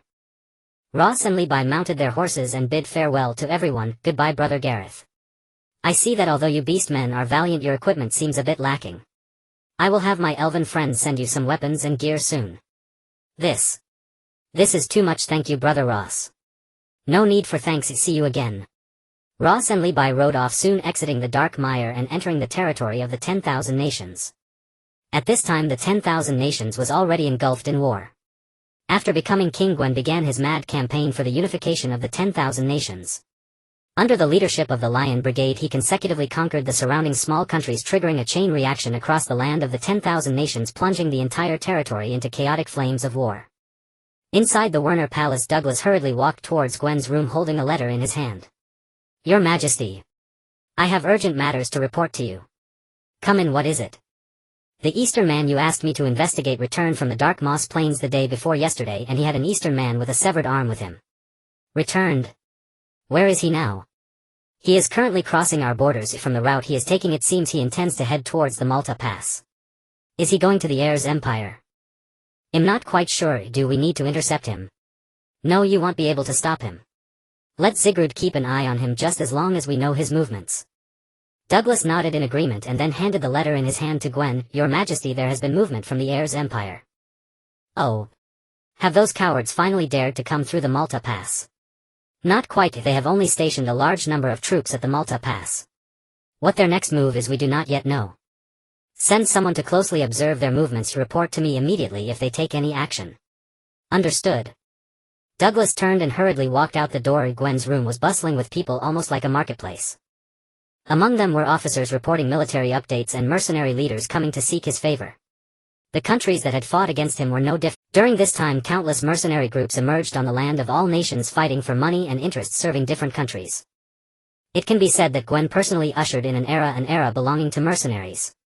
In contrast, Ross and his companions rode steeds blessed by elves, their speed more than double that of ordinary horses. Thus in less than half a month they crossed the Malta Pass and arrived at the foot of the Ayers Mountains, soon to return to the village that Ross and Levi had long missed. Before the three could enter the village they saw the old village chief, whose hair and beard were completely white, standing on the hill watching them from afar. Behind him were several older villagers. Oh, this little rascal has finally returned. Not just him, the old rascal has returned with him too. Ross waved vigorously to them from a distance upon seeing them. Village Chief LaRue, I'm back. And Uncle Tommy, hello to you all. The faces of the old men revealed a hint of bittersweet smiles. So it's Ross, it's been a long time. It's been a long time. How have you all been? Ross dismounted while speaking and walked towards these amiable old friends. Thanks to you I've been doing quite well. A young boy in the village threw down his manure fork and ran towards Ross with great effort. Ross, you finally came back. While you were gone the monsters in the mountains have been rampant. They stormed into the village a few days ago and ate quite a few of our livestock. Jack, long time no see. I've become stronger again, and this time I will definitely eliminate those monsters for good. Ross was about to run towards the back mountain with Jack when Levi quickly called out to him, you little rascal, you are really troublesome. You haven't told me what you want me to do when you return. Mother wants you to open the cellar at home. She said there is something waiting for you inside. I won't go back with you, just open that cellar, it's your mother's last wish. Catherine transformed into a mist of blood and followed Ross to the back mountain, as she was also very curious about the beasts Ross mentioned, wondering what kind of beasts could injure someone like Ross.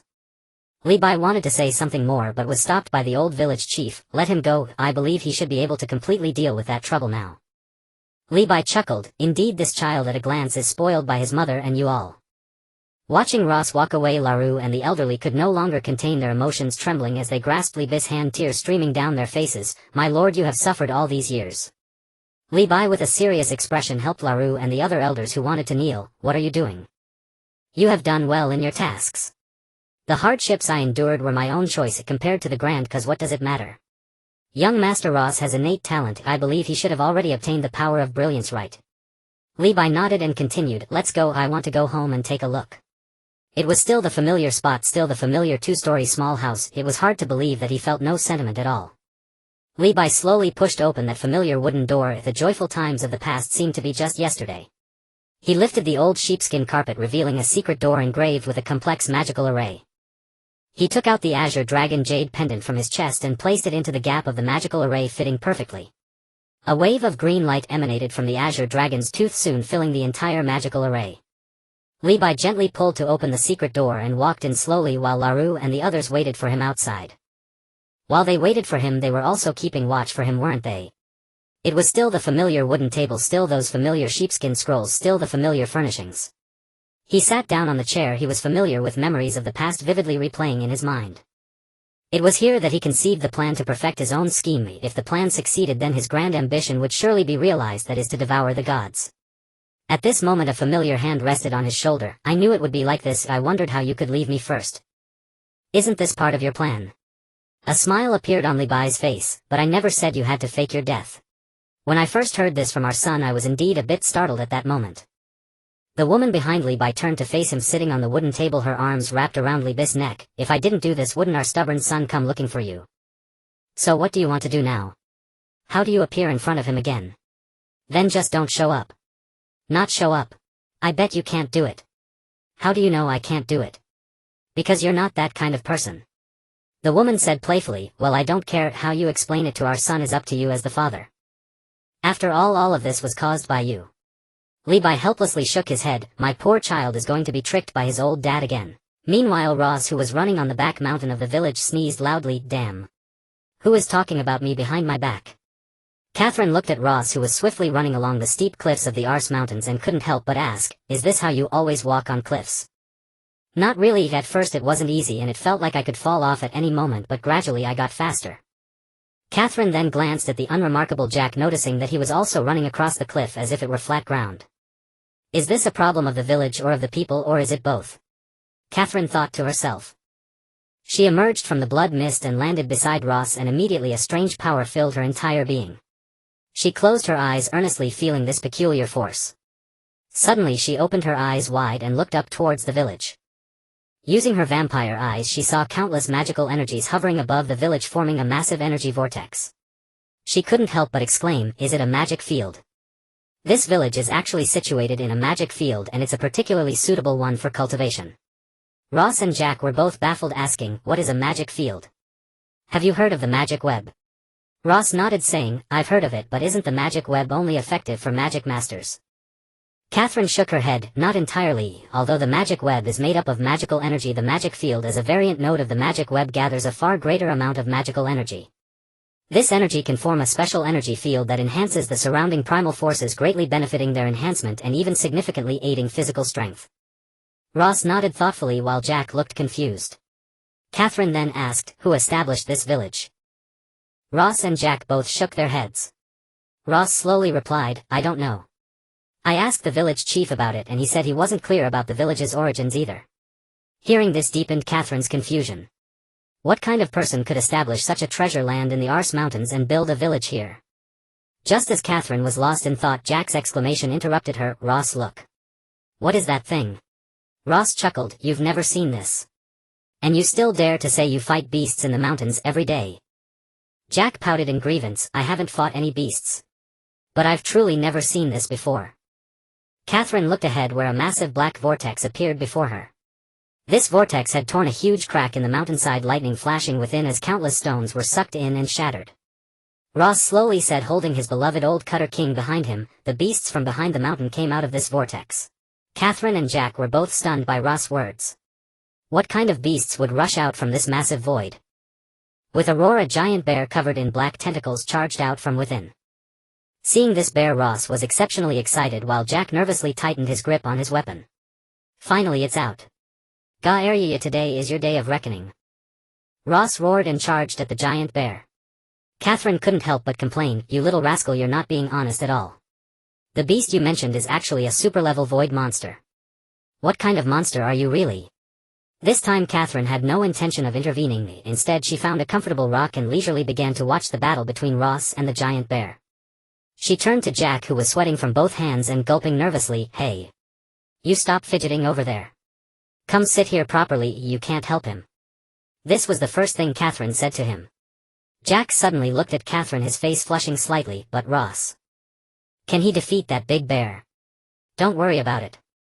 With your current strength you'd only be a hindrance. Your friend has no problem dealing with that bear with his current strength.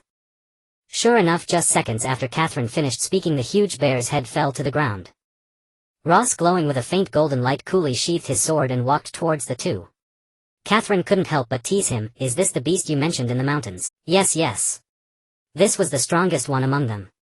I was once knocked out by it with a single slap, and thankfully the village chief arrived just in time to save me. It seems that the people in your village are not ordinary folks. How could that be? Aren't they just a few farmers and herdsmen? Hearing Ross' words, Jack nodded repeatedly, clearly in agreement. Alright, enough about that. A few days ago I learned a new move that I want to try out. Ross raised old Cutter King and pointed towards the huge vortex ahead. Instantly a brilliant golden light enveloped him, as if he had summoned the power of light to its second level. He continuously infused the power of light within him into old Cutter King, causing his weapon to emit a dazzling radiance.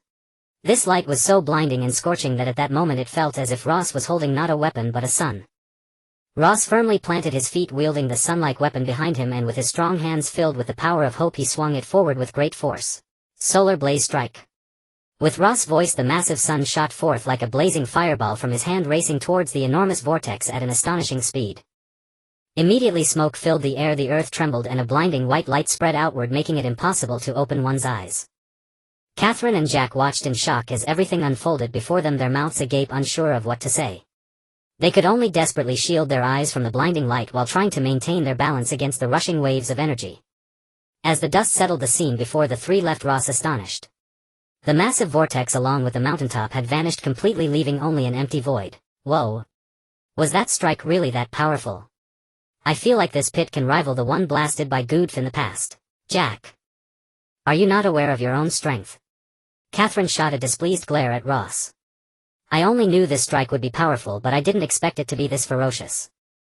Ross looked down at the weapon in his hand, thinking that with this move he should not be so helpless when he encounters that great lion again.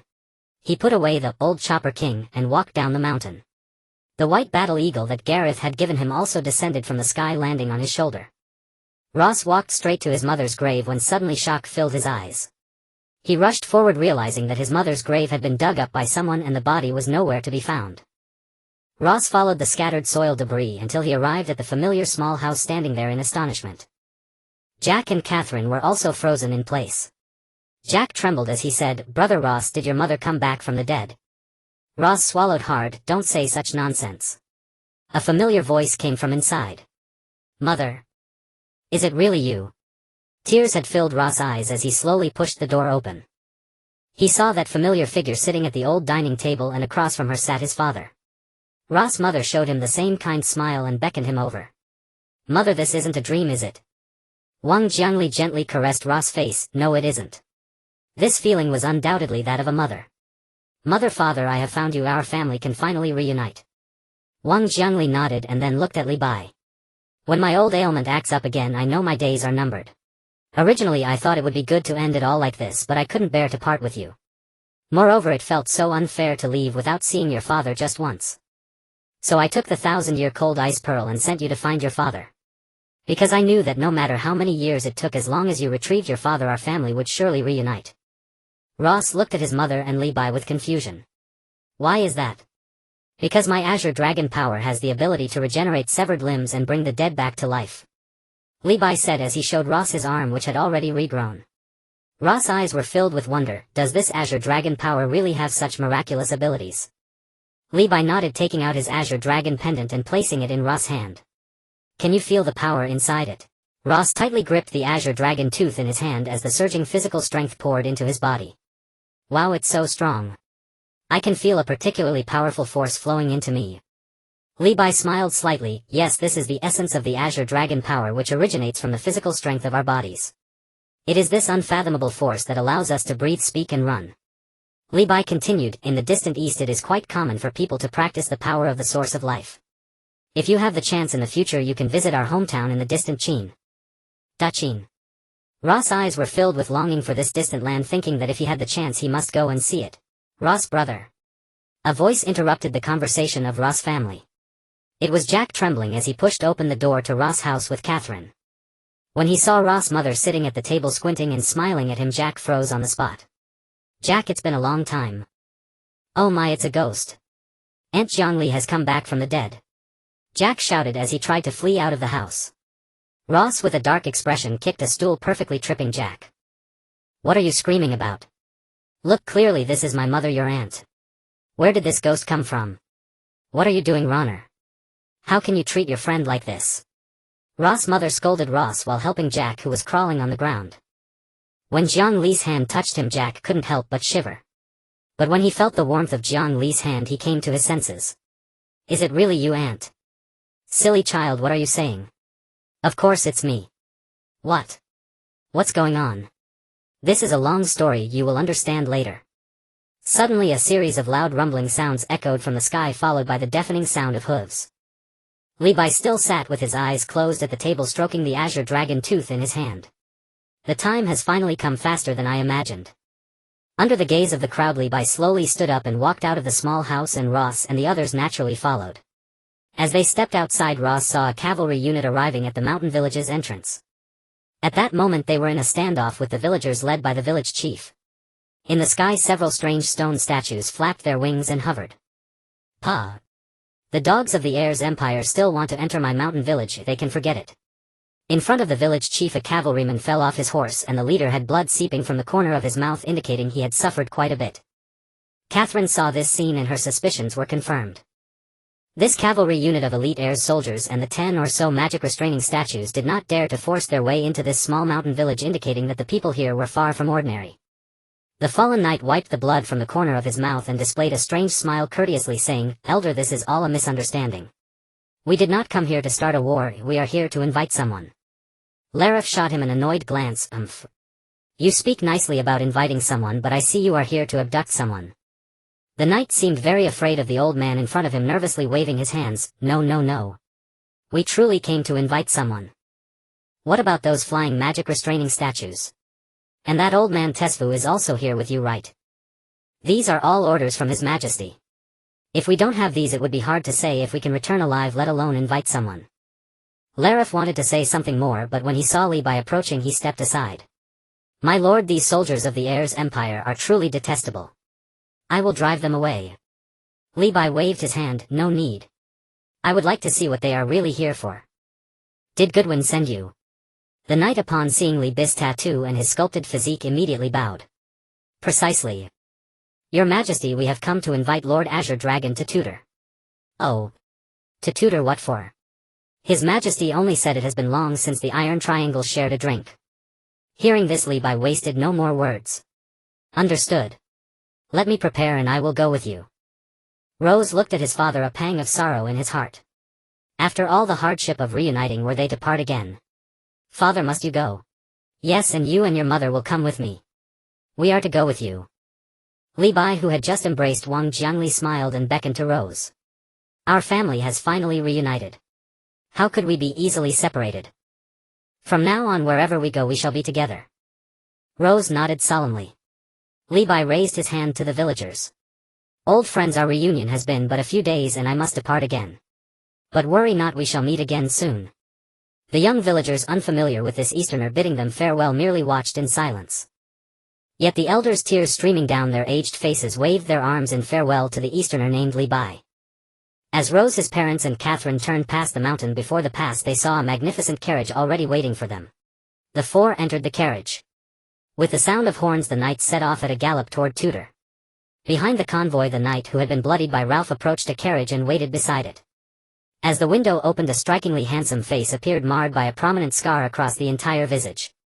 "General, all is done. This village, should we wipe it out?" "It is done.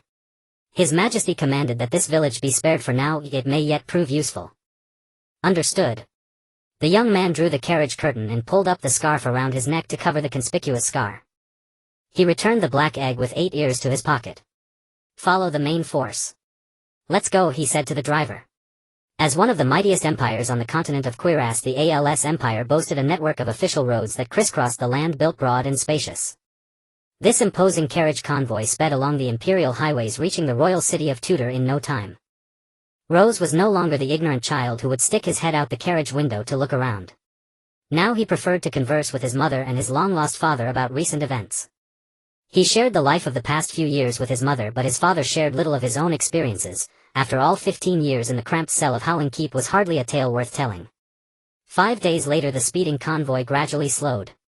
Rose knew they must have arrived. The carriage crossed an ancient stone bridge and entered the massive, magnificent city gates. Without stopping, it passed through the bustling streets toward the royal palace. After about an hour, the carriage finally halted. A knight approached. "Lord Li, we have arrived. Please alight." Li Bai pushed open the door and stepped down, immediately spotting a familiar figure standing in the center of the circular plaza. Around him were only a few attendants, no one else. Rose looked at Goodwin, finding the king different from his imagination. He had a full beard, looking imposing and majestic, yet his eyes held a hint of kindness. Now tears of emotion glistened in those eyes. "Azure Dragon." He walked toward Li Bai with emotion. "Old Wolfskin." Li Bai also strode forward, his expression equally moved. 15 years. I have searched for you these 15 years. Where have you been?"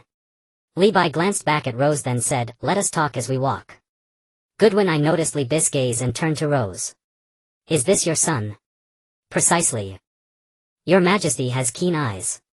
"No keen eyes needed, look at his face, it's a younger you." Rose scratched his head sheepishly. Goodwin led Li Bai and the others through the palace, soon arriving at a lavishly decorated room where a sumptuous dinner had been prepared. Goodwin invited everyone to sit. I know you dislike crowds, so I invited no one else. Let us two families have a private meal. Thank you for your kindness, your majesty. No need to be formal with me. And here no need for your majesty, I prefer you call me Old Wolfskin. Goodwin I placed his hand on Libis again.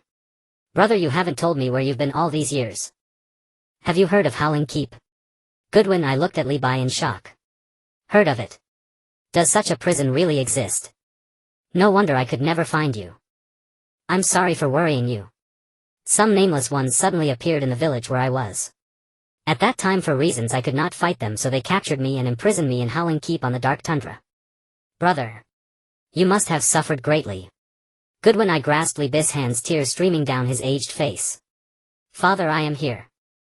At that moment a young voice drew everyone's attention. All eyes turned to the youth entering the room, a plump fair-skinned boy with a beaming smile. Goodwin I smiled affectionately and said to Libai, "This is my second Prince Dajia Goodwin." Libai was startled at the sight of the boy. Old Wolfskin, isn't this a younger you? At that everyone was astonished. They could not connect the smiling chubby boy before them with the kingly aura of Goodwin I.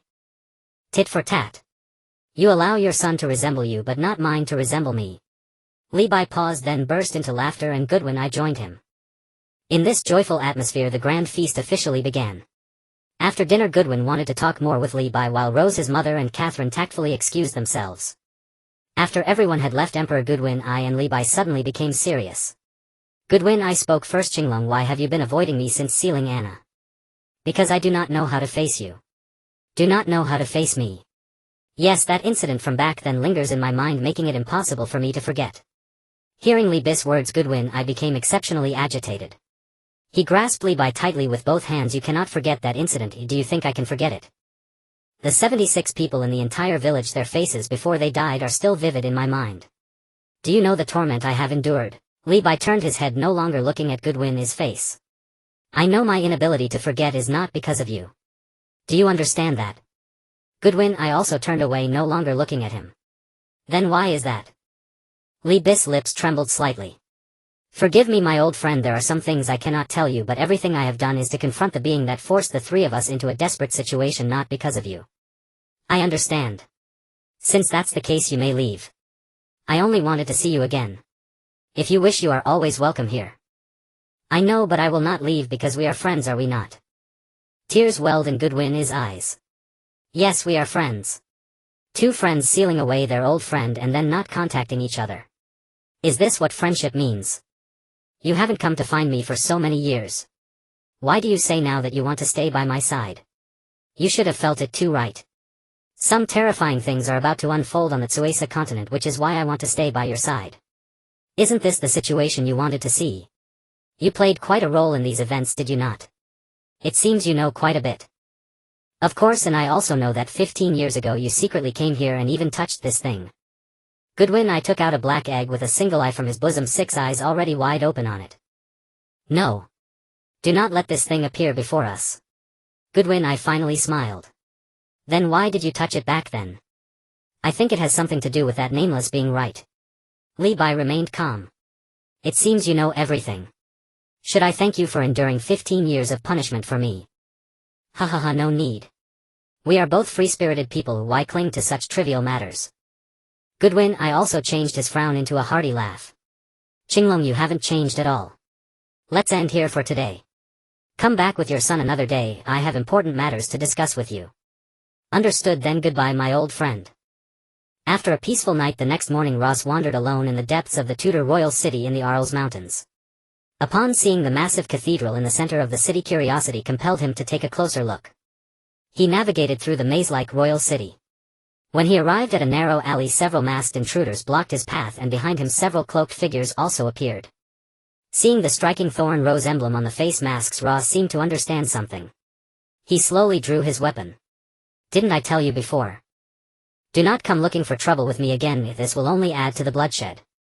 Let's talk. The culprit behind the destruction of the Thorn Rose mercenary group, today is your day to die. Several men in black drew their weapons and charged at him, and instantly the alley was filled with flashing blades and splattering blood. Although these were trained assassins, how could they possibly be Ross' match? In an instant the first few masked men rushing towards Ross were already dismembered. The leading assassin shot a hidden arrow at Ross from behind. To his surprise, Ross' old cutter king struck the arrow, accurately splitting it in two. Ross walked slowly towards the stunned assassin. The annihilation of the Thorn Rose mercenary group was a necessity. Now that the dust has settled, I do not wish to add to the bloodshed.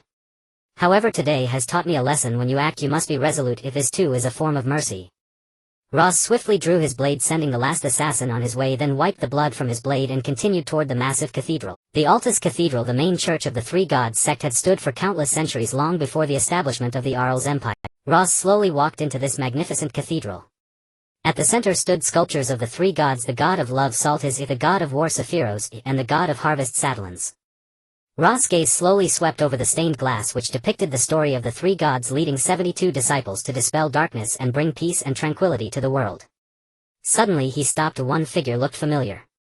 A golden lion's head, pure white wings and sculpted muscles. Baal? Ross' heart questioned.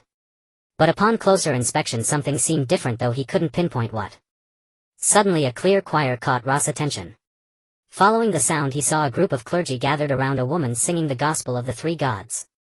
Ross stared intently at the woman for a while, feeling that he had seen her somewhere before. Yes, it was in the military camp at Hattiesburg. Upon first seeing her, he wanted to strike her down. This was the woman. Ross quietly asked a nearby member of the crowd, "May I ask you a question, my friend?" "Who is that woman?" "She is the saintess of the three gods sect, Adiras. Don't you know this?" "Really? Saintess Adiras?" Ross couldn't help but murmur. At that moment the saintess had just finished her hymn and looked down at the congregation. When she spotted Ross among the crowd, a flicker of surprise and anger crossed her eyes. She quickly regained her composure and began to sprinkle the holy water she held onto the faithful. The worshippers expressed their gratitude and knelt devoutly, then left the cathedral in an orderly manner. Before long the entire cathedral fell silent, and apart from the clergy only the figure in the red cloak remained.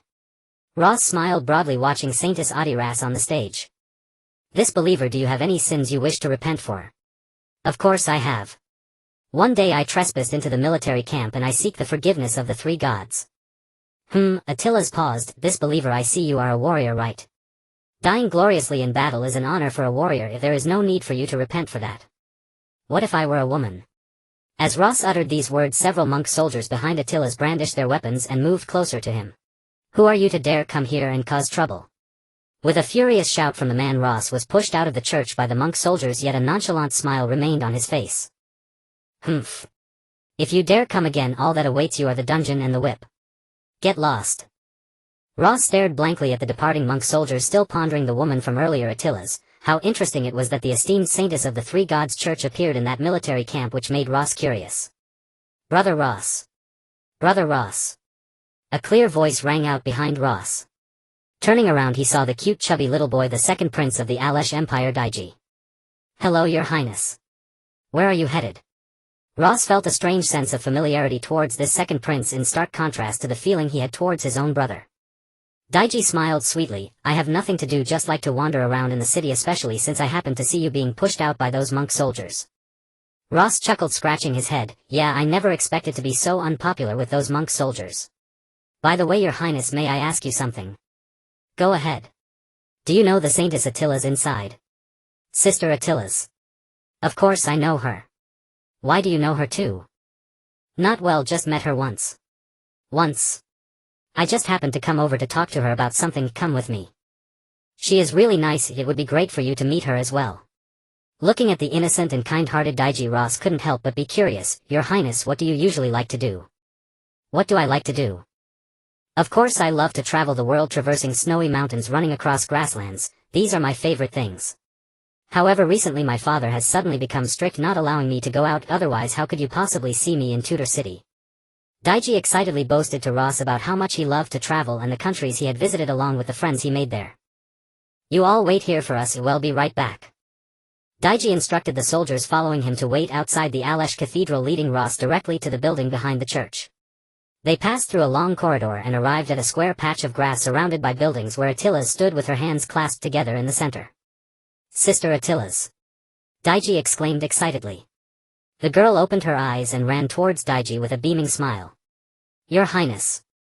When the girl reached them, she noticed the uninvited guest behind Daiji, and her expression darkened as she silently stared at Ross. "Sister Attila's, I forgot to introduce you. This is Ross Lee. His father and my father are old friends and he is also my friend. Ross extended his hand. Hello Saintess Attilas, I am Ross. Seeing Ross' outstretched hand, the girl hesitated for a moment before slowly extending her own hand. Hello, my name is Attilas.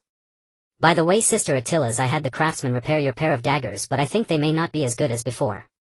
Yet I know you like daggers, so I specifically sought out a pair of particularly good ones for you on this trip, crafted by elves no less. As Daiji spoke, he pulled out a pair of daggers from the bulging pouch at his waist and handed them to Attilas. Attilas awkwardly accepted the daggers, quickly hiding the old pair behind her back while carefully examining the new ones. These are truly exquisite daggers. Where did you procure them? Daiji wore a proud smile. You might not know, but in the fairy forest a sacred spirit tree has resurfaced and the fairies have rebuilt the white city under the tree. I spent 500 Trais coins to buy this pair of daggers there. The white city has resurfaced. It's a pity I couldn't accompany you there. Daiji waved his hand. Don't worry, there will definitely be another opportunity next time. It's all my brother's fault for insisting on fighting at Hadass Castle, causing you and me to get separated there.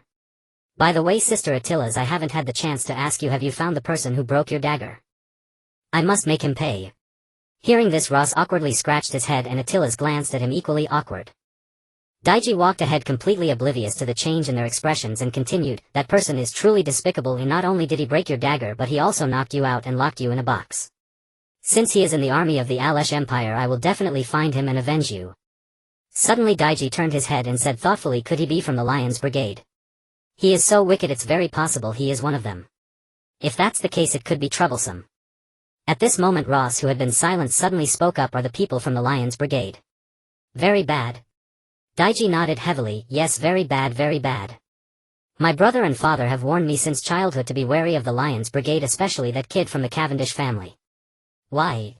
Daiji leaned in closer to Ross, speaking mysteriously, because there is a legend here that kid from the Cavendish family once performed a blood sacrifice on his entire family in a single night, not even sparing the infants in their cradles. Not a single one of the 1,822 individuals in his entire manor escaped. The next day he was condemned by the Three Gods Church and the Mage Council for blasphemy against the divine. If it weren't for my father and the Grand Mage Goop's efforts to argue for him, claiming he was wronged, he would have been executed long ago. Ross looked astonished. And no, he is not like that, he is definitely wronged. Brother Ross, do you know him?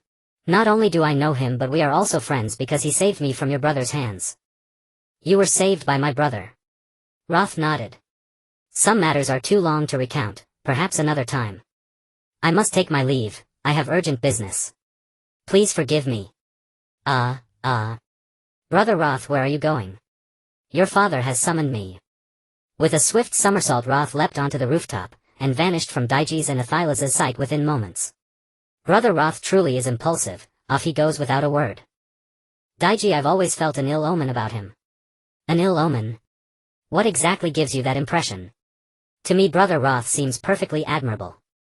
I never said he was unworthy, I only believe he is the crimson meteor foretold in the prophecy of the Altus Sanctum. Oh. Now that you mention it, he does wear that scarlet cloak, and when he dashes across the sky he truly resembles a blazing crimson meteor. Watching Daiji's carefree smile, Athilas smiled softly in return. Indeed, how could this second prince possibly care whether war would ignite across the continent of Trais or whether his own kingdom would fall? Daiji, when shall our next journey begin? Daiji took Athilas' hand and whispered gently into her ear, on the very day Brother Roth departs. In Tudor City within the Grand Royal Palace, Goodwin I stood before a war strategy map, listening intently as his military lords outlined the current state of affairs across Trais continent. Today in this council chamber, the one Goodwin I cherished most, an unfamiliar face sat among them, his old friend Bai. Azure Dragon, what counsel do you offer under these circumstances? Your Majesty, I confess I am at a loss. After all, it has been over 20 years since I last commanded troops in battle. Indeed. In those days you, I, and Anna fought side by side across countless battlefields, united by a shared dream, a perfect world. How fiercely our hearts burned then. Those days are long past. My strength has waned and I know nothing of these new siege engines. Age has claimed me after all. Yet your strategic insight remains undimmed. Come, take a look at this map and offer your wisdom. Bai could no longer decline. He stepped forward to examine the war map closely. It was in essence a topographical representation of Trais continent, marked with 3 sets of chess pieces, red, black and white, each symbolizing a sovereign power. Any seasoned tactician could discern from the map that for the Ars Empire, possessing overwhelming numerical superiority, the decisive factor in this war lay in controlling the Malta Pass. And whether its slender garrison could hold that pass depended entirely on which side the white faction would choose. Your Majesty, judging by the assessments just given by your lords, even if the other two powers form an alliance, they still cannot match the Alsi Empire's might. Yet the true complication lies in the Malta Pass. Should we launch a direct assault on the Drake Kingdom, we would need to divert substantial forces to guard against incursion by the white faction. Should we instead eliminate the white faction first, Drake will inevitably invade Habsburg. So your Majesty, precisely who does this white faction represent? Goodwin I narrowed his eyes, a cryptic smile playing upon his lips. Have you ever heard of the elves? Of course I know them, they're called fairies, aren't they? When did they become elves? According to our intelligence, half a year ago the fairies reclaimed the sacred spirit tree deep within the fairywood, and scattered fairies across the land were swiftly reunited beneath its boughs. There they have rebuilt a flourishing realm, the Caldor Kingdom, and their population now exceeds 200,000. 200,000 fairies. Levi recoiled in astonishment. The sheer number represented a force of terrifying magnitude across Trais continent. Precisely. And one of the Alsi Empire's proudest mercenary companies, the Thistle Rose Brigade, was utterly annihilated there. Now both the Caldor Kingdom and the Drake Kingdom stand as formidable obstacles to our northern campaign.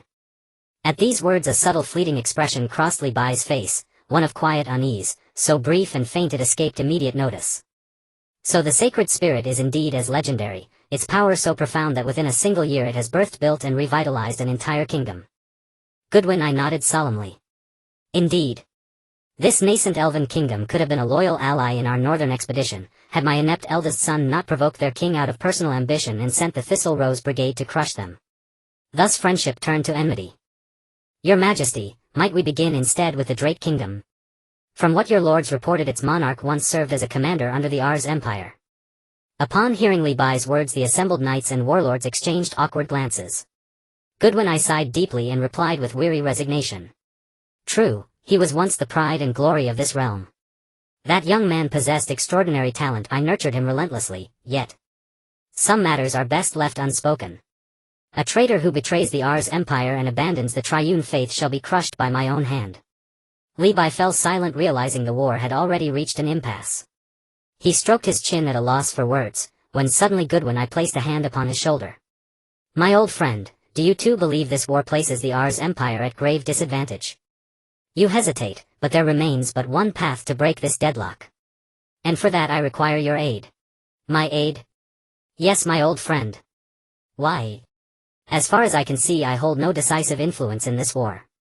At that very moment Roth entered the war council chamber escorted by several royal guards. Goodwin smiled warmly and gestured toward Roth. You cannot, but your son can. For he is the king of the Caldor Kingdom. Levi stared, disbelief flooding his gaze, an outcome he had never imagined.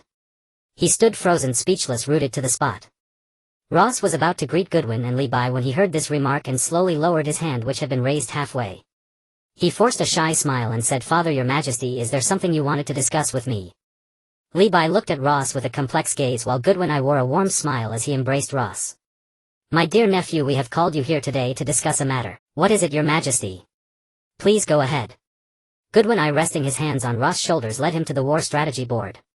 My dear nephew, take a look here. Can you discern anything from it? Ross stood before the board observing it carefully.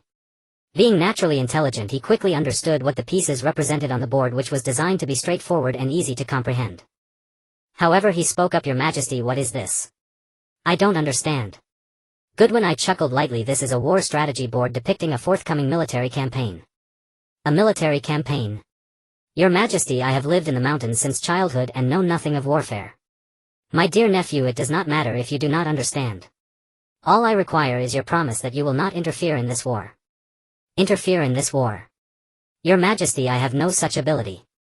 You may not, but your Caldorii elves do. At this point Goodwin's expression darkened as he fixed a serious gaze on Ross, seemingly trying to intimidate him into submission. Yet Ross remained unperturbed, saying, Oh, you mean those elves? I am indeed their king, but that was an unintended consequence. I typically do not involve myself in their affairs. My nephew, from what I know, it is not quite like that. As Goodwin I spoke, he had someone bring forth a document sealed with magical sigils. This is a diplomatic document we recently retrieved from a small nation we just reclaimed. It bears your personal magical seal. How can you claim those elves do not heed your command? Ross observed Goodwin, his face closely, realizing that with his current abilities he could not easily deceive this cunning old fox. He replied solemnly, "Yes, your majesty, I am indeed the king of this nation, but I have no interest in being a king, nor do I care about this war. Therefore whatever you plan to do is of no concern to me." "Oh. So if we were to attack the Drait Kingdom, the Kaldori would take no action?" "They will not, at least I will not give the order for them to act." Goodwin squinted at Ross, but as I understand it, when the forces of the Alsi Empire began to converge on Hadass Fortress, a squad of elite elven scouts also appeared at the edge of the fairy forest. "That is only natural, your majesty. After all, the Kaldori kingdom is very close to the Malta Pass and has previously had conflicts with your nation. Such a large mobilization of troops by the Alsi Empire would make any nation anxious enough to send out scouts to investigate, wouldn't it?" At this, Goodwin finally broke into a smile, placing his hand back on Ross' shoulder. "This is for the best. It seems that the traitor's time is coming to an end." He clapped his hands and several attendants entered the hall with wine filling everyone's cups one by one. Goodwin raised his glass and grasped Libby's hand, saying, "Ladies and gentlemen, today is a day worth celebrating. We can finally wage war against that traitor, our common enemy. We must also thank my old friend, my brother Libai, and his son King Ross of Kaldori." The revelers raised their glasses high, including Ross and his father Libai. However, their faces bore no smiles like the others, they merely took a gentle sip from their cups. Amidst the many lords and the leaders of knightly orders, someone shouted to the Alsi Empire, "To the downfall of Gwen Cavendish." Everyone present raised their glasses and cheered. However, upon hearing this shout, Ross' previously calm expression suddenly darkened. Once the crowd finished their cheers, he stepped forward to ask Goodwin, "Your majesty, what is this about Gwen Cavendish's downfall?" "Oh. You do not know. The king of the Drait Kingdom is none other than the former Lion of Daylight, Gwen Cavendish, that audacious white-eyed wolf. I once saved his life and cultivated him with care, yet in the end he actually killed a duke of the Alsi Empire and seized his knightly order, declaring himself king. He even severely disrupted my efforts to unify the North. How could such a person be allowed to live? How would the three gods ever forgive?" As Goodwin finished speaking, Ross' wine glass shattered in his grip. As the sound of the glass breaking echoed, all eyes turned to Ross, who wore a grave expression, his hand trembling slightly. "Ross, my dear nephew, what is wrong?" Libai rushed to his son's side upon noticing his unusual demeanor. "Gwen must not die." "What are you saying?" Goodwin slowly approached Ross, attempting to calm his emotions. "I say, Gwen must not die." "What do you mean, dear nephew? How can a king's words be so fickle?" Ross suddenly turned to face Goodwin, his eyes revealing a hint of murderous intent. "I do not care about kings or their titles. I only know that when my family or friends are in danger, I will stand up." Upon hearing this, the smile vanished from Goodwin's face once more as he incredulously asked, "Gwen Cavendish is your friend?" Ross drew out his weapon, pointing it at the lords and leaders present. "At that time I was lost and destitute. How many of you here have never seen me before? And how many of you have helped me? I helped you capture Hadass Fortress, and all I asked for was a bag of gold coins. Yet your son wants to silence me. If it weren't for Gwen, I would have long since met my demise. Now that he is in trouble, I cannot stand by and watch him die." Goodwin's face twitched as he looked at Libai. "Qinglong, you should talk some sense into your son. At a time like this he must not act impulsively. This moment is different from another. Do not do something foolish for the sake of a so-called friend." To Goodwin's surprise, Libai walked straight towards Ross and stood by his side. "No wonder you are my son. I support you, my child." After casting a glance at Goodwin, Libai took Ross by the arm and made to leave, but the surrounding soldiers surged forward, encircling the father and son. Libai swept his gaze over them, summoning the Azure Dragon's power to coil around his body. Instantly a terrifying pressure radiated outward. "Today I'd like to see who dares to stop me." "Stop." Goodwin's roar sent the guards retreating. "Azure Dragon, it hasn't come to that yet, has it? If the child is unwilling, so be it. Even if the cooperation fails, the friendship remains. Why make things so unpleasant? You two should go rest now." Goodwin glared at the guards. "He is an old friend of mine. He may come and go as he pleases. Who dares to stop him?" Azure Dragon snorted and left the council chamber with Ross. After the two had departed, a man stepped out from among the guards and approached Goodwin, bending down. It was the handsome scarred youth. "Master, shall we kill them to silence them?" "No need. Let them be. After all, he is my dearest friend, my brother." "Yes." Libai led Ross along the splendid avenue of the palace. Ross, watching his father's back, felt a surge of emotion. This was the first time in years he had been protected by his father. An indescribable thrill stirred within him, moving him deeply. "Father. What is it, my child?" Where are we going? To the place we're staying, of course. Back to where we stay. Can we leave this place? No, the time to leave hasn't come yet. Besides, that old wolf won't do anything to us. Father, do you trust him so much? Of course. Though 15 years have passed, those glorious days of yore are still vivid in my memory. But I feel. Levi stopped and smiled at Ross. You feel there's a rift between us? Ross nodded. As expected of a child raised by Jiangli, you're truly adept at reading people. Levi turned and continued walking toward their quarters. Ross hurried to catch up. Child, you must remember, conflicts are inevitable between people, even with your loved ones and friends. But the bonds you share with them cannot be severed by such conflicts. If there is anything that can cut those bonds, it is the pursuit of your own idea, the pursuit of ideals. Levi nodded. An ideal in essence is a desire or obsession within you, a yearning for the most beautiful vision of the world you inhabit. Ideals can make you disregard even your own life, let alone mere emotions. So the rift between you and King Goodwin is also because of that ideal. Levi smiled knowingly and nodded. Yes. The reason we can still get along despite the rift is that we share the same ideal. We simply have different views on how to achieve it. Then why can't you compromise and work together to realize that ideal? After all, during my journey to find you, I learned one truth: no matter how powerful you are, you still need others' help. Levi stopped again, fiddling with the azure dragon talisman in his hand. A flicker of hesitation crossed his eyes, but it quickly hardened into resolve. I don't need anyone's help. I will achieve that ideal on my own. Old Wolf's method will never succeed. Then why do you stay here, Father? Isn't it because you also want to see if you can help each other? Since your ideals are the same. Mind your tongue. Levi ignored Ross and walked on ahead. Ross, feeling he shouldn't have contradicted his father, caught up and asked, Father, may your son ask you a question? What now?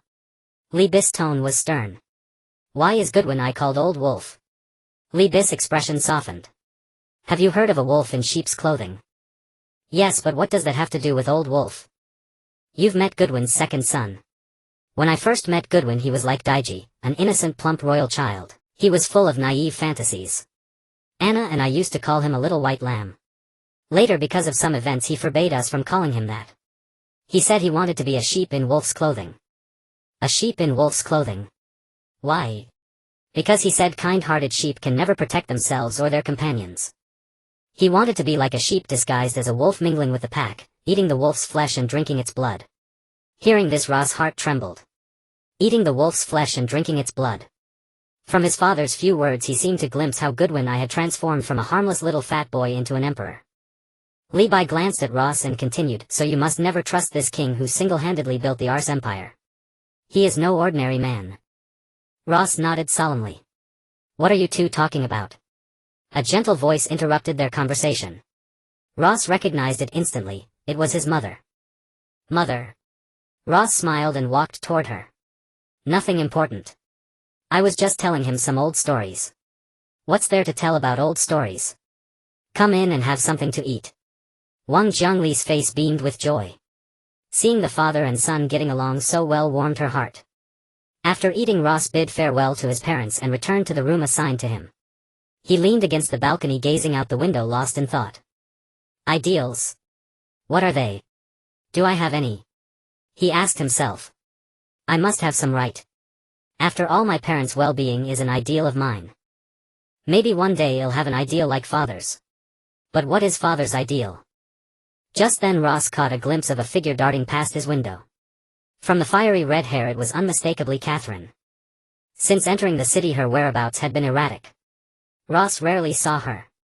He leaped out the window and chased after the figure. As Ross scaled walls and roofs, a sense of foreboding washed over him.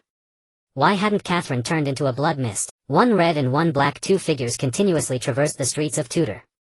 Before long, Ross caught up with that shadow in the sewers of Tudor. She turned to look at Ross, and indeed it was Catherine. Catherine. Where are you going? The Catherine before him did not answer, but merely smiled at him, a rather eerie expression. Catherine, what's wrong with you? Ross reached out his hand trying to grab her, but the woman extended her claw towards him. Fortunately, Ross reacted surprisingly quickly. He sidestepped and the claws brushed against his neck, leaving a shallow cut. Ross looked at those strange claws, wiped the blood from his neck. You are not Catherine. The imposter Catherine still maintained that eerie smile without answering Ross. Suddenly she exerted force under her feet and dashed towards Ross in an instant. Ross hurriedly drew Old Cutter King to block that oddly shaped claw. Clang! To Ross' surprise, the claw was incredibly hard and his Old Cutter King didn't even leave a scratch. Moreover, a tremendous force transmitted through that claw, directly pushing Ross back several dozen meters. The strength displayed by this imposter Catherine reminded Ross of Baal. In his life he had only felt such powerful strength from Baal. Ross thought that this time he finally had the chance to test how much his strength had improved. As he kept retreating, his eyes narrowed and he began to channel the luminous power within him. In an instant, Ross' body erupted with dazzling light resembling a radiant sun, blinding the imposter Catherine and forcing her to step back repeatedly. Without hesitation, as he created distance, Ross began to inject the power of hope into Old Cutter King and his weapon became increasingly brilliant. "You bastard! Dare to sneak attack me, I will fight you to the end." Just as Ross was about to unleash the fiery hope energy from his weapon, a furious roar interrupted him. Ross looked in the direction of the sound and saw another disheveled Catherine who like a rabid dog lunged at the imposter Catherine. Ross had no time to stop her, he could only reluctantly retract the fiery strike. The imposter Catherine paused for a moment, a hint of confusion flashing in her eyes, then returned to her eerie smile. She extended her claws towards Catherine. The two Catherines became entangled in battle while Ross stood aside carefully observing. He was now 90% sure that the Catherine arriving behind was the real one. With a strong step, Ross shot forward like a golden meteor, joining the fray. "You little brat, you don't need to help. This bastard not only ambushed me but also transformed into my likeness. I must personally slay him to quell my heart's hatred." Hearing this, Ross was more certain that the Catherine coming behind was indeed the real one. Seeing that the imposter Catherine was at a disadvantage, he withdrew from the melee and leisurely stood by to watch the drama. "Alright, I'll listen to you, I won't interfere in this battle." As Ross just put away Old Cutter King, several giant tentacles reached out from the imposter assassin, attempting to pull Ross closer. Fortunately, Ross reacted quickly, drawing Old Cutter King once more and slicing the tentacles into pieces. Ross curiously looked at the imposter Catherine, thinking, could it be that his target was me from the start? Catherine's attacks were fierce and ruthless, combined with her flaming red hair and alluring figure, stirring a strange excitement within Ross. "Die!" As Catherine let out a furious roar, her terrifying claws tore the imposter Catherine in half. Strangely, her face still bore that smile. Just as Ross stepped forward to congratulate Catherine, the two halves of the corpse on the ground were enveloped by a wave of black mist and disappeared. Catherine and Ross looked towards the direction where the black mist floated. They saw a middle-aged man in black leather armor with a scruffy beard standing at a sewer junction watching them. "Ross Lee. Today is your day to die." The middle-aged man crushed a black egg with 8 mouths and the black mist swirling around him enveloped him. Immediately a bull-headed monster with black fur and wings appeared before them. "It's a saint!" Catherine exclaimed in horror upon seeing the bull-headed monster. "Perfect, let me have a good chat with him." "No. Don't go. I don't know why, but I feel he's after you. Don't follow his wishes, we should run." Catherine grabbed Ross and turned to run towards the sewer exit. However, how could the saint, who had already revealed its second form, let them escape? The bull-headed monster summoned a strangely shaped great sword and instantly appeared before them. "Run!" Catherine forcefully pushed Ross away, extending her claws, and charged at the bull-headed monster. In Ross' astonished gaze, Catherine's body was cut in half by the sword held by the bull-headed monster. "No!" Ross' body radiated dazzling light and Old Cutter King met the bull-headed monster's greatsword. Clang! A terrifying aura spread throughout the sewer just as Ross was about to engage in a life-and-death battle with the saint. A majestic eagle's cry sounded beside him. A similarly black-feathered eagle-head monster charged to Ross' side and kicked the bull-headed monster away. "Another saint has arrived," the half-bodied Catherine said helplessly. Ross turned to look at her, confusion in his eyes. "What are you staring at? Come, let me take a bite." "So you didn't die?" As Ross spoke, he walked towards Catherine. "Do you want me dead that badly?" Catherine complained, biting down on Ross' forearm. As Ross' blood flowed into Catherine's mouth, her lower body miraculously grew back. Ross looked at her in astonishment. "Do you also possess the power of the Azure Dragon?" "What Azure Dragon power?" "We high-level vampires are not so easily killed." "Don't look at me, look ahead." Ross turned his head to look ahead, only to see the two monsters with animal heads standing in the sewer facing off. The eagle-head monster spoke first. "Long time no see, Zygrud." The Minotaur sneered. "Long time no see, Clyde. I never expected this old dog of the bygone era to still be alive. What qualifications does a follower of a false god have to say such things?" Not killing you back then remains my greatest regret, and every time I think of it the scar on my face aches faintly.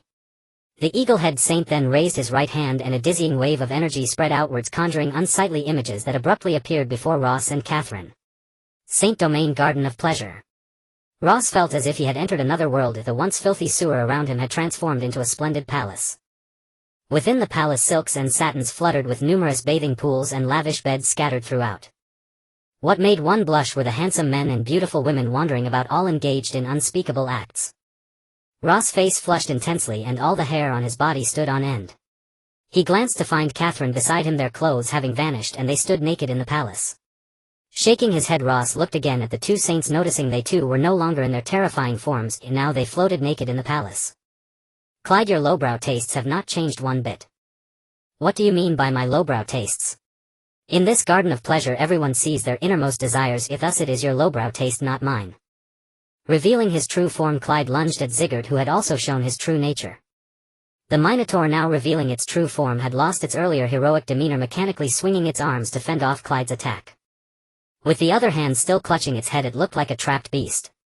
In just a few exchanges, Clyde severed Sigurd's head with a swift strike, holding it in his hand. Clyde lifted the head covered in silver stubble to his face and let out a wild laugh. Sigurd, after fleeing for so many years, you can now stay by my side forever. Clyde's expression suddenly froze as he noticed a wisp of black smoke slowly emanating from the center of the severed head, gradually enveloping it. Fake. Clyde couldn't help but voice his doubt. Saint Domain, mirror of greed.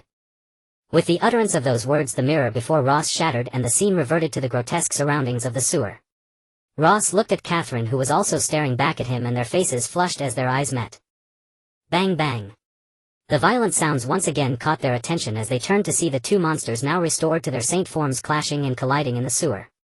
Despite the Minotaur wielding a weapon and summoning several clones to attack Clyde, it remained the disadvantaged side in this battle. Ross observed Clyde's attacking style, which mirrored Bal's, utilizing his powerful physique and razor-sharp claws to unleash a whirlwind of death upon his enemies. However, compared to Bal, Clyde's approach leaned more towards agility, while Bal favored brute strength. Clyde let out eagle-like shrieks, dodging all of Sigurd's attacks at incredible speed and capitalizing on the openings in his offense to leave numerous terrifying scars on him. Clyde raised his right hand again. This time Ross and Catherine felt no effects, while the Minotaur stood dazed for several seconds. In a mere few seconds, a skilled exchange could determine victory and death. The Minotaur's body was cleaved in half by Clyde's hawk-like claws, and its innards were torn out. Blood splattered across Clyde's body, forming droplets that dripped slowly along his dark fur, and he let out a satisfied howl. A swirl of black smoke passed, revealing Clyde's original form amidst the darkness, a handsome youth bearing a large scar. He slowly approached Ross and Catherine, saying, "Noble guests of the Alsi Empire, I apologize for the fright you experienced encountering such matters in Tudor City. Is our failure, please forgive us." After speaking, Clyde walked directly past Ross and Catherine, heading out of the sewer, leaving the two in stunned silence.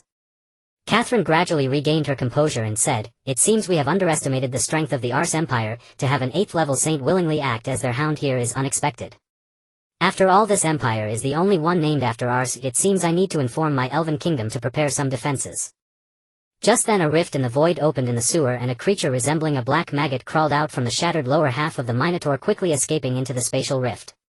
"Oh no, that thing isn't dead yet." Ross sprinted forward wielding his blade, but he was still a moment too late, only managing to sever the creature's tail. The tail, shrouded in a cloud of black smoke, gradually revealed its true form, a severed arm still clothed in delicate embroidery. Ross studied the embroidery closely, a look of sadness and confusion creeping onto his face. Why is this happening?" he murmured softly, like a child wronged. Catherine, equally perplexed, had never seen Ross in this state. She stepped forward asking, "What's wrong, Ross?" "This pattern. Is there something special about this lion pattern? One of my friends was once the leader of a mercenary group called the Lions Guild." Upon hearing this, Catherine had a rough idea, but was still unclear about what had transpired between Ross and this friend. Why would such an assassin appear in Tudor, and it was evident they were after Ross' life. Ross' expression grew somber as he mechanically walked towards the cave entrance, suddenly reminded of his father's words, "For the sake of ideals one could forsake their life, let alone emotions." But in his heart, what was this late friend's ideal? He was unsure. Yet in that ideal he surely had no place. Perhaps he must die.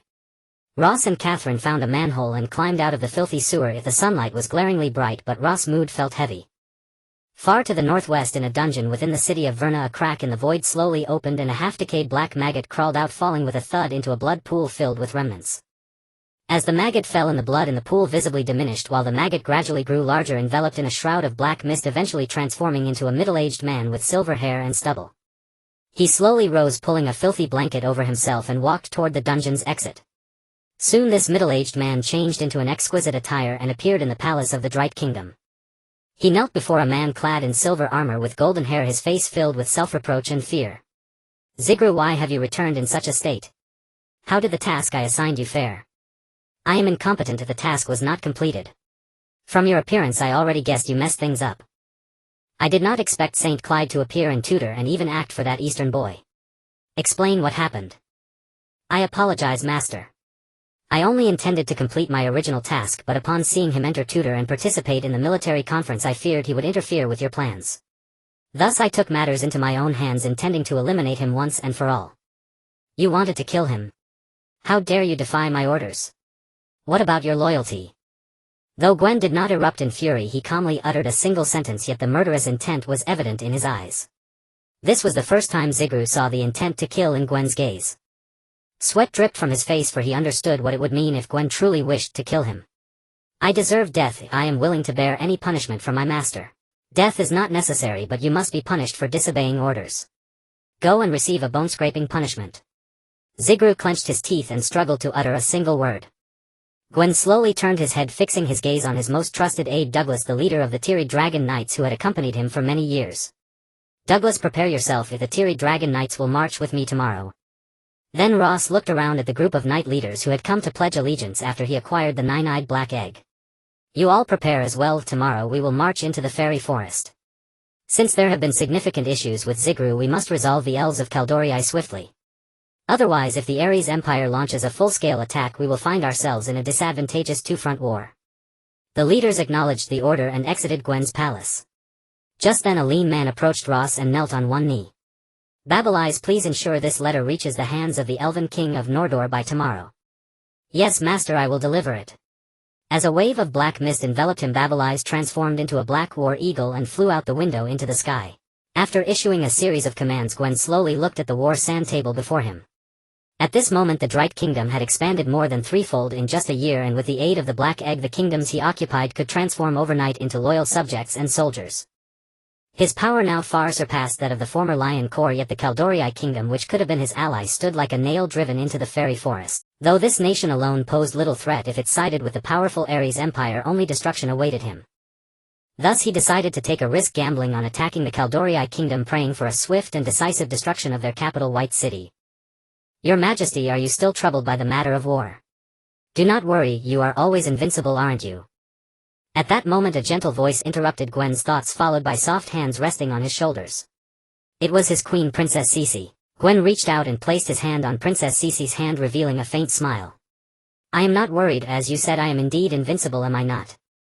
Princess Cece immediately noticed that Gwen was somewhat different today. His brows were furrowed, indicating that something weighed on his heart. However, since Gwen did not speak, she refrained from inquiring further. Ross and Catherine wandered aimlessly through the city of Tudor. His mood had improved significantly, for he now understood a truth: people would always do certain things for their ideals and persistence, just as he once did everything possible to find his father. At that moment a small bird landed on Ross' shoulder. He realized that it must be Lilith bringing him some kind of message. Today the bird's call was sharp and urgent. Ross translated it using the beast language that Lilith had taught him, and his expression turned astonished once more. Though he did not know why, he could now be certain that his friend the Lion of Daylight, Gwen Cavendish, truly intended to act against him, and not only him but also sought to annihilate his Caldorii kingdom. Ross clenched his fists and quickly walked toward the palace of Tudor. Catherine looked puzzled. Though she did not understand what Ross intended to do, she silently followed. In the palace of Tudor within the Ares Empire, a red-clad youth was shouting, "I demand to see Goodwin. I want to see your king." "Who is making such a ruckus in the palace?" The Chancellor Sethiang happened to hear the commotion. He shouted at the troublemaker, but upon seeing that it was Ross, he immediately shut his mouth and turned hurriedly, making his way to the palace, knowing full well that this was a presence he could not provoke. In no time Goodwin arrived at the scene of the commotion with his entourage. He waved his hand, signaling the guards blocking Ross to step aside, then revealed a friendly smile and asked Ross, "My dear nephew, what is it that you wish to do? If you wish to see me, just say so." Why must you force your way into the palace? I have come to see you today as a king. You do not call me nephew. Goodwin I straightened his expression and spoke solemnly, all right. King of Caldorii, what brings you to see me? Regarding the alliance you mentioned yesterday, is it still valid? Of course it is valid. I wish to ally with you to attack the Drait Kingdom. Goodwin his face broke into a knowing smile. Oh. Then what of your friendship? That is my private affair, it has nothing to do with this alliance. Goodwin I nodded affirmatively. Will the elves of Kirduolii obey your decision? Rest assured it is a king's promise. Goodwin I narrowed his eyes and scrutinized the youth before him. The boy's depths were far greater than he let on, and Goodwin could not shake the feeling that something was off about him, though he could not say exactly what. Very well, I accept your request for an alliance. I will have men draft the treaty. Once we sign it, the Alsi Empire and the Kirduolii Kingdom will be formal allies. Luasi nodded and reached out his hand. Goodwin I hesitated for a heartbeat, then understood. He gripped the hand Luasi offered with deliberate force. At midnight, two figures still stood upon a high terrace of the Alsi Imperial Palace, Luasi and his father Li Bai. Child, what brings you here at such an hour? Father, I wish to ally with the Alsi Empire to attack the Drait Kingdom. Oh. And why is that? Because I want to ask him why he first sent assassins after me, then massed an army on my border. Li Bai looked at his son. How well do you know this friend of yours? I feel I do not truly know him. At first he seemed like a shaft of light, he helped me, saved me. Yet now I can never fathom what he is thinking. In truth, I think your friend, like Goodwin I, is someone who esteems power above all. You are not suited to him. Father, why do you say that? Because only by thinking so can his actions make sense. That he suddenly sent assassins after you and then abruptly pointed his armies at your kingdom, both followed one thing. What thing? Goodwin I has drawn you into his war council. I suspect your friend has placed watchers around you.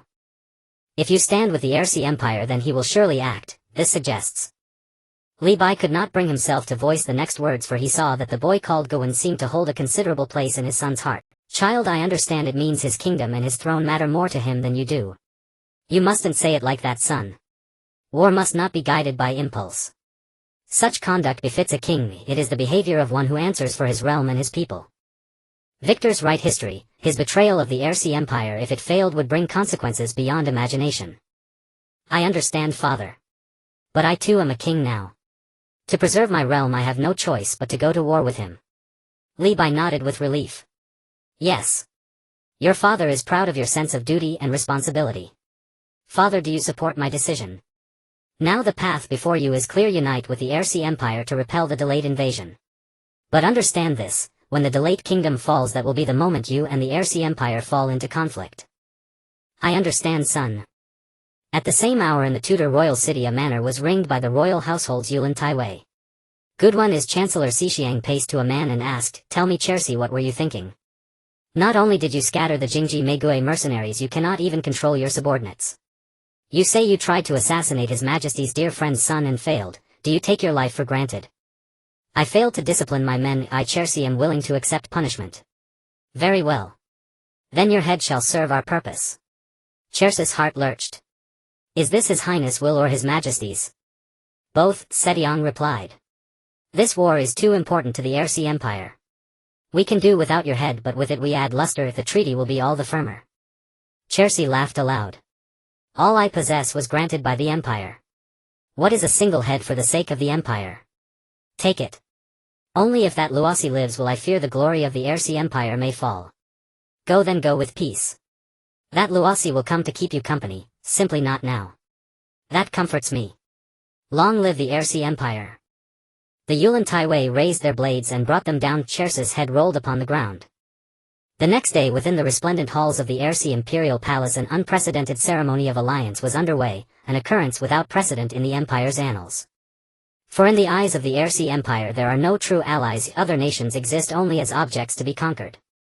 Yet now the Alsi Empire was forced to change course, for Guan's nascent kingdom had become a pressure they could no longer ignore. The threat had to be resolved swiftly.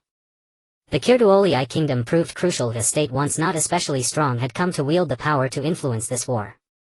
Luasi examined the contents of the alliance document carefully and found nothing objectionable. He lifted his pen, yet seemed burdened by some hesitation, and did not sign for a long moment. All the Alsi officials turned their eyes to Luasi. Chancellor Setiong clasped his hands and stepped beside him. King of Kirduolii, is there any clause in the treaty you find displeasing? Luasi set down his pen. I find the terms acceptable, but I wish to add one clause. May I ask which clause you would add? If any party to the alliance infringes upon the interests of the other, the aggrieved party shall have the right to unilaterally annul the treaty. A playful smile flickered across the Chancellor's face. Children, after all, he thought, which nation would not tear up a treaty after the common enemy is slain? It was needless, yet he regained his composure and said, no problem, we shall add this clause at once. The Arsi administration's efficiency proved exceptional. Before long a newly drafted treaty was brought to Luasi, and he took his pen and signed his name. Then the mages of the Alsi Empire's Mage Council affixed a magical seal to the treaty, and the alliance was formally enacted. A box bearing the Jingji Meguei insignia was then set upon the negotiation table. Luasi, puzzled, glanced at Goodwin I. Goodwin gestured for him to open it. As proof of our sincerity in this alliance, a gift is presented. Luasi opened the box. Inside lay a bloodied human head. At once he knew whose head it was. I know Chersi bears deep hatred with the elves. To show our sincerity, we present his head to His Majesty so that the elves may feel our resolve. Luasi looked at the head in the box and could not help but reflect how the times have changed, our human lives so negligible in the wars between nations. Chersi once lived because of the Empire's strength, now he has died because of that same strength. After the pact was sealed, Luasi could not wait and rode swiftly toward the fairy forest. By agreement, the Alsi Empire's Iron Cavalry would launch its expedition on the day following their clash within the Delate Kingdom, striking at the kingdom's heartland. At the same time, the Empire would commit its main force to the battlefield in the fairy forest, severing the Delate Kingdom expeditionary army supply lines, and together with Kirduolius elves annihilating the Delate Kingdom's main force within the forest. A squadron of Yulin Iron Guard cavalry escorted Luasi, his parents, and Kaiselin as they thundered toward Baicheng. Inevitably they had to pass through the Merta Pass, and Hadasabo became their supply point and the place where they would undergo the required clearance checks. In such fraught times, even a detachment flying the Alsi Empire's royal banner had to submit to inspection. During those few minutes Luasi encountered the one man he most wished to avoid, Goodwin too. Yet the Alsi heir showed no discretion. Despite knowing he and Luasi were at odds, he insisted on alighting to jeer and provoke. Oh, I wondered who that was, so it's the heretic who fled disgracefully from my grasp. Before Luasi could move, Kaiselin's keen claws were at Goodwin II's throat. Mind your words. Look clearly, the man before you is a true king, and he stands in alliance with your sovereign. You had better apologize properly, or the consequences may well be beyond what you, an heir apparent, can remedy. Goodwin II trembled under Kaiselin's ice-cold grip. Sister, let us speak calmly. His Majesty and I are old acquaintances. What I said just now was only an attempt at familiarity, a jest. Sister Kaiselin, please release him. I think he merely spoke without malice. Luasi knew his realm and himself sorely needed the Alsi Empire's strength. Though he longed to strike the prince, he could not. He drew back. Kaiselin's hand bowed and said, Your Highness, my friend acted impulsively and frightened you. I beg your pardon. Goodwin II had never liked Luasi. Kaiselin's action fanned the flames of his ire, yet as heir he understood this was not the moment to break with decorum. He smoothed his clothing and signaled his retinue to fall back. It is nothing, it is nothing. Your Majesty, forgive my ill-chosen words. Your Highness, I have urgent business. My apologies, I must take my leave. I will call on you when I have leisure. Luasi wore a smile, but it could not conceal the murderous gleam in his eyes. Goodwin II, for his part, masked his fury with a careless grin, his teeth rasping as if nearly split by the strain. No matter. The war is pressing, we will resume this another day. Li Bai and Wang Jiangli, mounted above, shared a knowing smile at Luosi's measured response. How did I do, son? Did I not teach you well? Of course. You have the makings of a schemer, just like him. The makings of a schemer. So that is inherited from you, not me. Li Bai gave an awkward smile at Wang Jiangli's retort and fell silent. Once Luasi had ridden out of Hadasabo, Goodwin II's face darkened at once. Soon the hour to wash away my humiliation will come. Then you, Luasi, and you, Goodwin, will be erased from this world. After 3 days and nights of relentless travel, Luasi and his party finally returned to the long-missed Baicheng. In the years since his absence, Baicheng had grown only grander. Luasi could sense that the magical energy contained within the vast protective barrier had intensified considerably. The towering Xingling tree and the immense arc of the magic dome left Li Bai and the Yulin Iron Guard visibly awed. At the blast of a horn, the tightly sealed white archway eased open and a squadron of silver-helmed elven cavalry surged forth. At their head rode Kirduolius Royal Guard Commander General Selenlady alongside Princess Lilith, leading the elite elven contingent to Luosi's side. They were about to dismount and render honors when Luasi called, No need, Let us enter first and speak afterward. Once they passed through the ornate arch closed behind them. The great white ring of wall was studded with archers along its parapets, and behind them stood ranks of white artillery. When Luos's party reached the city, Li Bai and the others and their Yulin Iron Guard were shown to lodging. Luosi, guided by Lilith, immediately set out to inspect the city's principal strongpoints. No sooner had Luosi swung from his horse than lords and generals gathered around. Lilith led him forward with warmth. Your Majesty, during your absence, Baicheng has surged in growth and many races have arrived seeking refuge. She ushered him into a blazingly hot smithy. The workers there were only half the height of an adult man, yet immensely robust, their faces hidden beneath dense beards. These dwarves came to Baicheng seeking shelter 6 months ago. Their quarter lies southeast of the city's ring. This is their forge. A bearded dwarf set down his hammer and approached. This is the dwarves' leader, called Lapi. The great cannons you saw outside were forged by them, Lilisai added. The dwarf bowed before Luosi. It is an honor to meet you, my liege. No need for ceremony, Lord Lapi. How do you and your people fare here? We are grateful for your refuge and live well, though lately the damned human kingdoms seem on the brink of war. These peaceful days may be numbered. Indeed, the delayed kingdom's army will likely be at our gates before long. We ask all of you to stand united and resist our enemy together. Of course. Do not underestimate us dwarves. When we swing our war hammers, we are fearsome. Hearing that reassures me. Lilisai led Luosi up a high tower. Before them stretched neat rows of stables and squadrons of silver-armored cavalry drilling with solemn precision, each breastplate emblazoned with a conspicuous rose emblem. What is the meaning of these cavalry? Are you referring to the patterns on their armor? By dismantling the set of armor left by Charles, we finally uncovered the secret of the Rose Order's magic immunity. It lies in this pattern of the thorny rose. Such a technique must be difficult to replicate right. Otherwise the entire Trais continent would have long been filled with soldiers immune to the 4 prime forces. Lilith leaned close to Ross' ear and whispered, in truth the method for crafting these items is recorded in the Ferdinand's book you gave me. It also contains a way to strengthen the magical barrier on the White City Ring. At that moment Ross understood why the magical barrier on the White City Ring had grown so much stronger. So Kaldor no longer has to fear the delayed kingdom as much. A flicker of anxiety crossed Lilith's face. Not exactly. According to the information we have now, the delayed kingdom has allied with several other elven kingdoms and their armies are all advancing toward us. If we have to face such a massive army all at once, we won't be able to hold out for long. What about the skeleton scepter? If we use it a few more times, there's nothing to fear from these armies. A few days ago I learned from Malingard that the skeleton scepter has a limited number of uses. It has already been used once, so only 2 remain. I think it's best not to use it unless absolutely necessary. Moreover, both empires are now throwing everything they have into this war. Their armies not only include conventional forces, but for some reason the number of warriors who seem like gods among the troops is growing larger by the day. Warriors like gods. Exactly. The proportion of warriors who can skillfully wield the 4 prime forces is steadily increasing. This has even altered the balance of power on the Trais continent. Nations that command these forces are tearing through their neighbors with devastating speed. After hearing Lilith's words, Ross fell into deep thought. From what you say, are ordinary soldiers nothing more than cannon fodder? Lilith shook her head.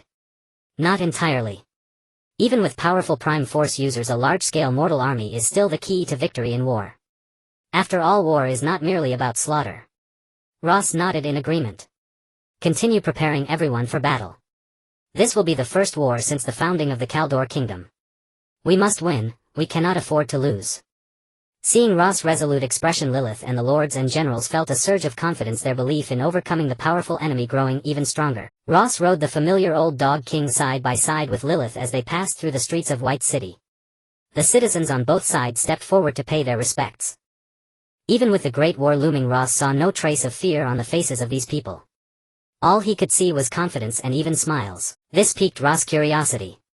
He turned to Lilith and asked, Lilith, with war approaching, I had thought I would need to find a way to calm my people. But now I find myself drawing strength and confidence from them. A charming smile graced Lilith's face. Actually, it's all because of you. You may not know how miserable the lives of these Kaldor subjects were before. They never dared to dream of building such a powerful nation, let alone enjoying the protection of the Holy Spirit tree. They have ample food and clothing, live in happiness, and to defend all this they will never feel fear or dread, no matter the enemy. Moreover, your return has given them boundless strength. Ross gave an awkward chuckle. I'm just an ordinary man. How could I have such power? Of course you do.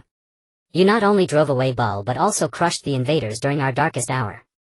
These deeds have become songs of praise sung throughout the land of Kaldor. Ross scratched his head in embarrassment while Lilith continued, do you know what these people call you? What do they call me? The King of Light. Ross was startled. What exactly was the King of Light? He wanted to ask Lilith, but by then their group had already arrived at the palace. In the resplendent elven palace a welcoming feast had already been prepared. This was no ordinary banquet, it was also a war council. At this feast all 7 lords and 3 generals of Kaldor were present. A massive battle map was hung behind Ross.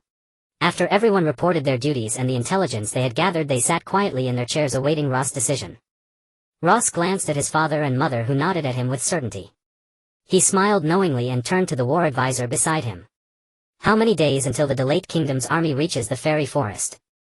According to the bird's intelligence, their vanguard will enter the fairy forest in 2 days and arrive at the outskirts of White City in 4 days. So we have 3 days. What about the elves behind us? Those elves seem more interested in this war. We should see their army by tomorrow. How many have they brought? Combined, the 4 elven kingdoms have about 300,000 troops. 300,000. At that number Ross couldn't help but draw a sharp breath. An army of this size was unprecedented in the war history of Trais. It seemed those elven kingdoms bore a deep hatred for Kaldor. Yes. And they are mostly elites, including a large number of archmages. We may face unprecedented magical defense pressure. Ross pondered for a moment. Since they were about to face a pincer attack and the enemy had a substantial ranged force, they could not remain passive inside White City waiting to be besieged. 2 days was still enough time. Ross began to study the map carefully, noticing that the elven ancient road behind the city passed through a gorge. Ross asked the lords and generals around him, how do the elves march? I'm not entirely sure about such a large-scale march, but typically a unit of 10,000 marches in formation, heavy infantry in front, archers in the middle, cavalry at the rear, with archmages interspersed between archers and cavalry. Everyone, I intend to take the initiative and ambush the 4 elven kingdoms army here. Does anyone have any good suggestions?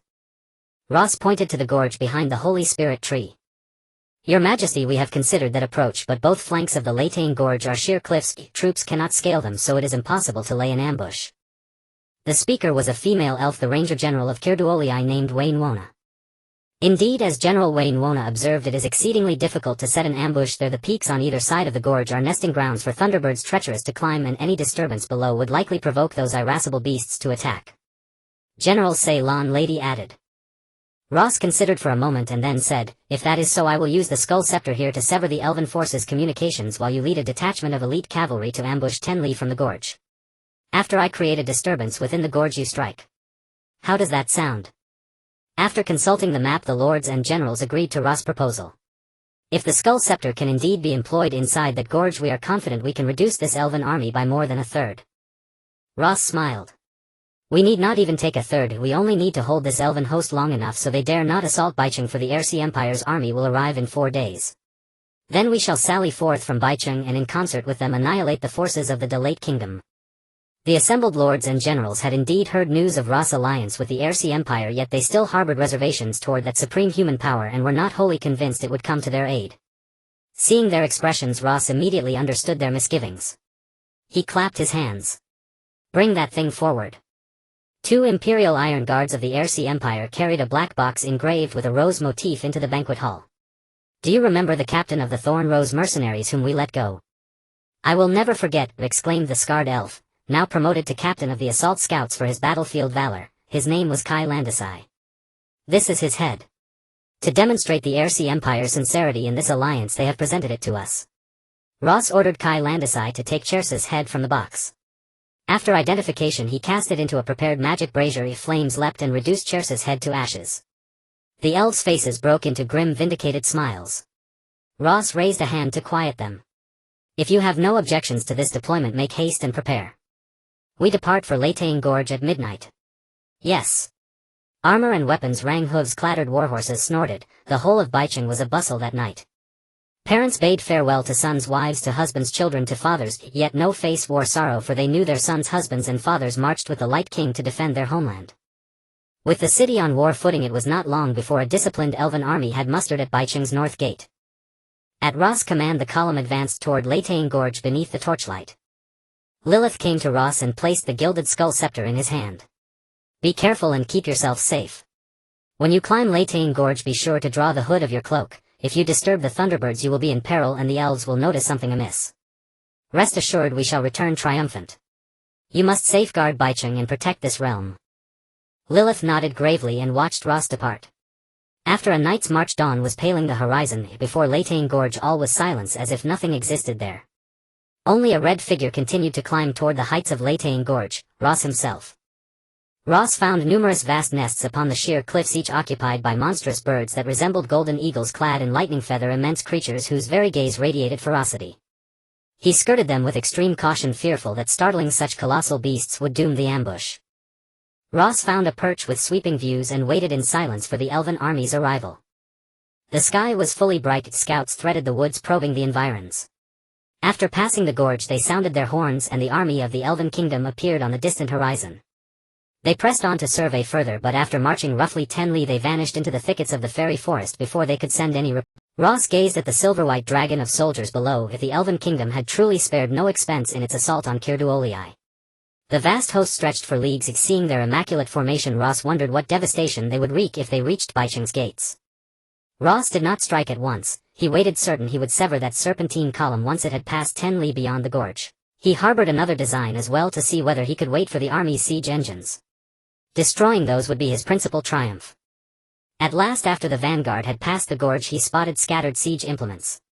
Ross wished to wait a little longer, but events would not permit it if the elven vanguard was about to encounter Kirduolius ambushers. Furthermore, if he delayed, the number of ambushers would be vastly outmatched by the enemy and the ambush would lose its meaning.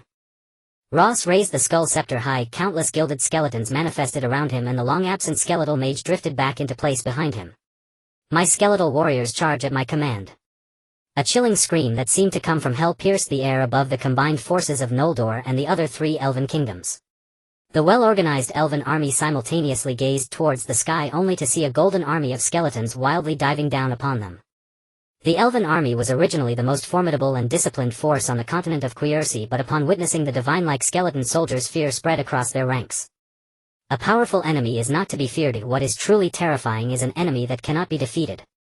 Though this golden skeleton army numbered only 3,000, these immortal warriors could send the tens of thousands of elves below into a panicked retreat, discarding their armor in the process. Several elven lords struggled to rein in their steeds, drawing their weapons in an attempt to organize their troops for defense, but these ghostly skeleton soldiers seemed entirely insubstantial, and neither blades nor magic could harm them. At that moment a supreme archmage of the elves emerged from the chaos, bellowing with all his might, gathering a scattered group of mages together. What is there to fear from these skeletons? They are merely the products of blood magic.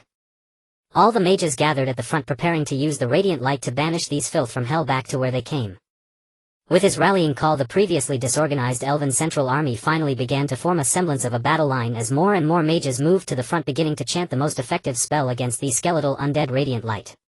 Countless beams of white light erupted from their staffs, gradually coalescing into a massive and dazzling wall of light, ready to meet the oncoming tsunami of skeleton soldiers. To their astonishment, the golden skeleton soldiers showed no fear of this radiant light. They bathed in its brilliance, passing through one mage after another while claiming their lives. The entire central army of the elves fell into despair, once more scattering in panic, trampling one another in their flight. With a cry of thunder, Ross descended amidst the chaos, clutching a thunderbird's talon, his body drenched in golden light, accompanied by the golden skeleton mage. Ross had made up his mind that the sole aim of today's battle was to eliminate as many of the enemy's living forces as possible. He showed no mercy, swinging his weapon fiercely amidst the turmoil, wreaking havoc. Malingard let out a series of manic laughs, unleashing his potent blood magic upon the already fleeing elven soldiers. His blood magic was particularly sinister and terrifying. Once struck, the flesh of the affected elves would rapidly decay into a mist of blood, sinking into the ground, leaving only bleached bones behind. Under Malingard's manipulation, these bones would slowly rise, transforming into skeleton soldiers, though their combat power paled in comparison to that of the golden skeletons, easily scattered by just a few sword strikes or even a punch. However, on the current battlefield, the elven soldiers had lost all thoughts of resistance, rushing in a frenzy towards the sides of the valley. The elven troops at the front initially had no idea what was happening in the central army, but upon hearing the cries of agony they became terrified. An elf riding a massive moose questioned his subordinates what on earth happened in the central army. Why is there such a commotion? At that moment a bloodied and disheveled elven general rushed to him, tumbling off his horse. King Dallas, we are ambushed. King Noldor's eyes widened in shock. How is that possible? How could there be ambushers in the Thunder Valley? It's true. The legendary King of Light does exist, and those golden skeleton soldiers are indeed unyielding. They are slaughtering our army unilaterally. Though Dallas was deeply shocked upon seeing the unrest among the surrounding soldiers, he quickly steadied his emotions, drawing his sword and decapitating the general with one swift stroke. How dare you spread such demoralizing words before a great battle? Despite Dallas promptly ordering his personal guard to stabilize the morale of the army, a wave of fear still spread throughout, for the tale of a single golden skeleton annihilating 5,000 elven soldiers had long circulated through the elven realm. As more and more fleeing soldiers surged towards them, all the elven soldiers appeared as madmen, their eyes devoid of any light, murmuring one phrase: the King of Light. It is the King of Light. As the army fell into panic, Dallas found himself at his wit's end when the battle horn of the elves sounded once more. Dallas looked forward, seeing flickers of silver light shining through the dense forest of the elven woods. Narrowing his eyes to observe closely, he saw a well-organized troop of soldiers clad in silver armor and helmets slowly emerge from the woods. People of Kaldor. The time has come to protect our homeland and annihilate the enemy for the King of Light. Charge. With a roar from Sarenlad, the elven cavalry in rose-silver armor began their relentless charge. Dallas gazed at the silver tide rushing towards him, filled with fear, for he had never imagined that Kaldor's army would dare to set an ambush here, nor did he ever believe the legend of the King of Light and his skeleton soldiers was true. His soldiers collapsed at the first contact. They fled desperately in search of any possible escape from this hell, yet few would manage to escape. Before leaving the city, Ross had already issued his first royal command to his troops: kill as many of the enemy's living forces as possible, leaving no prisoners.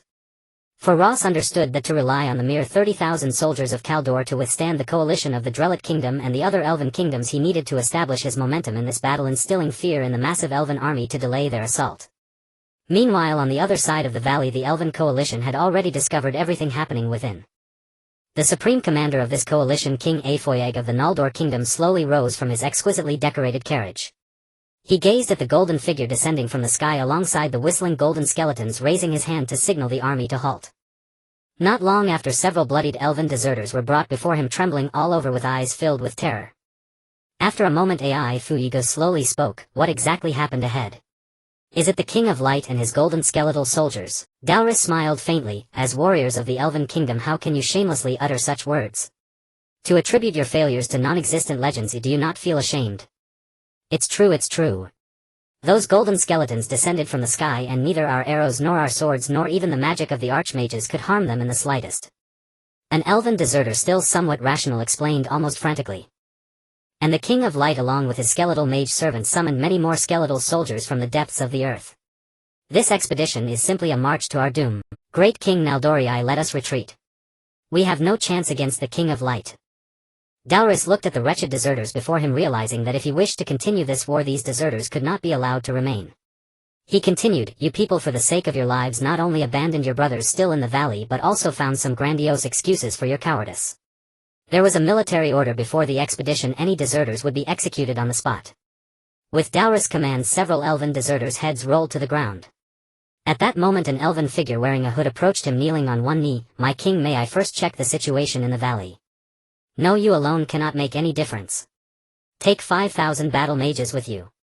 If you see any living enemies, eliminate them all. Yes. The elven mage removed his hood, revealing his body covered in runes. As these runes began to glow, a teleportation spell was cast and he vanished from the spot. The other battle mages wearing hoods also disappeared one after another.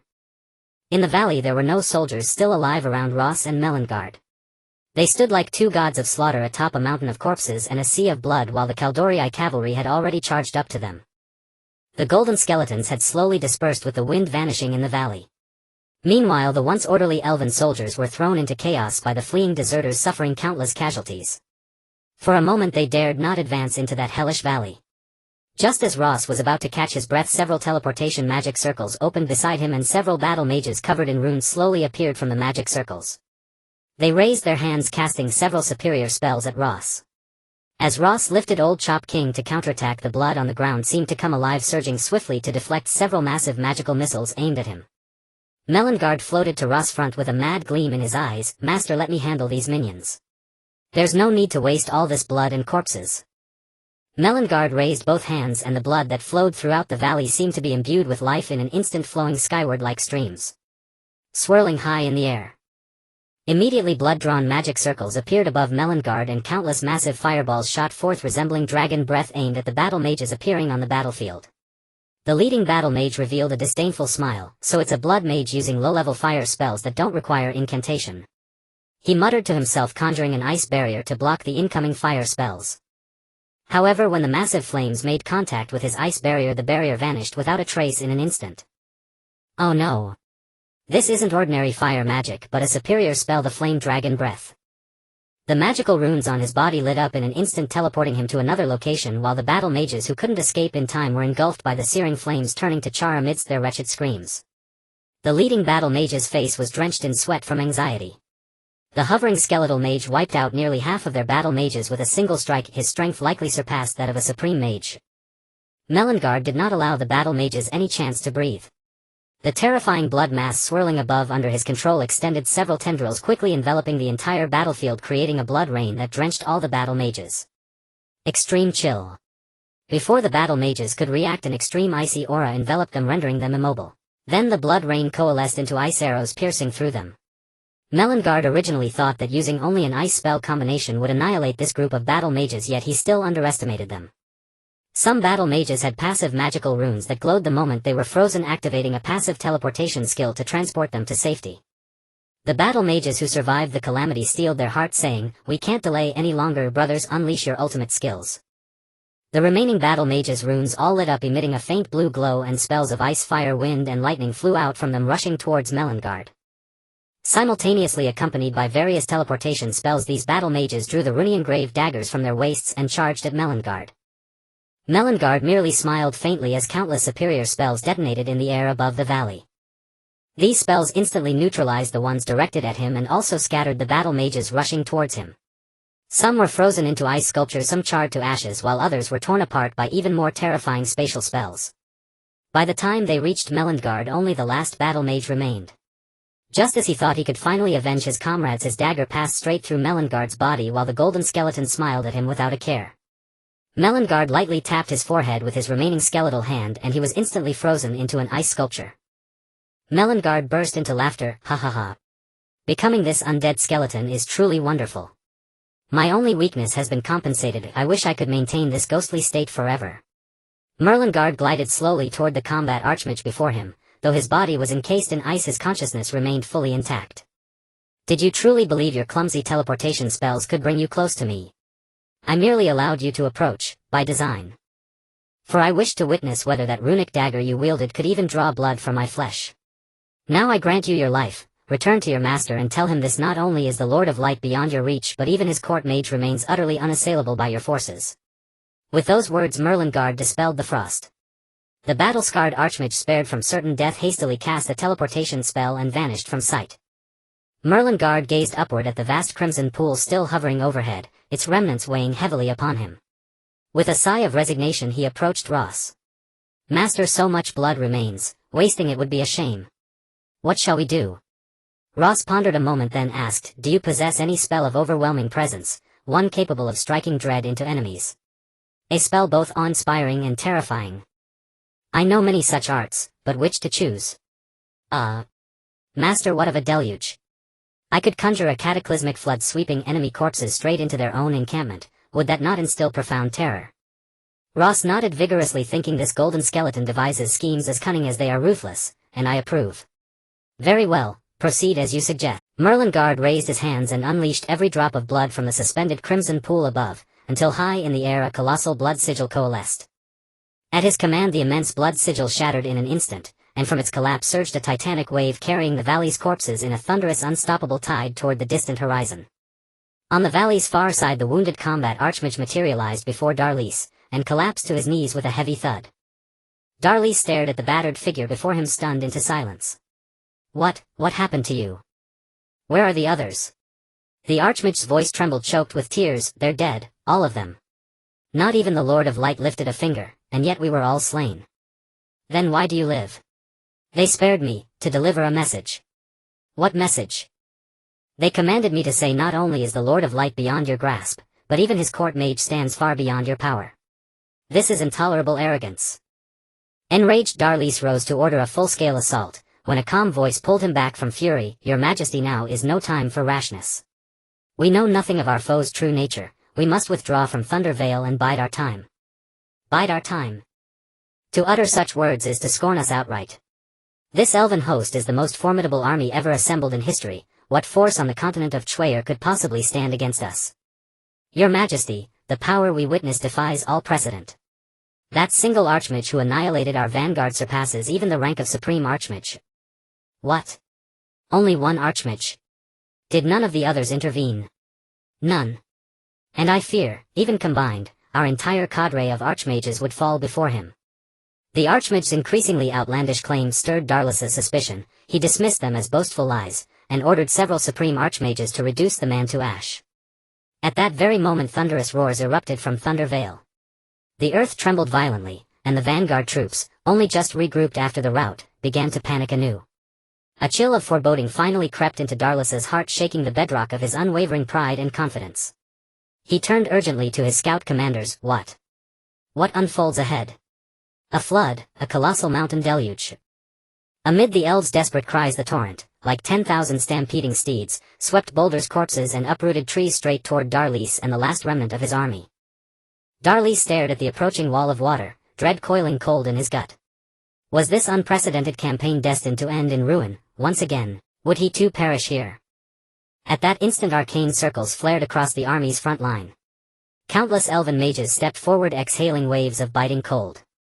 Though their frost fell short of Merlingard's or Bubudula's absolute zero, their sheer numbers, and the presence of two supreme archmages among them, enabled devastating reality-warping magics. The moment the flood struck the massed host, it froze instantly, solidifying into a vast serpentine river of ice. Every elf's gaze converged upon that frozen river, its embedded corpses stirring horror and sorrow deep within their souls. They stood transfixed, staring silent, hollow-eyed. Darlis watched the frozen deluge, and a flicker of relief crossed his face. So the vaunted Lord of Light and his skeletal legion prove less fearsome than claimed. Issue my command: all kings and generals shall rally their forces and retreat to higher ground, for rest and regrouping. The assembled kings and generals looked upon the frozen corpses, and upon Darlis' still roaring orders, and felt a quiet gnawing doubt. They understood the meaning of those bodies. The vanguard had endured a battle beyond imagination.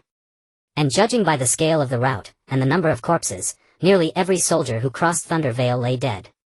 Before even reaching the city walls, they had lost at least half their strength. Though their elite corps remained intact, they could no longer avoid asking, was this war truly worth waging? Could victory still be theirs? Amid this somber silence, the surviving elves were reassembled and reorganized. When casualty reports were tallied, the remaining generals drew sharp breaths. A single ambush had cost them nearly 10,000 troops, and every combat archmage. One of the three kingdoms' monarchs had vanished without trace. The minor kings who had come seeking spoils now longed to withdraw, yet dared not defy Darlis's tyranny. Darlis remained seated high atop his grand chariot, calmly sipping a goblet of wine as if the fallen warriors meant nothing to him. Dalris set down his wine cup and ordered all troops to camp in place and rest. The casualties were so severe that Dalris was indifferent for a reason. This coalition army was a mix of various forces, including the main troops of the three great elven kingdoms alongside armies from various smaller nations. Leading the forefront was the army of Norder, which was annihilated before it could inflict any harm on Kaldor, a regrettable fate. However, it did not significantly impact his plans.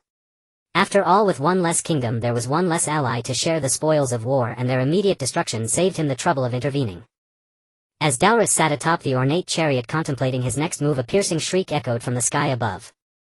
The elven army had already become startled birds, and upon hearing the shriek, chaos erupted among them as they all looked up to the sky. A colossal bird crackling with lightning circled in the high sky, and a golden figure stood proudly on its back, surveying everything beneath. A golden skeleton floated slowly out from behind Ross, facing the elves below. I, the Lord of Light, warn you all that the battle in the valley was merely a warning. You, as elves of Kaldor, we do not wish to see you fight amongst yourselves, but should you persist in your obstinacy, those who have perished will be your fate. I advise you to withdraw your troops now, if so you will still be friends of Kaldor. This chasm is our final bottom line. If any of you wish to challenge, do come forth, for the Lord of Light will ensure your return is not guaranteed. After speaking, Ross leaped high from the back of the lightning bird and vigorously swung the ancient axe filled with radiant power from behind him. Overlord Skystrike. A wave of golden sword energy instantly engulfed the sky, dazzling brightly and blinding the elves below. Then a massive shockwave surged forth, sending the elves tumbling. When they opened their eyes they beheld a massive crack appearing out of nowhere before them. The elves were all struck with horror. Had that slash struck them they would have surely met their demise. At this moment Ross had already landed steadily on the back of the lightning bird, gazing down at the terrified elves. If you wish to live it would be best to leave now. The lightning bird seemed to understand Ross' intent, unleashing a bolt of lightning before turning and flying toward Thunder Valley. The king of the Braden Duchy, having already harbored thoughts of retreat after witnessing the Battle of Thunder Valley, was further convinced he must leave this place of turmoil upon seeing Ross strike and the fierce attitude of the lightning birds towards Ross. With his command 1,000 elves from Braden followed him, departing from the elven coalition and racing back to their homeland. Seeing the people of Braden leave, the smaller nations that had come merely to take advantage also began to withdraw. Who dares to leave? Dalrus' eyes twitched with anger at this scene and he shouted at them. Dalrus waved his hand forward and a squad of murderous elven cavalry charged ahead, slaughtering those soldiers and their king who attempted to flee. What did you people say back then? How can you betray your oaths before the war has even begun? What is there to fear from a mere Lord of Light?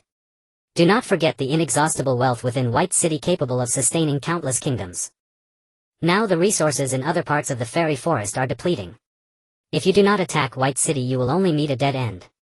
I give you 3 days to think. Will you gallantly enter battle in search of survival or return home to starve?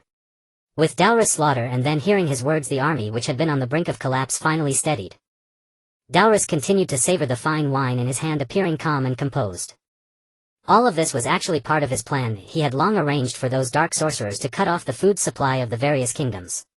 These nations had only one path left to act as his cannon fodder and perish. Ross rode the lightning bird and landed atop the towering peaks of Thunder Valley, where numerous lightning birds gathered around him, bowing their heads in respect. Neither Ross nor Merlin had anticipated that these fierce mythical creatures would submit to him upon witnessing Ross wield his radiant power. At that moment a deep blue lightning bird surrounded by countless bolts of lightning stepped forward. Ross looked at it and found that this lightning bird was significantly larger than the others, standing before him like a giant stone. He tried to communicate with it using the beast language taught to him by Lilith. Hello. My name is Ross. Could you tell me your name? The massive lightning bird paused for a moment, then fixed its gaze on Ross, saying, Great Calmus, have you finally returned? No, you must be mistaken. I am not Calmus, my name is Ross. No matter what you call yourself, that feeling is unmistakable. You are the Lord of Light, you are Calmus. Ross intended to explain further, but he thought to himself that in truth he had inherited everything from Calmus, so let them regard him as such. After all, having these lightning birds would surely be useful in the future. You still haven't told me your name. Great Lord of Light, my name is Flesky, a name bestowed upon me by you in the past. Flesky, thank you and your kin for your assistance today. It was no trouble at all. Lord of Light, should you need anything in the future, feel free to command us. After all, we have dwelled in Thunder Valley awaiting this day. Awaiting this day. Originally our home was on the distant Holy Summit, but due to certain reasons we were forced to leave our homeland and wander until we met you, our master. You then told us that this place is our home, to wait here for your return and for the Holy War to come again. Ross listened to the words of the lightning bird, feeling even more puzzled, but he did not dwell on it too much. The Holy Spirit tree in the east can serve as your roost, but now a war to protect it is about to unfold. You must help me guard it. Understood, Lord of Light. We shall do our utmost to protect it. Ross nodded. From now on we shall use the radiant power as a signal. When you see the radiant power illuminating the sky, that will be your time to descend. The mythical creatures seemed to understand Ross' words, all bowing their heads in unison as if pledging their loyalty to him. On the other side of Thunder Valley, General Serenlidi was organizing the Kaldor army to clean up the battlefield. Since he started leading troops at the age of 17, he had never seen such a terrifying war. The casualty ratio even exceeded 1 to 500 if the opposing army had lost about 100,000 men while they had suffered less than 200 casualties. Such a result was unimaginable to anyone. Several elven soldiers brought the King of Nordor before him. Kneel. The 2 soldiers kicked the King of Nordor to the ground. Humph. You think a few mere half-breed elves can make me submit? Dream on. The 2 soldiers added a few more kicks, knocking the king flat on the ground, a pained expression appearing on his face. Although Serenlidi had never met this king, he remembered clearly what the Nordor envoy had done during their king's coronation ceremony. From that moment he harbored a deep hatred for Nordor, one of the 3 great kingdoms. Dullan Surti. You can call us half-breed elves, but today you must admit that it is we half-breed elves who have annihilated your army here, and you have become our prisoner. In the near future I firmly believe that the elves of Nordor will also become part of Kaldor. You have a loud mouth. Your victory here today is only due to luck. Within a month Kaldor and your Holy Spirit tree will surely be crushed under the iron hooves of the elven army. Serenlita's face revealed a contemptuous smile. I really want to finish you off with one stroke now, but as a king your life or death must be decided by our king Light King Ross. However, we can imagine that no matter which outcome your life from now on will likely be very miserable. He then waved his hand. Take him away, lock him up. Await the Light King's judgment. Just as the king of Nordor Dulan Surti was thrown into the cage, Ross descended on that giant thunderbird into the center of the Kaldor army. Everyone upon seeing Ross descending like a god knelt on one knee and gazed at him devoutly. Rise, my warriors. Now I command you to clean up the battlefield as quickly as possible and return to the Holy Spirit tree. Serenlity stepped forward and asked Ross, Your Majesty, what about the prisoners? Ross looked at the prisoners locked in the cages and asked puzzledly, Didn't I say that this battle focuses on annihilating the enemy's effective strength and we don't need to keep prisoners? But Your Majesty, the remaining 100 prisoners are all lords or above, including even the King of Nordor. Your subordinate dared not act on his own, so he spared their lives to await your judgment. Kill them all. Keeping them is useless. In this battle our intention is to intimidate the enemy to achieve the goal of keeping them from attacking in the short term. Leaving these nobles alive will have no deterrent effect on the remaining elves. Serenlity acknowledged the order. He understood that if these nobles were not killed it would be impossible to achieve the deterrent effect on the enemy. Because it is always these lords and nobles who give orders. If they knew that attacking Kaldor only meant losing some troops and they themselves would not lose their lives, soon the elven army would again appear at the outskirts of the White City Ring. Upon hearing the conversation, the originally aloof Dulan Surti could no longer restrain himself. He stretched his hand out of the cage trying to grasp a sliver of hope and shouted repeatedly, Light King of Kaldor, don't kill me. Keeping me alive is more useful than killing me. Oh, you can use me to exchange for money, a lot of money. Hearing this, Ross, who was about to turn and leave, stopped. You say? You can be exchanged for money? Yes. I am the King of Nordor. You can exchange me for money, a lot of money. At this Ross hesitated. Piles of gold coins appeared before his eyes. Ross shook his head and hardened his heart. Kill them. Keeping them is a disaster. With Ross' order amidst a chorus of wails, those nobles and Dulan Surti turned into heads rolling on the ground. Then the Kaldor soldiers withdrew from the battlefield, leaving behind piles of burning corpses and the heads of nobles impaled on spears. One head was particularly conspicuous, that of Dulan Surti. After some time the elves led by Dalasi, upon hearing no more sounds from Thunder Valley, finally sent a squad of scouts to check the situation ahead. When they saw the piles of burning corpses and the heads on the spears, their hearts were filled with horror. They turned their horses and fled madly backwards, but their nightmare was not over. The Thunderbirds that had been perched on the heights of Thunder Valley suddenly attacked them. Against the attack of these mythical creatures they had no defense. They could only urge their horses to run wildly forward. Of the original orderly squad of no less than 100 scouts, fewer than 20 returned to Dalisis' side. These bedraggled scouts recounted what they had seen with embellishments. The elves present were all horrified after hearing it. If not for fear of Dalasi, they might have fled again. After listening to the scouts' report, Dalisis' eyes twitched uncontrollably. He understood that even if he ordered another march on White City now, the troops under his command would likely show no combat effectiveness whatsoever. He could only order the entire army to camp on the spot and wait for developments. Ross led his army back to White City. The citizens lined the streets to welcome them. Although Ross wore a bright smile, there was no joy in his heart. Because he understood that the crisis of White City was not yet resolved. Although the 160000 soldiers of the Drelth Kingdom were far fewer in number than the allied forces of the Elven Kingdoms, this mighty army that had roamed thousands of nations for over a year was many times stronger than the Elven army. Although Elven soldiers had far superior individual combat abilities compared to human soldiers, the Elven Kingdoms deep in the Fairy Forest had not experienced war for many years. Their strength was not on the same level as the battle-hardened soldiers of the Drelth Kingdom. Moreover, the Drelth army contained an unknown number of saints, which was the most important reason for their dominance across thousands of nations.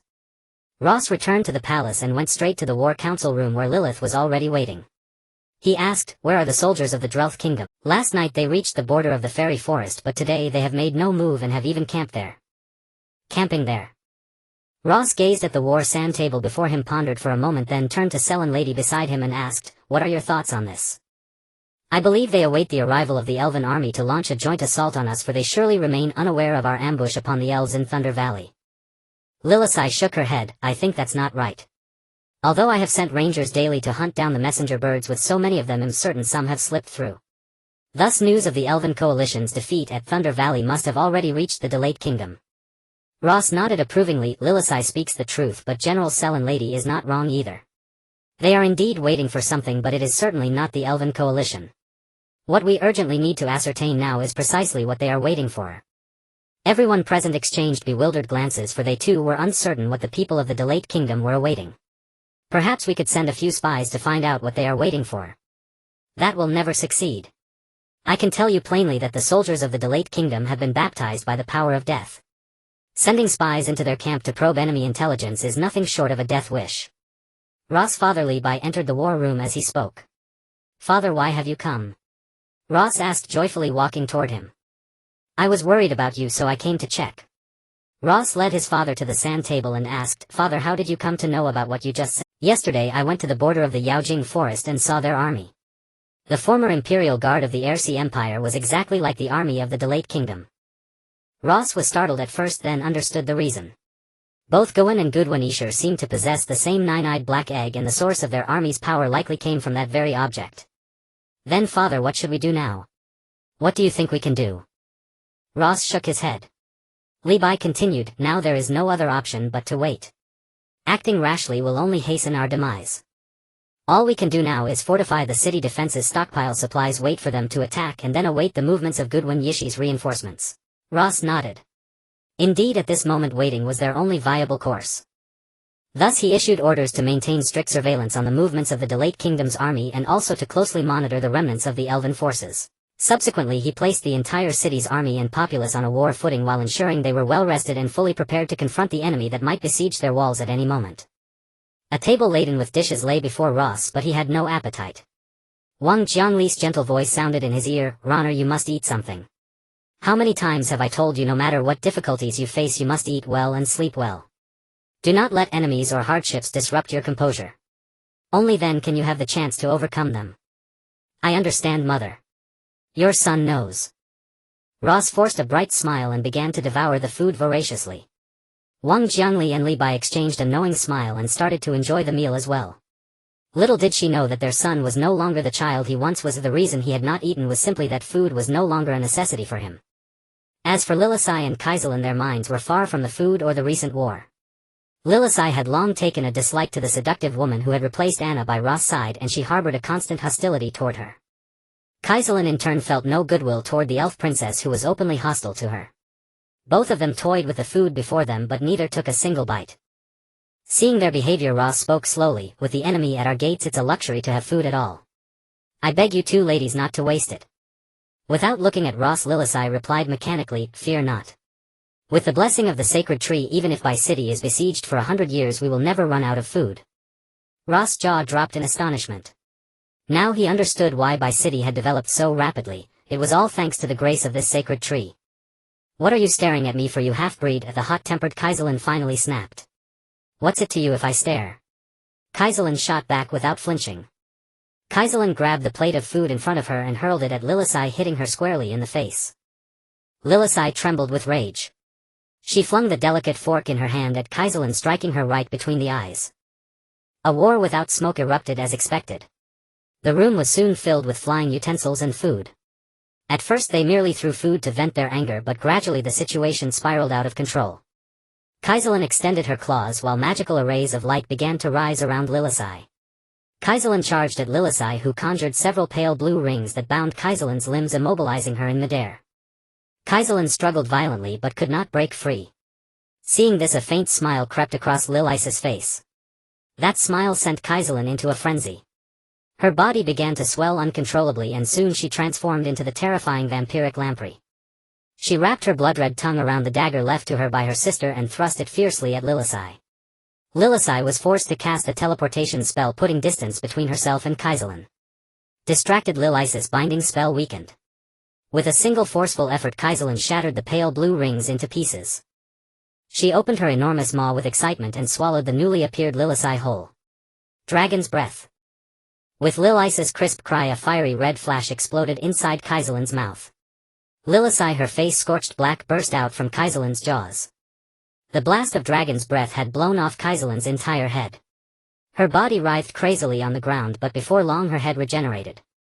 She reverted to the seductive woman with fiery red hair glaring at Lilith's eye with hatred. Fine, you actually tried to kill me. I'll kill you. You're no better. Bring it on, I'm not afraid of you, princess. Enough. Just as they were about to launch into a full-scale brawl, Ross' roar cut them off. Both of them turned their gazes toward him. Seeing that the two had calmed down, Ross immediately broke into a smile. Ladies with such formidable power, I'm afraid this palace cannot withstand your antics. Rather take my advice, save your strength and teach those invaders a harsh lesson. Lily and Catherine snorted, turned away from each other and strode out of the opulent hall. Ross shook his head helplessly and followed them out, with his mother leaving behind a mess of scattered food and shattered dishes for the maids to clean. At the border of the fairy forest a biting wind howled, making the camp flags snap. Inside a luxurious tent Gwen sat leisurely with a glass of wine, his legs propped up on the table. Your Majesty, there is news from the Elven Kingdom. At the voice from outside, Gwen lowered his feet from the table, his expression shifting from relaxation to a poker face. Come in and speak. Receiving his reply, Douglas led a strange-looking man into Ross' tent. Your Majesty, this is the news I obtained a few days ago from the Thunder Valley behind White City. The Kaldor, led by their King of Light, have severely wounded the Elven Alliance. Now the Alliance is cowering behind the Thunder Valley, not daring to advance a step. Gwen's face showed no expression. I already expected this outcome. Those elves haven't experienced war for centuries. How could they be a match for the Kaldor, who were just born from the ruins? After all, their king is that man. Gwen noticed the wounds on Barbears and couldn't help but ask curiously, what happened to those injuries on your body? Is there anything in this world that could harm you in the air? It's all because of those damned thunderbirds. Those birds above the Thunder Valley, I don't know what they ate, but they chased me for a long distance. If I hadn't been fast, I wouldn't have been able to fly over the Thunder Valley.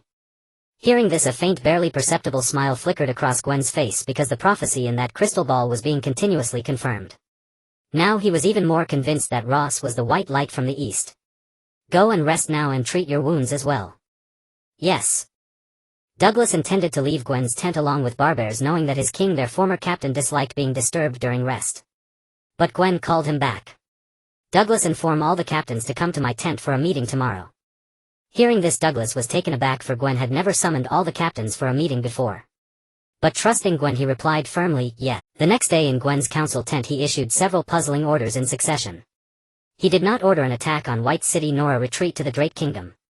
Instead, he commanded that all civilians and nobles of the Drake Kingdom be evacuated further north to the new lands, taking with them all the food and valuables. This order effectively handed over the entire Drake Kingdom to the Alsi Empire's army, which had already set out from Hodisburg. At this, a noble originally from the Oriua Kingdom could no longer contain himself. He stepped forward, bowed to Gwen and asked, Your Majesty, if we do not attack White City now, once the Alsi Empire's army occupies the entire Drake Kingdom and cuts off our retreat and then joins forces with the Kaldor to encircle us, we will surely lose this war. Gwen's face still beamed with confidence. Duke Asmai, I understand your concern. But you also know that the Alsi Empire has deployed 360000 troops this time, and their combat effectiveness is no less than ours. Have you ever wondered why they didn't directly cut off our retreat but instead committed almost all their main forces to attacking our homeland? Because our country is their greatest threat. They want to bypass our main force, occupy our entire country, and then join forces with the Kaldor elves to deal with us. Gwen gave him a contemptuous look. You are good in many ways, but you lack the ability to grasp the overall war situation. They have the strength to join forces with the Kaldor elves and annihilate us here. Why would they go to such great lengths to take a detour? Aren't they afraid that while they are occupying the Drake Kingdom we might capture White City? If we capture White City, the consequences would be unbearable for them.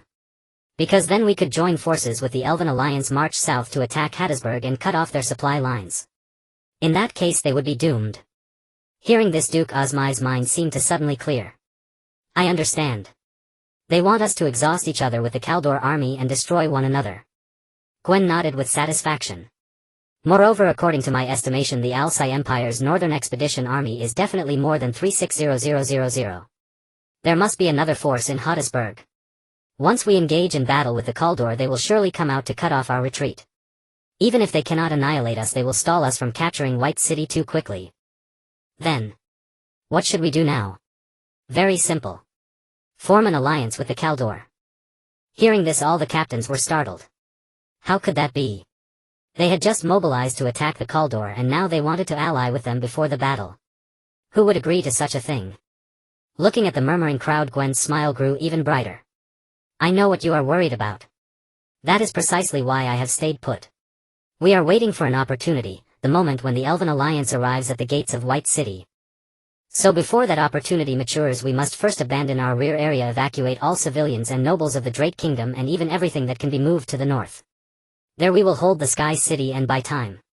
Only then will we have a glimmer of hope. Having said that, Gwen looked at the faces of the captains present, carefully studying each one's expression.